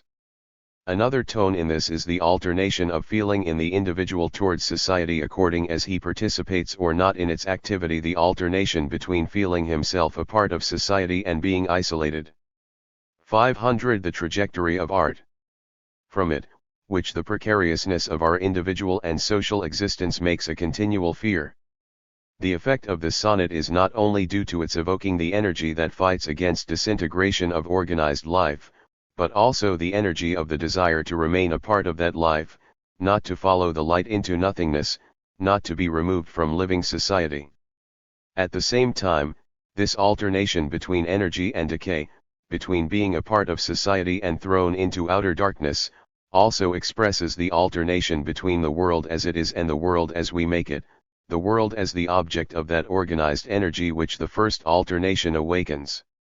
The autumn, the twilight, the fire are made human in meaning, and yet the more human they are made, the more vivid is the sense of their own reality. The bare ruined choirs are human, yet just for that very reason the phrase only intensifies the physical apprehension of the actual boughs which shake against the cold. In the last image, the personification is most direct, yet the objective realization of the glowing among the ashes is most actual. The world is human, and itself, with equal reality. That is the double character of the world as the object of human work. The manner in which the sonnet expresses its content, epitomizes our social existence. The last 2 lines resume the conflicts between energy and disintegration, activity and passivity, membership of and isolation from society, and between the world in itself and the human world. This thou perceivest, which makes thy love more strong, to love that well which thou must leave ere long. The realization of transience is a stimulus to love actively, instead of merely accepting, to be one with all the energy of life, before leaving it.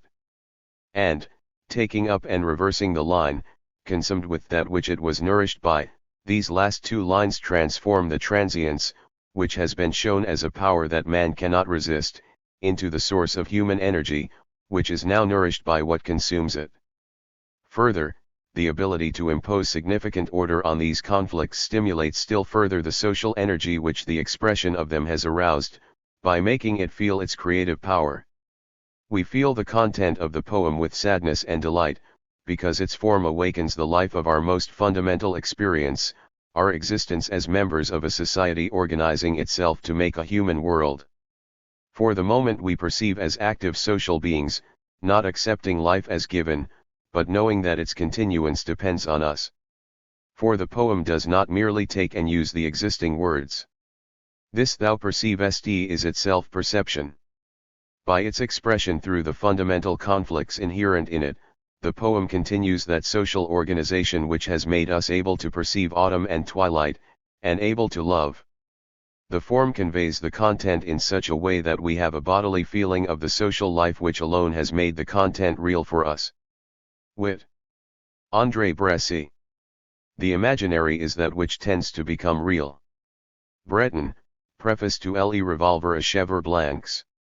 Perseus wore a magic cap that the monsters he hunted down might not see him. We draw the magic cap down over eyes and ears as a make-believe that there are no monsters. Marx, Capital. The marvelous is everywhere, hidden from the eyes of the vulgar, but ready to explode like a time bomb.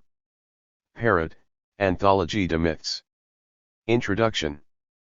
French Marxism paid little attention to the arts until the October Revolution brought a number of humanitarian and anti-war writers Romain Rolland, Anatole France, Henri Barbusse, Raymond Lefebvre, Marcel Martinet, and Paul Vaillant-Couturier within the orbit of the newly formed Communist Party of France. Thereafter throughout the 1920s, the Popular Front period, the Resistance, the Cold War years, the post-Stalin era, thousands of French creative figures and intellectuals became communists or sympathizers for periods of varying duration. These included Gide, Malraux, Picasso, Leger, Aragon, Eliard, and Sartre, plus scholars, scientists, and intellectuals in every field of endeavor. 1 The French intelligentsia has been more deeply involved with Marxism than the intelligentsia of any major nation apart from the USSR. The French have tended to be somewhat apologetic about their contributions to Marxism, perhaps because France was the source of so many non-Marxist socialist traditions. Marx and Engels were Germans, and Engels in his later years looked on the German working class as the apple of his eye. He and the Koskiists were prone to place the needs of German social democracy above the interests of the French movement. French social democracy began as a stepchild of a German movement, and in later years the French Communist Party tended to accept a similarly subordinate ideological role vis-à-vis the Soviet Union.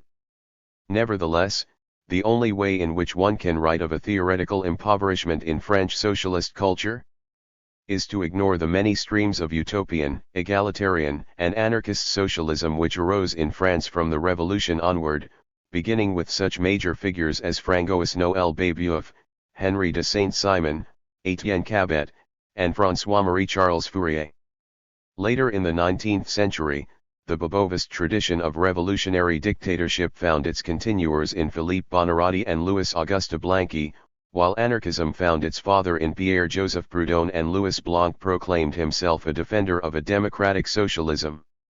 The expounders and followers of Saint-Simonian and Fourierist socialism included such important theorists as Pierre Leroux, Victor Considerant, Barthélemy Prosper Enfantin, Théophile Thor, Constantin Pecqueur, Philippe-Joseph Benjamin Butches, and Saint-Amand Bazard. The first French Marxists Paul Lafargue, Jules Guesde, Charles Longuet were themselves partly Blanquist, Lassaline, or Bakuninist in outlook. In the 1880s and 1890s, the writings of the German Marxists began to be issued in translation, along with Sarl's popularizations of Antonio Labriola, but their impact was softened by the pervasiveness of Juan-Georges Fabian-like brand of Marxism.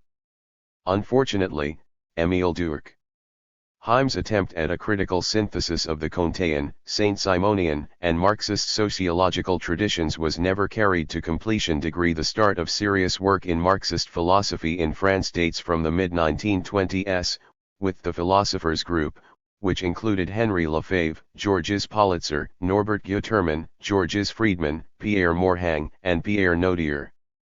In the mid-1930s, the circle of the New Russia included several outstanding Marxist philosophers, critics, and linguists, including René Maublanc, Marcel Cohen, Auguste Cornu, Paul Nizan, and Jean Casseux. Despite this widespread interest in Marxism, France produced little in the way of the systematic application of Marxist aesthetics before World War II. Jean Freville prepared French editions of the writings of Marx, Engels, Lenin, and Stalin on literature and art. A handful of minor critics utilized Marxist ideas in criticism of literature and the fine arts. A few local Stanovists began to emerge as guardians of the cultural front registered. Nevertheless, the French pre-war contribution is considerable, and I believe that we may even speak of a Parisian school of Marxist aesthetics which has served as a counterbalance to the tendency toward petrifaction of Marxist categories. The major components of this school are revolutionary surrealism and contemporary German Marxist aesthetics, and it consisted of an informal but fertile interchange between such men as Breton, Aragon, Perrault, and Malraux on one side and such German émigrés as Max Raphael and Walter Benjamin, both of whom spent the major portion of the 30s in Paris. For the most part, the contributions of the French in this alliance utilized the manner of pronouncement, revelation, and exhortation rather than rigorous development and application. In brief, they were manifestos of the highest order. The manifesto has roots both in the histories of revolutionary parties and in radical or avant-garde cultural movements. In France, such creative artists as Barbusset, Aragon, Gide, Malraux, Breton, Elliard, Leger, and Picasso effected a merger of these twin streams in their spoken and written manifestos, which simultaneously were proclamations of their faith in revolution and programmatic pronouncements on the art and aesthetics of the revolutionary movement. Later in this anthology appears Malraux's brilliant manifesto speech to an international writers' conference. Here we reprint several typical selections from the writings and speeches of the surrealist poet and spokesman André Breton. Breton was born in 1896. As a medical student, he served during World War I treating the wounded in psychiatric wards. He joined the Dada movement in 1919, withdrawing in 1922 together with others who realized that the futility of Dada was even greater than the futility of the reality against which it protested. From then until his death in 1966, Breton was surrealism's outstanding theoretician, mirroring in his life and work the contradictions and fluctuations of the movement as a whole. His career may be visualized as a series of syntheses of an original theory of creative inspiration with successive philosophical doctrines. Surrealism begins with a pragmatic and determinist theory of artistic creativity through spontaneous, automatic release of the inner contents of the psyche, and gradually accumulates additional layers of theoretical justification and modification. In view of this, one cannot define surrealism at any given stage of its development. It has a history, it remains in a state of becoming for a generation, and its doctrine can be fully understood only by taking up the totality of its various integrations in the course of its history. Schematically, one may point to a number of nodal junctures that mark the more significant intellectual stages of surrealism's unfolding. The movement begins as a fusion of French symbolism and Dada with Freudian idea and dream theory, exalting individualist revolt and the total subversion of bourgeois values. It moves outward around 1925 toward more effective revolutionary action, discovering Lenin, Trotsky, and the October Revolution, entering into an ambivalent alliance with French communism. Participating in political protest and working class activity during the following decade. It acquires in Hegel's objective idealist dialectics a philosophy that explains the opposition and interaction between the world of objective fact and the world of subjective fantasy. It merges Freud's instinct theory with Engels' revolutionary call for sexual equality and a transcendent monogamy. It unites Rimbaud's plea change life with Marx's transform the world, and finally it comes to rest in Fourier. The surrealist journey is not a linear progression from Baudelaire Rimbaud to Tristan Tzara and Apollinaire, Freud and Janet, Marx and Engels, Hegel, Lenin and Trotsky. Every stage is incorporated into each preceding one. The result is one of the more ambitious aesthetic philosophical integrations of 20th-century Marxism. The pieces chosen are intended to illustrate a few aspects of surrealist thought. A passage from the Second Surrealist Manifesto announces Breton's adherence to historical materialism and his identification of Marxism with surrealism as fraternal derivatives of the Hegelian system, both dedicated to revolutionary solutions of human problems: love, madness, art, religion, and, in the first place, the conquest of hunger. The next selection, from Léves's Communicants, sees the function of poetry as the surmounting of the irreparable divorce of action and dream. This utopian revolutionary concept harks back to Baudelaire and anticipates both Malraux and Caldwell. Third, we reprint the closing moments of Breton's speech to the International Writers' Congress held at Paris in June 1935, in which he defends the integrity of the individual work of art and of the collective cultural heritage against the attacks from both the right and the left. Tragically, Surrealism's main preoccupation in the later 1930s was to be, as Robert S. Short noted, the defense of art's independence against the only political movement they had believed in. Registered reaffirming the poet's ability to change the world, Breton rejects the concept of propagandistic poetry and calls for that union of Rimbaud and Marx which he must have known was premature, irrelevant, and certainly utopian in 1935. Our final selection is a Fourierist paragraph from L'Amour Fou illustrating the Freud-Engels union referred to above, in which Breton speculates on the possible form of family and sexual relations under communism. The inevitable question in the Surrealist synthesis is what predominates. Which of the elements constitutes the structural framework within which the other elements become operative? Is Marxism the underlying philosophy of the Surrealist movement? These are difficult questions, because of the splits among the Surrealists themselves and because Surrealism's synthesis has different basic coordinates depending on how one approaches it. Surrealism is an unstable doctrine, subject to sudden dialectical reversals. Caldwell recognized this when he wrote that Surrealism, like political anarchism, negates itself in practice.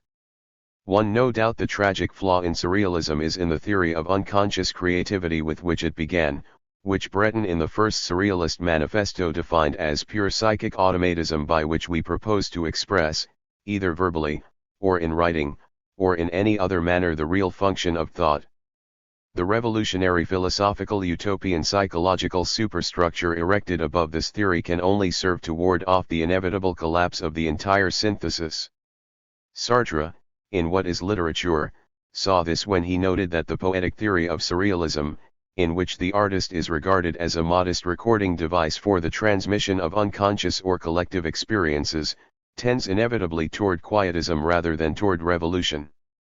Freud had been unwilling to ratify the Surrealists' use of his dream theories because, as Leon Edel points out, he considered the distortions and condensations of dream imagery as forms by which man concealed from himself the unpalatable truths of his instincts, whereas the Surrealists regarded them as a liberation from the conventional and from the clichés of art. It is possible that it was this fundamental error at the foundation of Surrealist theory which compelled the Surrealists to seek rationality in realms outside of poetry and art in Hegel, Marx, and Lenin. The flaw in the theory may therefore be seen as its motive force, which creates a perpetual and irreconcilable disequilibrium. Today, after a period of decline and neglect, the Surrealists' insistence on a socialism based on the psychological aesthetic biological needs of humanity has made Surrealism highly relevant to contemporary radical movements in the industrialized countries. Some of its current influence may be due to the later writings of Herbert Marcuse. Retracing Breton's steps, Marcuse has arrived at the identical synthesis of Marx, Hegel, Freud, Lenin, Fourier, and the French symbolist poets. And in specifically rejecting the automatism of surrealistic creative theory, he has cleared the way for the utilization of the surrealist philosophical aesthetic synthesis within a Marxist framework. Breton, Surrealism and Historical Materialism from the Second Manifesto of Surrealism.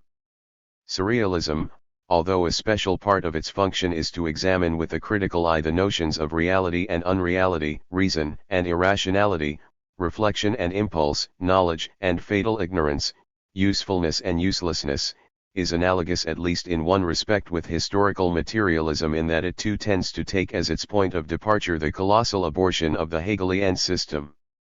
It seems impossible to me to assign any limitations, economic limitations, for instance to the exercise of a thought finally made tractable to negation, and to the negation of negation. How can one accept the fact that the dialectical method can only be validly applied to the solution of social problems? The entire aim of surrealism is to supply it with practical possibilities in no way competitive in the most immediate realm of consciousness. I really fail to see some narrow-minded revolutionaries, notwithstanding why we should refrain from supporting the revolution, provided we view the problems of love, dreams, madness, art, and religion from the same angle they do.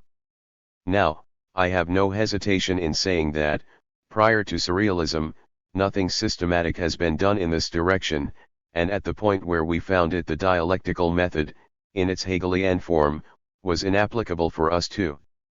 There was, for us too, the necessity to put an end to idealism. Properly speaking, the creation of the word surrealism would testify to this, and, to quote Engels' classic example once again, the necessity not to limit ourselves to the childish. The rose is a rose. The rose is not a rose. And yet the rose is a rose, but, if one will forgive me the parenthesis, to lure the rose into a movement pregnant with less benign contradictions, where it is, successively, the rose that comes from the garden, the one that has an unusual place in a dream, the one impossible to remove from the optical bouquet, the one that can completely change its properties by passing into automatic writing, the one that retains only those qualities that the painter has deigned to keep in a surrealist painting, and, finally, the one, completely different from itself, which returns to the garden.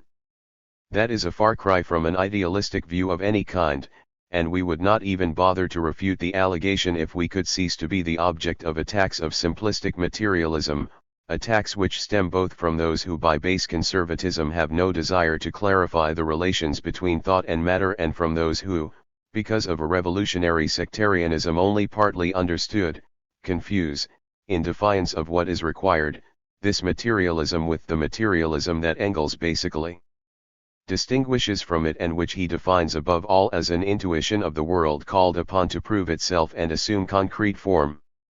In the course of the evolution of philosophy, idealism became untenable and was repudiated by modern materialism. The latter, which is the negation of negation, is not the simple restoration of the former materialism. To the durable substructure of the latter it adds all the thought that philosophy and science has amassed in the course of 2000 years, and the product of that long history itself. We also intend to place ourselves at a point of departure such that for us philosophy is outclassed. It is, I think, the fate of all those for whom reality is not only important theoretically but for whom it is also a matter of life or death to make an impassioned appeal, as Feuerbach desired, to that reality, our fate to give as we do, completely, without any reservations, our allegiance to the principle of historical materialism, is to thrust into the face of the shocked and astounded intellectual world the idea that man is what he eats and that a future revolution would have a better chance of success if the people were better nourished, in this specific case with peas instead of potatoes. Our allegiance to the principle of historical materialism. There is no way to play on these words. So long as that depends solely on us, I mean provided that communism does not look upon us merely as so many strange animals intended to be exhibited strolling about and gaping suspiciously in its ranks, we shall prove ourselves fully capable of doing our duty as revolutionaries. Breton, Action and Dream, from Léves's Communicants. The poet of the future will surmount the depressing notion of the irreparable divorce of action and dream. He will hold the magnificent fruit of the tree whose roots are intertwined, and will be able to persuade those who taste it that there is nothing bitter about it. Borne by the current of his time, he will assume for the first time without distress the responsibility for the reception and transmission of signals which press upon him from the depth of souls. He will maintain at any price in each other's presence the two terms of the human relation, by whose destruction the most precious conquests would instantaneously become null and void, the objective awareness of realities, and their internal development in what, by virtue of a sentiment individual on one hand, universal on the other, is magical about it until proved otherwise. This relation can pass for magical in that it consists of an unconscious, immediate action of the internal on the external, so that there readily slips into the summary analysis of such a notion the idea of a transcendent mediation which would be, moreover, that of a demon more than of a god. The poet will oppose this simplistic interpretation of the phenomenon in question. In the immemorial prosecution of intuitive knowledge by rational knowledge, it will be the poet's responsibility to produce the capital evidence that will put an end to the dispute. The poetic operation, henceforth, will be conducted in broad daylight. We shall renounce picking quarrels with certain men who will tend to become all men, renounce manipulations long suspect to others, long equivocal in themselves, in which we have indulged in order to keep eternity in the moment, to dissolve the general in the particular. We shall no longer cry miracle each time that, by the more or less involuntarily compounded mixture of these two colorless substances which are existence subject to the objective connection of beings and existence concretely escaping this connection, we manage to achieve a precipitate of a lovely, lasting color. We shall already be outside, mingling with the others in the light of day, and will not have to look with an expression of greater complicity and intimacy than theirs on the truth when it shakes its hair streaming with light at the dark window. Breton, The Cultural Heritage from a Speech to the International Association of Writers for the Defense of Culture. On this occasion we have no intention whatsoever of modifying the line which has been ours for 10 years. We have already said that our ambition was to show the use that could legitimately be made of our cultural heritage in our era and in the West. In the realm of poetry and in the realm of the plastic arts which are our special province, we still think that this cultural heritage must be constantly inventoried, that it must be decided what is deadwood in it so as to rapidly eliminate it, that the only acceptable part furnished by the remainder must be used not only as a factor in human progress, but also as an arm which inevitably turns against bourgeois society as that society degenerates. To light our path through the labyrinth of existing human works, the judgment of posterity is, in all truth, a fairly sure guide, since the spirit of man ever feels its way along, but also ever goes forward. It is not a question here of substituting desires for realities, independently of whatever constitutes its manifest content. The work of art lives to the degree that it ceaselessly recreates emotion, and to the degree that an ever more general sensibility from day to day draws from it a more and more necessary sustenance. This is the case, for example, of a body of work such as that of Baudelaire. I cannot imagine his prestige ceasing to grow in the eyes of new generations of poets, even Soviet poets. This property, possessed here and there by certain artistic works, can appear to us only as a function of their very particular situation in time, of that air of being figureheads at the prow of a ship that they assume in relation to the historical circumstances that unleashed them. They bring about a perfect balance between the inner and the outer. It is this balance that objectively confers authenticity upon them. It is this balance that causes them to be called to pursue their dazzling career without being affected by social upheavals. A cultural heritage in its acceptable form is above all the sum of such works with an exceptionally rich latent content. These works, which today in poetry are those of Nerval, Baudelaire. 512 The Trajectory of Art. Lautréamont and Jerry, and not the many so-called classic works, remain above all else messengers, and their influence ceaselessly increases in such a way that it would be useless for a poet of our time to oppose their being so chosen. Not only can literature not be studied outside the history of society and the history of literature itself, it also cannot be written, in each era, unless the writer reconciles two very different concrete facts, the history of society up to his time, and the history of literature up to his time. In poetry, a body of work such as that of Rimbaud is a perfect example of this, and from the point of view of historical materialism, revolutionaries must make it their own, not partially, but totally. I am assured that at the last commemoration of the dead of the Commune, the Paris Association of Revolutionary Writers paraded past the wall under the banner "To the militants of the Commune, Rimbaud, Courbet, Flourens." The use here made of Rimbaud's name is improper. Revolutionaries must not answer the disloyalty of their adversaries by disloyalty on their part. To represent Rimbaud the artist and the man at grips with all his problems as having arrived in May 1871, at a conception of his role that could be contrasted with that of today's poetic researchers, is to falsify the facts. To do that, or brazenly to claim that Rimbaud fell silent for lack of an audience in the same way that by playing on a simple coincidence of names people once tried to make us confuse the author of the Chants de Maldoror, Isidore Ducasse, with the Blanquist agitator Félix Ducasse, is knowingly to bear false witness. The first act of courage for a revolutionary must be to prefer life to legend. The real Rimbaud of that period, who was, certainly, won over socially to the revolutionary cause, is not only the author of Les Mains de Jean Marie, but also the author of Le Curvole. Nor is he exclusively, as some would lead us to believe, the very young sharpshooter of the revolution of the barracks of Babylon. He is also the man fully occupied with problems apparently external to the revolution, the man who is wholly revealed in the so-called Lettre du Voyant, quite characteristically dated May 15, 1871.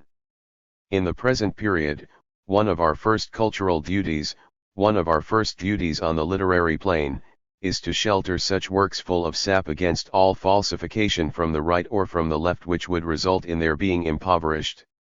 If we cite the work of Rimbaud as an example, let it be plainly understood that we could also cite that of Sada, or with certain reservations, that of Freud. Nothing can force us to deny these names, just as nothing will force us to deny the names of Marx and Lenin. From where we stand, we maintain that the activity of interpreting the world must continue to be linked with the activity of changing the world. André Breton 513.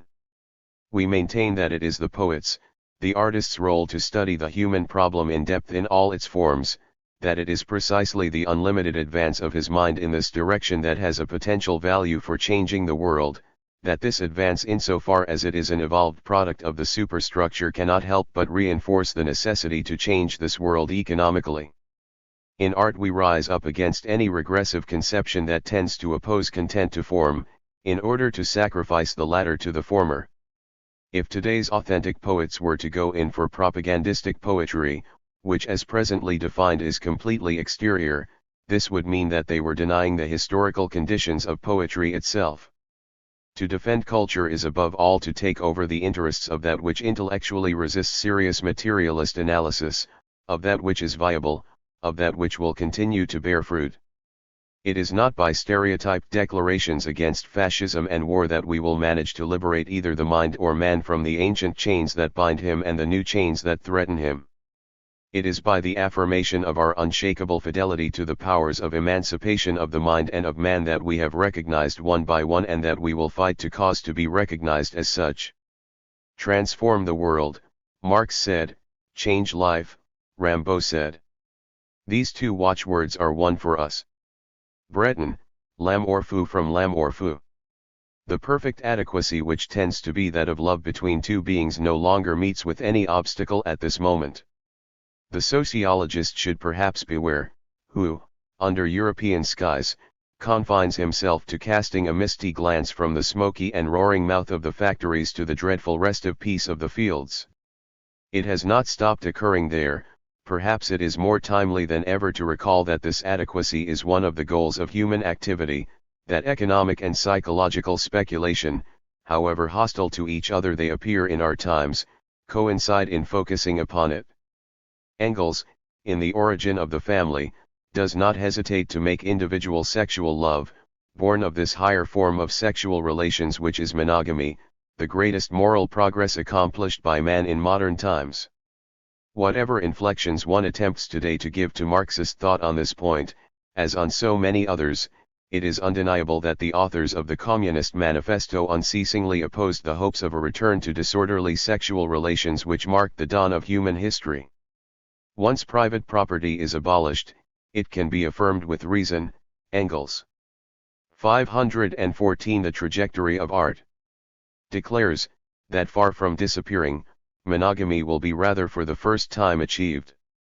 In the same work, he insists several times over on the exclusive character of this love which, at the cost of what deviations I know both miserable and grandiose ones has finally found itself. This view of what is doubtless most enthralling in the consideration of the human condition and future can only be corroborated more clearly by that of Freud, for whom sexual love, even as it is already given, breaks the collective links created by the race, transcends national differences and social hierarchies, and thereby contributes to a great measure to the progress of culture. These two conceptions, which assign the less and less frivolous conception of love as the principle fundamental to moral as well as cultural progress, seem to me in themselves of a nature to constitute the finest part of poetic activity as a tested means of focusing the perceptible and moving world on a single being as well as a permanent force of anticipation. Herbert. In his last years, he tried to find the answer to the terrible question why human freedom and happiness declined at the stage of mature civilization when the objective conditions for their realization were greater than ever before.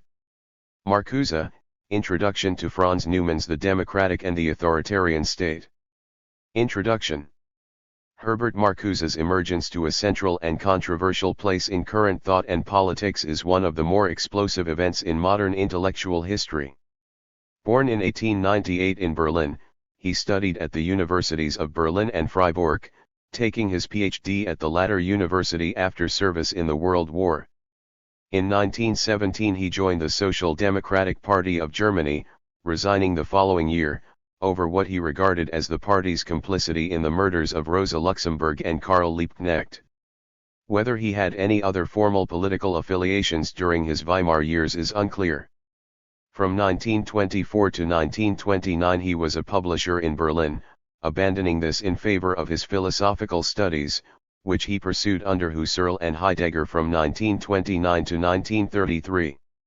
In 1934 he emigrated to the United States and until 1942 lectured at Columbia University. His interest in Marx emerged early. His first published essay was a Heideggerian contribution to the phenomenology of historical materialism, and the central concern of his first period was the relationship between German philosophical and sociological thought and Marxism. 516 The Trajectory of Art. Concentrating particularly on the Hegelian sources of Marx's thought. From 1933 onward he became associated with the Frankfurt School headed by T. W. Adorno and Max Horkheimer, whose work exercised a major influence on his own thought. He wrote more than 100 reviews and articles for their journal, the Zeitschrift für Sozialforschung, between 1933 and 1941 and was himself a leading member of the Institute of Social Research. He published a number of important studies on the relationship between liberal tendencies in philosophy and their liquidation in fascist totalitarianism. Like many German intellectuals of his period, he was preoccupied with the suspicion that Kultur and consciousness somehow bore a major responsibility for the rise of repression, and ultimately of Nazism itself. His Reason and Revolution, Hegel and the Rise of Social Theory seeks to absolve Hegel of such responsibility and comes to grips with the question of Germany's dream history along lines laid down by Hegel, by Heine, and by the early Marx, wherein German intellectual life is detached from the sphere of political action and anchors itself in the soul of the individual.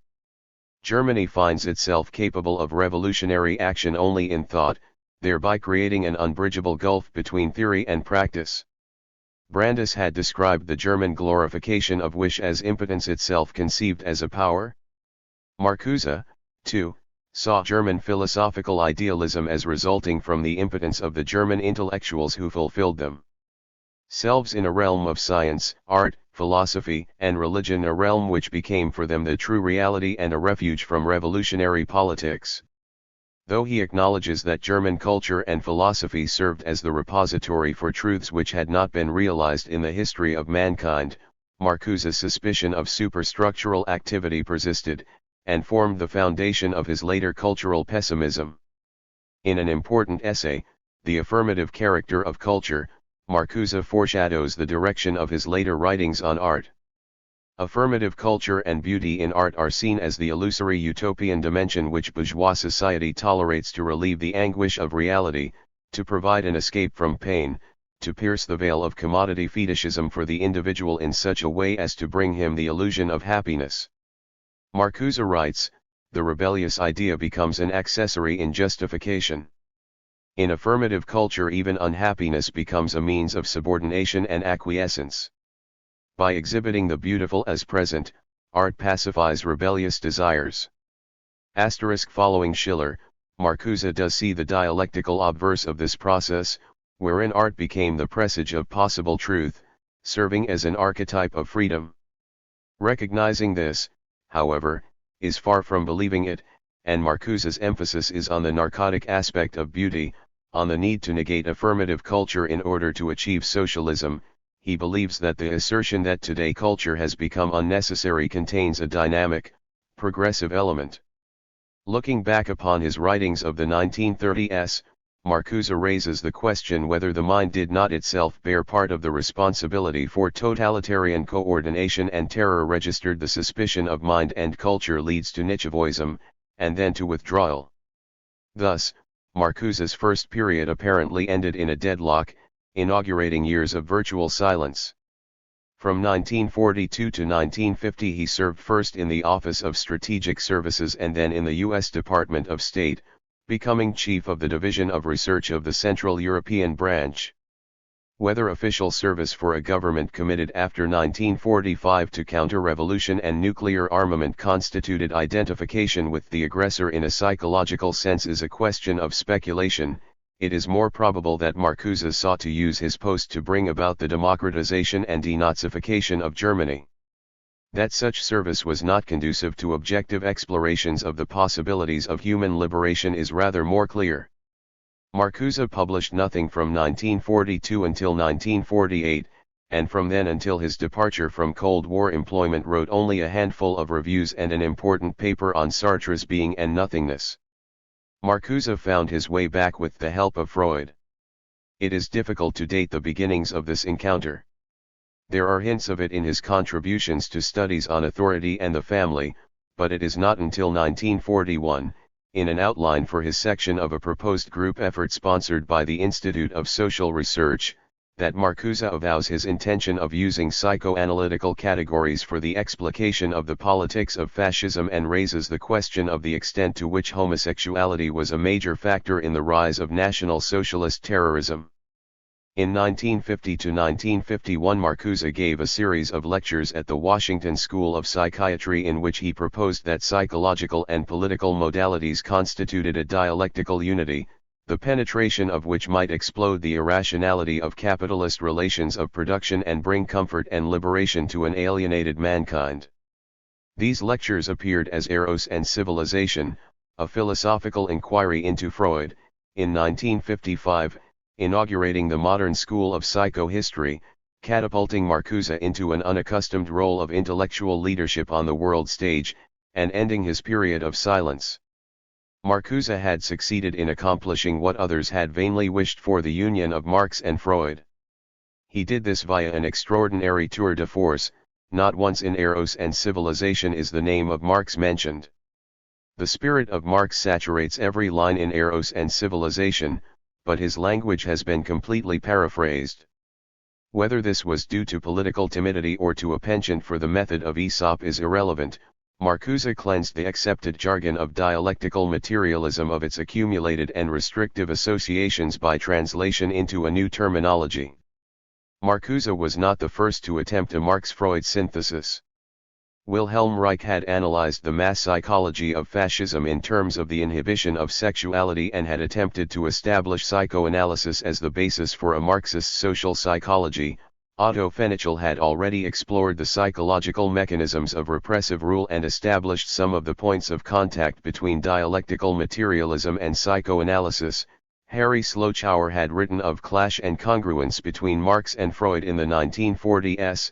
Erich Fromm had selectively combined Marxist and Freudian concepts within a neo-Rousseauian salvationist framework but had avoided the revolutionary implications of both masters. The last work of Otto Rank attempts to move beyond psychology towards a synthesis of psychoanalysis and sociology.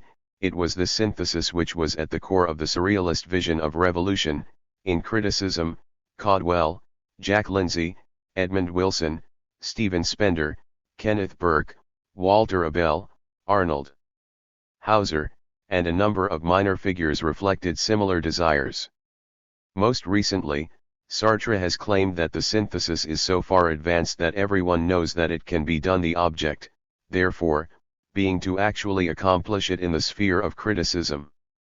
Unlike his predecessors, however, Marcuse did not scan the works of Marx and of Freud for evidence of parallelism, but revealed the underlying revolutionary implications of Freudian metapsychology. The parallel task of drawing together the psychological implications of Marxism has not yet been undertaken on a major level. The first selection by Marcuse is the images of Orpheus and Narcissus from Eros and Civilization. This is the second of 3 chapters within that book focusing on the aesthetic dimension.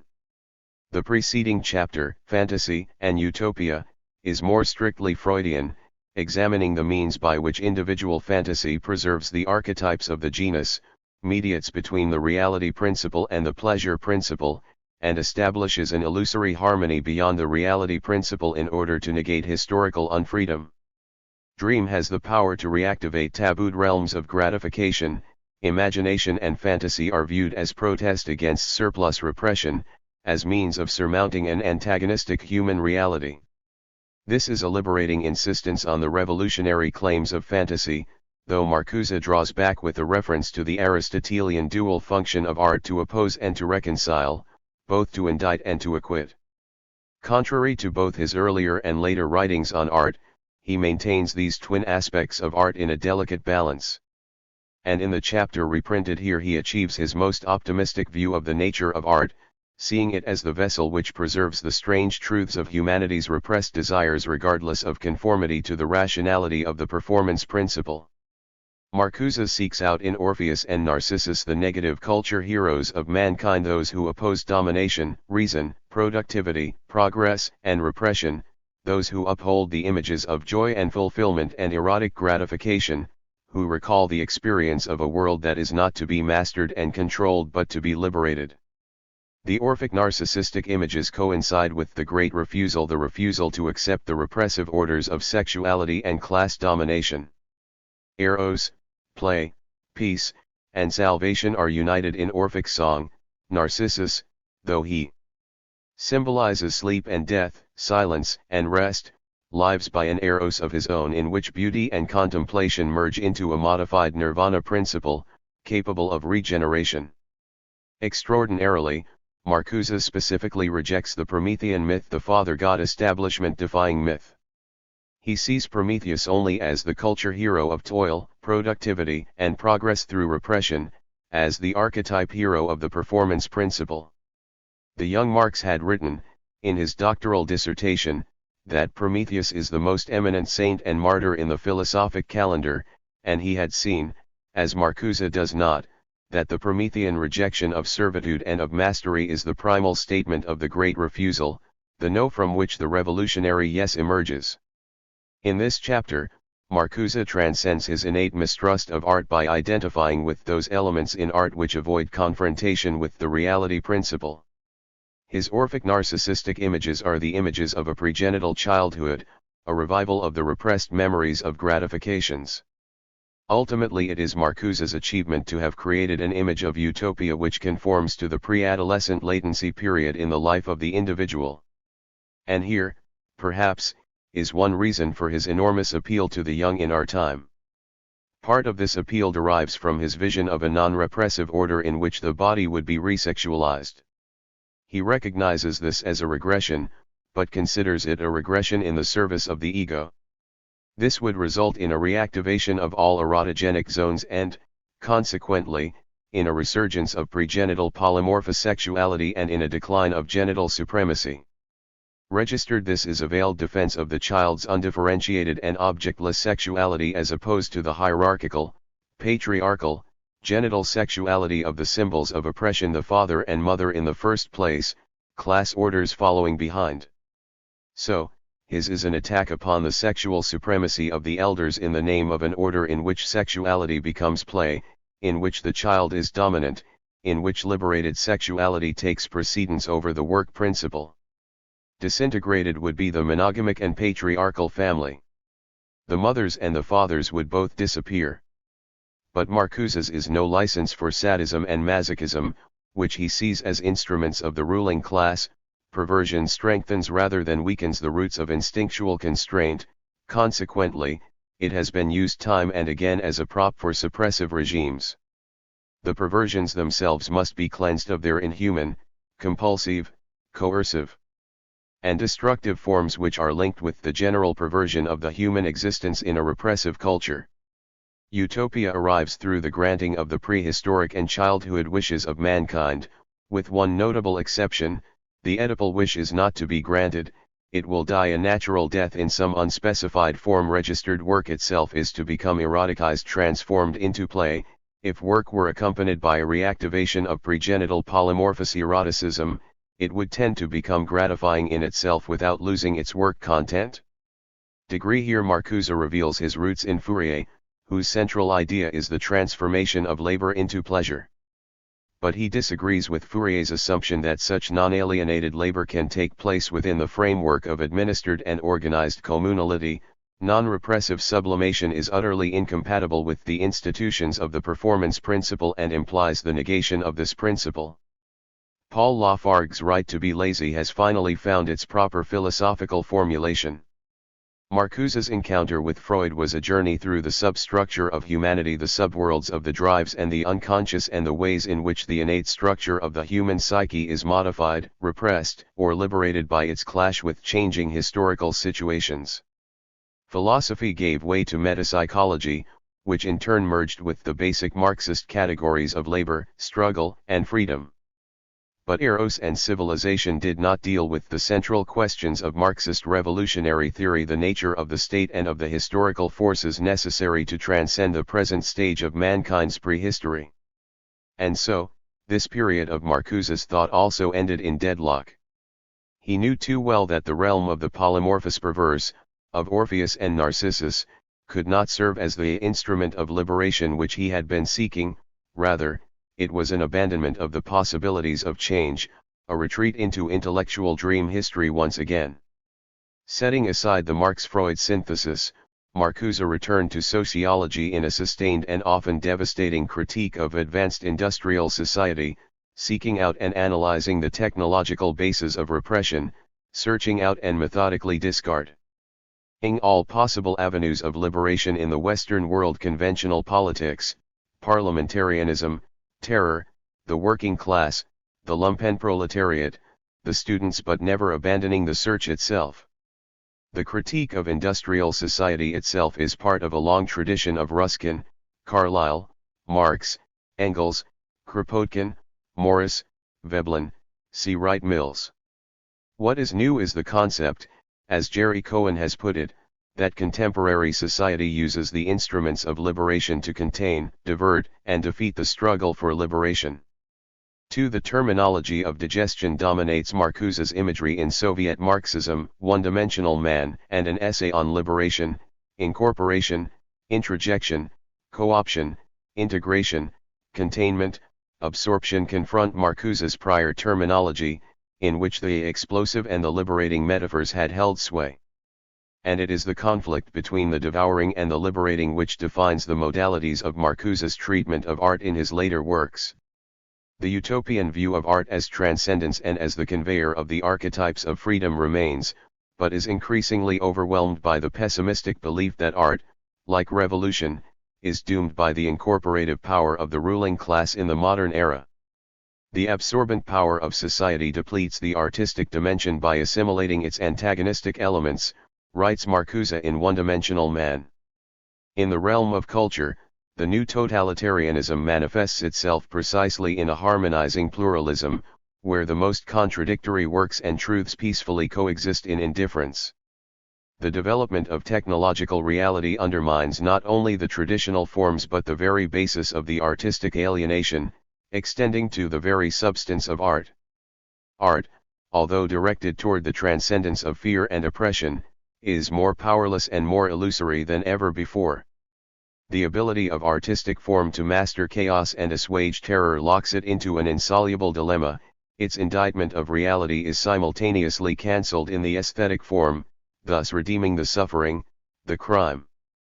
Registered in another essay, Marcuse laments that the images and ideas by virtue of which art, literature, and philosophy once indicted and transcended the given reality are integrated into the society.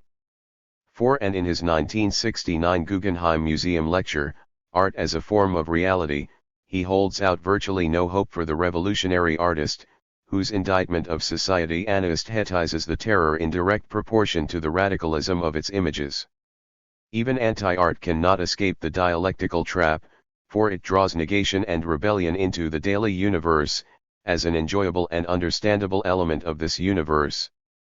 Fearful of the void, Marcuse grasps Brecht's theory of the estrangement effect as a means of re-establishing a communicable artistic truth. Not empathy and feeling, but distance and reflection are required. Art must not attempt to overcome alienation, but to enlarge it, emphasize it by estranging itself from real life. Art must not recoil from the pacifying consequences of form, but must use form to comprehend and thereby negate reality.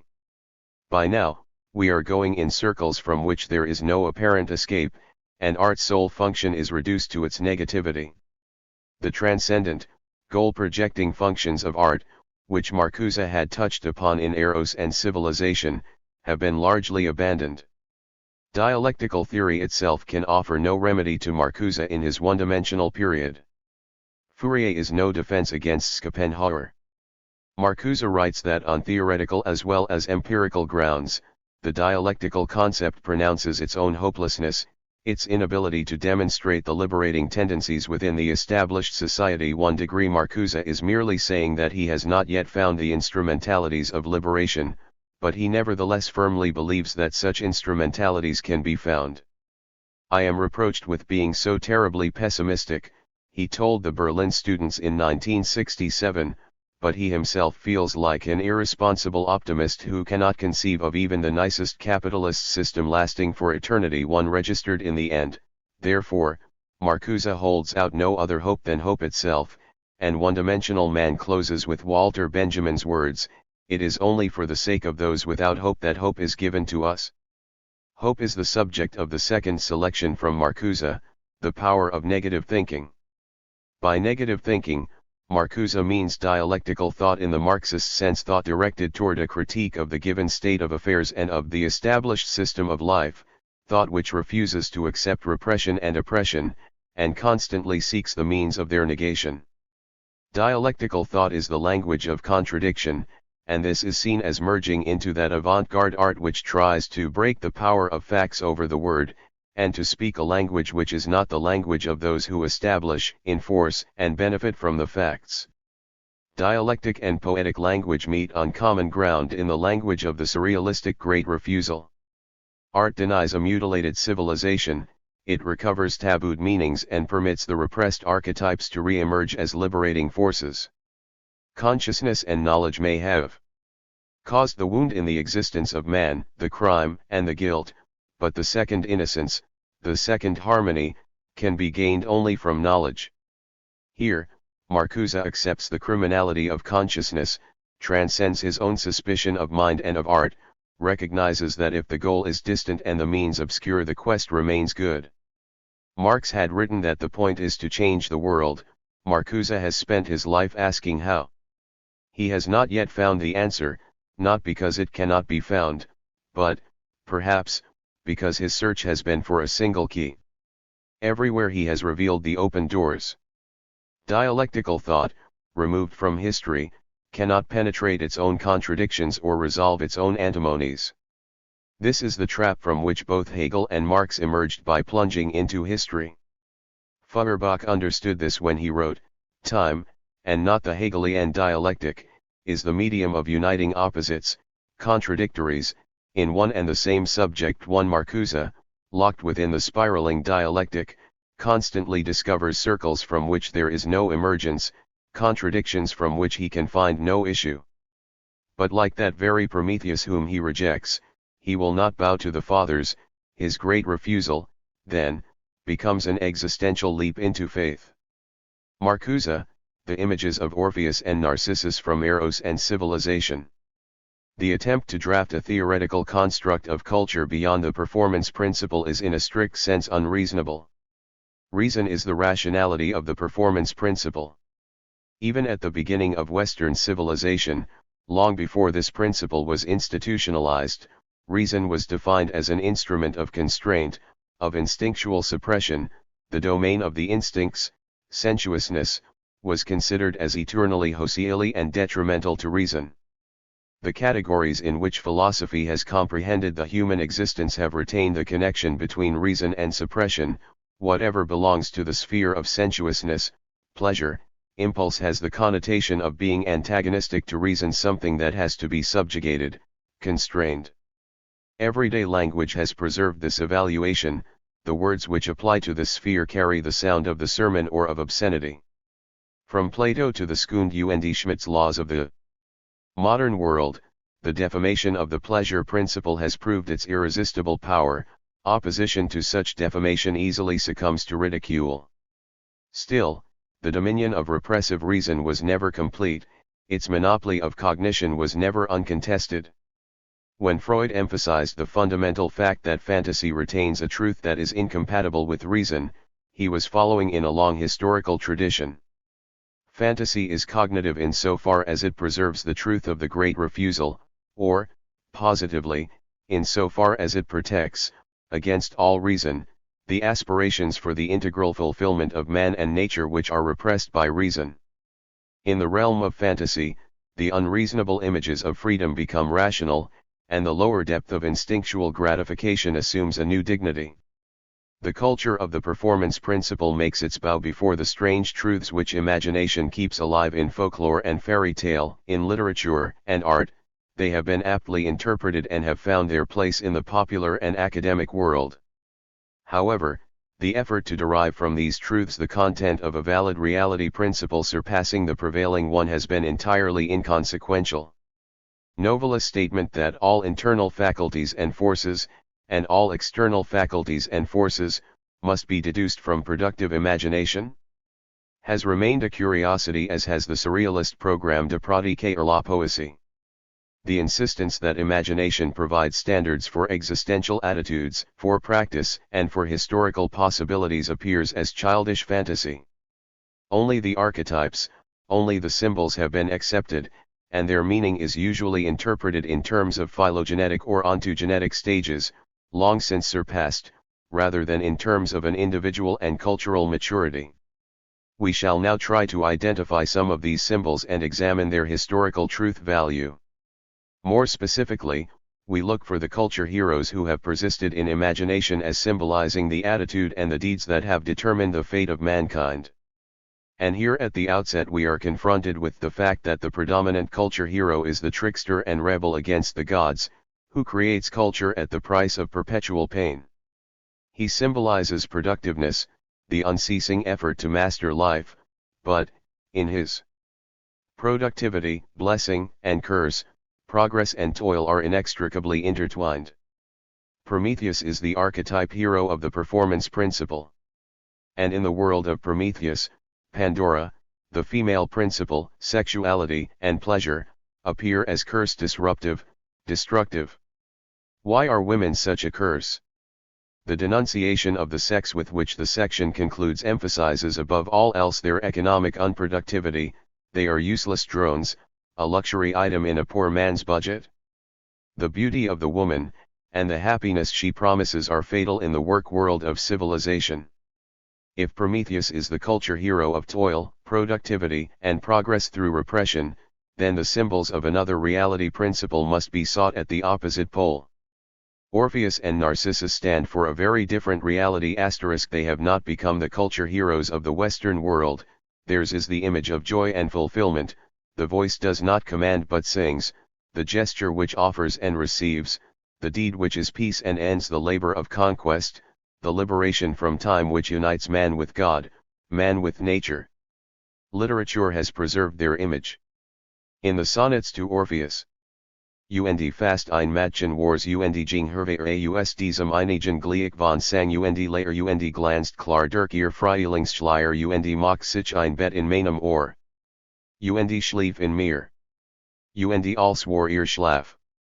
Die Baume, die ich je bewundert, dies viel Fern, die gefeilt und jed stonnen, das mich selbst betraf. Sie schlief die Welt. Sing ender Gott, wie hast du sie vollendet, das sie nicht begehrt, erst wach zu sein? Sie, sie erstand und schlief. Wo ist ihr Tod? Or Narcissus, who, in the mirror of the water, tries to grasp his own beauty. Bent over the river of time, in which all forms pass and flee, he dreams. Narcisse rêve au paradis. Quand dans les temps, cessant sa fruit, laissera tilk cet écoulement se repose. Forms divines et perenniales. Qui en attendez que le repose pour reparaître, oh. Quand, dans quel nude, dans quel silence, vous recristalliserez-vous. Le paradis est toujours for refaire, il n'est point en quelque lointain thule. Il demeure sous l'apparence. Chaque chose déchante, virtuelle, l'intime harmonie de son trait, comme chaque cell, en lui, l'archétype de son cristal, et vient un temps de nous tacite, ot les plus dense descendant, dans les abîmes imperturbés fleurant les trémies secrètes. Tout force vers sa ferme perdu. Point 6. Un grand comme écoute, otj écoute l'espoir. La voix de sources change et me parle du soir, j'entends el herbe d'argent grandeur dans l'ombre sainte, et la lune perfide élève son miroir jusque dans les secrets de la fontaine éteinte. Point 7. Admire dans Narcisse un éternel retour. Vers l'onde ot son image offerte for son amour. Propose sa but tout sa connaissance. Tout mon sort en est tu obeisance. A la force de mon amour. Cher corps, jem abandon for ta seule puissance, lo tranquille m/attire ot, me tens mes bras, a ce vertige per ne resist pas. Que pousse 6 ma but, faire que tu ne veilles, registered. The climate of this language is that of the diminution de traces du péché original, the revolt against culture based on toil, domination, and renunciation. The images of Orpheus and Narcissus reconcile Eros and then Eidos. They recall the experience of a world that is not to be mastered and controlled but to be liberated, a freedom that will release the powers of Eros now bound in the repressed and petrified forms of man and nature. These powers are conceived not as destruction but as peace, not as terror but as beauty. It is sufficient to enumerate the assembled images in order to circumscribe the dimension to which they are committed: the redemption of pleasure, the halt of time, the absorption of death, silence, sleep, night, paradise, the nirvana principle not as death but as life. Baudelaire gives the image of such a world in 2 lines. La, tout ns tu ordre et but. Lux, calm, et volupte registered. This is perhaps the only context in which the word order loses its repressive connotation. Here, it is the order of gratification which the free Eros creates. Static triumphs over dynamic, but it is a static that moves in its own fullness, a productivity that is sensuousness, play, and song. Any attempt to elaborate the images thus conveyed must be self-defeating, because outside the language of art they change their meaning and merge with the connotations they received under the repressive reality principle. But one must try to trace the road back to the realities to which they refer. In contrast to the images of the Promethean culture heroes, those of the Orphic and narcissistic world are essentially unreal and unrealistic. They designate an impossible attitude and existence. The deeds of the culture heroes also are impossible, in that they are miraculous, incredible, superhuman. However, their objective and their meaning are not alien to the reality, on the contrary, they are useful. They promote and strengthen this reality, they do not explode it. But the Orphic narcissistic images do explode it, they do not convey a mode of living, they are committed to the underworld and to death. At best, they are poetic, something for the soul and the heart. But they do not teach any message except perhaps the negative one that one cannot defeat death or forget and reject the call of life in the admiration of beauty. Such moral messages are superimposed upon a very different content. Orpheus and Narcissus symbolize realities just as do Prometheus and Hermes. Trees and animals respond to Orpheus' language, the spring and the forest respond to Narcissus' desire. The Orphic and narcissistic eros awakens and liberates potentialities that are real in things animate and inanimate, in organic and inorganic nature real but in the unerotic reality suppressed. These potentialities circumscribe the telos inherent in them as, just to be what they are, being there, existing. The Orphic and narcissistic experience of the world negates that which sustains the world of the performance principle. The opposition between man and nature, subject and object, is overcome. Being is experienced as gratification, which unites man and nature so that the fulfillment of man is at the same time the fulfillment, without violence, of nature. In being spoken to, loved, and cared for, flowers and springs and animals appear as what they are beautiful, not only for those who address and regard them, but for themselves, objectively. Le monde tend à la beauté. Degree in the Orphic and narcissistic eros, this tendency is released, the things of nature become free to be what they are. But to be what they are they depend on the erotic attitude, they receive their telos only in it. The song of Orpheus pacifies the animal world, reconciles the lion with the lamb and the lion with man. The world of nature is a world of oppression, cruelty, and pain, as is the human world. Like the latter, it awaits its liberation. This liberation is the work of Eros. The song of Orpheus breaks the petrification, moves the forests and the rocks but moves them to partake in joy. The love of Narcissus is answered by the echo of nature. To be sure, Narcissus appears as the antagonist of Eros, he spurns love, the love that unites with other human beings, and for that he is punished by Eros. Asterisk as the antagonist of Eros, Narcissus symbolizes sleep and death, silence and rest. 12 In Thracia, he stands in close relation to Dionysus. Asterisk but it is not coldness, asceticism and self-love that color the images of Narcissus, it is not these gestures of Narcissus that are preserved in art and literature. His silence is not that of dead rigidity, and when he is contemptuous of the love of hunters and nymphs he rejects one Eros for another.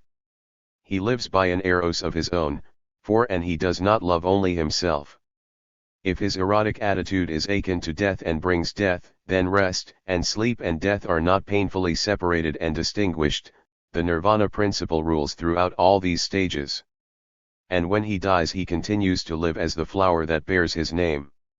In associating Narcissus with Orpheus and interpreting both as symbols of a non-repressive erotic attitude toward reality, we took the image of Narcissus from the mythological artistic tradition rather than from Freud's libido theory. We may now be able to find some support for our interpretation in Freud's concept of primary narcissism. It is significant that the introduction of narcissism into psychoanalysis marked a turning point in the development of the instinct theory. The assumption of independent ego instincts was shaken and replaced by the notion of an undifferentiated, unified libido prior to the division into ego and external objects. Indeed, the discovery of primary narcissism meant more than the addition of just another phase to the development of the libido, with it there came in sight the archetype of another existential relation to reality. Primary narcissism is more than autoeroticism, it engulfs the environment, integrating the narcissistic ego with the objective world. The normal antagonistic relation between ego and external reality is only a later form and stage of the relation between ego and reality. Originally the ego includes everything, later it detaches from itself the external world. The ego feeling we are aware of now is thus only a shrunken vestige of a far more extensive feeling, a feeling which embraced the universe and expressed an inseparable connection of the ego with the external world. 1 Registered. The concept of primary narcissism implies what is made explicit in the opening chapter of Civilization and its discontents, that narcissism survives not only as a neurotic symptom but also as a constitutive element in the construction of the reality, coexisting with the mature reality ego. Freud describes the ideational content of the surviving primary ego feeling as limitless extension and oneness with the universe. 1 Degrees and, later in the same chapter, he suggests that the oceanic feeling seeks to reinstate limitless narcissisms. 7. The striking paradox that narcissism, usually understood as egotistic withdrawal from reality, here is connected with oneness with the universe, reveals the new depth of the conception. Beyond all immature autoeroticism, narcissism denotes a fundamental relatedness to reality which may generate a comprehensive existential order. In other words, narcissism may contain the germ of a different reality principle. The libidinal cathexis of the ego may become the source and reservoir for a new libidinal cathexis of the objective world, transforming this world into a new mode of being. This interpretation is corroborated by the decisive role which narcissistic libido plays, according to Freud, in sublimation. In The Ego and the ID, he asks whether all sublimation does not take place through the agency of the ego, which begins by changing sexual object libido into narcissistic libido and then, perhaps, goes on to give it another aim.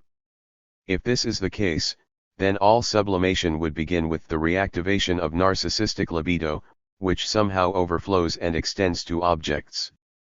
The hypothesis all but revolutionizes the idea of sublimation. It hints at a non-repressive mode of sublimation which results from an extension rather than from a constraining deflection of the libido. We shall subsequently resume the discussion of this idea. The Orphic narcissistic images are those of the great refusal to accept separation from the libidinous object. The refusal aims at liberation at the reunion of what has become separated. Orpheus is the archetype of the poet as liberator and creator. Registered, he establishes a higher order in the world, an order without repression. In his person, art, freedom, and culture are eternally combined. He is the poet of redemption, the God who brings peace and salvation by pacifying man and nature, not through force but through song. Orpheus, the priest, the mouthpiece of the gods, deterred wild men from murders and foul foods, and hence was said to tame the raging moods of tigers and of lions.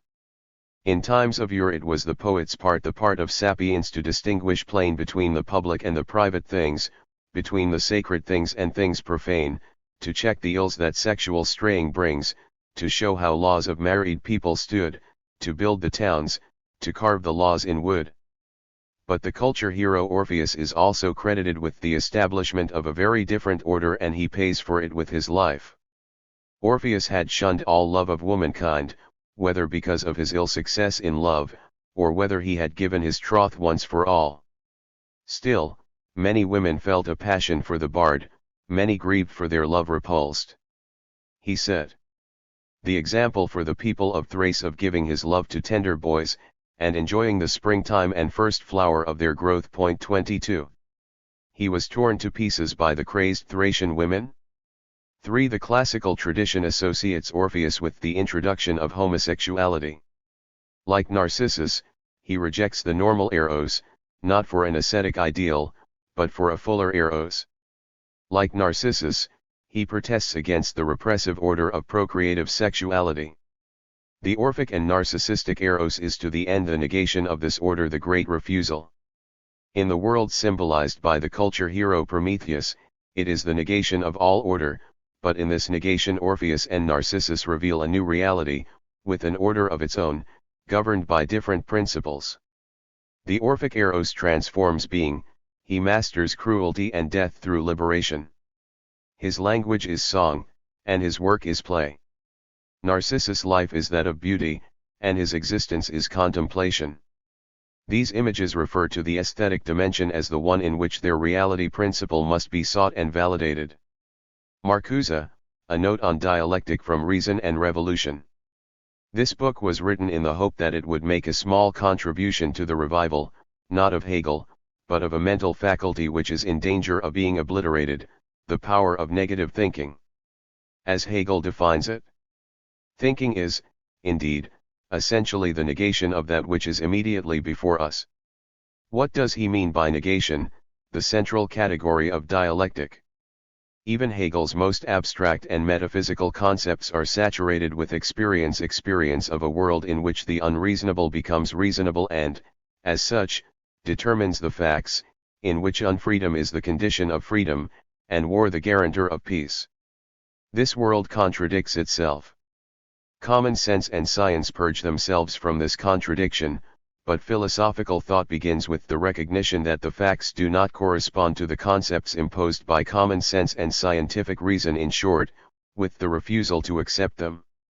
To the extent that these concepts disregard the fatal contradictions which make up reality, they abstract from the very process of reality.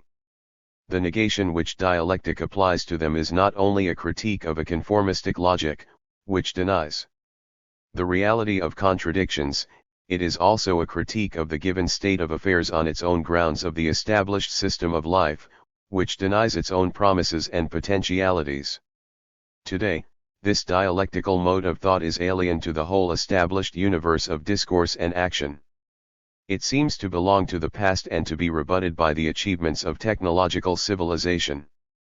The established reality seems promising and productive enough to repel or absorb all alternatives. Thus acceptance and even affirmation of this reality appears to be the only reasonable methodological principle. Moreover, it precludes neither criticism nor change. On the contrary, insistence on the dynamic character of the status quo, on its constant revolutions, is one of the strongest props for this attitude. Yet this dynamic seems to operate endlessly within the same framework of life, streamlining rather than abolishing the domination of man, both by man and by the products of his labor. Progress becomes quantitative and tends to delay indefinitely the turn from quantity to quality, that is, the emergence of new modes of existence with new forms of reason and freedom. The power of negative thinking is the driving power of dialectical thought, used as a tool for analyzing the world of facts in terms of its internal inadequacy. I choose this vague and unscientific formulation in order to sharpen the contrast between dialectical and undialectical thinking. Inadequacy implies a value judgment. Dialectical thought invalidates the a priori opposition of value and fact by understanding all facts as stages of a single process, a process in which subject and object are so joined that truth can be determined only within the subject-object totality. All facts embody the knower as well as the doer, they continuously translate the past into the present. The objects thus contain subjectivity in their very structure. Now, what is the subjectivity that, in a literal sense, constitutes the objective world? Hegel answers with a series of terms denoting the subject in its various manifestations: thought, reason, spirit, idea.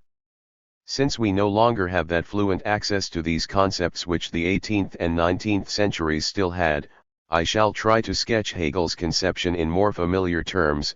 Nothing is real which does not sustain itself in existence, in a life and death struggle with the situations and conditions of its existence. The struggle may be blind or even unconscious, as in inorganic matter; it may be conscious and concerted, such as the struggle of mankind with its own conditions and with those of nature. Reality is the constantly renewed result of the process of existence, the process, conscious or unconscious, in which that which is becomes other than self, and identity is only the continuous negation of inadequate existence, the subject maintaining itself in being other than itself. Each reality, therefore, is a realization, a development of subjectivity. The latter comes to itself in history, where the development has a rational content.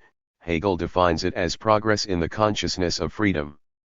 Again, a value judgment, and this time a value judgment imposed upon the world as a whole. But freedom is for Hegel an ontological category.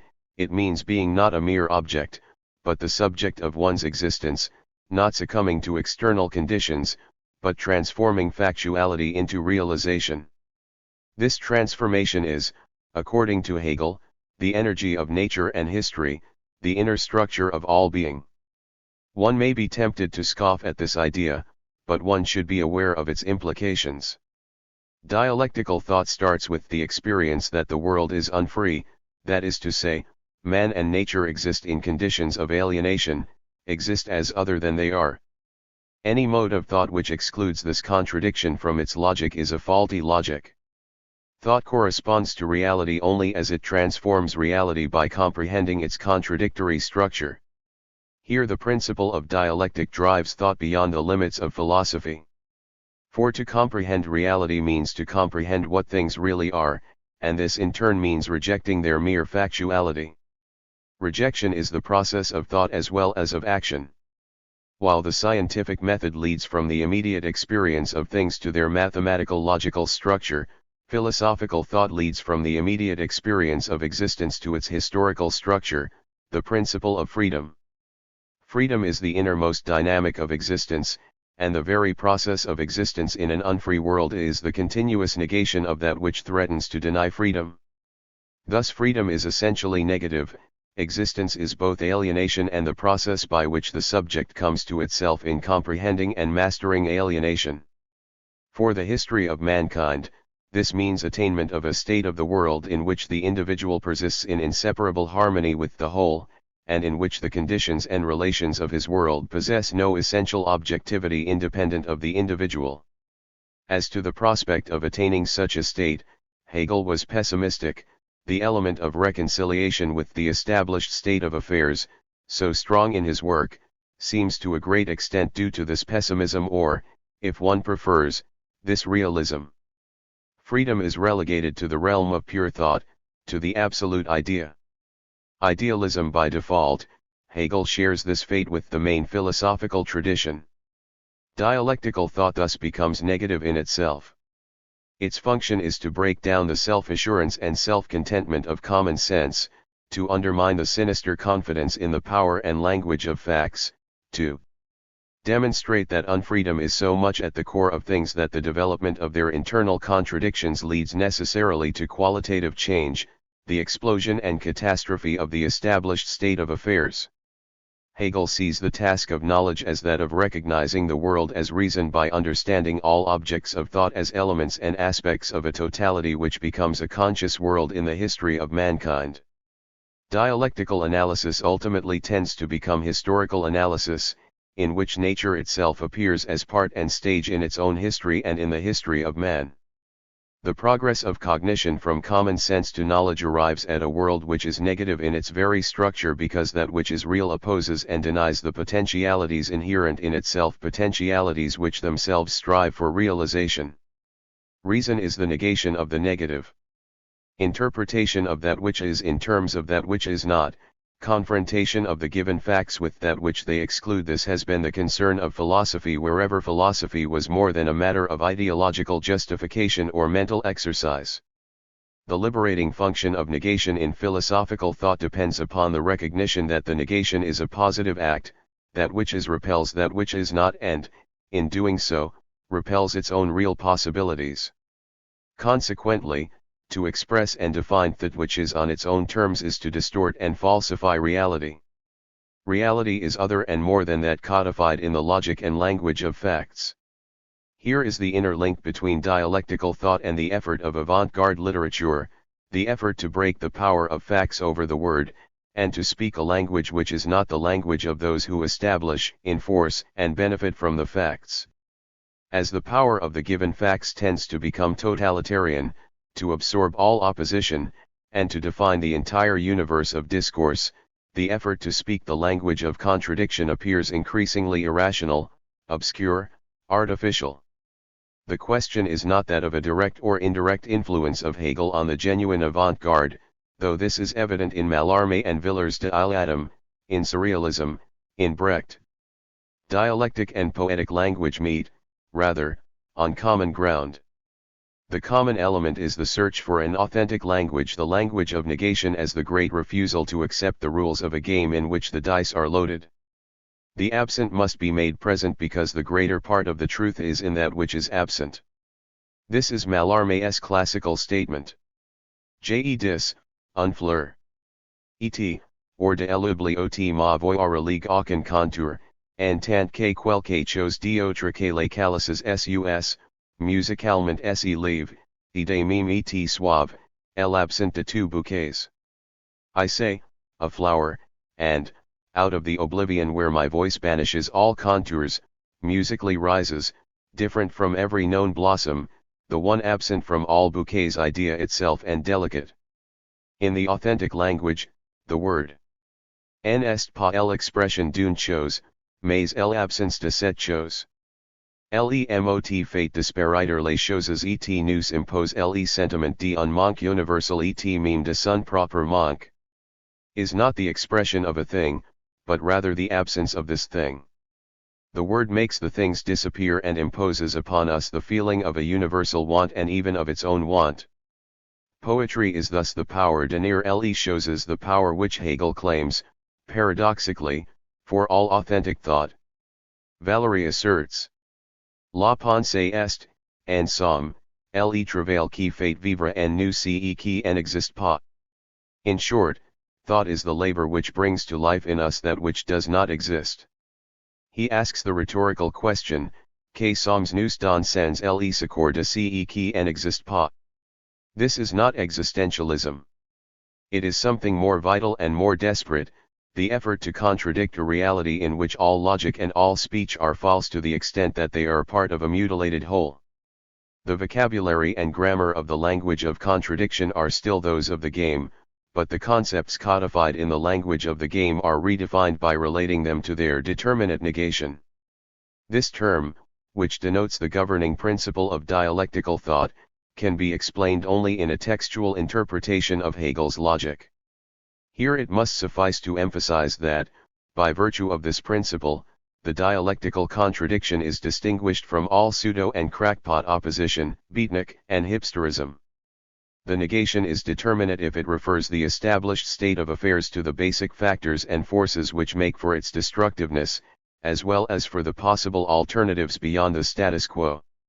In the human reality, they are historical factors and forces, and the determinate negation is ultimately a political negation. As such, it may well find authentic expression in non-political language, and the more so as the entire dimension of politics becomes an integral part of the status quo. Dialectical logic is critical logic. It reveals modes and contents of thought which transcend the codified pattern of use and validation. Dialectical thought does not invent these contents, they have accrued to the notions in the long tradition of thought and action. Dialectical analysis merely assembles and reactivates them, it recovers tabooed meanings and thus appears almost as a return, or rather a conscious liberation, of the repressed. Since the established universe of discourse is that of an unfree world, dialectical thought is necessarily destructive, and whatever liberation it may bring is a liberation in thought, in theory. However, the divorce of thought from action, of theory from practice, is itself part of the unfree world.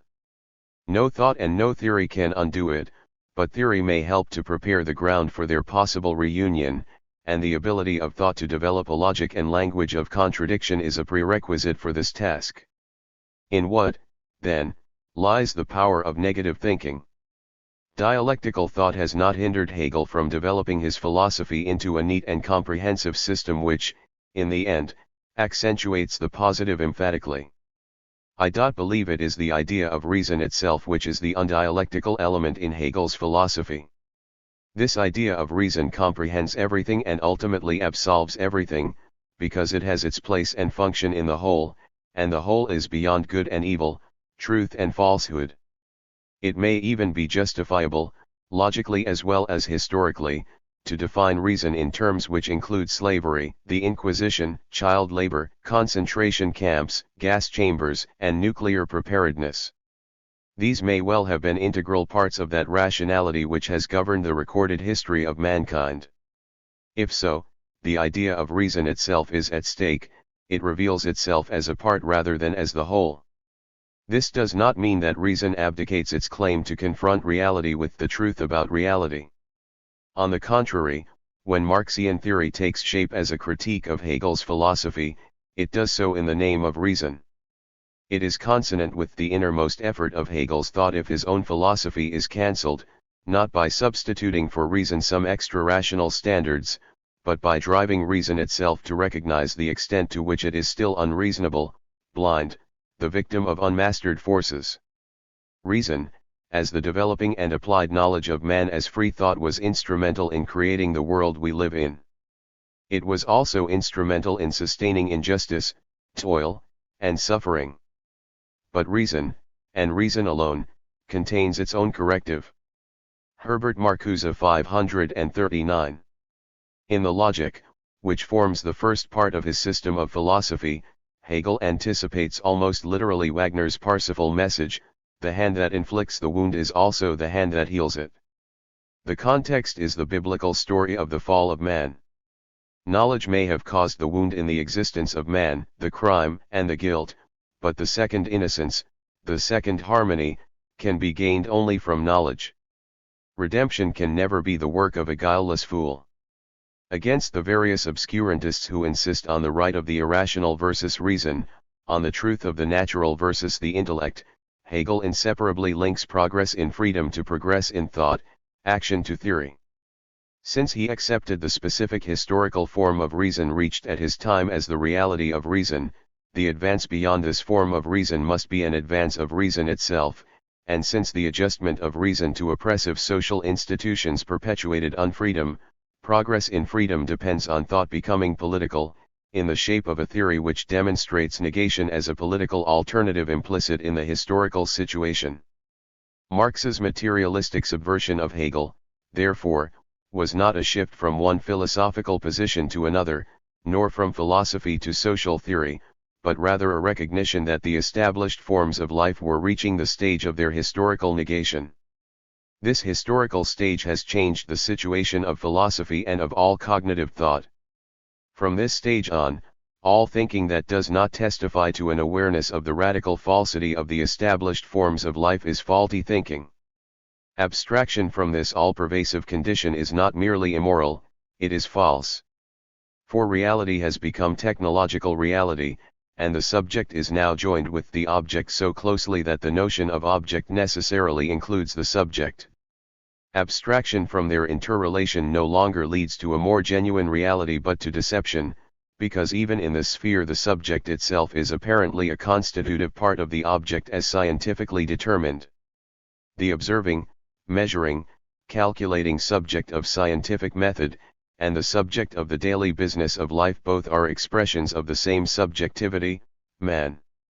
One did not have to wait for Hiroshima in order to have one's eyes open to this identity. And as always before, the subject that has conquered matter suffers under the dead weight of his conquest. Those who enforce and direct this conquest have used it to create a world in which the increasing comforts of life and the ubiquitous power of the productive apparatus keep man enslaved to the prevailing state of affairs. Those social groups which dialectical theory identified as the forces of negation are either defeated or reconciled with the established system. Before the power of the given facts, the power of negative thinking stands condemned.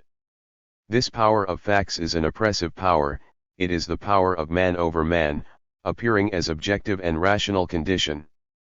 Against this appearance, thought continues to protest in the name of truth. And in the name of fact, for it is the supreme and universal fact that the status quo perpetuates itself through the constant threat of atomic destruction, through the unprecedented waste of resources, through mental impoverishment, and last but not least through brute force. These are the unresolved contradictions. They define every single fact and every single event, they permeate the entire universe of discourse and action. Thus they define also the logic of things, that is, the mode of thought capable of piercing the ideology and of comprehending reality whole. No method can claim a monopoly of cognition, but no method seems authentic which does not recognize that these two propositions are meaningful descriptions of our situation: the whole is the truth, and the whole is false. Walter Benjamin. Every epoch not only dreams the next, but while dreaming impels it towards wakefulness. W. Walter Benjamin. Introduction. Walter Benjamin fled from Germany to Paris in 1933. After the fall of France, the exiled Institute of Social Research in New York succeeded in obtaining for him an entry visa to the United States. Arriving on foot at Port-Boo in the Pyrenees with a group of refugees, he was turned back by border officials and ordered to return to France the next day. He committed suicide that night, September 26, 1940. His fame has been almost entirely posthumous. He was known during his lifetime only to a small group of colleagues, most of whom were equally obscure. It has been the emergence of Marcuse, Bloch, Adorno, Brecht, and Lukács which is propelling Walter Benjamin into the forefront of world thought. Adorno and his wife Gretel edited the first publication of Benjamin's Schriften in 2 volumes, followed by an important selection, I/Illuminationen, and by 2 volumes of letters edited by Adorno and Benjamin's close friend, the Palestinian scholar of Jewish mysticism, Gerhard Scholem. French and English editions followed, and it is hoped that his remaining essays and his major unpublished works will soon be printed as well. Benjamin was born in 1892 into a wealthy German Jewish family. His father was an antiquarian and a dealer in art objects. Benjamin described his early impressions in a Berlin childhood around 1900. He studied philosophy in Freiburg, Munich, and Bern, obtaining his doctorate for a study of the concept of art criticism in German Romanticism. Benjamin was supported by his parents until their deaths in 1930. He lived the life of a leisured man of letters, translating Baudelaire, Proust, and St. John Perse into German, contributing book reviews and literary essays to a variety of publications, collecting rare and first editions, and cultivating deep friendships and associations with leading creative thinkers, among them Scholem, Brecht, and Bloch. It was Bloch who introduced him to Marxism during the World War, but it seems to have been a friendship with the Soviet film director Asiya Lacis, in 1924, which led to his deeper study of Marx and Engels. It was during this period that he read Lukács' History and Class Consciousness and became informally associated with the Frankfurt School. In Frankfurt he wrote The Origin of German Tragedy. He came close to joining the Communist Party in the mid-1920s and visited the Soviet Union in 1927. Unable to support himself through his literary activities after the death of his parents, he finally obtained a small income from Horkheimer's Institute, which maintained him from 1935 until his death, in return for which he published such major works as The Work of Art in the Age of Mechanical Reproduction, The Social Standpoint of Contemporary French Authors, On Some Motifs in Baudelaire, and Problems of the Sociology of Speech in the Zeitschrift für Sozialforschung. The influence of Brecht on Benjamin is crucial, not merely for his adoption of the German playwright's theories of epic theater and revolutionary estrangement, but for his insistence on the revolutionary role of art, artist, and, by implication, critic. This brought Benjamin into conflict with Adorno and Horkheimer, who were extraordinarily daring in their explorations of the superstructure but were reluctant to come to terms with the more sensuous reality of the substructure of society. Benjamin's major work on 19th-century Paris was rejected by the Zeitschrift's editors because it was lacking in mediation and undialectic in that it attempted to relate superstructural elements directly, perhaps even causally, to corresponding elements in the substructure. Heretical? Clearly not. Dangerous? Certainly, for the superstructure is often the refuge of the pseudo-revolutionary dialectician, who is Marxist in all but 2 things, the theory of the state and the desire to change the world. Marx and Engels transcended the rather similar superstructuralists of their own time when they wrote in the German ideology, not criticism but revolution is the driving force of history. But Benjamin would not abandon Brecht or Marx's 11th thesis on Feuerbach. He wrote an early appreciation of the epic theater, and he insisted in a letter that his agreement with Brecht's ideas is one of the most important and most strategic points in my entire position. Brecht had insisted on force, revolutionary force, as a principle of Marxist thought. The main thing is to learn how to think crudely, and Benjamin echoed. Crude thoughts should be part and parcel of dialectical thinking, because they are nothing but the referral of theory to practice. Leninism entered the Frankfurt School through Brecht's friendship with Benjamin. In Walter Benjamin, a number of exploratory strains of 20th-century Marxism merge with various ideas drawn from other advanced disciplines into a unique form of philosophical criticism which arrives at no synthesis. Benjamin acted almost like a medium for the transmission of ideas. He focused the insights of Marx and Engels, Brecht and Lukács, Freud and Valéry, Surrealism and Dada, Baudelaire and Fourier, Bergson and Proust upon the nature of art and the discrete art object. In a sense, his work arrived at a position analogous to the totality of Marx's and Engels' comments on art and literature and aesthetics in process of becoming but never quite arrived. This is what makes the analysis of Benjamin's Marxism so difficult and so fruitful. He cannot be placed, he was no man's disciple, though he was receptive to the thoughts and formulations of a host of creative thinkers. His work is not definable in one cited by Hannah Arendt, in her introduction to Benjamin, J/Luminations, p. 10. 2. Brief, Volume IL, p. 594. 3. Illuminations, p. 15. Elsewhere, Benjamin was to cite Leonardo to the same effect. Benjamin's most complete acceptance of Brechtian positions may be found in his political aesthetic lecture The Author as Producer. 4. Hannah Arendt attempts to save Benjamin from Marxism by emphasizing his unorthodoxy and the criticisms of Adorno. What really troubles her is that Benjamin will not conform to the Kautskyist Marxism which she can so easily overcome, any departure from which she sees as an evasion. Even a casual reading of Marx and Engels shows that Benjamin is immersed in their formulations and outlook and that Marxism constitutes the irreducible framework and nourishment of his work. Terms of a particular discipline, he is neither a philosopher nor a literary critic nor an art historian nor a sociologist of art. Perhaps he is best defined as one who translates the work of art into a metaphorical gestalt, who somehow captures the aura of the artwork by an impressionist recounting of its sources and its direction. He wrote that every fundamentally new, pioneering creation of demands will carry beyond its goal, and he saw the task of art to be the creation of a demand which could be fully satisfied only later. In other words, he saw art as revolutionary and utopian, leading society, impelling it toward a better organization of needs. His utopianism is explicit.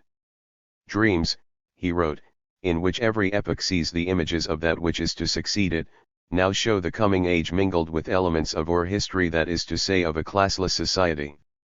The experience of this society, stored in the unconscious of the collective, join with the new to produce the utopia which has left its trace in 1,000 configurations of life, from lasting buildings to the most fleeting fashions. Registered Benjamin saw art and utopia alike in all the artifacts of life, in the insignificant scraps of reality which had heretofore floated along unnoted in the broad stream of perception, in the buildings and their interiors, the streets and the subways, the infinite forms in which man impresses his being upon things, imbuing them with a consciousness of present desire which can only be fulfilled by a revolutionary future. Walter Benjamin considered it the task of criticism to melt the frozen consciousness locked within the things of mankind. As Adorno wrote, he is driven to awaken congealed life in petrified objects. Marx had revealed the petrifaction of human relations in the things of class society. Benjamin tried to show us how to break the spell. The following selections indicate only a few of the leading strands of Benjamin's thought. His The Storyteller, Reflections on the Works of Nikolai Lskov, from which is reprinted one brief section, Fairy Tale and Myth, is a richly impressionist survey of the art of the storyteller as manifested in epic, novel, story, and legend. In our selection, he touches on fairy tale and myth, reminding us that the fairy tale tells us of the earliest arrangements that mankind made to shake off the nightmare which the myth had placed upon its chest. The ramifications of this aphoristic formulation are explosive, involving art's ability to temper tragedy and to give instruction in the art of living, of how to meet the forces of the mythical world with cunning and with high spirits. Also in the utopian tradition is the second selection, which is here entitled Dialectics and Dream. In it, the surrealist strain of Benjamin's thought surfaces, wholly in the tradition of the surrealist synthesis. He decomposes the spiritual monuments of bourgeois life into their naked materiality and sees the residue as the dreams of a humanity in search of a classless society. The opening sections of Benjamin's work of art in the age of mechanical reproduction summarize the historical advance in the techniques of mechanical reproduction of the literary and fine arts and begin to deal with the repercussions of reproducibility in art. The loss of aura is the primary element upon which Benjamin concentrates the presence of the work of art in time and space, its unique existence at the place where it happens to be. What is jeopardized in reproducibility is the authority of the object. The aura withers, because the unique artwork is replaced by a plurality of copies registered. This leads to a shattering of tradition, a liquidation of the traditional value of the cultural heritage. Dialectically, this is both a liberation and a regression, but Benjamin prefers in this context to dwell on the former aspect. He sees aura as inextricably linked with the cult value of the work of art in categories of space and time perception. Though he regrets the passing of aura, he sees the destruction of the ritual basis of art arising from it, and the possibilities of art becoming an instrument of politics. The politicizing of art is the delineation of the cultural object and a necessary defense against the fascist aestheticizing of war and the racial myth. Benjamin's concept of aura itself rises from his preoccupation with and superb use of Marx's fetishism of commodities concept. The central point of his work on Paris and its arcades is the concept of the fetish. This concept is partly anticipated in Hegel's Philosophy of Right, section 68, as well as in the writings of the Soviet constructivist, L. Lissitzky. 546 The Trajectory of Art. Istic character of commodities, he wrote to Skolem. Degree aura, then, is commodity fetishism, that mystical veil which substitutes relations between men and things for relations between human beings, the delineation of which constitutes the motor of revolutionary consciousness. Benjamin himself defines aura, in his On Some Motifs in Baudelaire, as the associations which tend to cluster around the object of a perception. The experience of the aura rests on the transposition of a response common in human relationships to the relationship between the inanimate or natural object and man. The person we look at, or who feels he is being looked at, looks at us in turn. To perceive the aura of an object we look at means to invest it with the ability to look at us in return. Aura creates distance, mystifies, veils, invests with ritual content. Delineation results from changing the mode of human sense perception through technological advances in reproducibility of the arts. Whether Benjamin fails to perceive the secondary aura which now adheres to the reproductions of the artwork is an open question. That he regarded the decay of aura ambivalently is a certainty, for he was a passionate collector, and he himself claimed that the collector always retains some traces of the fetishist and by owning the work of art, shares in its ritual power. The next selection, Louis Philippe, or The Interior, focuses on the collector, the dweller within the interior whose task is seen as stripping things of their commodity character by means of his possession of them. But negation of commodity character is not the purpose of collecting. Benjamin himself worshipped the things which attached him to his past, to his childhood Berlin home. That is why he devotes himself to the interior, to objets d'art, to Art Nouveau, to the ornaments of existence, and especially to the books which he collected with a gambler's passion. Benjamin's attempt to politicize art is perhaps an attempt to root out his own ties to tradition. To Benjamin, aura may have represented that aestheticist worship of the artistic fetish which prevented him from fully giving himself to the revolution. He therefore took it upon himself to analyze, objectify, and exorcise aura in the same way that Marx and Engels had stripped the veil from mystified bourgeois social relations. Marx had grasped the fetishistic qualities of commodities, revealing them as displaced relations between men. One of his greatest achievements was the perception that the dehumanization of social relations in capitalist production leads to an anthropomorphism of things, which become invested with human qualities, become a reservoir of frozen emotions, which unlock upon confrontation with a human presence. Art is such a thing, such a reservoir, in which are stored the human associations of mankind, into which are diverted human emotions which vainly seek a human object. In most forms of art there takes place a libidinization of inorganic materials, a petrifaction of social relations between men. Withdrawn from subject-object, human feeling flows into the objects of art, which thereby become sanctified, holy, invested with aura. Contrary to Benjamin's view, however, the removal of aura from art is not the ultimate aim, rather it is the redeflection of aura from art to the human object which is the goal of art, and which perhaps constitutes the aesthetic emotion. Art shows the way to the restoration of sanctity to the human image.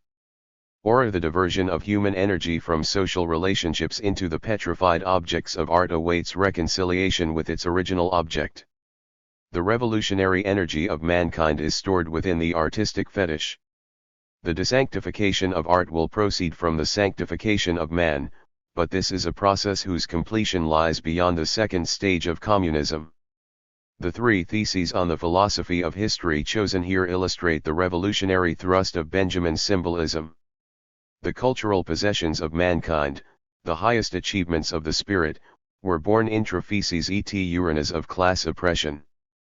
There is no document of civilization which is not at the same time a document of barbarism. The storm of progress is a surrealist ruin of debris. But the past strives to turn toward that sun which is rising in the sky of history. Here, aphorism turns into a philosophical shock montage which has the emotional impact of art itself. Benjamin, fairy tale and myth from the storyteller. Lskov, writes Gorky, is the writer most deeply rooted in the people and is completely untouched by any foreign influences.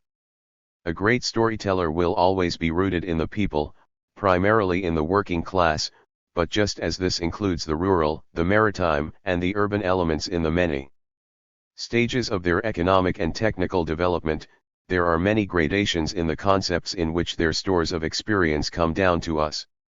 In short, despite the primary role which storytelling plays in the household of humanity, the concepts through which the yield of the stories may be garnered are manifold.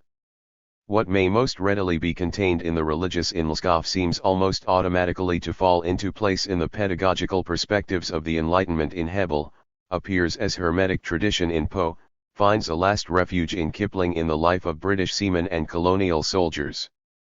All great storytellers have in common the freedom with which they move up and down the rungs of their experience as on a ladder.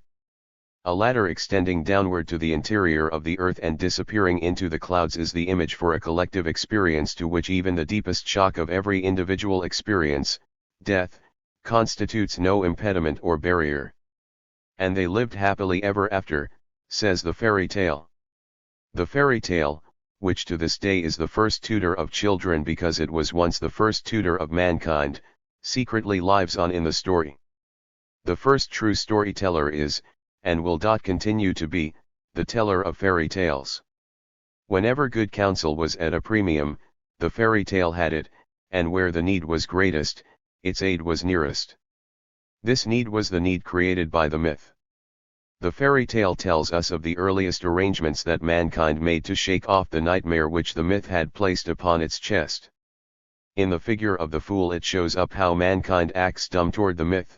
In the figure of the youngest brother it shows us how one's chances increase as the mythical primitive times are left behind. In the figure of the man who sets out to learn what fear is it shows us that the things we are afraid of can be seen through. In the figure of the wiseacre it shows us that the questions posed by the myth are simple-minded, like the riddle of the Sphinx. In the shape of the animals which come to the aid of the child in the fairy tale it shows that nature not only is subservient to the myth, but much prefers to be aligned with man. The wisest thing so the fairy tale taught mankind in olden times, and teaches children to this day is to meet the forces of the mythical world with cunning and with high spirits. The liberating magic which the fairy tale has at its disposal does not bring nature into play in a mythical way, but points to its complicity with liberated man. A mature man feels this complicity only occasionally, that is, when he is happy, but the child first meets it in fairy tales, and it puts him in a happy frame of mind. Benjamin, Dialectics and Dream from Paris, capital of the 19th century. My good father had been in Paris. Karl Gutzkow, Letters from Paris. Balzac was the first to speak of the ruin of the bourgeoisie. But it was surrealism which first allowed its gaze to roam freely over it. The development of the forces of production had turned the wish symbols of the previous century into rubble, even before the monuments which represented them had crumbled. This development during the 19th century liberated the forms of creation from art, just as in the 16th century the sciences freed themselves from philosophy. A start was made by architecture as engineering. There followed the reproduction of nature as photography. The creation of fantasies was preparing to become practical as commercial art. In the feuilleton, creative writing bowed to the exigencies of layout. All these products were on the point of entering the market as commodities. But they still lingered on the threshold. From this epoch spring the arcades and the interiors, the exhibition halls and the dioramas. They are residues of a dream world. The utilization of dream elements in waking is the textbook example of dialectical thought. Hence dialectical thought is the organ of historical awakening. Every epoch not only dreams the next, but while dreaming impels it towards wakefulness. It bears its end with itself, and reveals it as Hegel already recognized by Rouse. With the upheaval of the market economy, we begin to recognize the monuments of the bourgeoisie as ruins even before they have crumbled. 550 The trajectory of art. Benjamin. The work of art in the age of mechanical reproduction. From the work of art in the age of mechanical reproduction. Our fine arts were developed, their types and uses were established, in times very different from the present, by men whose power of action upon things was insignificant in comparison with ours. But the amazing growth of our techniques, the adaptability and precision they have attained, the ideas and habits they are creating, make it a certainty that profound changes are impending in the ancient craft of the beautiful. In all the arts there is a physical component which can no longer be considered or treated as it used to be, which cannot remain unaffected by our modern knowledge and power. For the last 20 years neither matter nor space nor time has been what it was from time immemorial. We must expect great innovations to transform the entire technique of the arts, thereby affecting artistic invention itself and perhaps even bringing about an amazing change in our very notion of art. Paul Valéry. Preface. When Marx undertook his critique of the capitalistic mode of production, this mode was in its infancy. Marx directed his efforts in such a way as to give them prognostic value. He went back to the basic conditions underlying capitalistic production and through his presentation showed what could be expected of capitalism in the future. The result was that one could expect it not only to exploit the proletariat with increasing intensity, but ultimately to create conditions which would make it possible to abolish capitalism itself. The transformation of the superstructure, which takes place far more slowly than that of the substructure, has taken more than half a century to manifest in all areas of culture the change in the conditions of production. Only today can it be indicated what form this has taken. Certain prognostic requirements should be met by these statements. However, theses about the art of the proletariat after its assumption of power or about the art of a classless society would have less bearing on these demands than theses about the developmental tendencies of art under present conditions of production. Their dialectic is no less noticeable in the superstructure than in the economy. It would therefore be wrong to underestimate the value of such theses as a weapon. They brush aside a number of outmoded concepts, such as creativity and genius, eternal value, and mystery concepts whose uncontrolled application would lead to a processing of data in the fascist sense.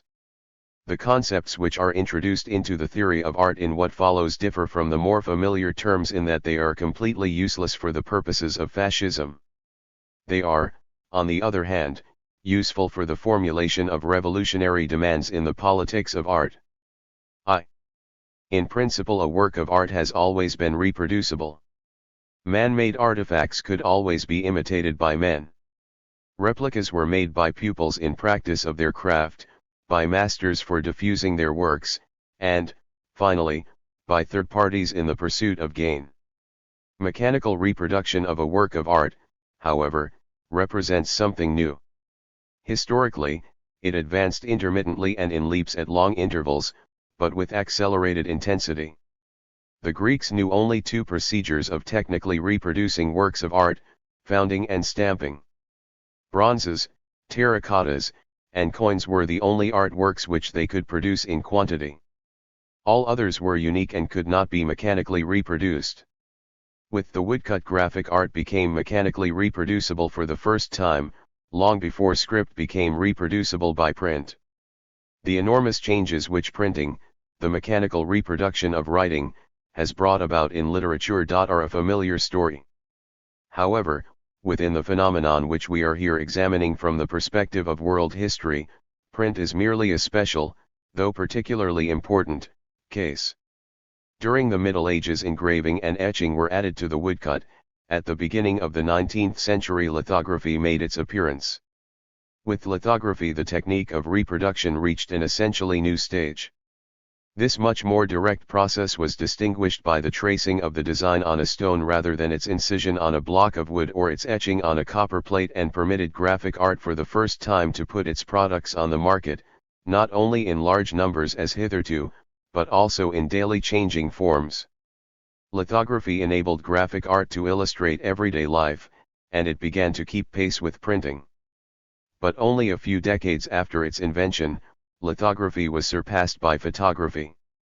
For the first time in the process of pictorial reproduction, photography freed the hand of the most important artistic functions, which henceforth devolved only upon the eye looking into a lens. Since the eye perceives more swiftly than the hand can draw, the process of pictorial reproduction was accelerated so enormously that it could keep pace with speech. A film operator shooting a scene in the studio captures the images at the speed of an actor's speech. Just as lithography virtually implied the illustrated newspaper, so did photography foreshadow the sound film. The technical reproduction of sound was tackled at the end of the last century. These convergent endeavors made predictable a situation which Paul Valéry pointed up in the sentence, "Just as water, gas, and electricity are brought into our houses from far off to satisfy our needs in response to a minimal effort, so we shall be supplied with visual or auditory images, which will appear and disappear at a simple movement of the hand, hardly more than a sign." Around 1900, technical reproduction had reached a standard that not only permitted it to reproduce all transmitted works of art and thus to cause the most profound change in their impact upon the public, it also had captured a place of its own among the artistic processes. For the study of this standard, nothing is more revealing than the nature of the repercussions that these two different manifestations, the reproduction of works of art and the art of the film, have had on art in its traditional form. 2. Even the most perfect reproduction of a work of art is lacking in one element: its presence in time and space, its unique existence at the place where it happens to be. This unique existence of the work of art determined the history to which it was subject throughout the time of its existence. This includes the changes which it may have suffered in physical condition over the years, as well as the various changes in its ownership. The traces of the first can be revealed only by chemical or physical analyses, which it is impossible to perform on a reproduction. Changes of ownership are subject to a tradition which must be traced from the situation of the original. The presence of the original is the prerequisite to the concept of authenticity. Chemical analyses of the patina of a bronze can help to establish this, as does the proof that a given manuscript of the Middle Ages stems from an archive of the 15th century. The whole sphere of authenticity is outside technical and, of course, not only technical reproducing. Klbid. PN 226, 3. Of course, the history of a work of art encompasses more than this. The history of the Mona Lisa, for instance, encompasses the kind and number of its copies made in the 17th, 18th, and 19th centuries. Walter Benjamin 553. Ability. Confronted with its manual reproduction, which was usually branded as a forgery, the original preserved all its authority, not so vis-a-vis technical reproduction.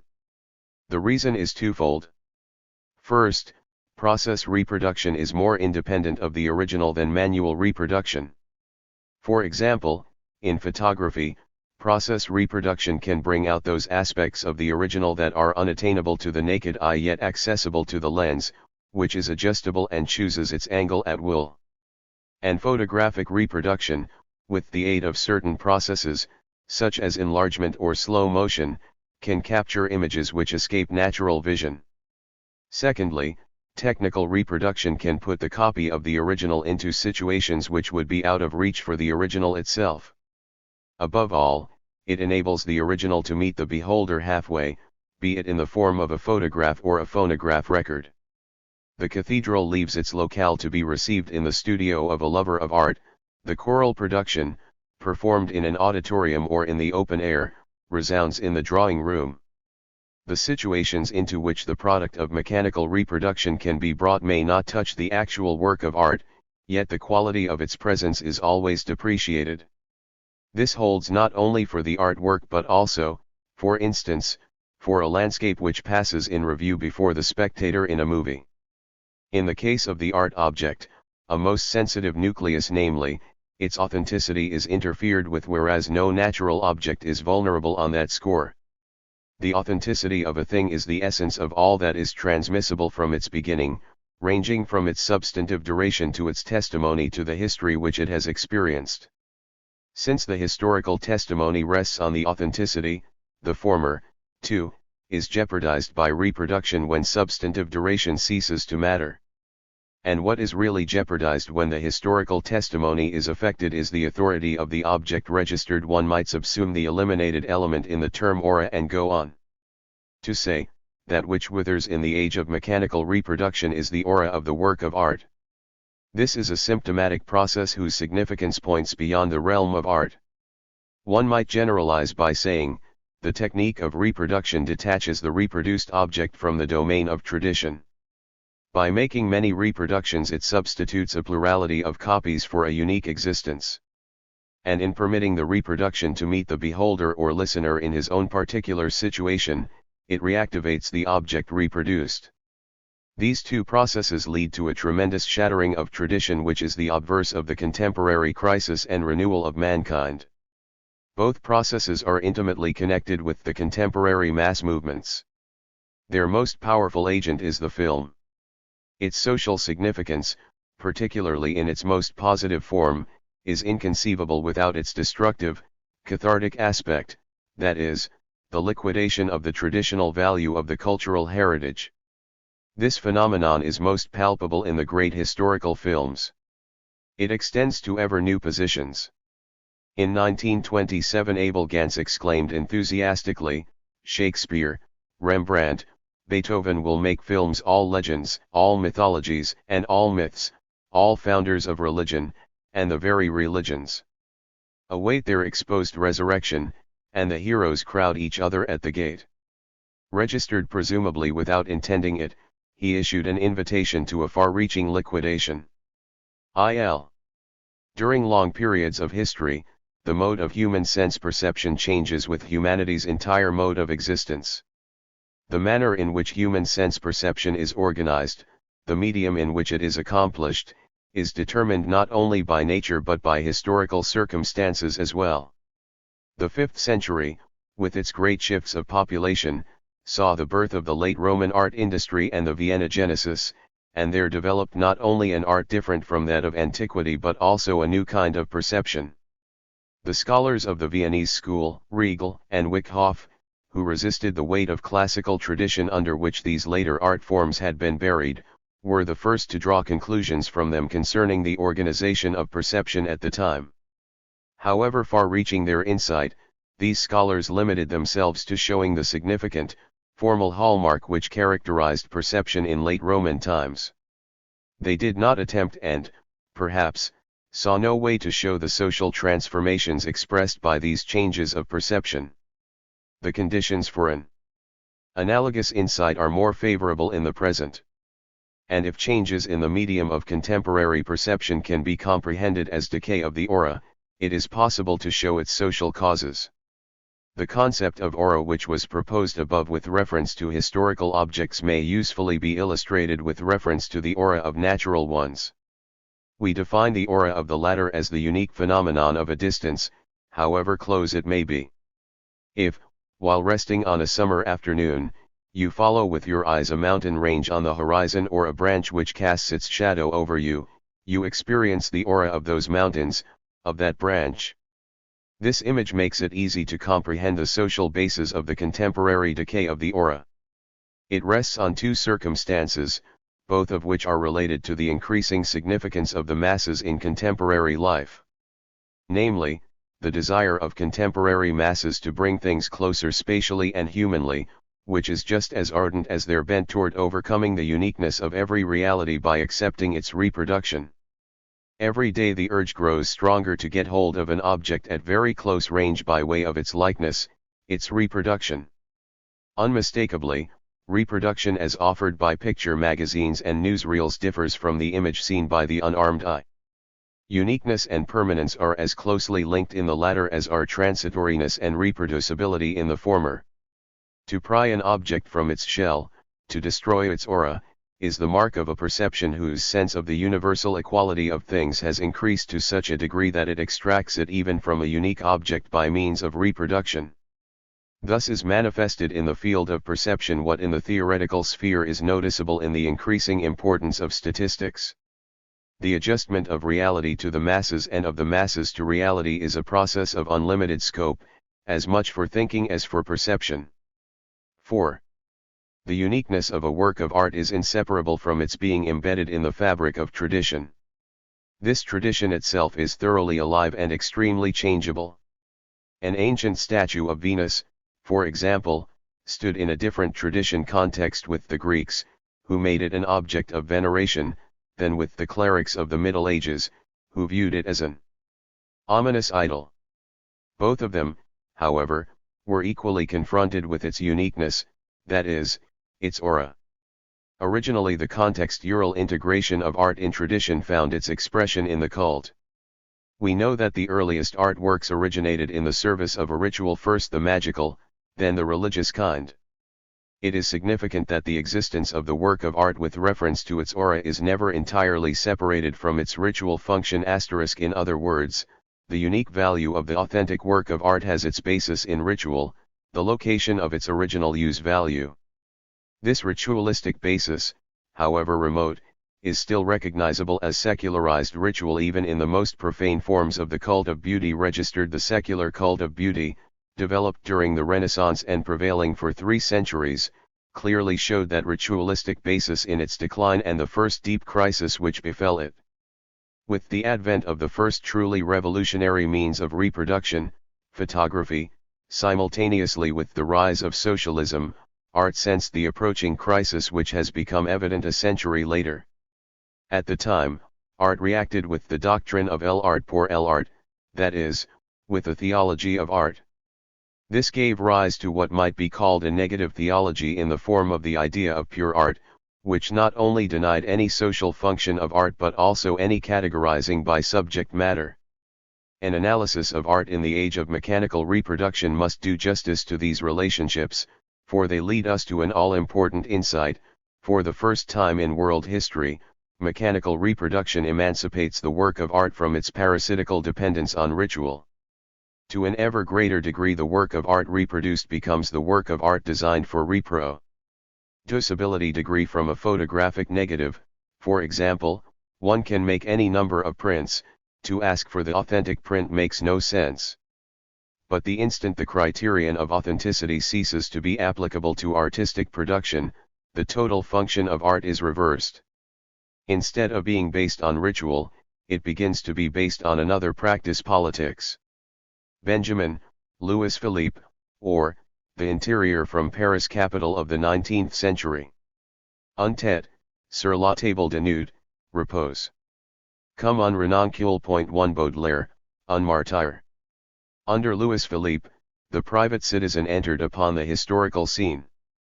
The extension of the apparatus of democracy by means of a new electoral law coincided with the parliamentary corruption that was organized by Guizot. Under cover of this, the ruling class made history while it pursued its business affairs.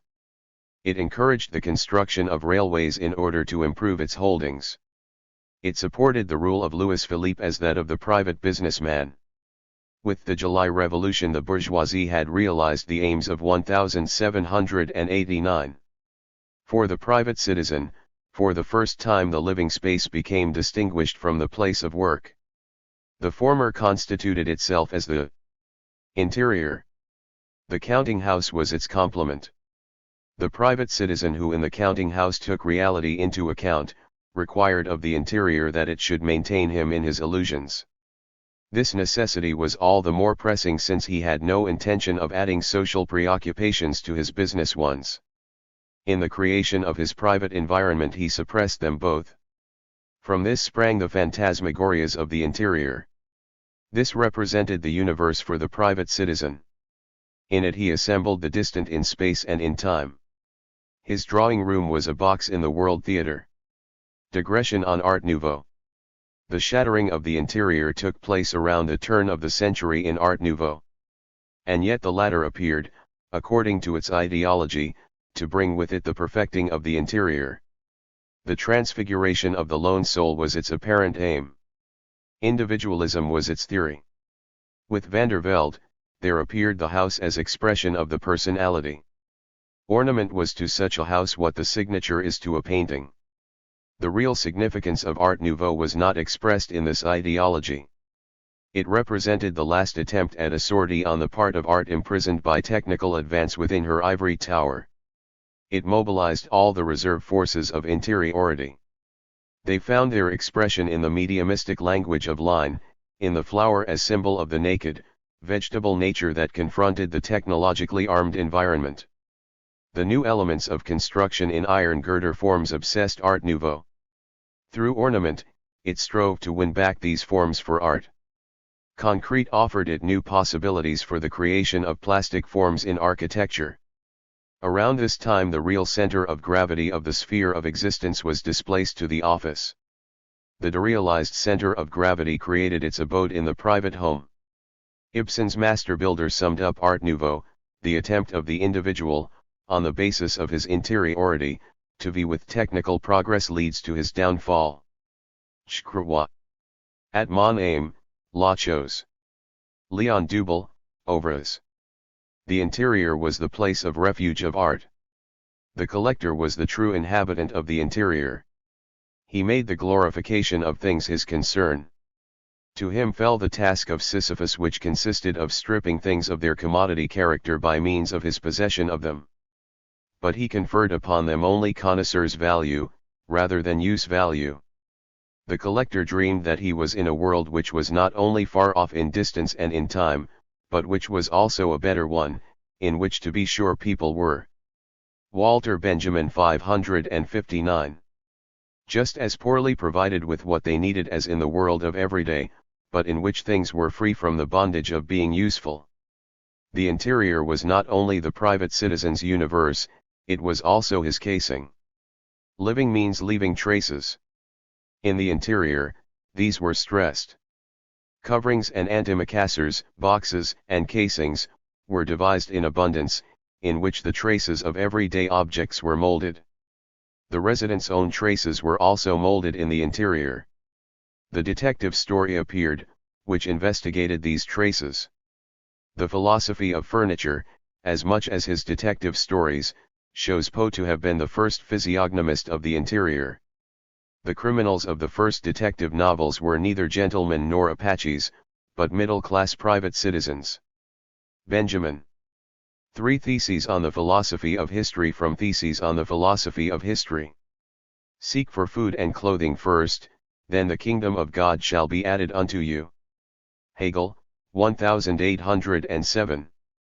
The class struggle, which is always present to a historian influenced by Marx, is a fight for the crude and material things without which no refined and spiritual things could exist. Nevertheless, it is not in the form of the spoils which fall to the victor that the latter make their presence felt in the class struggle. They manifest themselves in this struggle as courage, humor, cunning, and fortitude. They have retroactive force and will constantly call in question every victory, past and present, of the rulers. As flowers turn toward the sun, by dint of a secret heliotropism the past strives to turn toward that sun which is rising in the sky of history. A historical materialist must be aware of this most inconspicuous of all transformations. Consider the darkness and the great cold. In this veil which resounds with mystery. Brecht, The Threepenny Opera. To historians who wish to relieve an era, Fustel de Coulanges recommends that they blot out everything they know about the later course of history. There is no better way of characterizing the method with which historical materialism has broken. It is a process of empathy whose origin is the indolence of the heart, acedia, which despairs of grasping and holding the 560. The trajectory of art. Genuine historical image as it flares up briefly. Among medieval theologians it was regarded as the root cause of sadness. Flaubert, who was familiar with it, wrote, Peu de gens deviendront comme bien il a fallu être triste pour ressusciter Carthage. The nature of this sadness stands out more clearly if one asks with whom the adherents of historicism actually empathize. The answer is inevitable, with the victor. And all rulers are the heirs of those who conquered before them. Hence, empathy with the victor invariably benefits the rulers. Historical materialists know what that means. Whoever has emerged victorious participates to this day in the triumphal procession in which the present rulers step over those who are lying prostrate.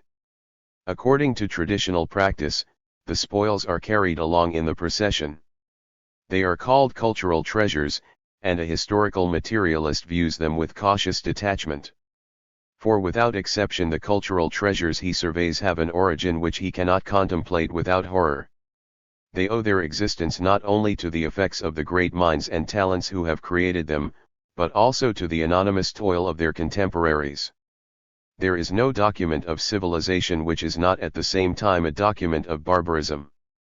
And just as such a document is not free of barbarism, barbarism taints also the manner in which it was transmitted from one owner to another.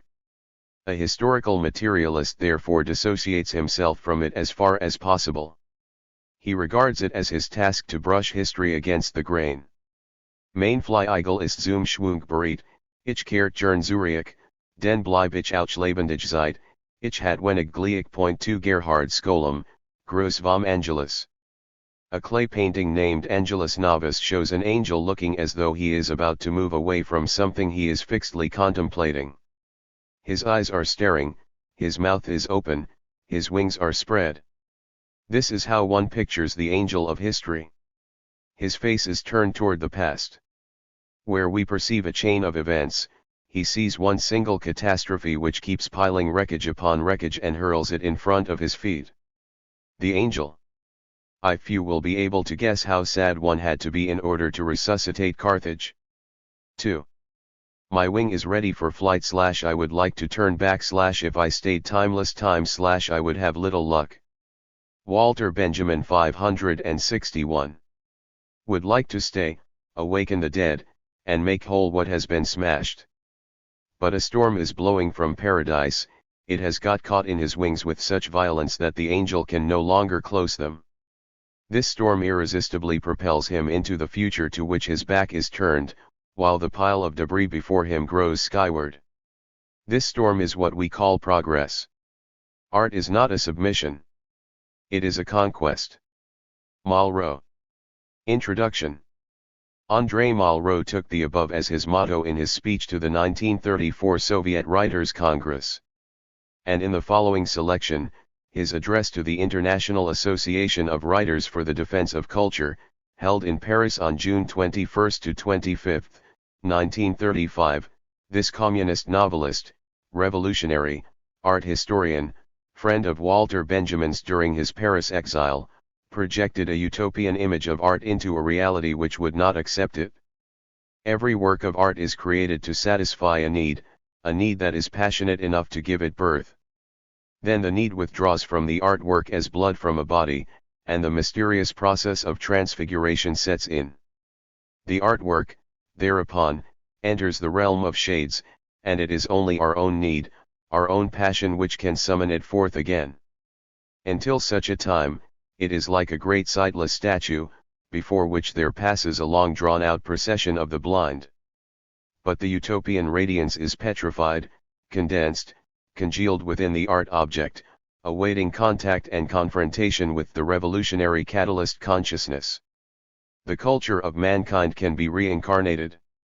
It is the purpose of the quest to recreate the phantom heritage which lies about us, to open the eyes of all the sightless statues, to turn hopes into will and revolts into revolutions, and to shape thereby, out of the age-old sorrows of man, a new and glowing consciousness of mankind. The task of revolutionary culture, then, is to transform destiny into awareness. In Marx, Malraux saw a single watchword: more awareness. But when Stalinism turned awareness into destiny, Malraux's hymn to culture itself became one of the sightless statues in a petrified revolutionary museum, awaiting its own reincarnation. Unwilling to abandon the quest, Malraux fled from communism to the protective warmth of his mother country France and devoted much of his later life to an attempt to preserve the national cultural heritage. Continuity has marked this central aspect of his life. In The Temptation of the Occident he had written, "The mind supplies the idea of a nation, but what gives this idea its sentimental force is a community of dreams." In 1961, in a debate in the National Assembly, he reiterated his unflagging concern with preservation of the artistic heritage. Chateaus, cathedrals, museums, are the fraternal and successive landmarks of the immense and lively dream pursued by France for nearly 1,000 years. Our monuments are the greatest dream of France. That is why we want to preserve them. For the emotional response of the children. Malraux, one-time Assistant Secretary General of the Kuomintang, non-party communist from 1925 to 1939, Colonel in the Spanish Republican Air Force, Commander of the Alsace-Lorraine Brigade of the French Resistance, Minister of State for Cultural Affairs in the Gaullist Fifth Republic, understood the latency of art, the gradual unfolding of its implicit meanings by the processes of history, and he attempted to preserve the images of utopia so that men may someday rearrange their past and transcend man's fate, which is the state that precedes the truly human condition. Malraux, The Work of Art.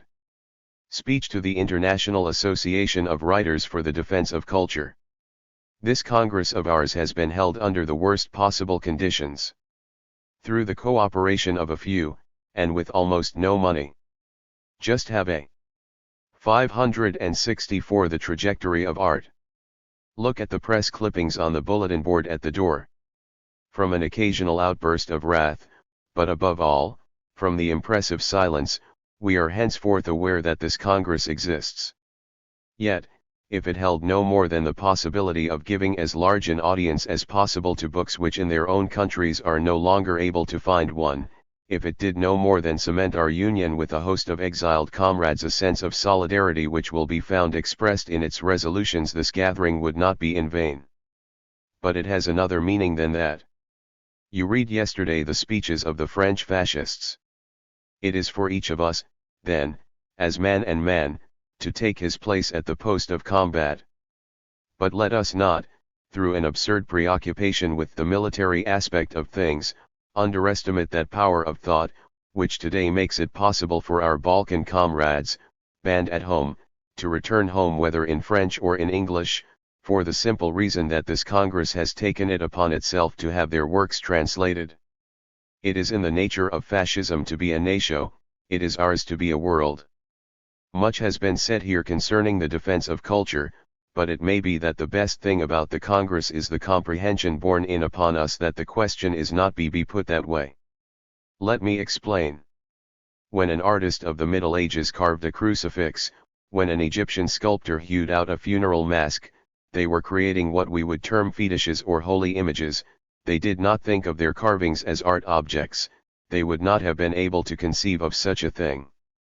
A crucifix stood for the Christ, a funeral mask for the dead, and the idea of their being someday brought together in the same museum, in order that we might study their lines and masses, would have struck their makers as nothing more or less than a profanation.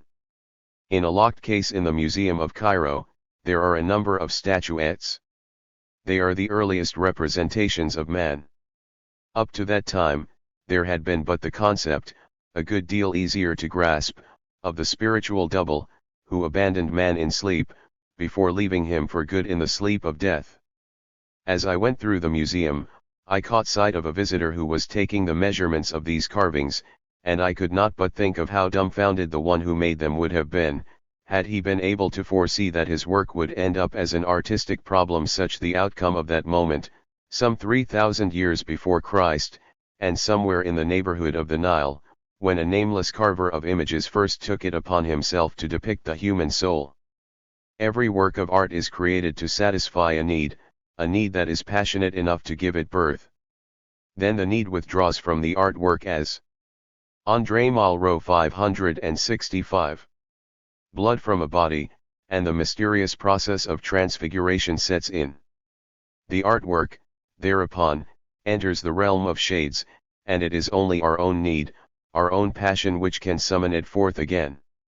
Until such a time, it is like a great, sightless statue, before which there passes a long drawn-out procession of the blind.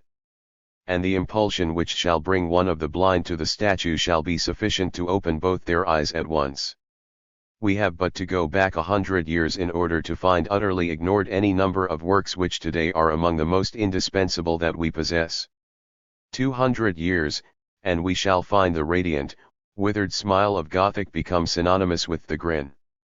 A work of art is an object, but it is, in addition, an encounter with time, and I am aware, needless to say, that we have made the discovery of history. Works born of love may find their way to the store loft or to the museum, which is scarcely a happier fate. Any work is dead, the moment love has ebbed. Nevertheless, there is a meaning to all this. Art, thought, poems, all the old dreams of mankind, if we have need of them in order to go on living, they have need of us that they may live again. Need of our passion, our longings, need of our will. They are not mere sticks of furniture, standing about for an inventory after the owner's death, rather, they are like those shades in the infernos of old, eagerly awaiting the approach of the living. Whether or not we mean to do so, we create them in creating ourselves. His very impulse to create leads Ronsard to resurrect Greece, Racine, Rome, Hugo, Rabelais, Corot, Vermeer. There is not a single great individual creation which is not enmeshed in the centuries, which does not trail after it the slumbering grandeurs of the past. Our inheritance is not handed down, it is one to be achieved. Writers of the West, we are engaged in a bitter struggle with that which is our own. Comrades of the Soviets, you did well to hold your Moscow Congress beneath the portraits of the great of old, but what we expect of that civilization of yours, which has safeguarded those masterpieces through blood and famine and typhus, is something more than a mere show of reverence. We expect you once again to wrest from them a fresh and significant aspect. Down underneath our common volition, 1,000 differences are at play. But that volition is, and when we shall be no longer anything more than historical phases of our time, when all those differences shall have disappeared in the fraternal embrace of death, we would still that the spirit which, in spite of all our weaknesses and all our bickerings, has brought us together here should be the thing which in the end will work a new metamorphosis on time's wrinkled visage. For every work of art becomes a symbol and a sign, but not always of. 566 The trajectory of art. The same thing. A work of art implies the possibility of a reincarnation. And the world of history can only lose its meaning in the contemporary will of man.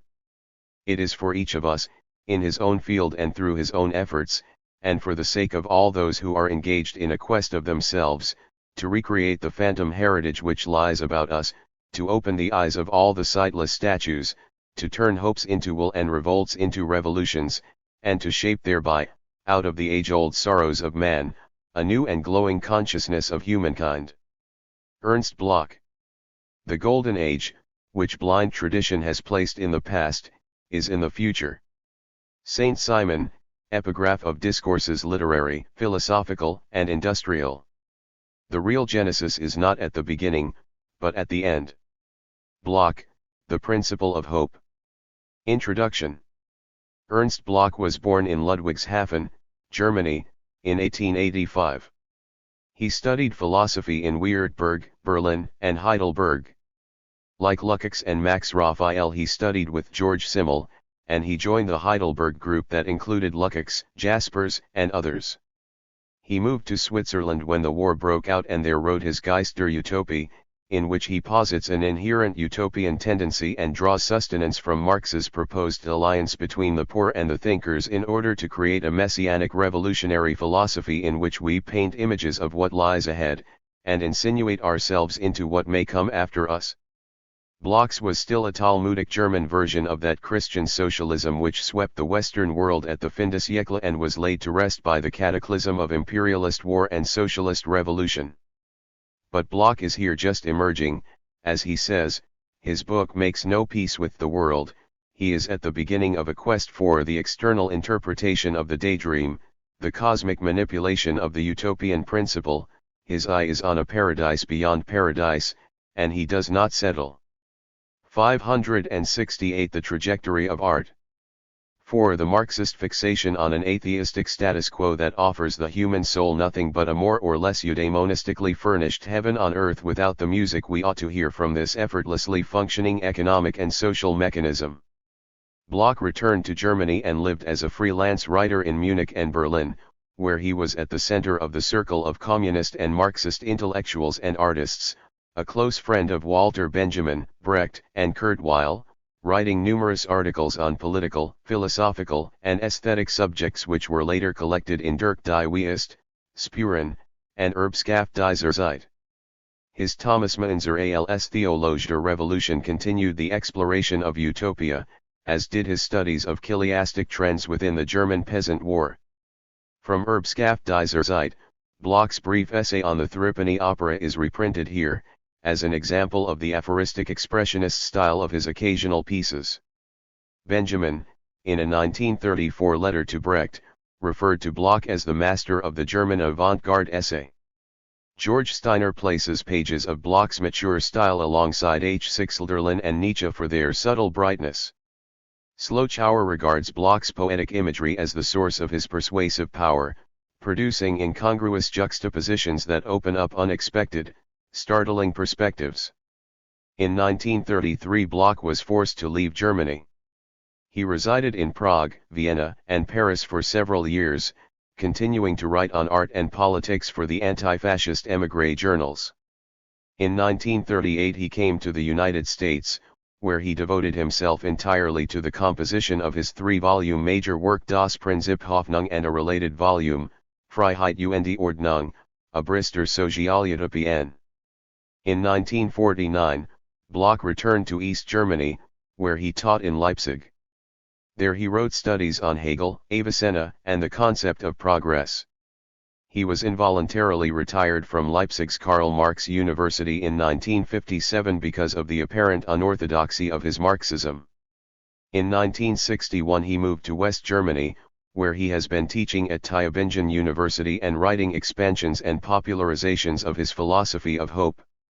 The influence of Bloch on the currents of Marxist thought commenced more than 50 years ago, shaping many of the concerns, directions, and formulations of the early George Lukács, T.W. Adorno, Walter Benjamin, and socialist-oriented theologians, but the fascist inferno blocked the concern for utopia by focusing civilization's energies upon immediate self-preservation.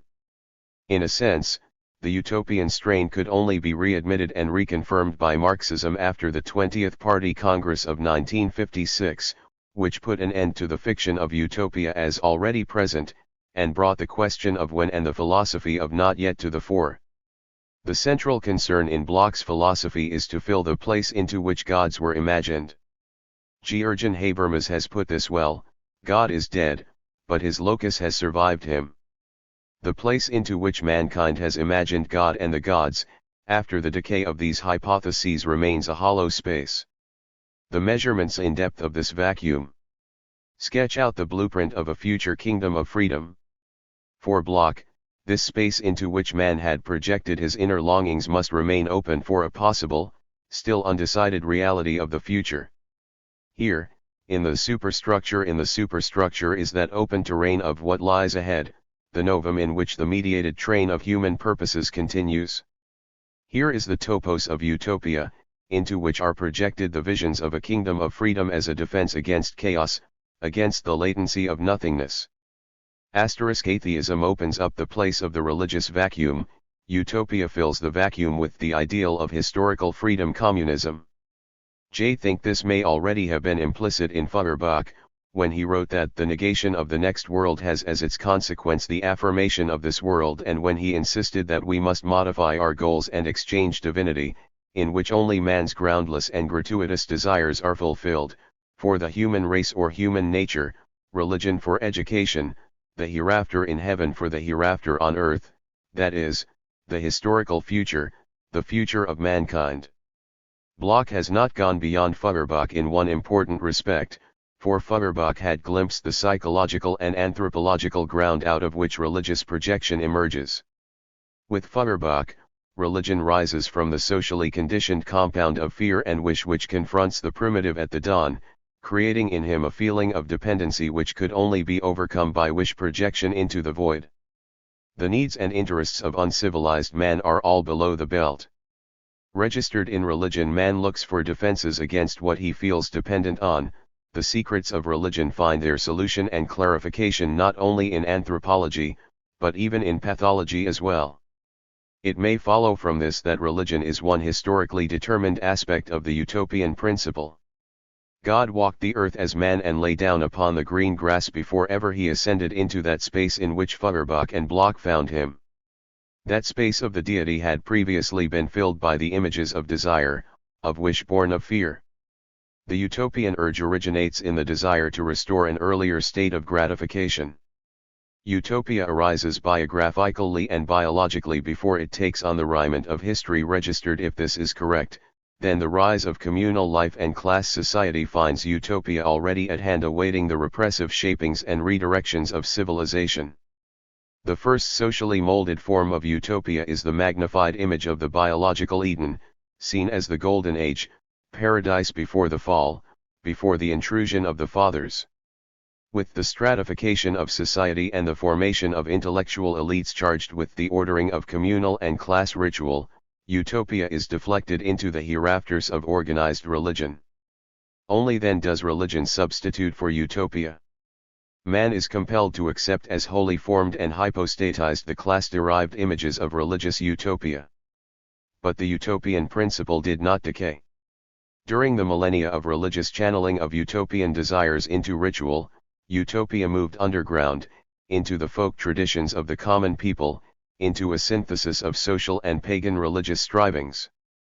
Utopia and the negative theology of paganism merged, the outlaw and the utopian hero became synonymous. Sherwood Forest is both the image of a tree-worshipping paganism and an archetypal image of utopia, the shaded Eden of the British poor. The folk tale and the fairy tale, Matty Groves and the Jew among the thorns, the avoidance of tragedy, the insistence on the happy ending, on the miracle of survival and the openness of future expectation keep alive man's attempt to lighten the burden of a supposed mythic destiny. The Church had harnessed utopia to religious eschatology. With the bourgeois revolution, however, the entire force of dispossessed eschatology is released and reconverted into utopia. Utopia explodes into philosophy and the social sciences, creating the foundations of communist theory.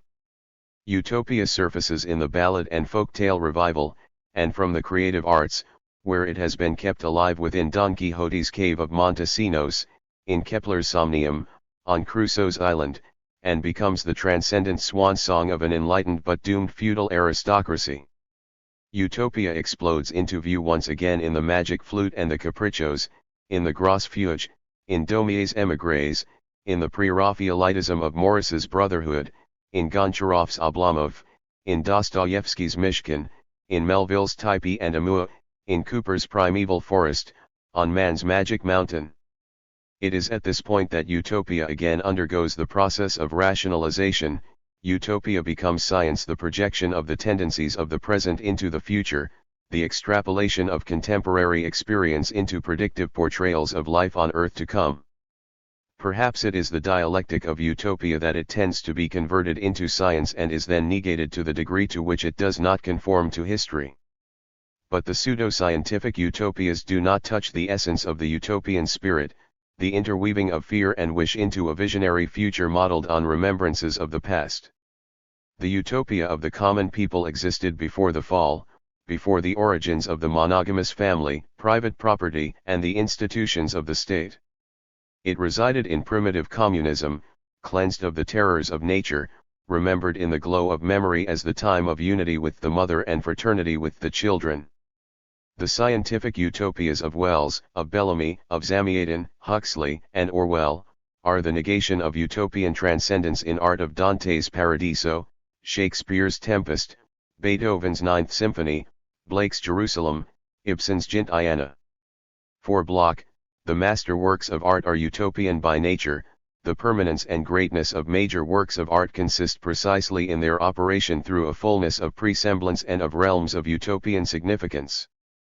Registered. The artistic concretizations of utopian thought contain portions of the blueprints of history, those designs of mankind's dream cities which Bloch seeks to make visible in his principle of hope. From Bloch's A Philosophy of the Future, the chapters entitled The Meaning of Utopia and Utopia in Archetypes and Works of Art are reprinted here. Bloch writes that dreams rise from unfulfilled wishes.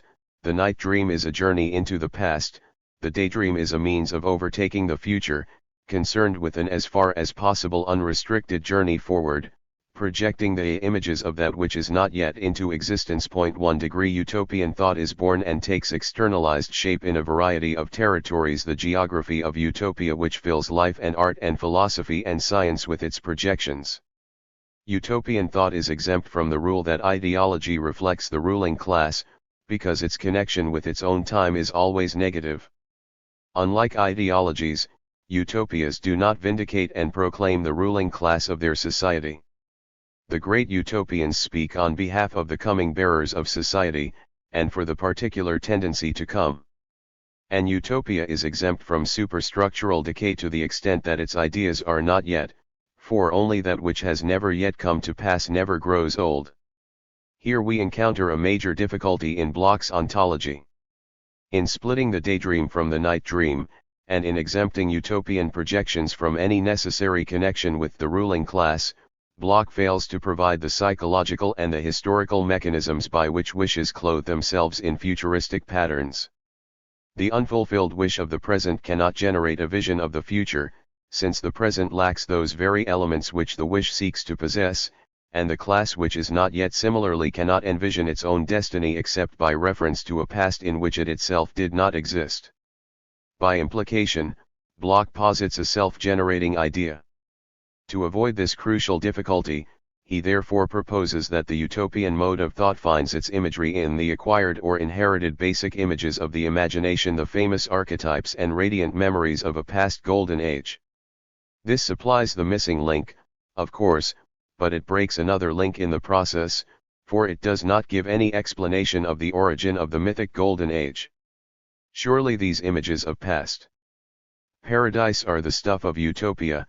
The archetypal heritage is acquired by the present as it is passed down through history. But it did not create itself. Jung and Mircea Eliade to the contrary, it was not there at the beginning, in illo tempore. Perception is memory. Dreams are memories transformed into wish fulfillments. Utopia is formed from recollection, it cannot generate the future out of itself. Utopian thought arises from an attempt to recreate a biographical or historical locus in which individual or collective gratification had taken place. Utopian tendencies rise from the gulf between reality and expectation, but the images of utopia are shaped by the memory traces of the past. As Benjamin wrote, every feeling is attached to an a priori object, and the presentation of the latter is the phenomenology of the former. Utopian goals arise from disharmony and dislocation and are achieved in fantasy as prelude to and model for a desired transformation of the individual or of society, a prelude which, when it finds no counterpart in reality, itself becomes part of the fantasy world of past gratification, for illusory gratification in turn is transformed into memory and thereby becomes historical. Wish, by itself, is not utopia. Utopia is not chaotic desire, it is formed wish, collectivized dream, its contents are the memories of fulfillment organized into imaginative futuristic structures. Marx, in a passage that we have already cited, knew this when he wrote, "The world has long dreamed of something of which it only has to become conscious in order to possess it in actuality." 15 Utopia, then, is the social materialization of unconscious desire at the juncture of its historical coming into consciousness. Whether or not Bloch grasps the mechanism by which utopia generates its projections of daydream upon the screen of the future is a secondary question. For he has recognized in the manifold historical forms of crystallization of utopian consciousness the embodiment of anticipation, the vision of the horizon, the dream of the space which must be filled, the presemblance of the dawn, the window of the future. For Bloch, then, art is not bound by its temporality. A great work does not perish with the passing of time, it belongs only ideologically, not creatively, to the age in which it is socially rooted. The concept of progress applies to history, to the forces of production and to the economic basis, but it can be relatively invalid in the case of the superstructure. For Bloch, art is a single, slender, swaying bridge to a classless paradise. Progress in art is only apparently absent, art does progress toward completion. And because its goals have not yet come to pass, it does not age. The eternity which stretches from our present prehistory to that history which we have not yet entered is informed with the artistic embodiments which keep the hope of history and fulfillment alive. Art is the bridge, the filament which has stored up man's capacity to dream ahead, awaiting release of its energies by renewed contact with a revolutionary audience. If the thread were to be severed, not yet would become never. Bloch's principle of hope aims to reverse the diminishing belief in art, progress, and paradise. The 20th century flight of art to the margins of society, the post-industrial negative forms of art, tend to abandon the archetypes of the past. El Dorado, Eden, the land of Kakan, the big rock candy mountain, pastures of plenty, Olena, the island of apples, the happy hunting grounds, poor man's heaven, all are submerged in the narcissistic anguish of the present moment. Closed off from memory of Eden, we cannot enter the gates of paradise. Art's crystallization of dream is subject to the intrusion of the heavy nightmare of class repression and individual trauma. All of art's intermediate stages are incomplete, together they form the totality of a utopia from which we may launch the next dream into that space which must and will be filled. We are fast approaching a point beyond which Marxism cannot travel without transmuting itself into theology, and we had better be aware of this possibility before we cross the line. For the dialectical coordinate of hope is despair, and the ontology of not yet by itself may involve a futuristic and messianic quiescence which can only be shattered by the collective outcry of now. The philosophy of hope masks the agony and malaise from which it rises. One wonders whether Bloch has not suppressed the tragic component of the dialectic from view. Despair. Hitler, Auschwitz, the Yezhov purges, Hiroshima, 14. Compare Marx's marginal note to the German ideology, there is no history of politics, law, science, etc., of art, religion, etc. See also the introduction to a contribution to the critique of political economy, p. 309. Ernst Bloch 575. Vietnam, Indonesia, Attica is the root, hope is the branch and the quest. Uri's outcry in Sanin haunts Bloch, why should I sacrifice my own life or submit to insult and death in order that the working classes in the 32nd century may not suffer through want of food or of sexual satisfaction? Bloch's answer, while these present ends are enclosed within the possible range of a human life, they must at the same time set their sights on the distant goal of a society without alienation. The perspective must not leap over the route to the ideal, but follow its stages without abandoning the ideal. We are not condemned to universal Sisyphisdom, hope is moving, with close-range objectives in mind when the long-range end is considered, and with long-range end in mind when the close-range objectives are in view. It is precisely hope that neither falls into despair nor sinks into quietist confidence. Registered Plekhanoi too had said not yet, where Lenin had insisted that ripeness was not all. We are in constant motion toward the unreachable goal, a void that we would fill with passion and with the accumulated desires of an unfulfilled present, modeled on the memories of every man's golden age. But N. Bloch, who is a communist to the bone, knows it well. Not yet is also here and now, it intrudes into the present as revolutionary consciousness, as the conditional victory of a single revolutionary moment. Eternal postponement is theological submission, though sensibility must be tempered by renunciation if revolution itself would not be postponed.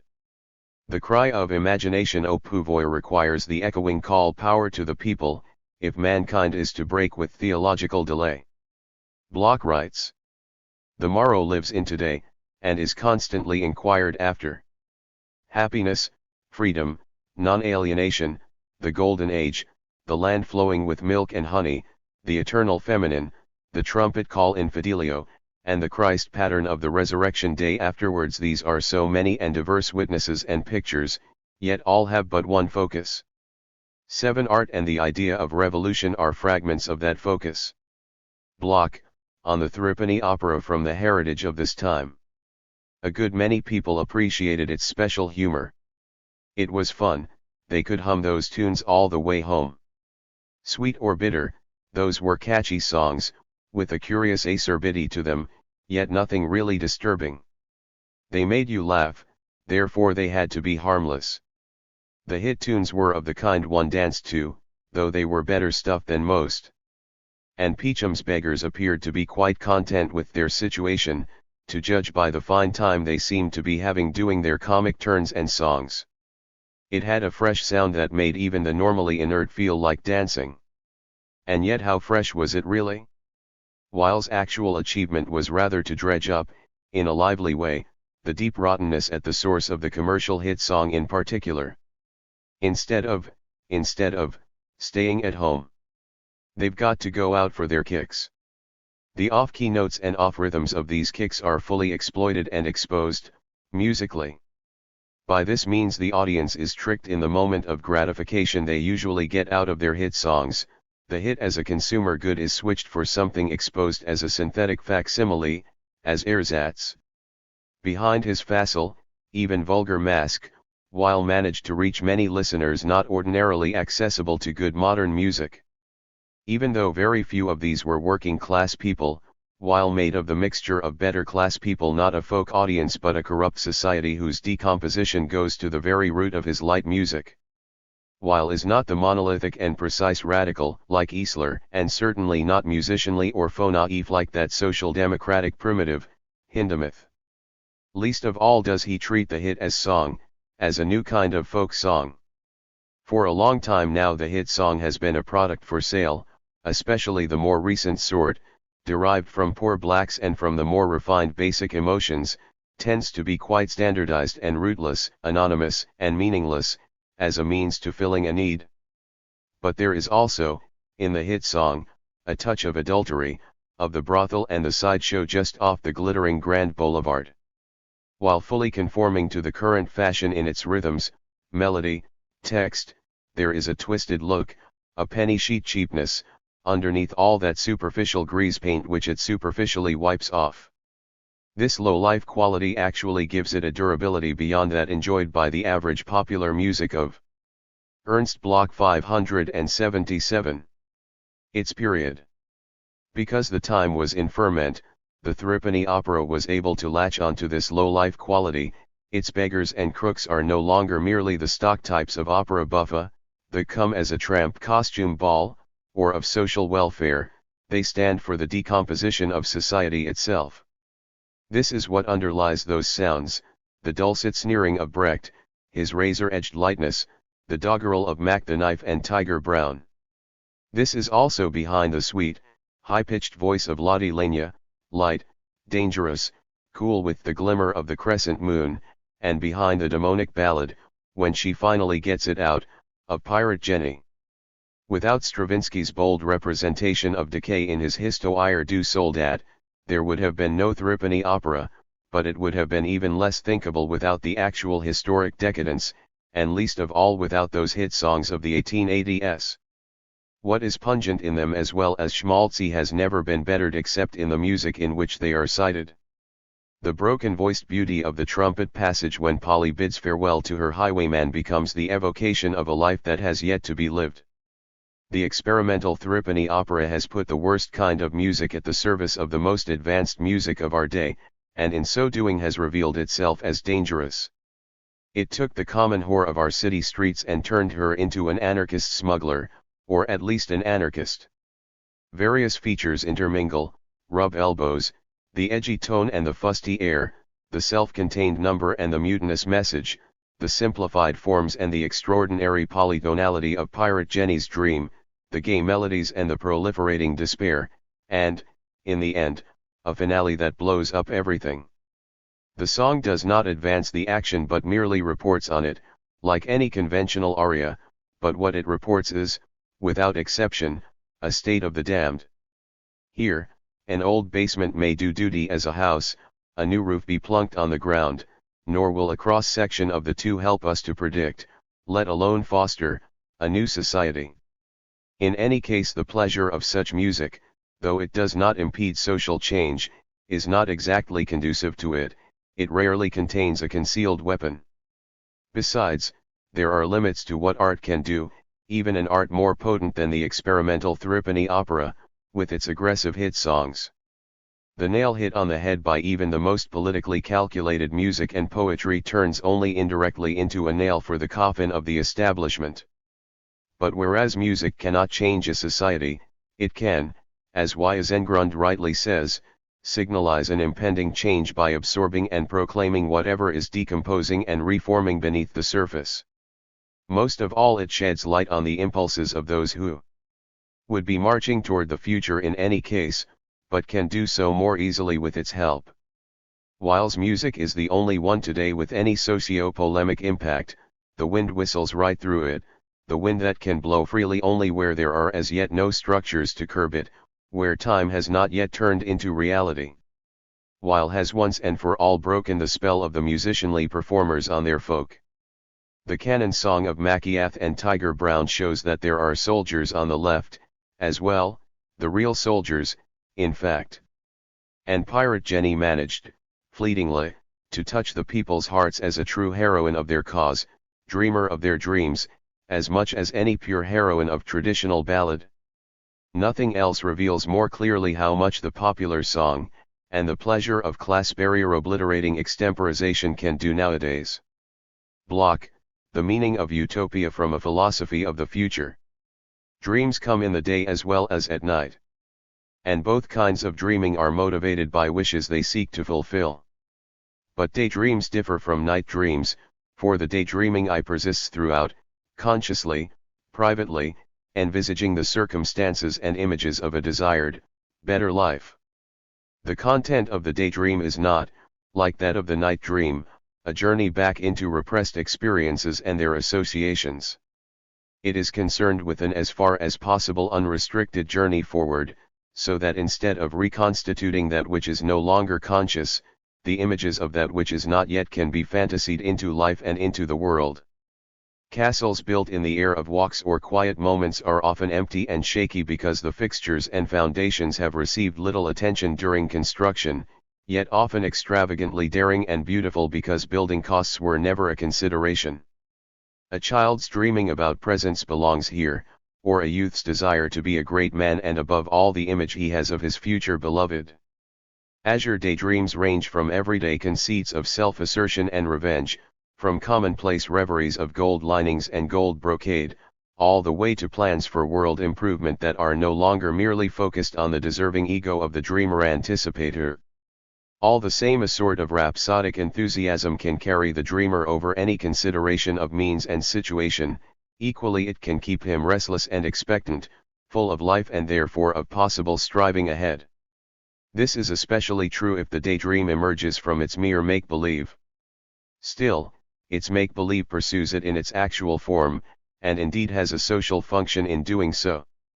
All those distracting, gilded con-dreams. Ernst Bloch 579. Belong here, all those sham images that misrepresent you as X, all those daytime dreams of pulp literature in which an impossible stroke of good fortune befalls some poor devil, and in which the happy ending is unhappy deceit. The daydream of good fortune operates quite differently in the oldest known form of utopian narrative, the fairy tale, where there is no mere distraction and voyeuristic palliation, but a vital stimulus and direct relevance. The brave little tailor conquers the ogres with cunning, that Chaplinesque weapon of the poor, and wins the beautiful princess. And plenty without labor as a frontier motif is alive in the tale of Cocken, where the mountains are changed into cheese, sausages hang from the vines, and the streams are flowing with best muscatel. The geographical utopias are not so remote from Cocken. The land of milk and honey is the best known. The earthly paradise that Columbus imagined must lie to the west has been most fraught with consequence. But fairy tales also contain imaginative forecasts of some technical utopian objects, by no means only in a magical and hence impossible form. Table, lay yourself, the magic horse, the magic carpet, Aladdin's admittedly absurd wish fulfillment properties, all offer their services and evoke longing, if only man could do that. One might even cull fairy tales to make an inventory of discoveries that have not yet been made, a kind of technical utopia. Bacon's New Atlantis already offers an array of this type. Yes, social, geographical and technical utopias are available in the fairy tale world, and the utopian quality is found in many more areas than its restriction to the so-called utopian romance or novel would allow.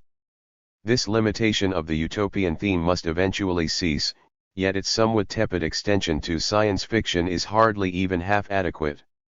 Instead, from the consciousness of children and young people, from times of social and cultural upheaval, from the products of the creative spirit and the countries that it has really appear above the horizon for the first time, lands that were never thus seen before, have never thus been before, from all these there arises a utopian territory of problems, categories, and spheres that itself was hardly ever thus envisaged. It is not only that there is no tallying with mere humbug in daydreaming, or with fairy tales in the pejorative sense, but that even the social utopias themselves function only in the midst of other, specific utopian areas, with reference to human culture as a whole, indeed to nature independent of men. Accordingly, life as a whole is full of utopian projections, mirrored ideals, dream manufactories, and travel pictures. In literature there are the characters who stride out ahead into what is not yet manifest, from the wretched Zendelwald in Keller's Seven Legends, or Michael Hellriegel in Gerhard Hauptmann's and Pippa Dances, right up to the incomparably powerful Don Giovanni and Faust, not forgetting the admonitory figure of Don Quixote. Above all, for particular spheres of endeavor, there are the utopian lands of medical, technical, architectural, and geographical expansion and attainment. Even in the ancestral territory of utopias, the social utopias are not alone. Next to the images of possible human happiness in the social utopias, the rational images of possible human dignity are projected as teachings of natural law. And closer still, in effective existence, regarding not perspectives but perplexities, there appear the moral guiding images and ideals, and the topically still unidentified nowhere whither music leads. And again, think of the particular utopia in the many images conjured up as specifics against death, and closely related thereto, in the wish mysteries of various religions and the Christian mysteries of hope. Item, humanism has developed in utopia, and philosophy is justifiably speculative, since the actions, testimonies, problems, and postulates of not yet being mark out its central and in no way merely empirical area of operation. However, it is necessary that precisely the more common dreams should set their sights appropriately ahead. Their outlines have abandoned mere private wishful thinking, and in most cases have nothing at all in common with it. Nevertheless, a distinction has to be made between the utopistic and the utopian. The one approaches circumstances only immediately and abstractly, in order to improve them in a purely cerebral fashion, whereas the other has always brought along the constructional equipment of externality.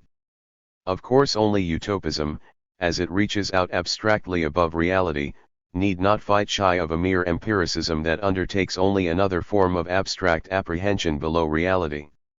A real utopian critique can only proceed from a viewpoint that is adequate, that does not, so to speak, correct or even replace overflying by a factistic creeping. That's rather utopian, as a smart depreciative judgment from businessmen's lips, a kind of stock dismissive remark, has at any rate become a phrase denoting anxiety about the future in general. Nevertheless, and precisely because of this, an essential and fundamental distinction must be made between utopias that come to be in the abstract and in the concrete. Social utopias in particular were liable to be abstract, because their designs were not mediated with the existing social tendency and possibility. Indeed, they had to be abstract, because they came too early. Hence the utopians all too frequently had to construct the outlines of a brave new Ernst Bloch 581. World out of their own hearts and heads, or, as Engels says, for the basic plan of their new edifice they could only appeal to reason, just because they could not as yet appeal to contemporary history. This is true even of the schemes of Owen and Fourier, of Saint-Simon. It is properly true of the real and very different anti-world humanism in most social utopias. At all events, even if utopian humanism did not accord at all with the existing world, then it may be said, the worse for that still existing world, and the more inevitable and fruitful thought about justice. For this reason, Engels also remarked of Owen, Fourier, and Saint-Simon, we delight in the inspired ideas and germs of ideas which everywhere emerge through their covering of fantasy. Both in Fourier's critique of existing social conditions and in Saint-Simon's breadth of vision of a genius, thanks to which almost all the ideas of the later socialists which are not strictly economic can be found in embryo. And so, lest the undeniable abstractness of this social utopian element be exaggerated, the clearly social schedule of all these schemes for world improvement must be remembered. In spite of excessive dreams of the future, they are touched by their own time precisely because their connection with it is always negative. Because, unlike ideologies, they do not vindicate and proclaim the ruling class of their society, but rather wish to lay the plans for the future dwelling place of a new class making its way through for the first time, and do this half as so to speak advance billet parties, and half as effective architects of homo homini homo. Hence the great utopians spoke out on behalf of the coming bearers of society, and for the particular tendency to come. Obviously the interest they assume is no existing, ruling one, but one on the ascent. With Sir Thomas More it is a freer market system, with Campanella the period of absolutist manufacture, and with Saint-Simon the new, more socialized, magical industry. Consequently, even the utopia that was still an abstract outline was not the cloud cuckooland implied in the use of utopia as a pejorative term by those who found it absurd or even abhorrent. But the main thing persists and, persisting, holds more importance than the journey's plan, which is not decisive in principle. The main thing is that utopian conscience and knowledge, through the pain it suffers in facts, grows wise, yet does not grow to full wisdom. It is rectified but never refuted by the mere power of that which, at any particular time, is. On the contrary it confutes and judges the existent if it is failing, and failing inhumanly. Indeed, first and foremost it provides the standard to measure such facticity precisely as departure from the right, and above all to measure it immanently, that is, by ideas which have resounded and informed from time immemorial before such a departure, and which are still displayed and proposed in the face of it. With the prefigured utopia of the citoyen, Hölderlin's Hyperion rectified the bourgeois, and the citoyen was not shelved but remained particularly and naggingly insistent.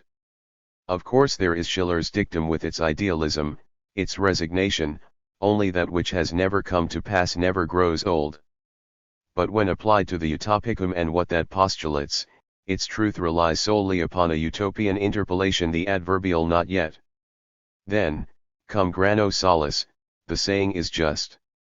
Only that which has never yet come to pass never grows old.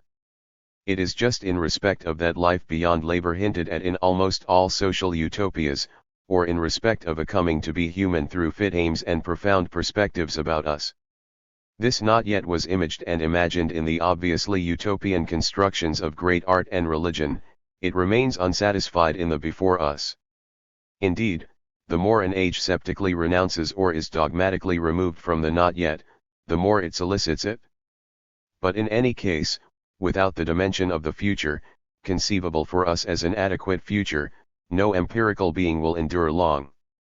And so in ages of growing darkness at least a horror vacui, and in ages of increasing enlightenment always a plus ultra, shows that utopian consciousness is alive. All the worse then, if a society that will no longer be reconciled in an abstract utopian manner, but demands the way to the thing itself, errs on the way and errs dangerously. All the worse if the revolutionary capacity is not there to execute ideals which have been represented abstractly, rather than to discredit or even destroy with catastrophic means ideals which have not appeared in the concrete. Action will release available transitional tendencies into active freedom only if the utopian goal is clearly visible, unadulterated, and unrenounced. Even though the utopias have at best promised their still so palpable optima, but have promised them as objectively and really possible. Block, Utopia in Archetypes and Works of Art from a Philosophy of the Future. It was proper that dreaming ahead should image that which lay ahead. Only later was a concept added. For a long time it did not seem an essential part of the concerns of Thomas More and similar Imaginists. Of course this is only apparently the case, and indeed a fundamental misunderstanding of such works. Nevertheless these utopian constructions were cast in a flawlessly narrative form. They might even be called fairy tales of the Commonwealth, not mere novels of civil society. For this fairy tale element had a more than fictive reference, and did more than equate dreams with shadows. Many fairy tales, such as those about poor children or brave young men, are powered by a distinct image of happiness, and are already on the utopian march towards the happy end.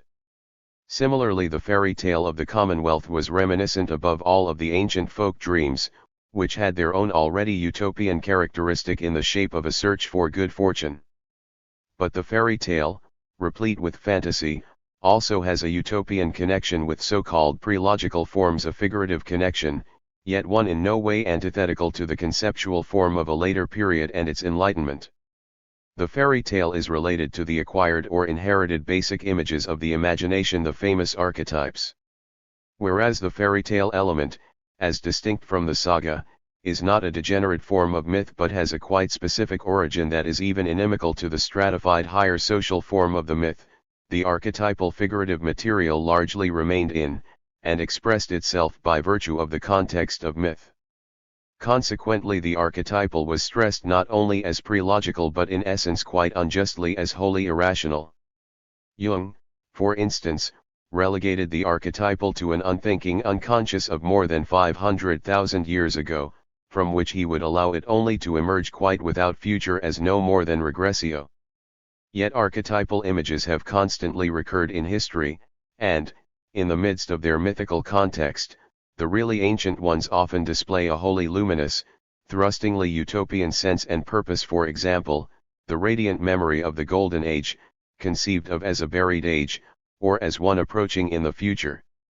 The latter sort of archetype is already intrinsically utopian and also appears in the fairy tale as the archetype of Kakan or the Never Never Land.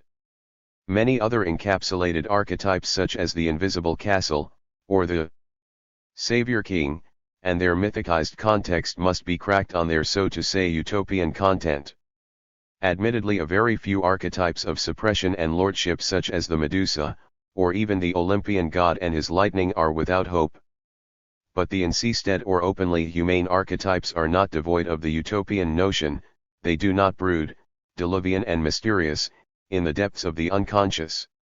Everyone knows them from his present existence by the power of images which strike, stimulate, and illumine. Everyone meets them in works of art and in the situations and forms of conflict and resolution they feature, in the inexhaustible power of unequivocal symbols, and even in multi-ambiguous allegories. The enemy, the mother, the savior, the tyrant's castle and its taking by storm, the labyrinth and Ariadne's thread, the dragon killer, and the savior in the form of a servant, and his disclosures, these are archetypes. All scenes of anagnorisis, of sudden recognition, are archetypal, as is the way out of darkness into light, the exodus from Egypt towards the land of Canaan. The latter fundamental image is already archetypal utopia itself, to which land belong the clarion call of the Gallic cock, the storming of the Bastille, and the dancing on its ruins, when Perseus, whose second name is Revolution, has liberated more than Andromeda. But it also appears in archetypes with a much more tenuous reference to the Golden Age and the obstacles in its way, for without their crypto-utopian dream enclaves they would all be one gigantic sport or Olympian phantasm or just the player's hecuba. The dream of the conformably human has no faint heart, it looks out for more. Not only in the basic acquired images, but in additional newly fashioned images in the works of art that apply them. Therefore a significant work does not perish with the passing of time, it belongs only ideologically, not creatively, to the age in which it is socially rooted. The permanence and greatness of major works of art consist precisely in their operation through a fullness of pre-semblance and of realms of utopian significance. These reside, so to speak, in the windows of such works, and always in windows which open in the direction of ultimate anticipation, driving forward, soaring, or achieving towards a goal which is never a mere land in the clouds above. One of the most obvious examples of this kind of work of art is Fidelio, informed with the striving of the French Revolution. But even static works of art of enduring quality are not wholly circumscribed by their transient existential basis and its corresponding ideology. The slave-holding society of the ancient Greeks, for instance, is a social form we can hardly conceive of at the present time, yet the art of that very society has provided a model by which, much later in time, a form of art has sought to prove its value, or to show its contrasting power. Medieval art was tied to a feudal, hierarchical society. Today its feudal clerical patrons can be evoked only as phantoms in comparison with their reality, yet the inwardness, order, and mysticism of the art of the Middle Ages still affect us, for they rank above the hierarchies of their own time, and above the mythological out there. In these cases a cultural surplus is clearly effective, something that moves above and beyond the ideology of a particular age. Only this plus persists through the ages, once the social basis and ideology of an epoch have decayed, and remains as the substrate that will bear fruit and be a heritage for other times. The substrate is essentially utopian, and the only notion that accords with it is the utopian concrete concept. Art is not merely the ideology of a particular ruling class, let alone its propagandist servant. And a combined application of sound economic analysis and of sociologistic schematic blinkers, even in the form of George Luckforth's theory of literature, merely obscures the utopian perspective of every great work of art. Even in the midst of the most triumphant feeling of achievement, there flashed and shone that so often so intractable blue, the fleeting promise of that which is missing, the supreme illumination and above all the most human thing that the perfection of a work of art can afford. Hence Michelangelo called Ghiberti's bronze gates for the Baptistery in Florence, fit to be the gates of paradise. Of course this ecstatic declaration says nothing of paradise itself, yet its initial promise of a threshold must be counted with the blue and gold in the window as a further utopian characteristic of a great work of art, and as the least deceptive of such signs. Utopian consciousness remains wholly without deception inasmuch as the moment of its fulfillment is still outstanding and certainly not for sceptical or agnostic reasons. Yet this utopian consciousness in a work does not obscure its binding goal with solutions, let alone with mere reified means from the route to that goal, and then offer an absolutized half-light in conclusion. Its reason for not doing that is superlatively real. The most objective correlative ground that utopian consciousness possesses, the world's substance, mundane matter itself, is not yet finished and complete, but persists in a utopian open state, i.e., a state in which its self-identity is not yet manifest. If things are commonly seen only as they are, it is not uncommonly paradoxical to put at least as much trust in their ability to be other than they are. Therefore Oscar Wilde's remark about a map of the world without the land of utopia not being worth a glance evokes no shock but the shock of recognition. True, things themselves offer only a dotted line of extension to something like that land, but all the world's positivists could not erase it from what really is so. Consequently not only the specific existent, but all given existence and being itself, has utopian margins which surround actuality with real and objective possibility.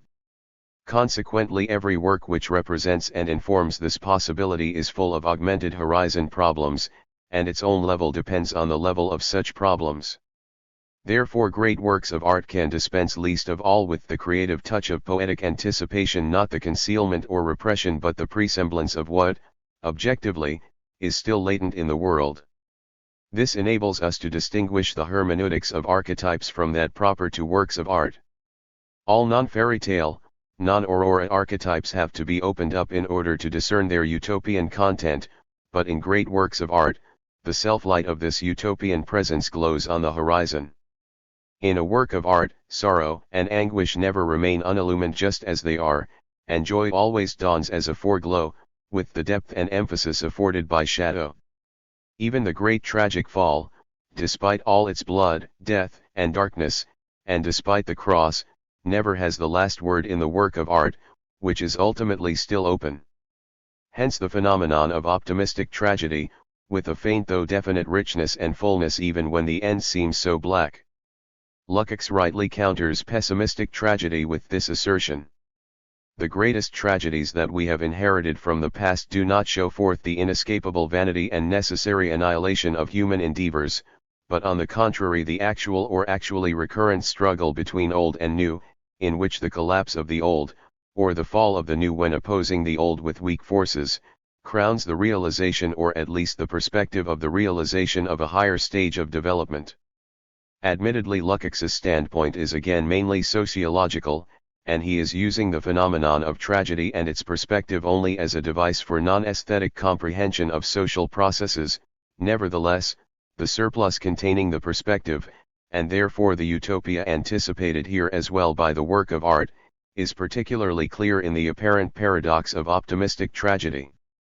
Both depressive and revivifying works of art allow their characters and situations to decline or to develop to that limit or horizon of being where, somehow, after all, there are gates. Schiller's Ode to Joy shines beyond what has been experienced hitherto, because it already names and summons perfect joy. Schiller supplemented this invocation of joy with another in his poem Columbus, which is not concerned with Elysium but does say something about its attainable coastline in the utopian connotations of these verses. On, keep on. Steer by faith. And follow the reticent waters west. Where the coast of the land as yet unseen must rise from this ocean. Genius and nature are ever joined. And his promise will be her action. Of course these lines are full of abstract idealism, but they also contain strength of purpose will, and contain it in express conjunction with nature which creates and naturizes. More than ever duty's call is to do what is within and not to abandon what lies without, not to leave it as it is, more than ever, that is, for every phenomenology of the spirit and of its works that makes no peace with the world as already given. Instead, the phenomenology of change and the changeable travels through the world in order to trace and advance what is not yet present in the world. Utopia in works of art certainly makes fragmentary and negative the offerings of those that are significant, inasmuch as the world really signified in them is itself the least ready and finished of all. It is as often thwarted as it is seldom realized, as often traversed as it is seldom peopled. But an ode to joy is a most valiant effort, for it affords a venturesome even if unfortunately only a poetic premium, yet, philosophically too, no mean education is to be obtained from the testing end, and from the experimental beginning.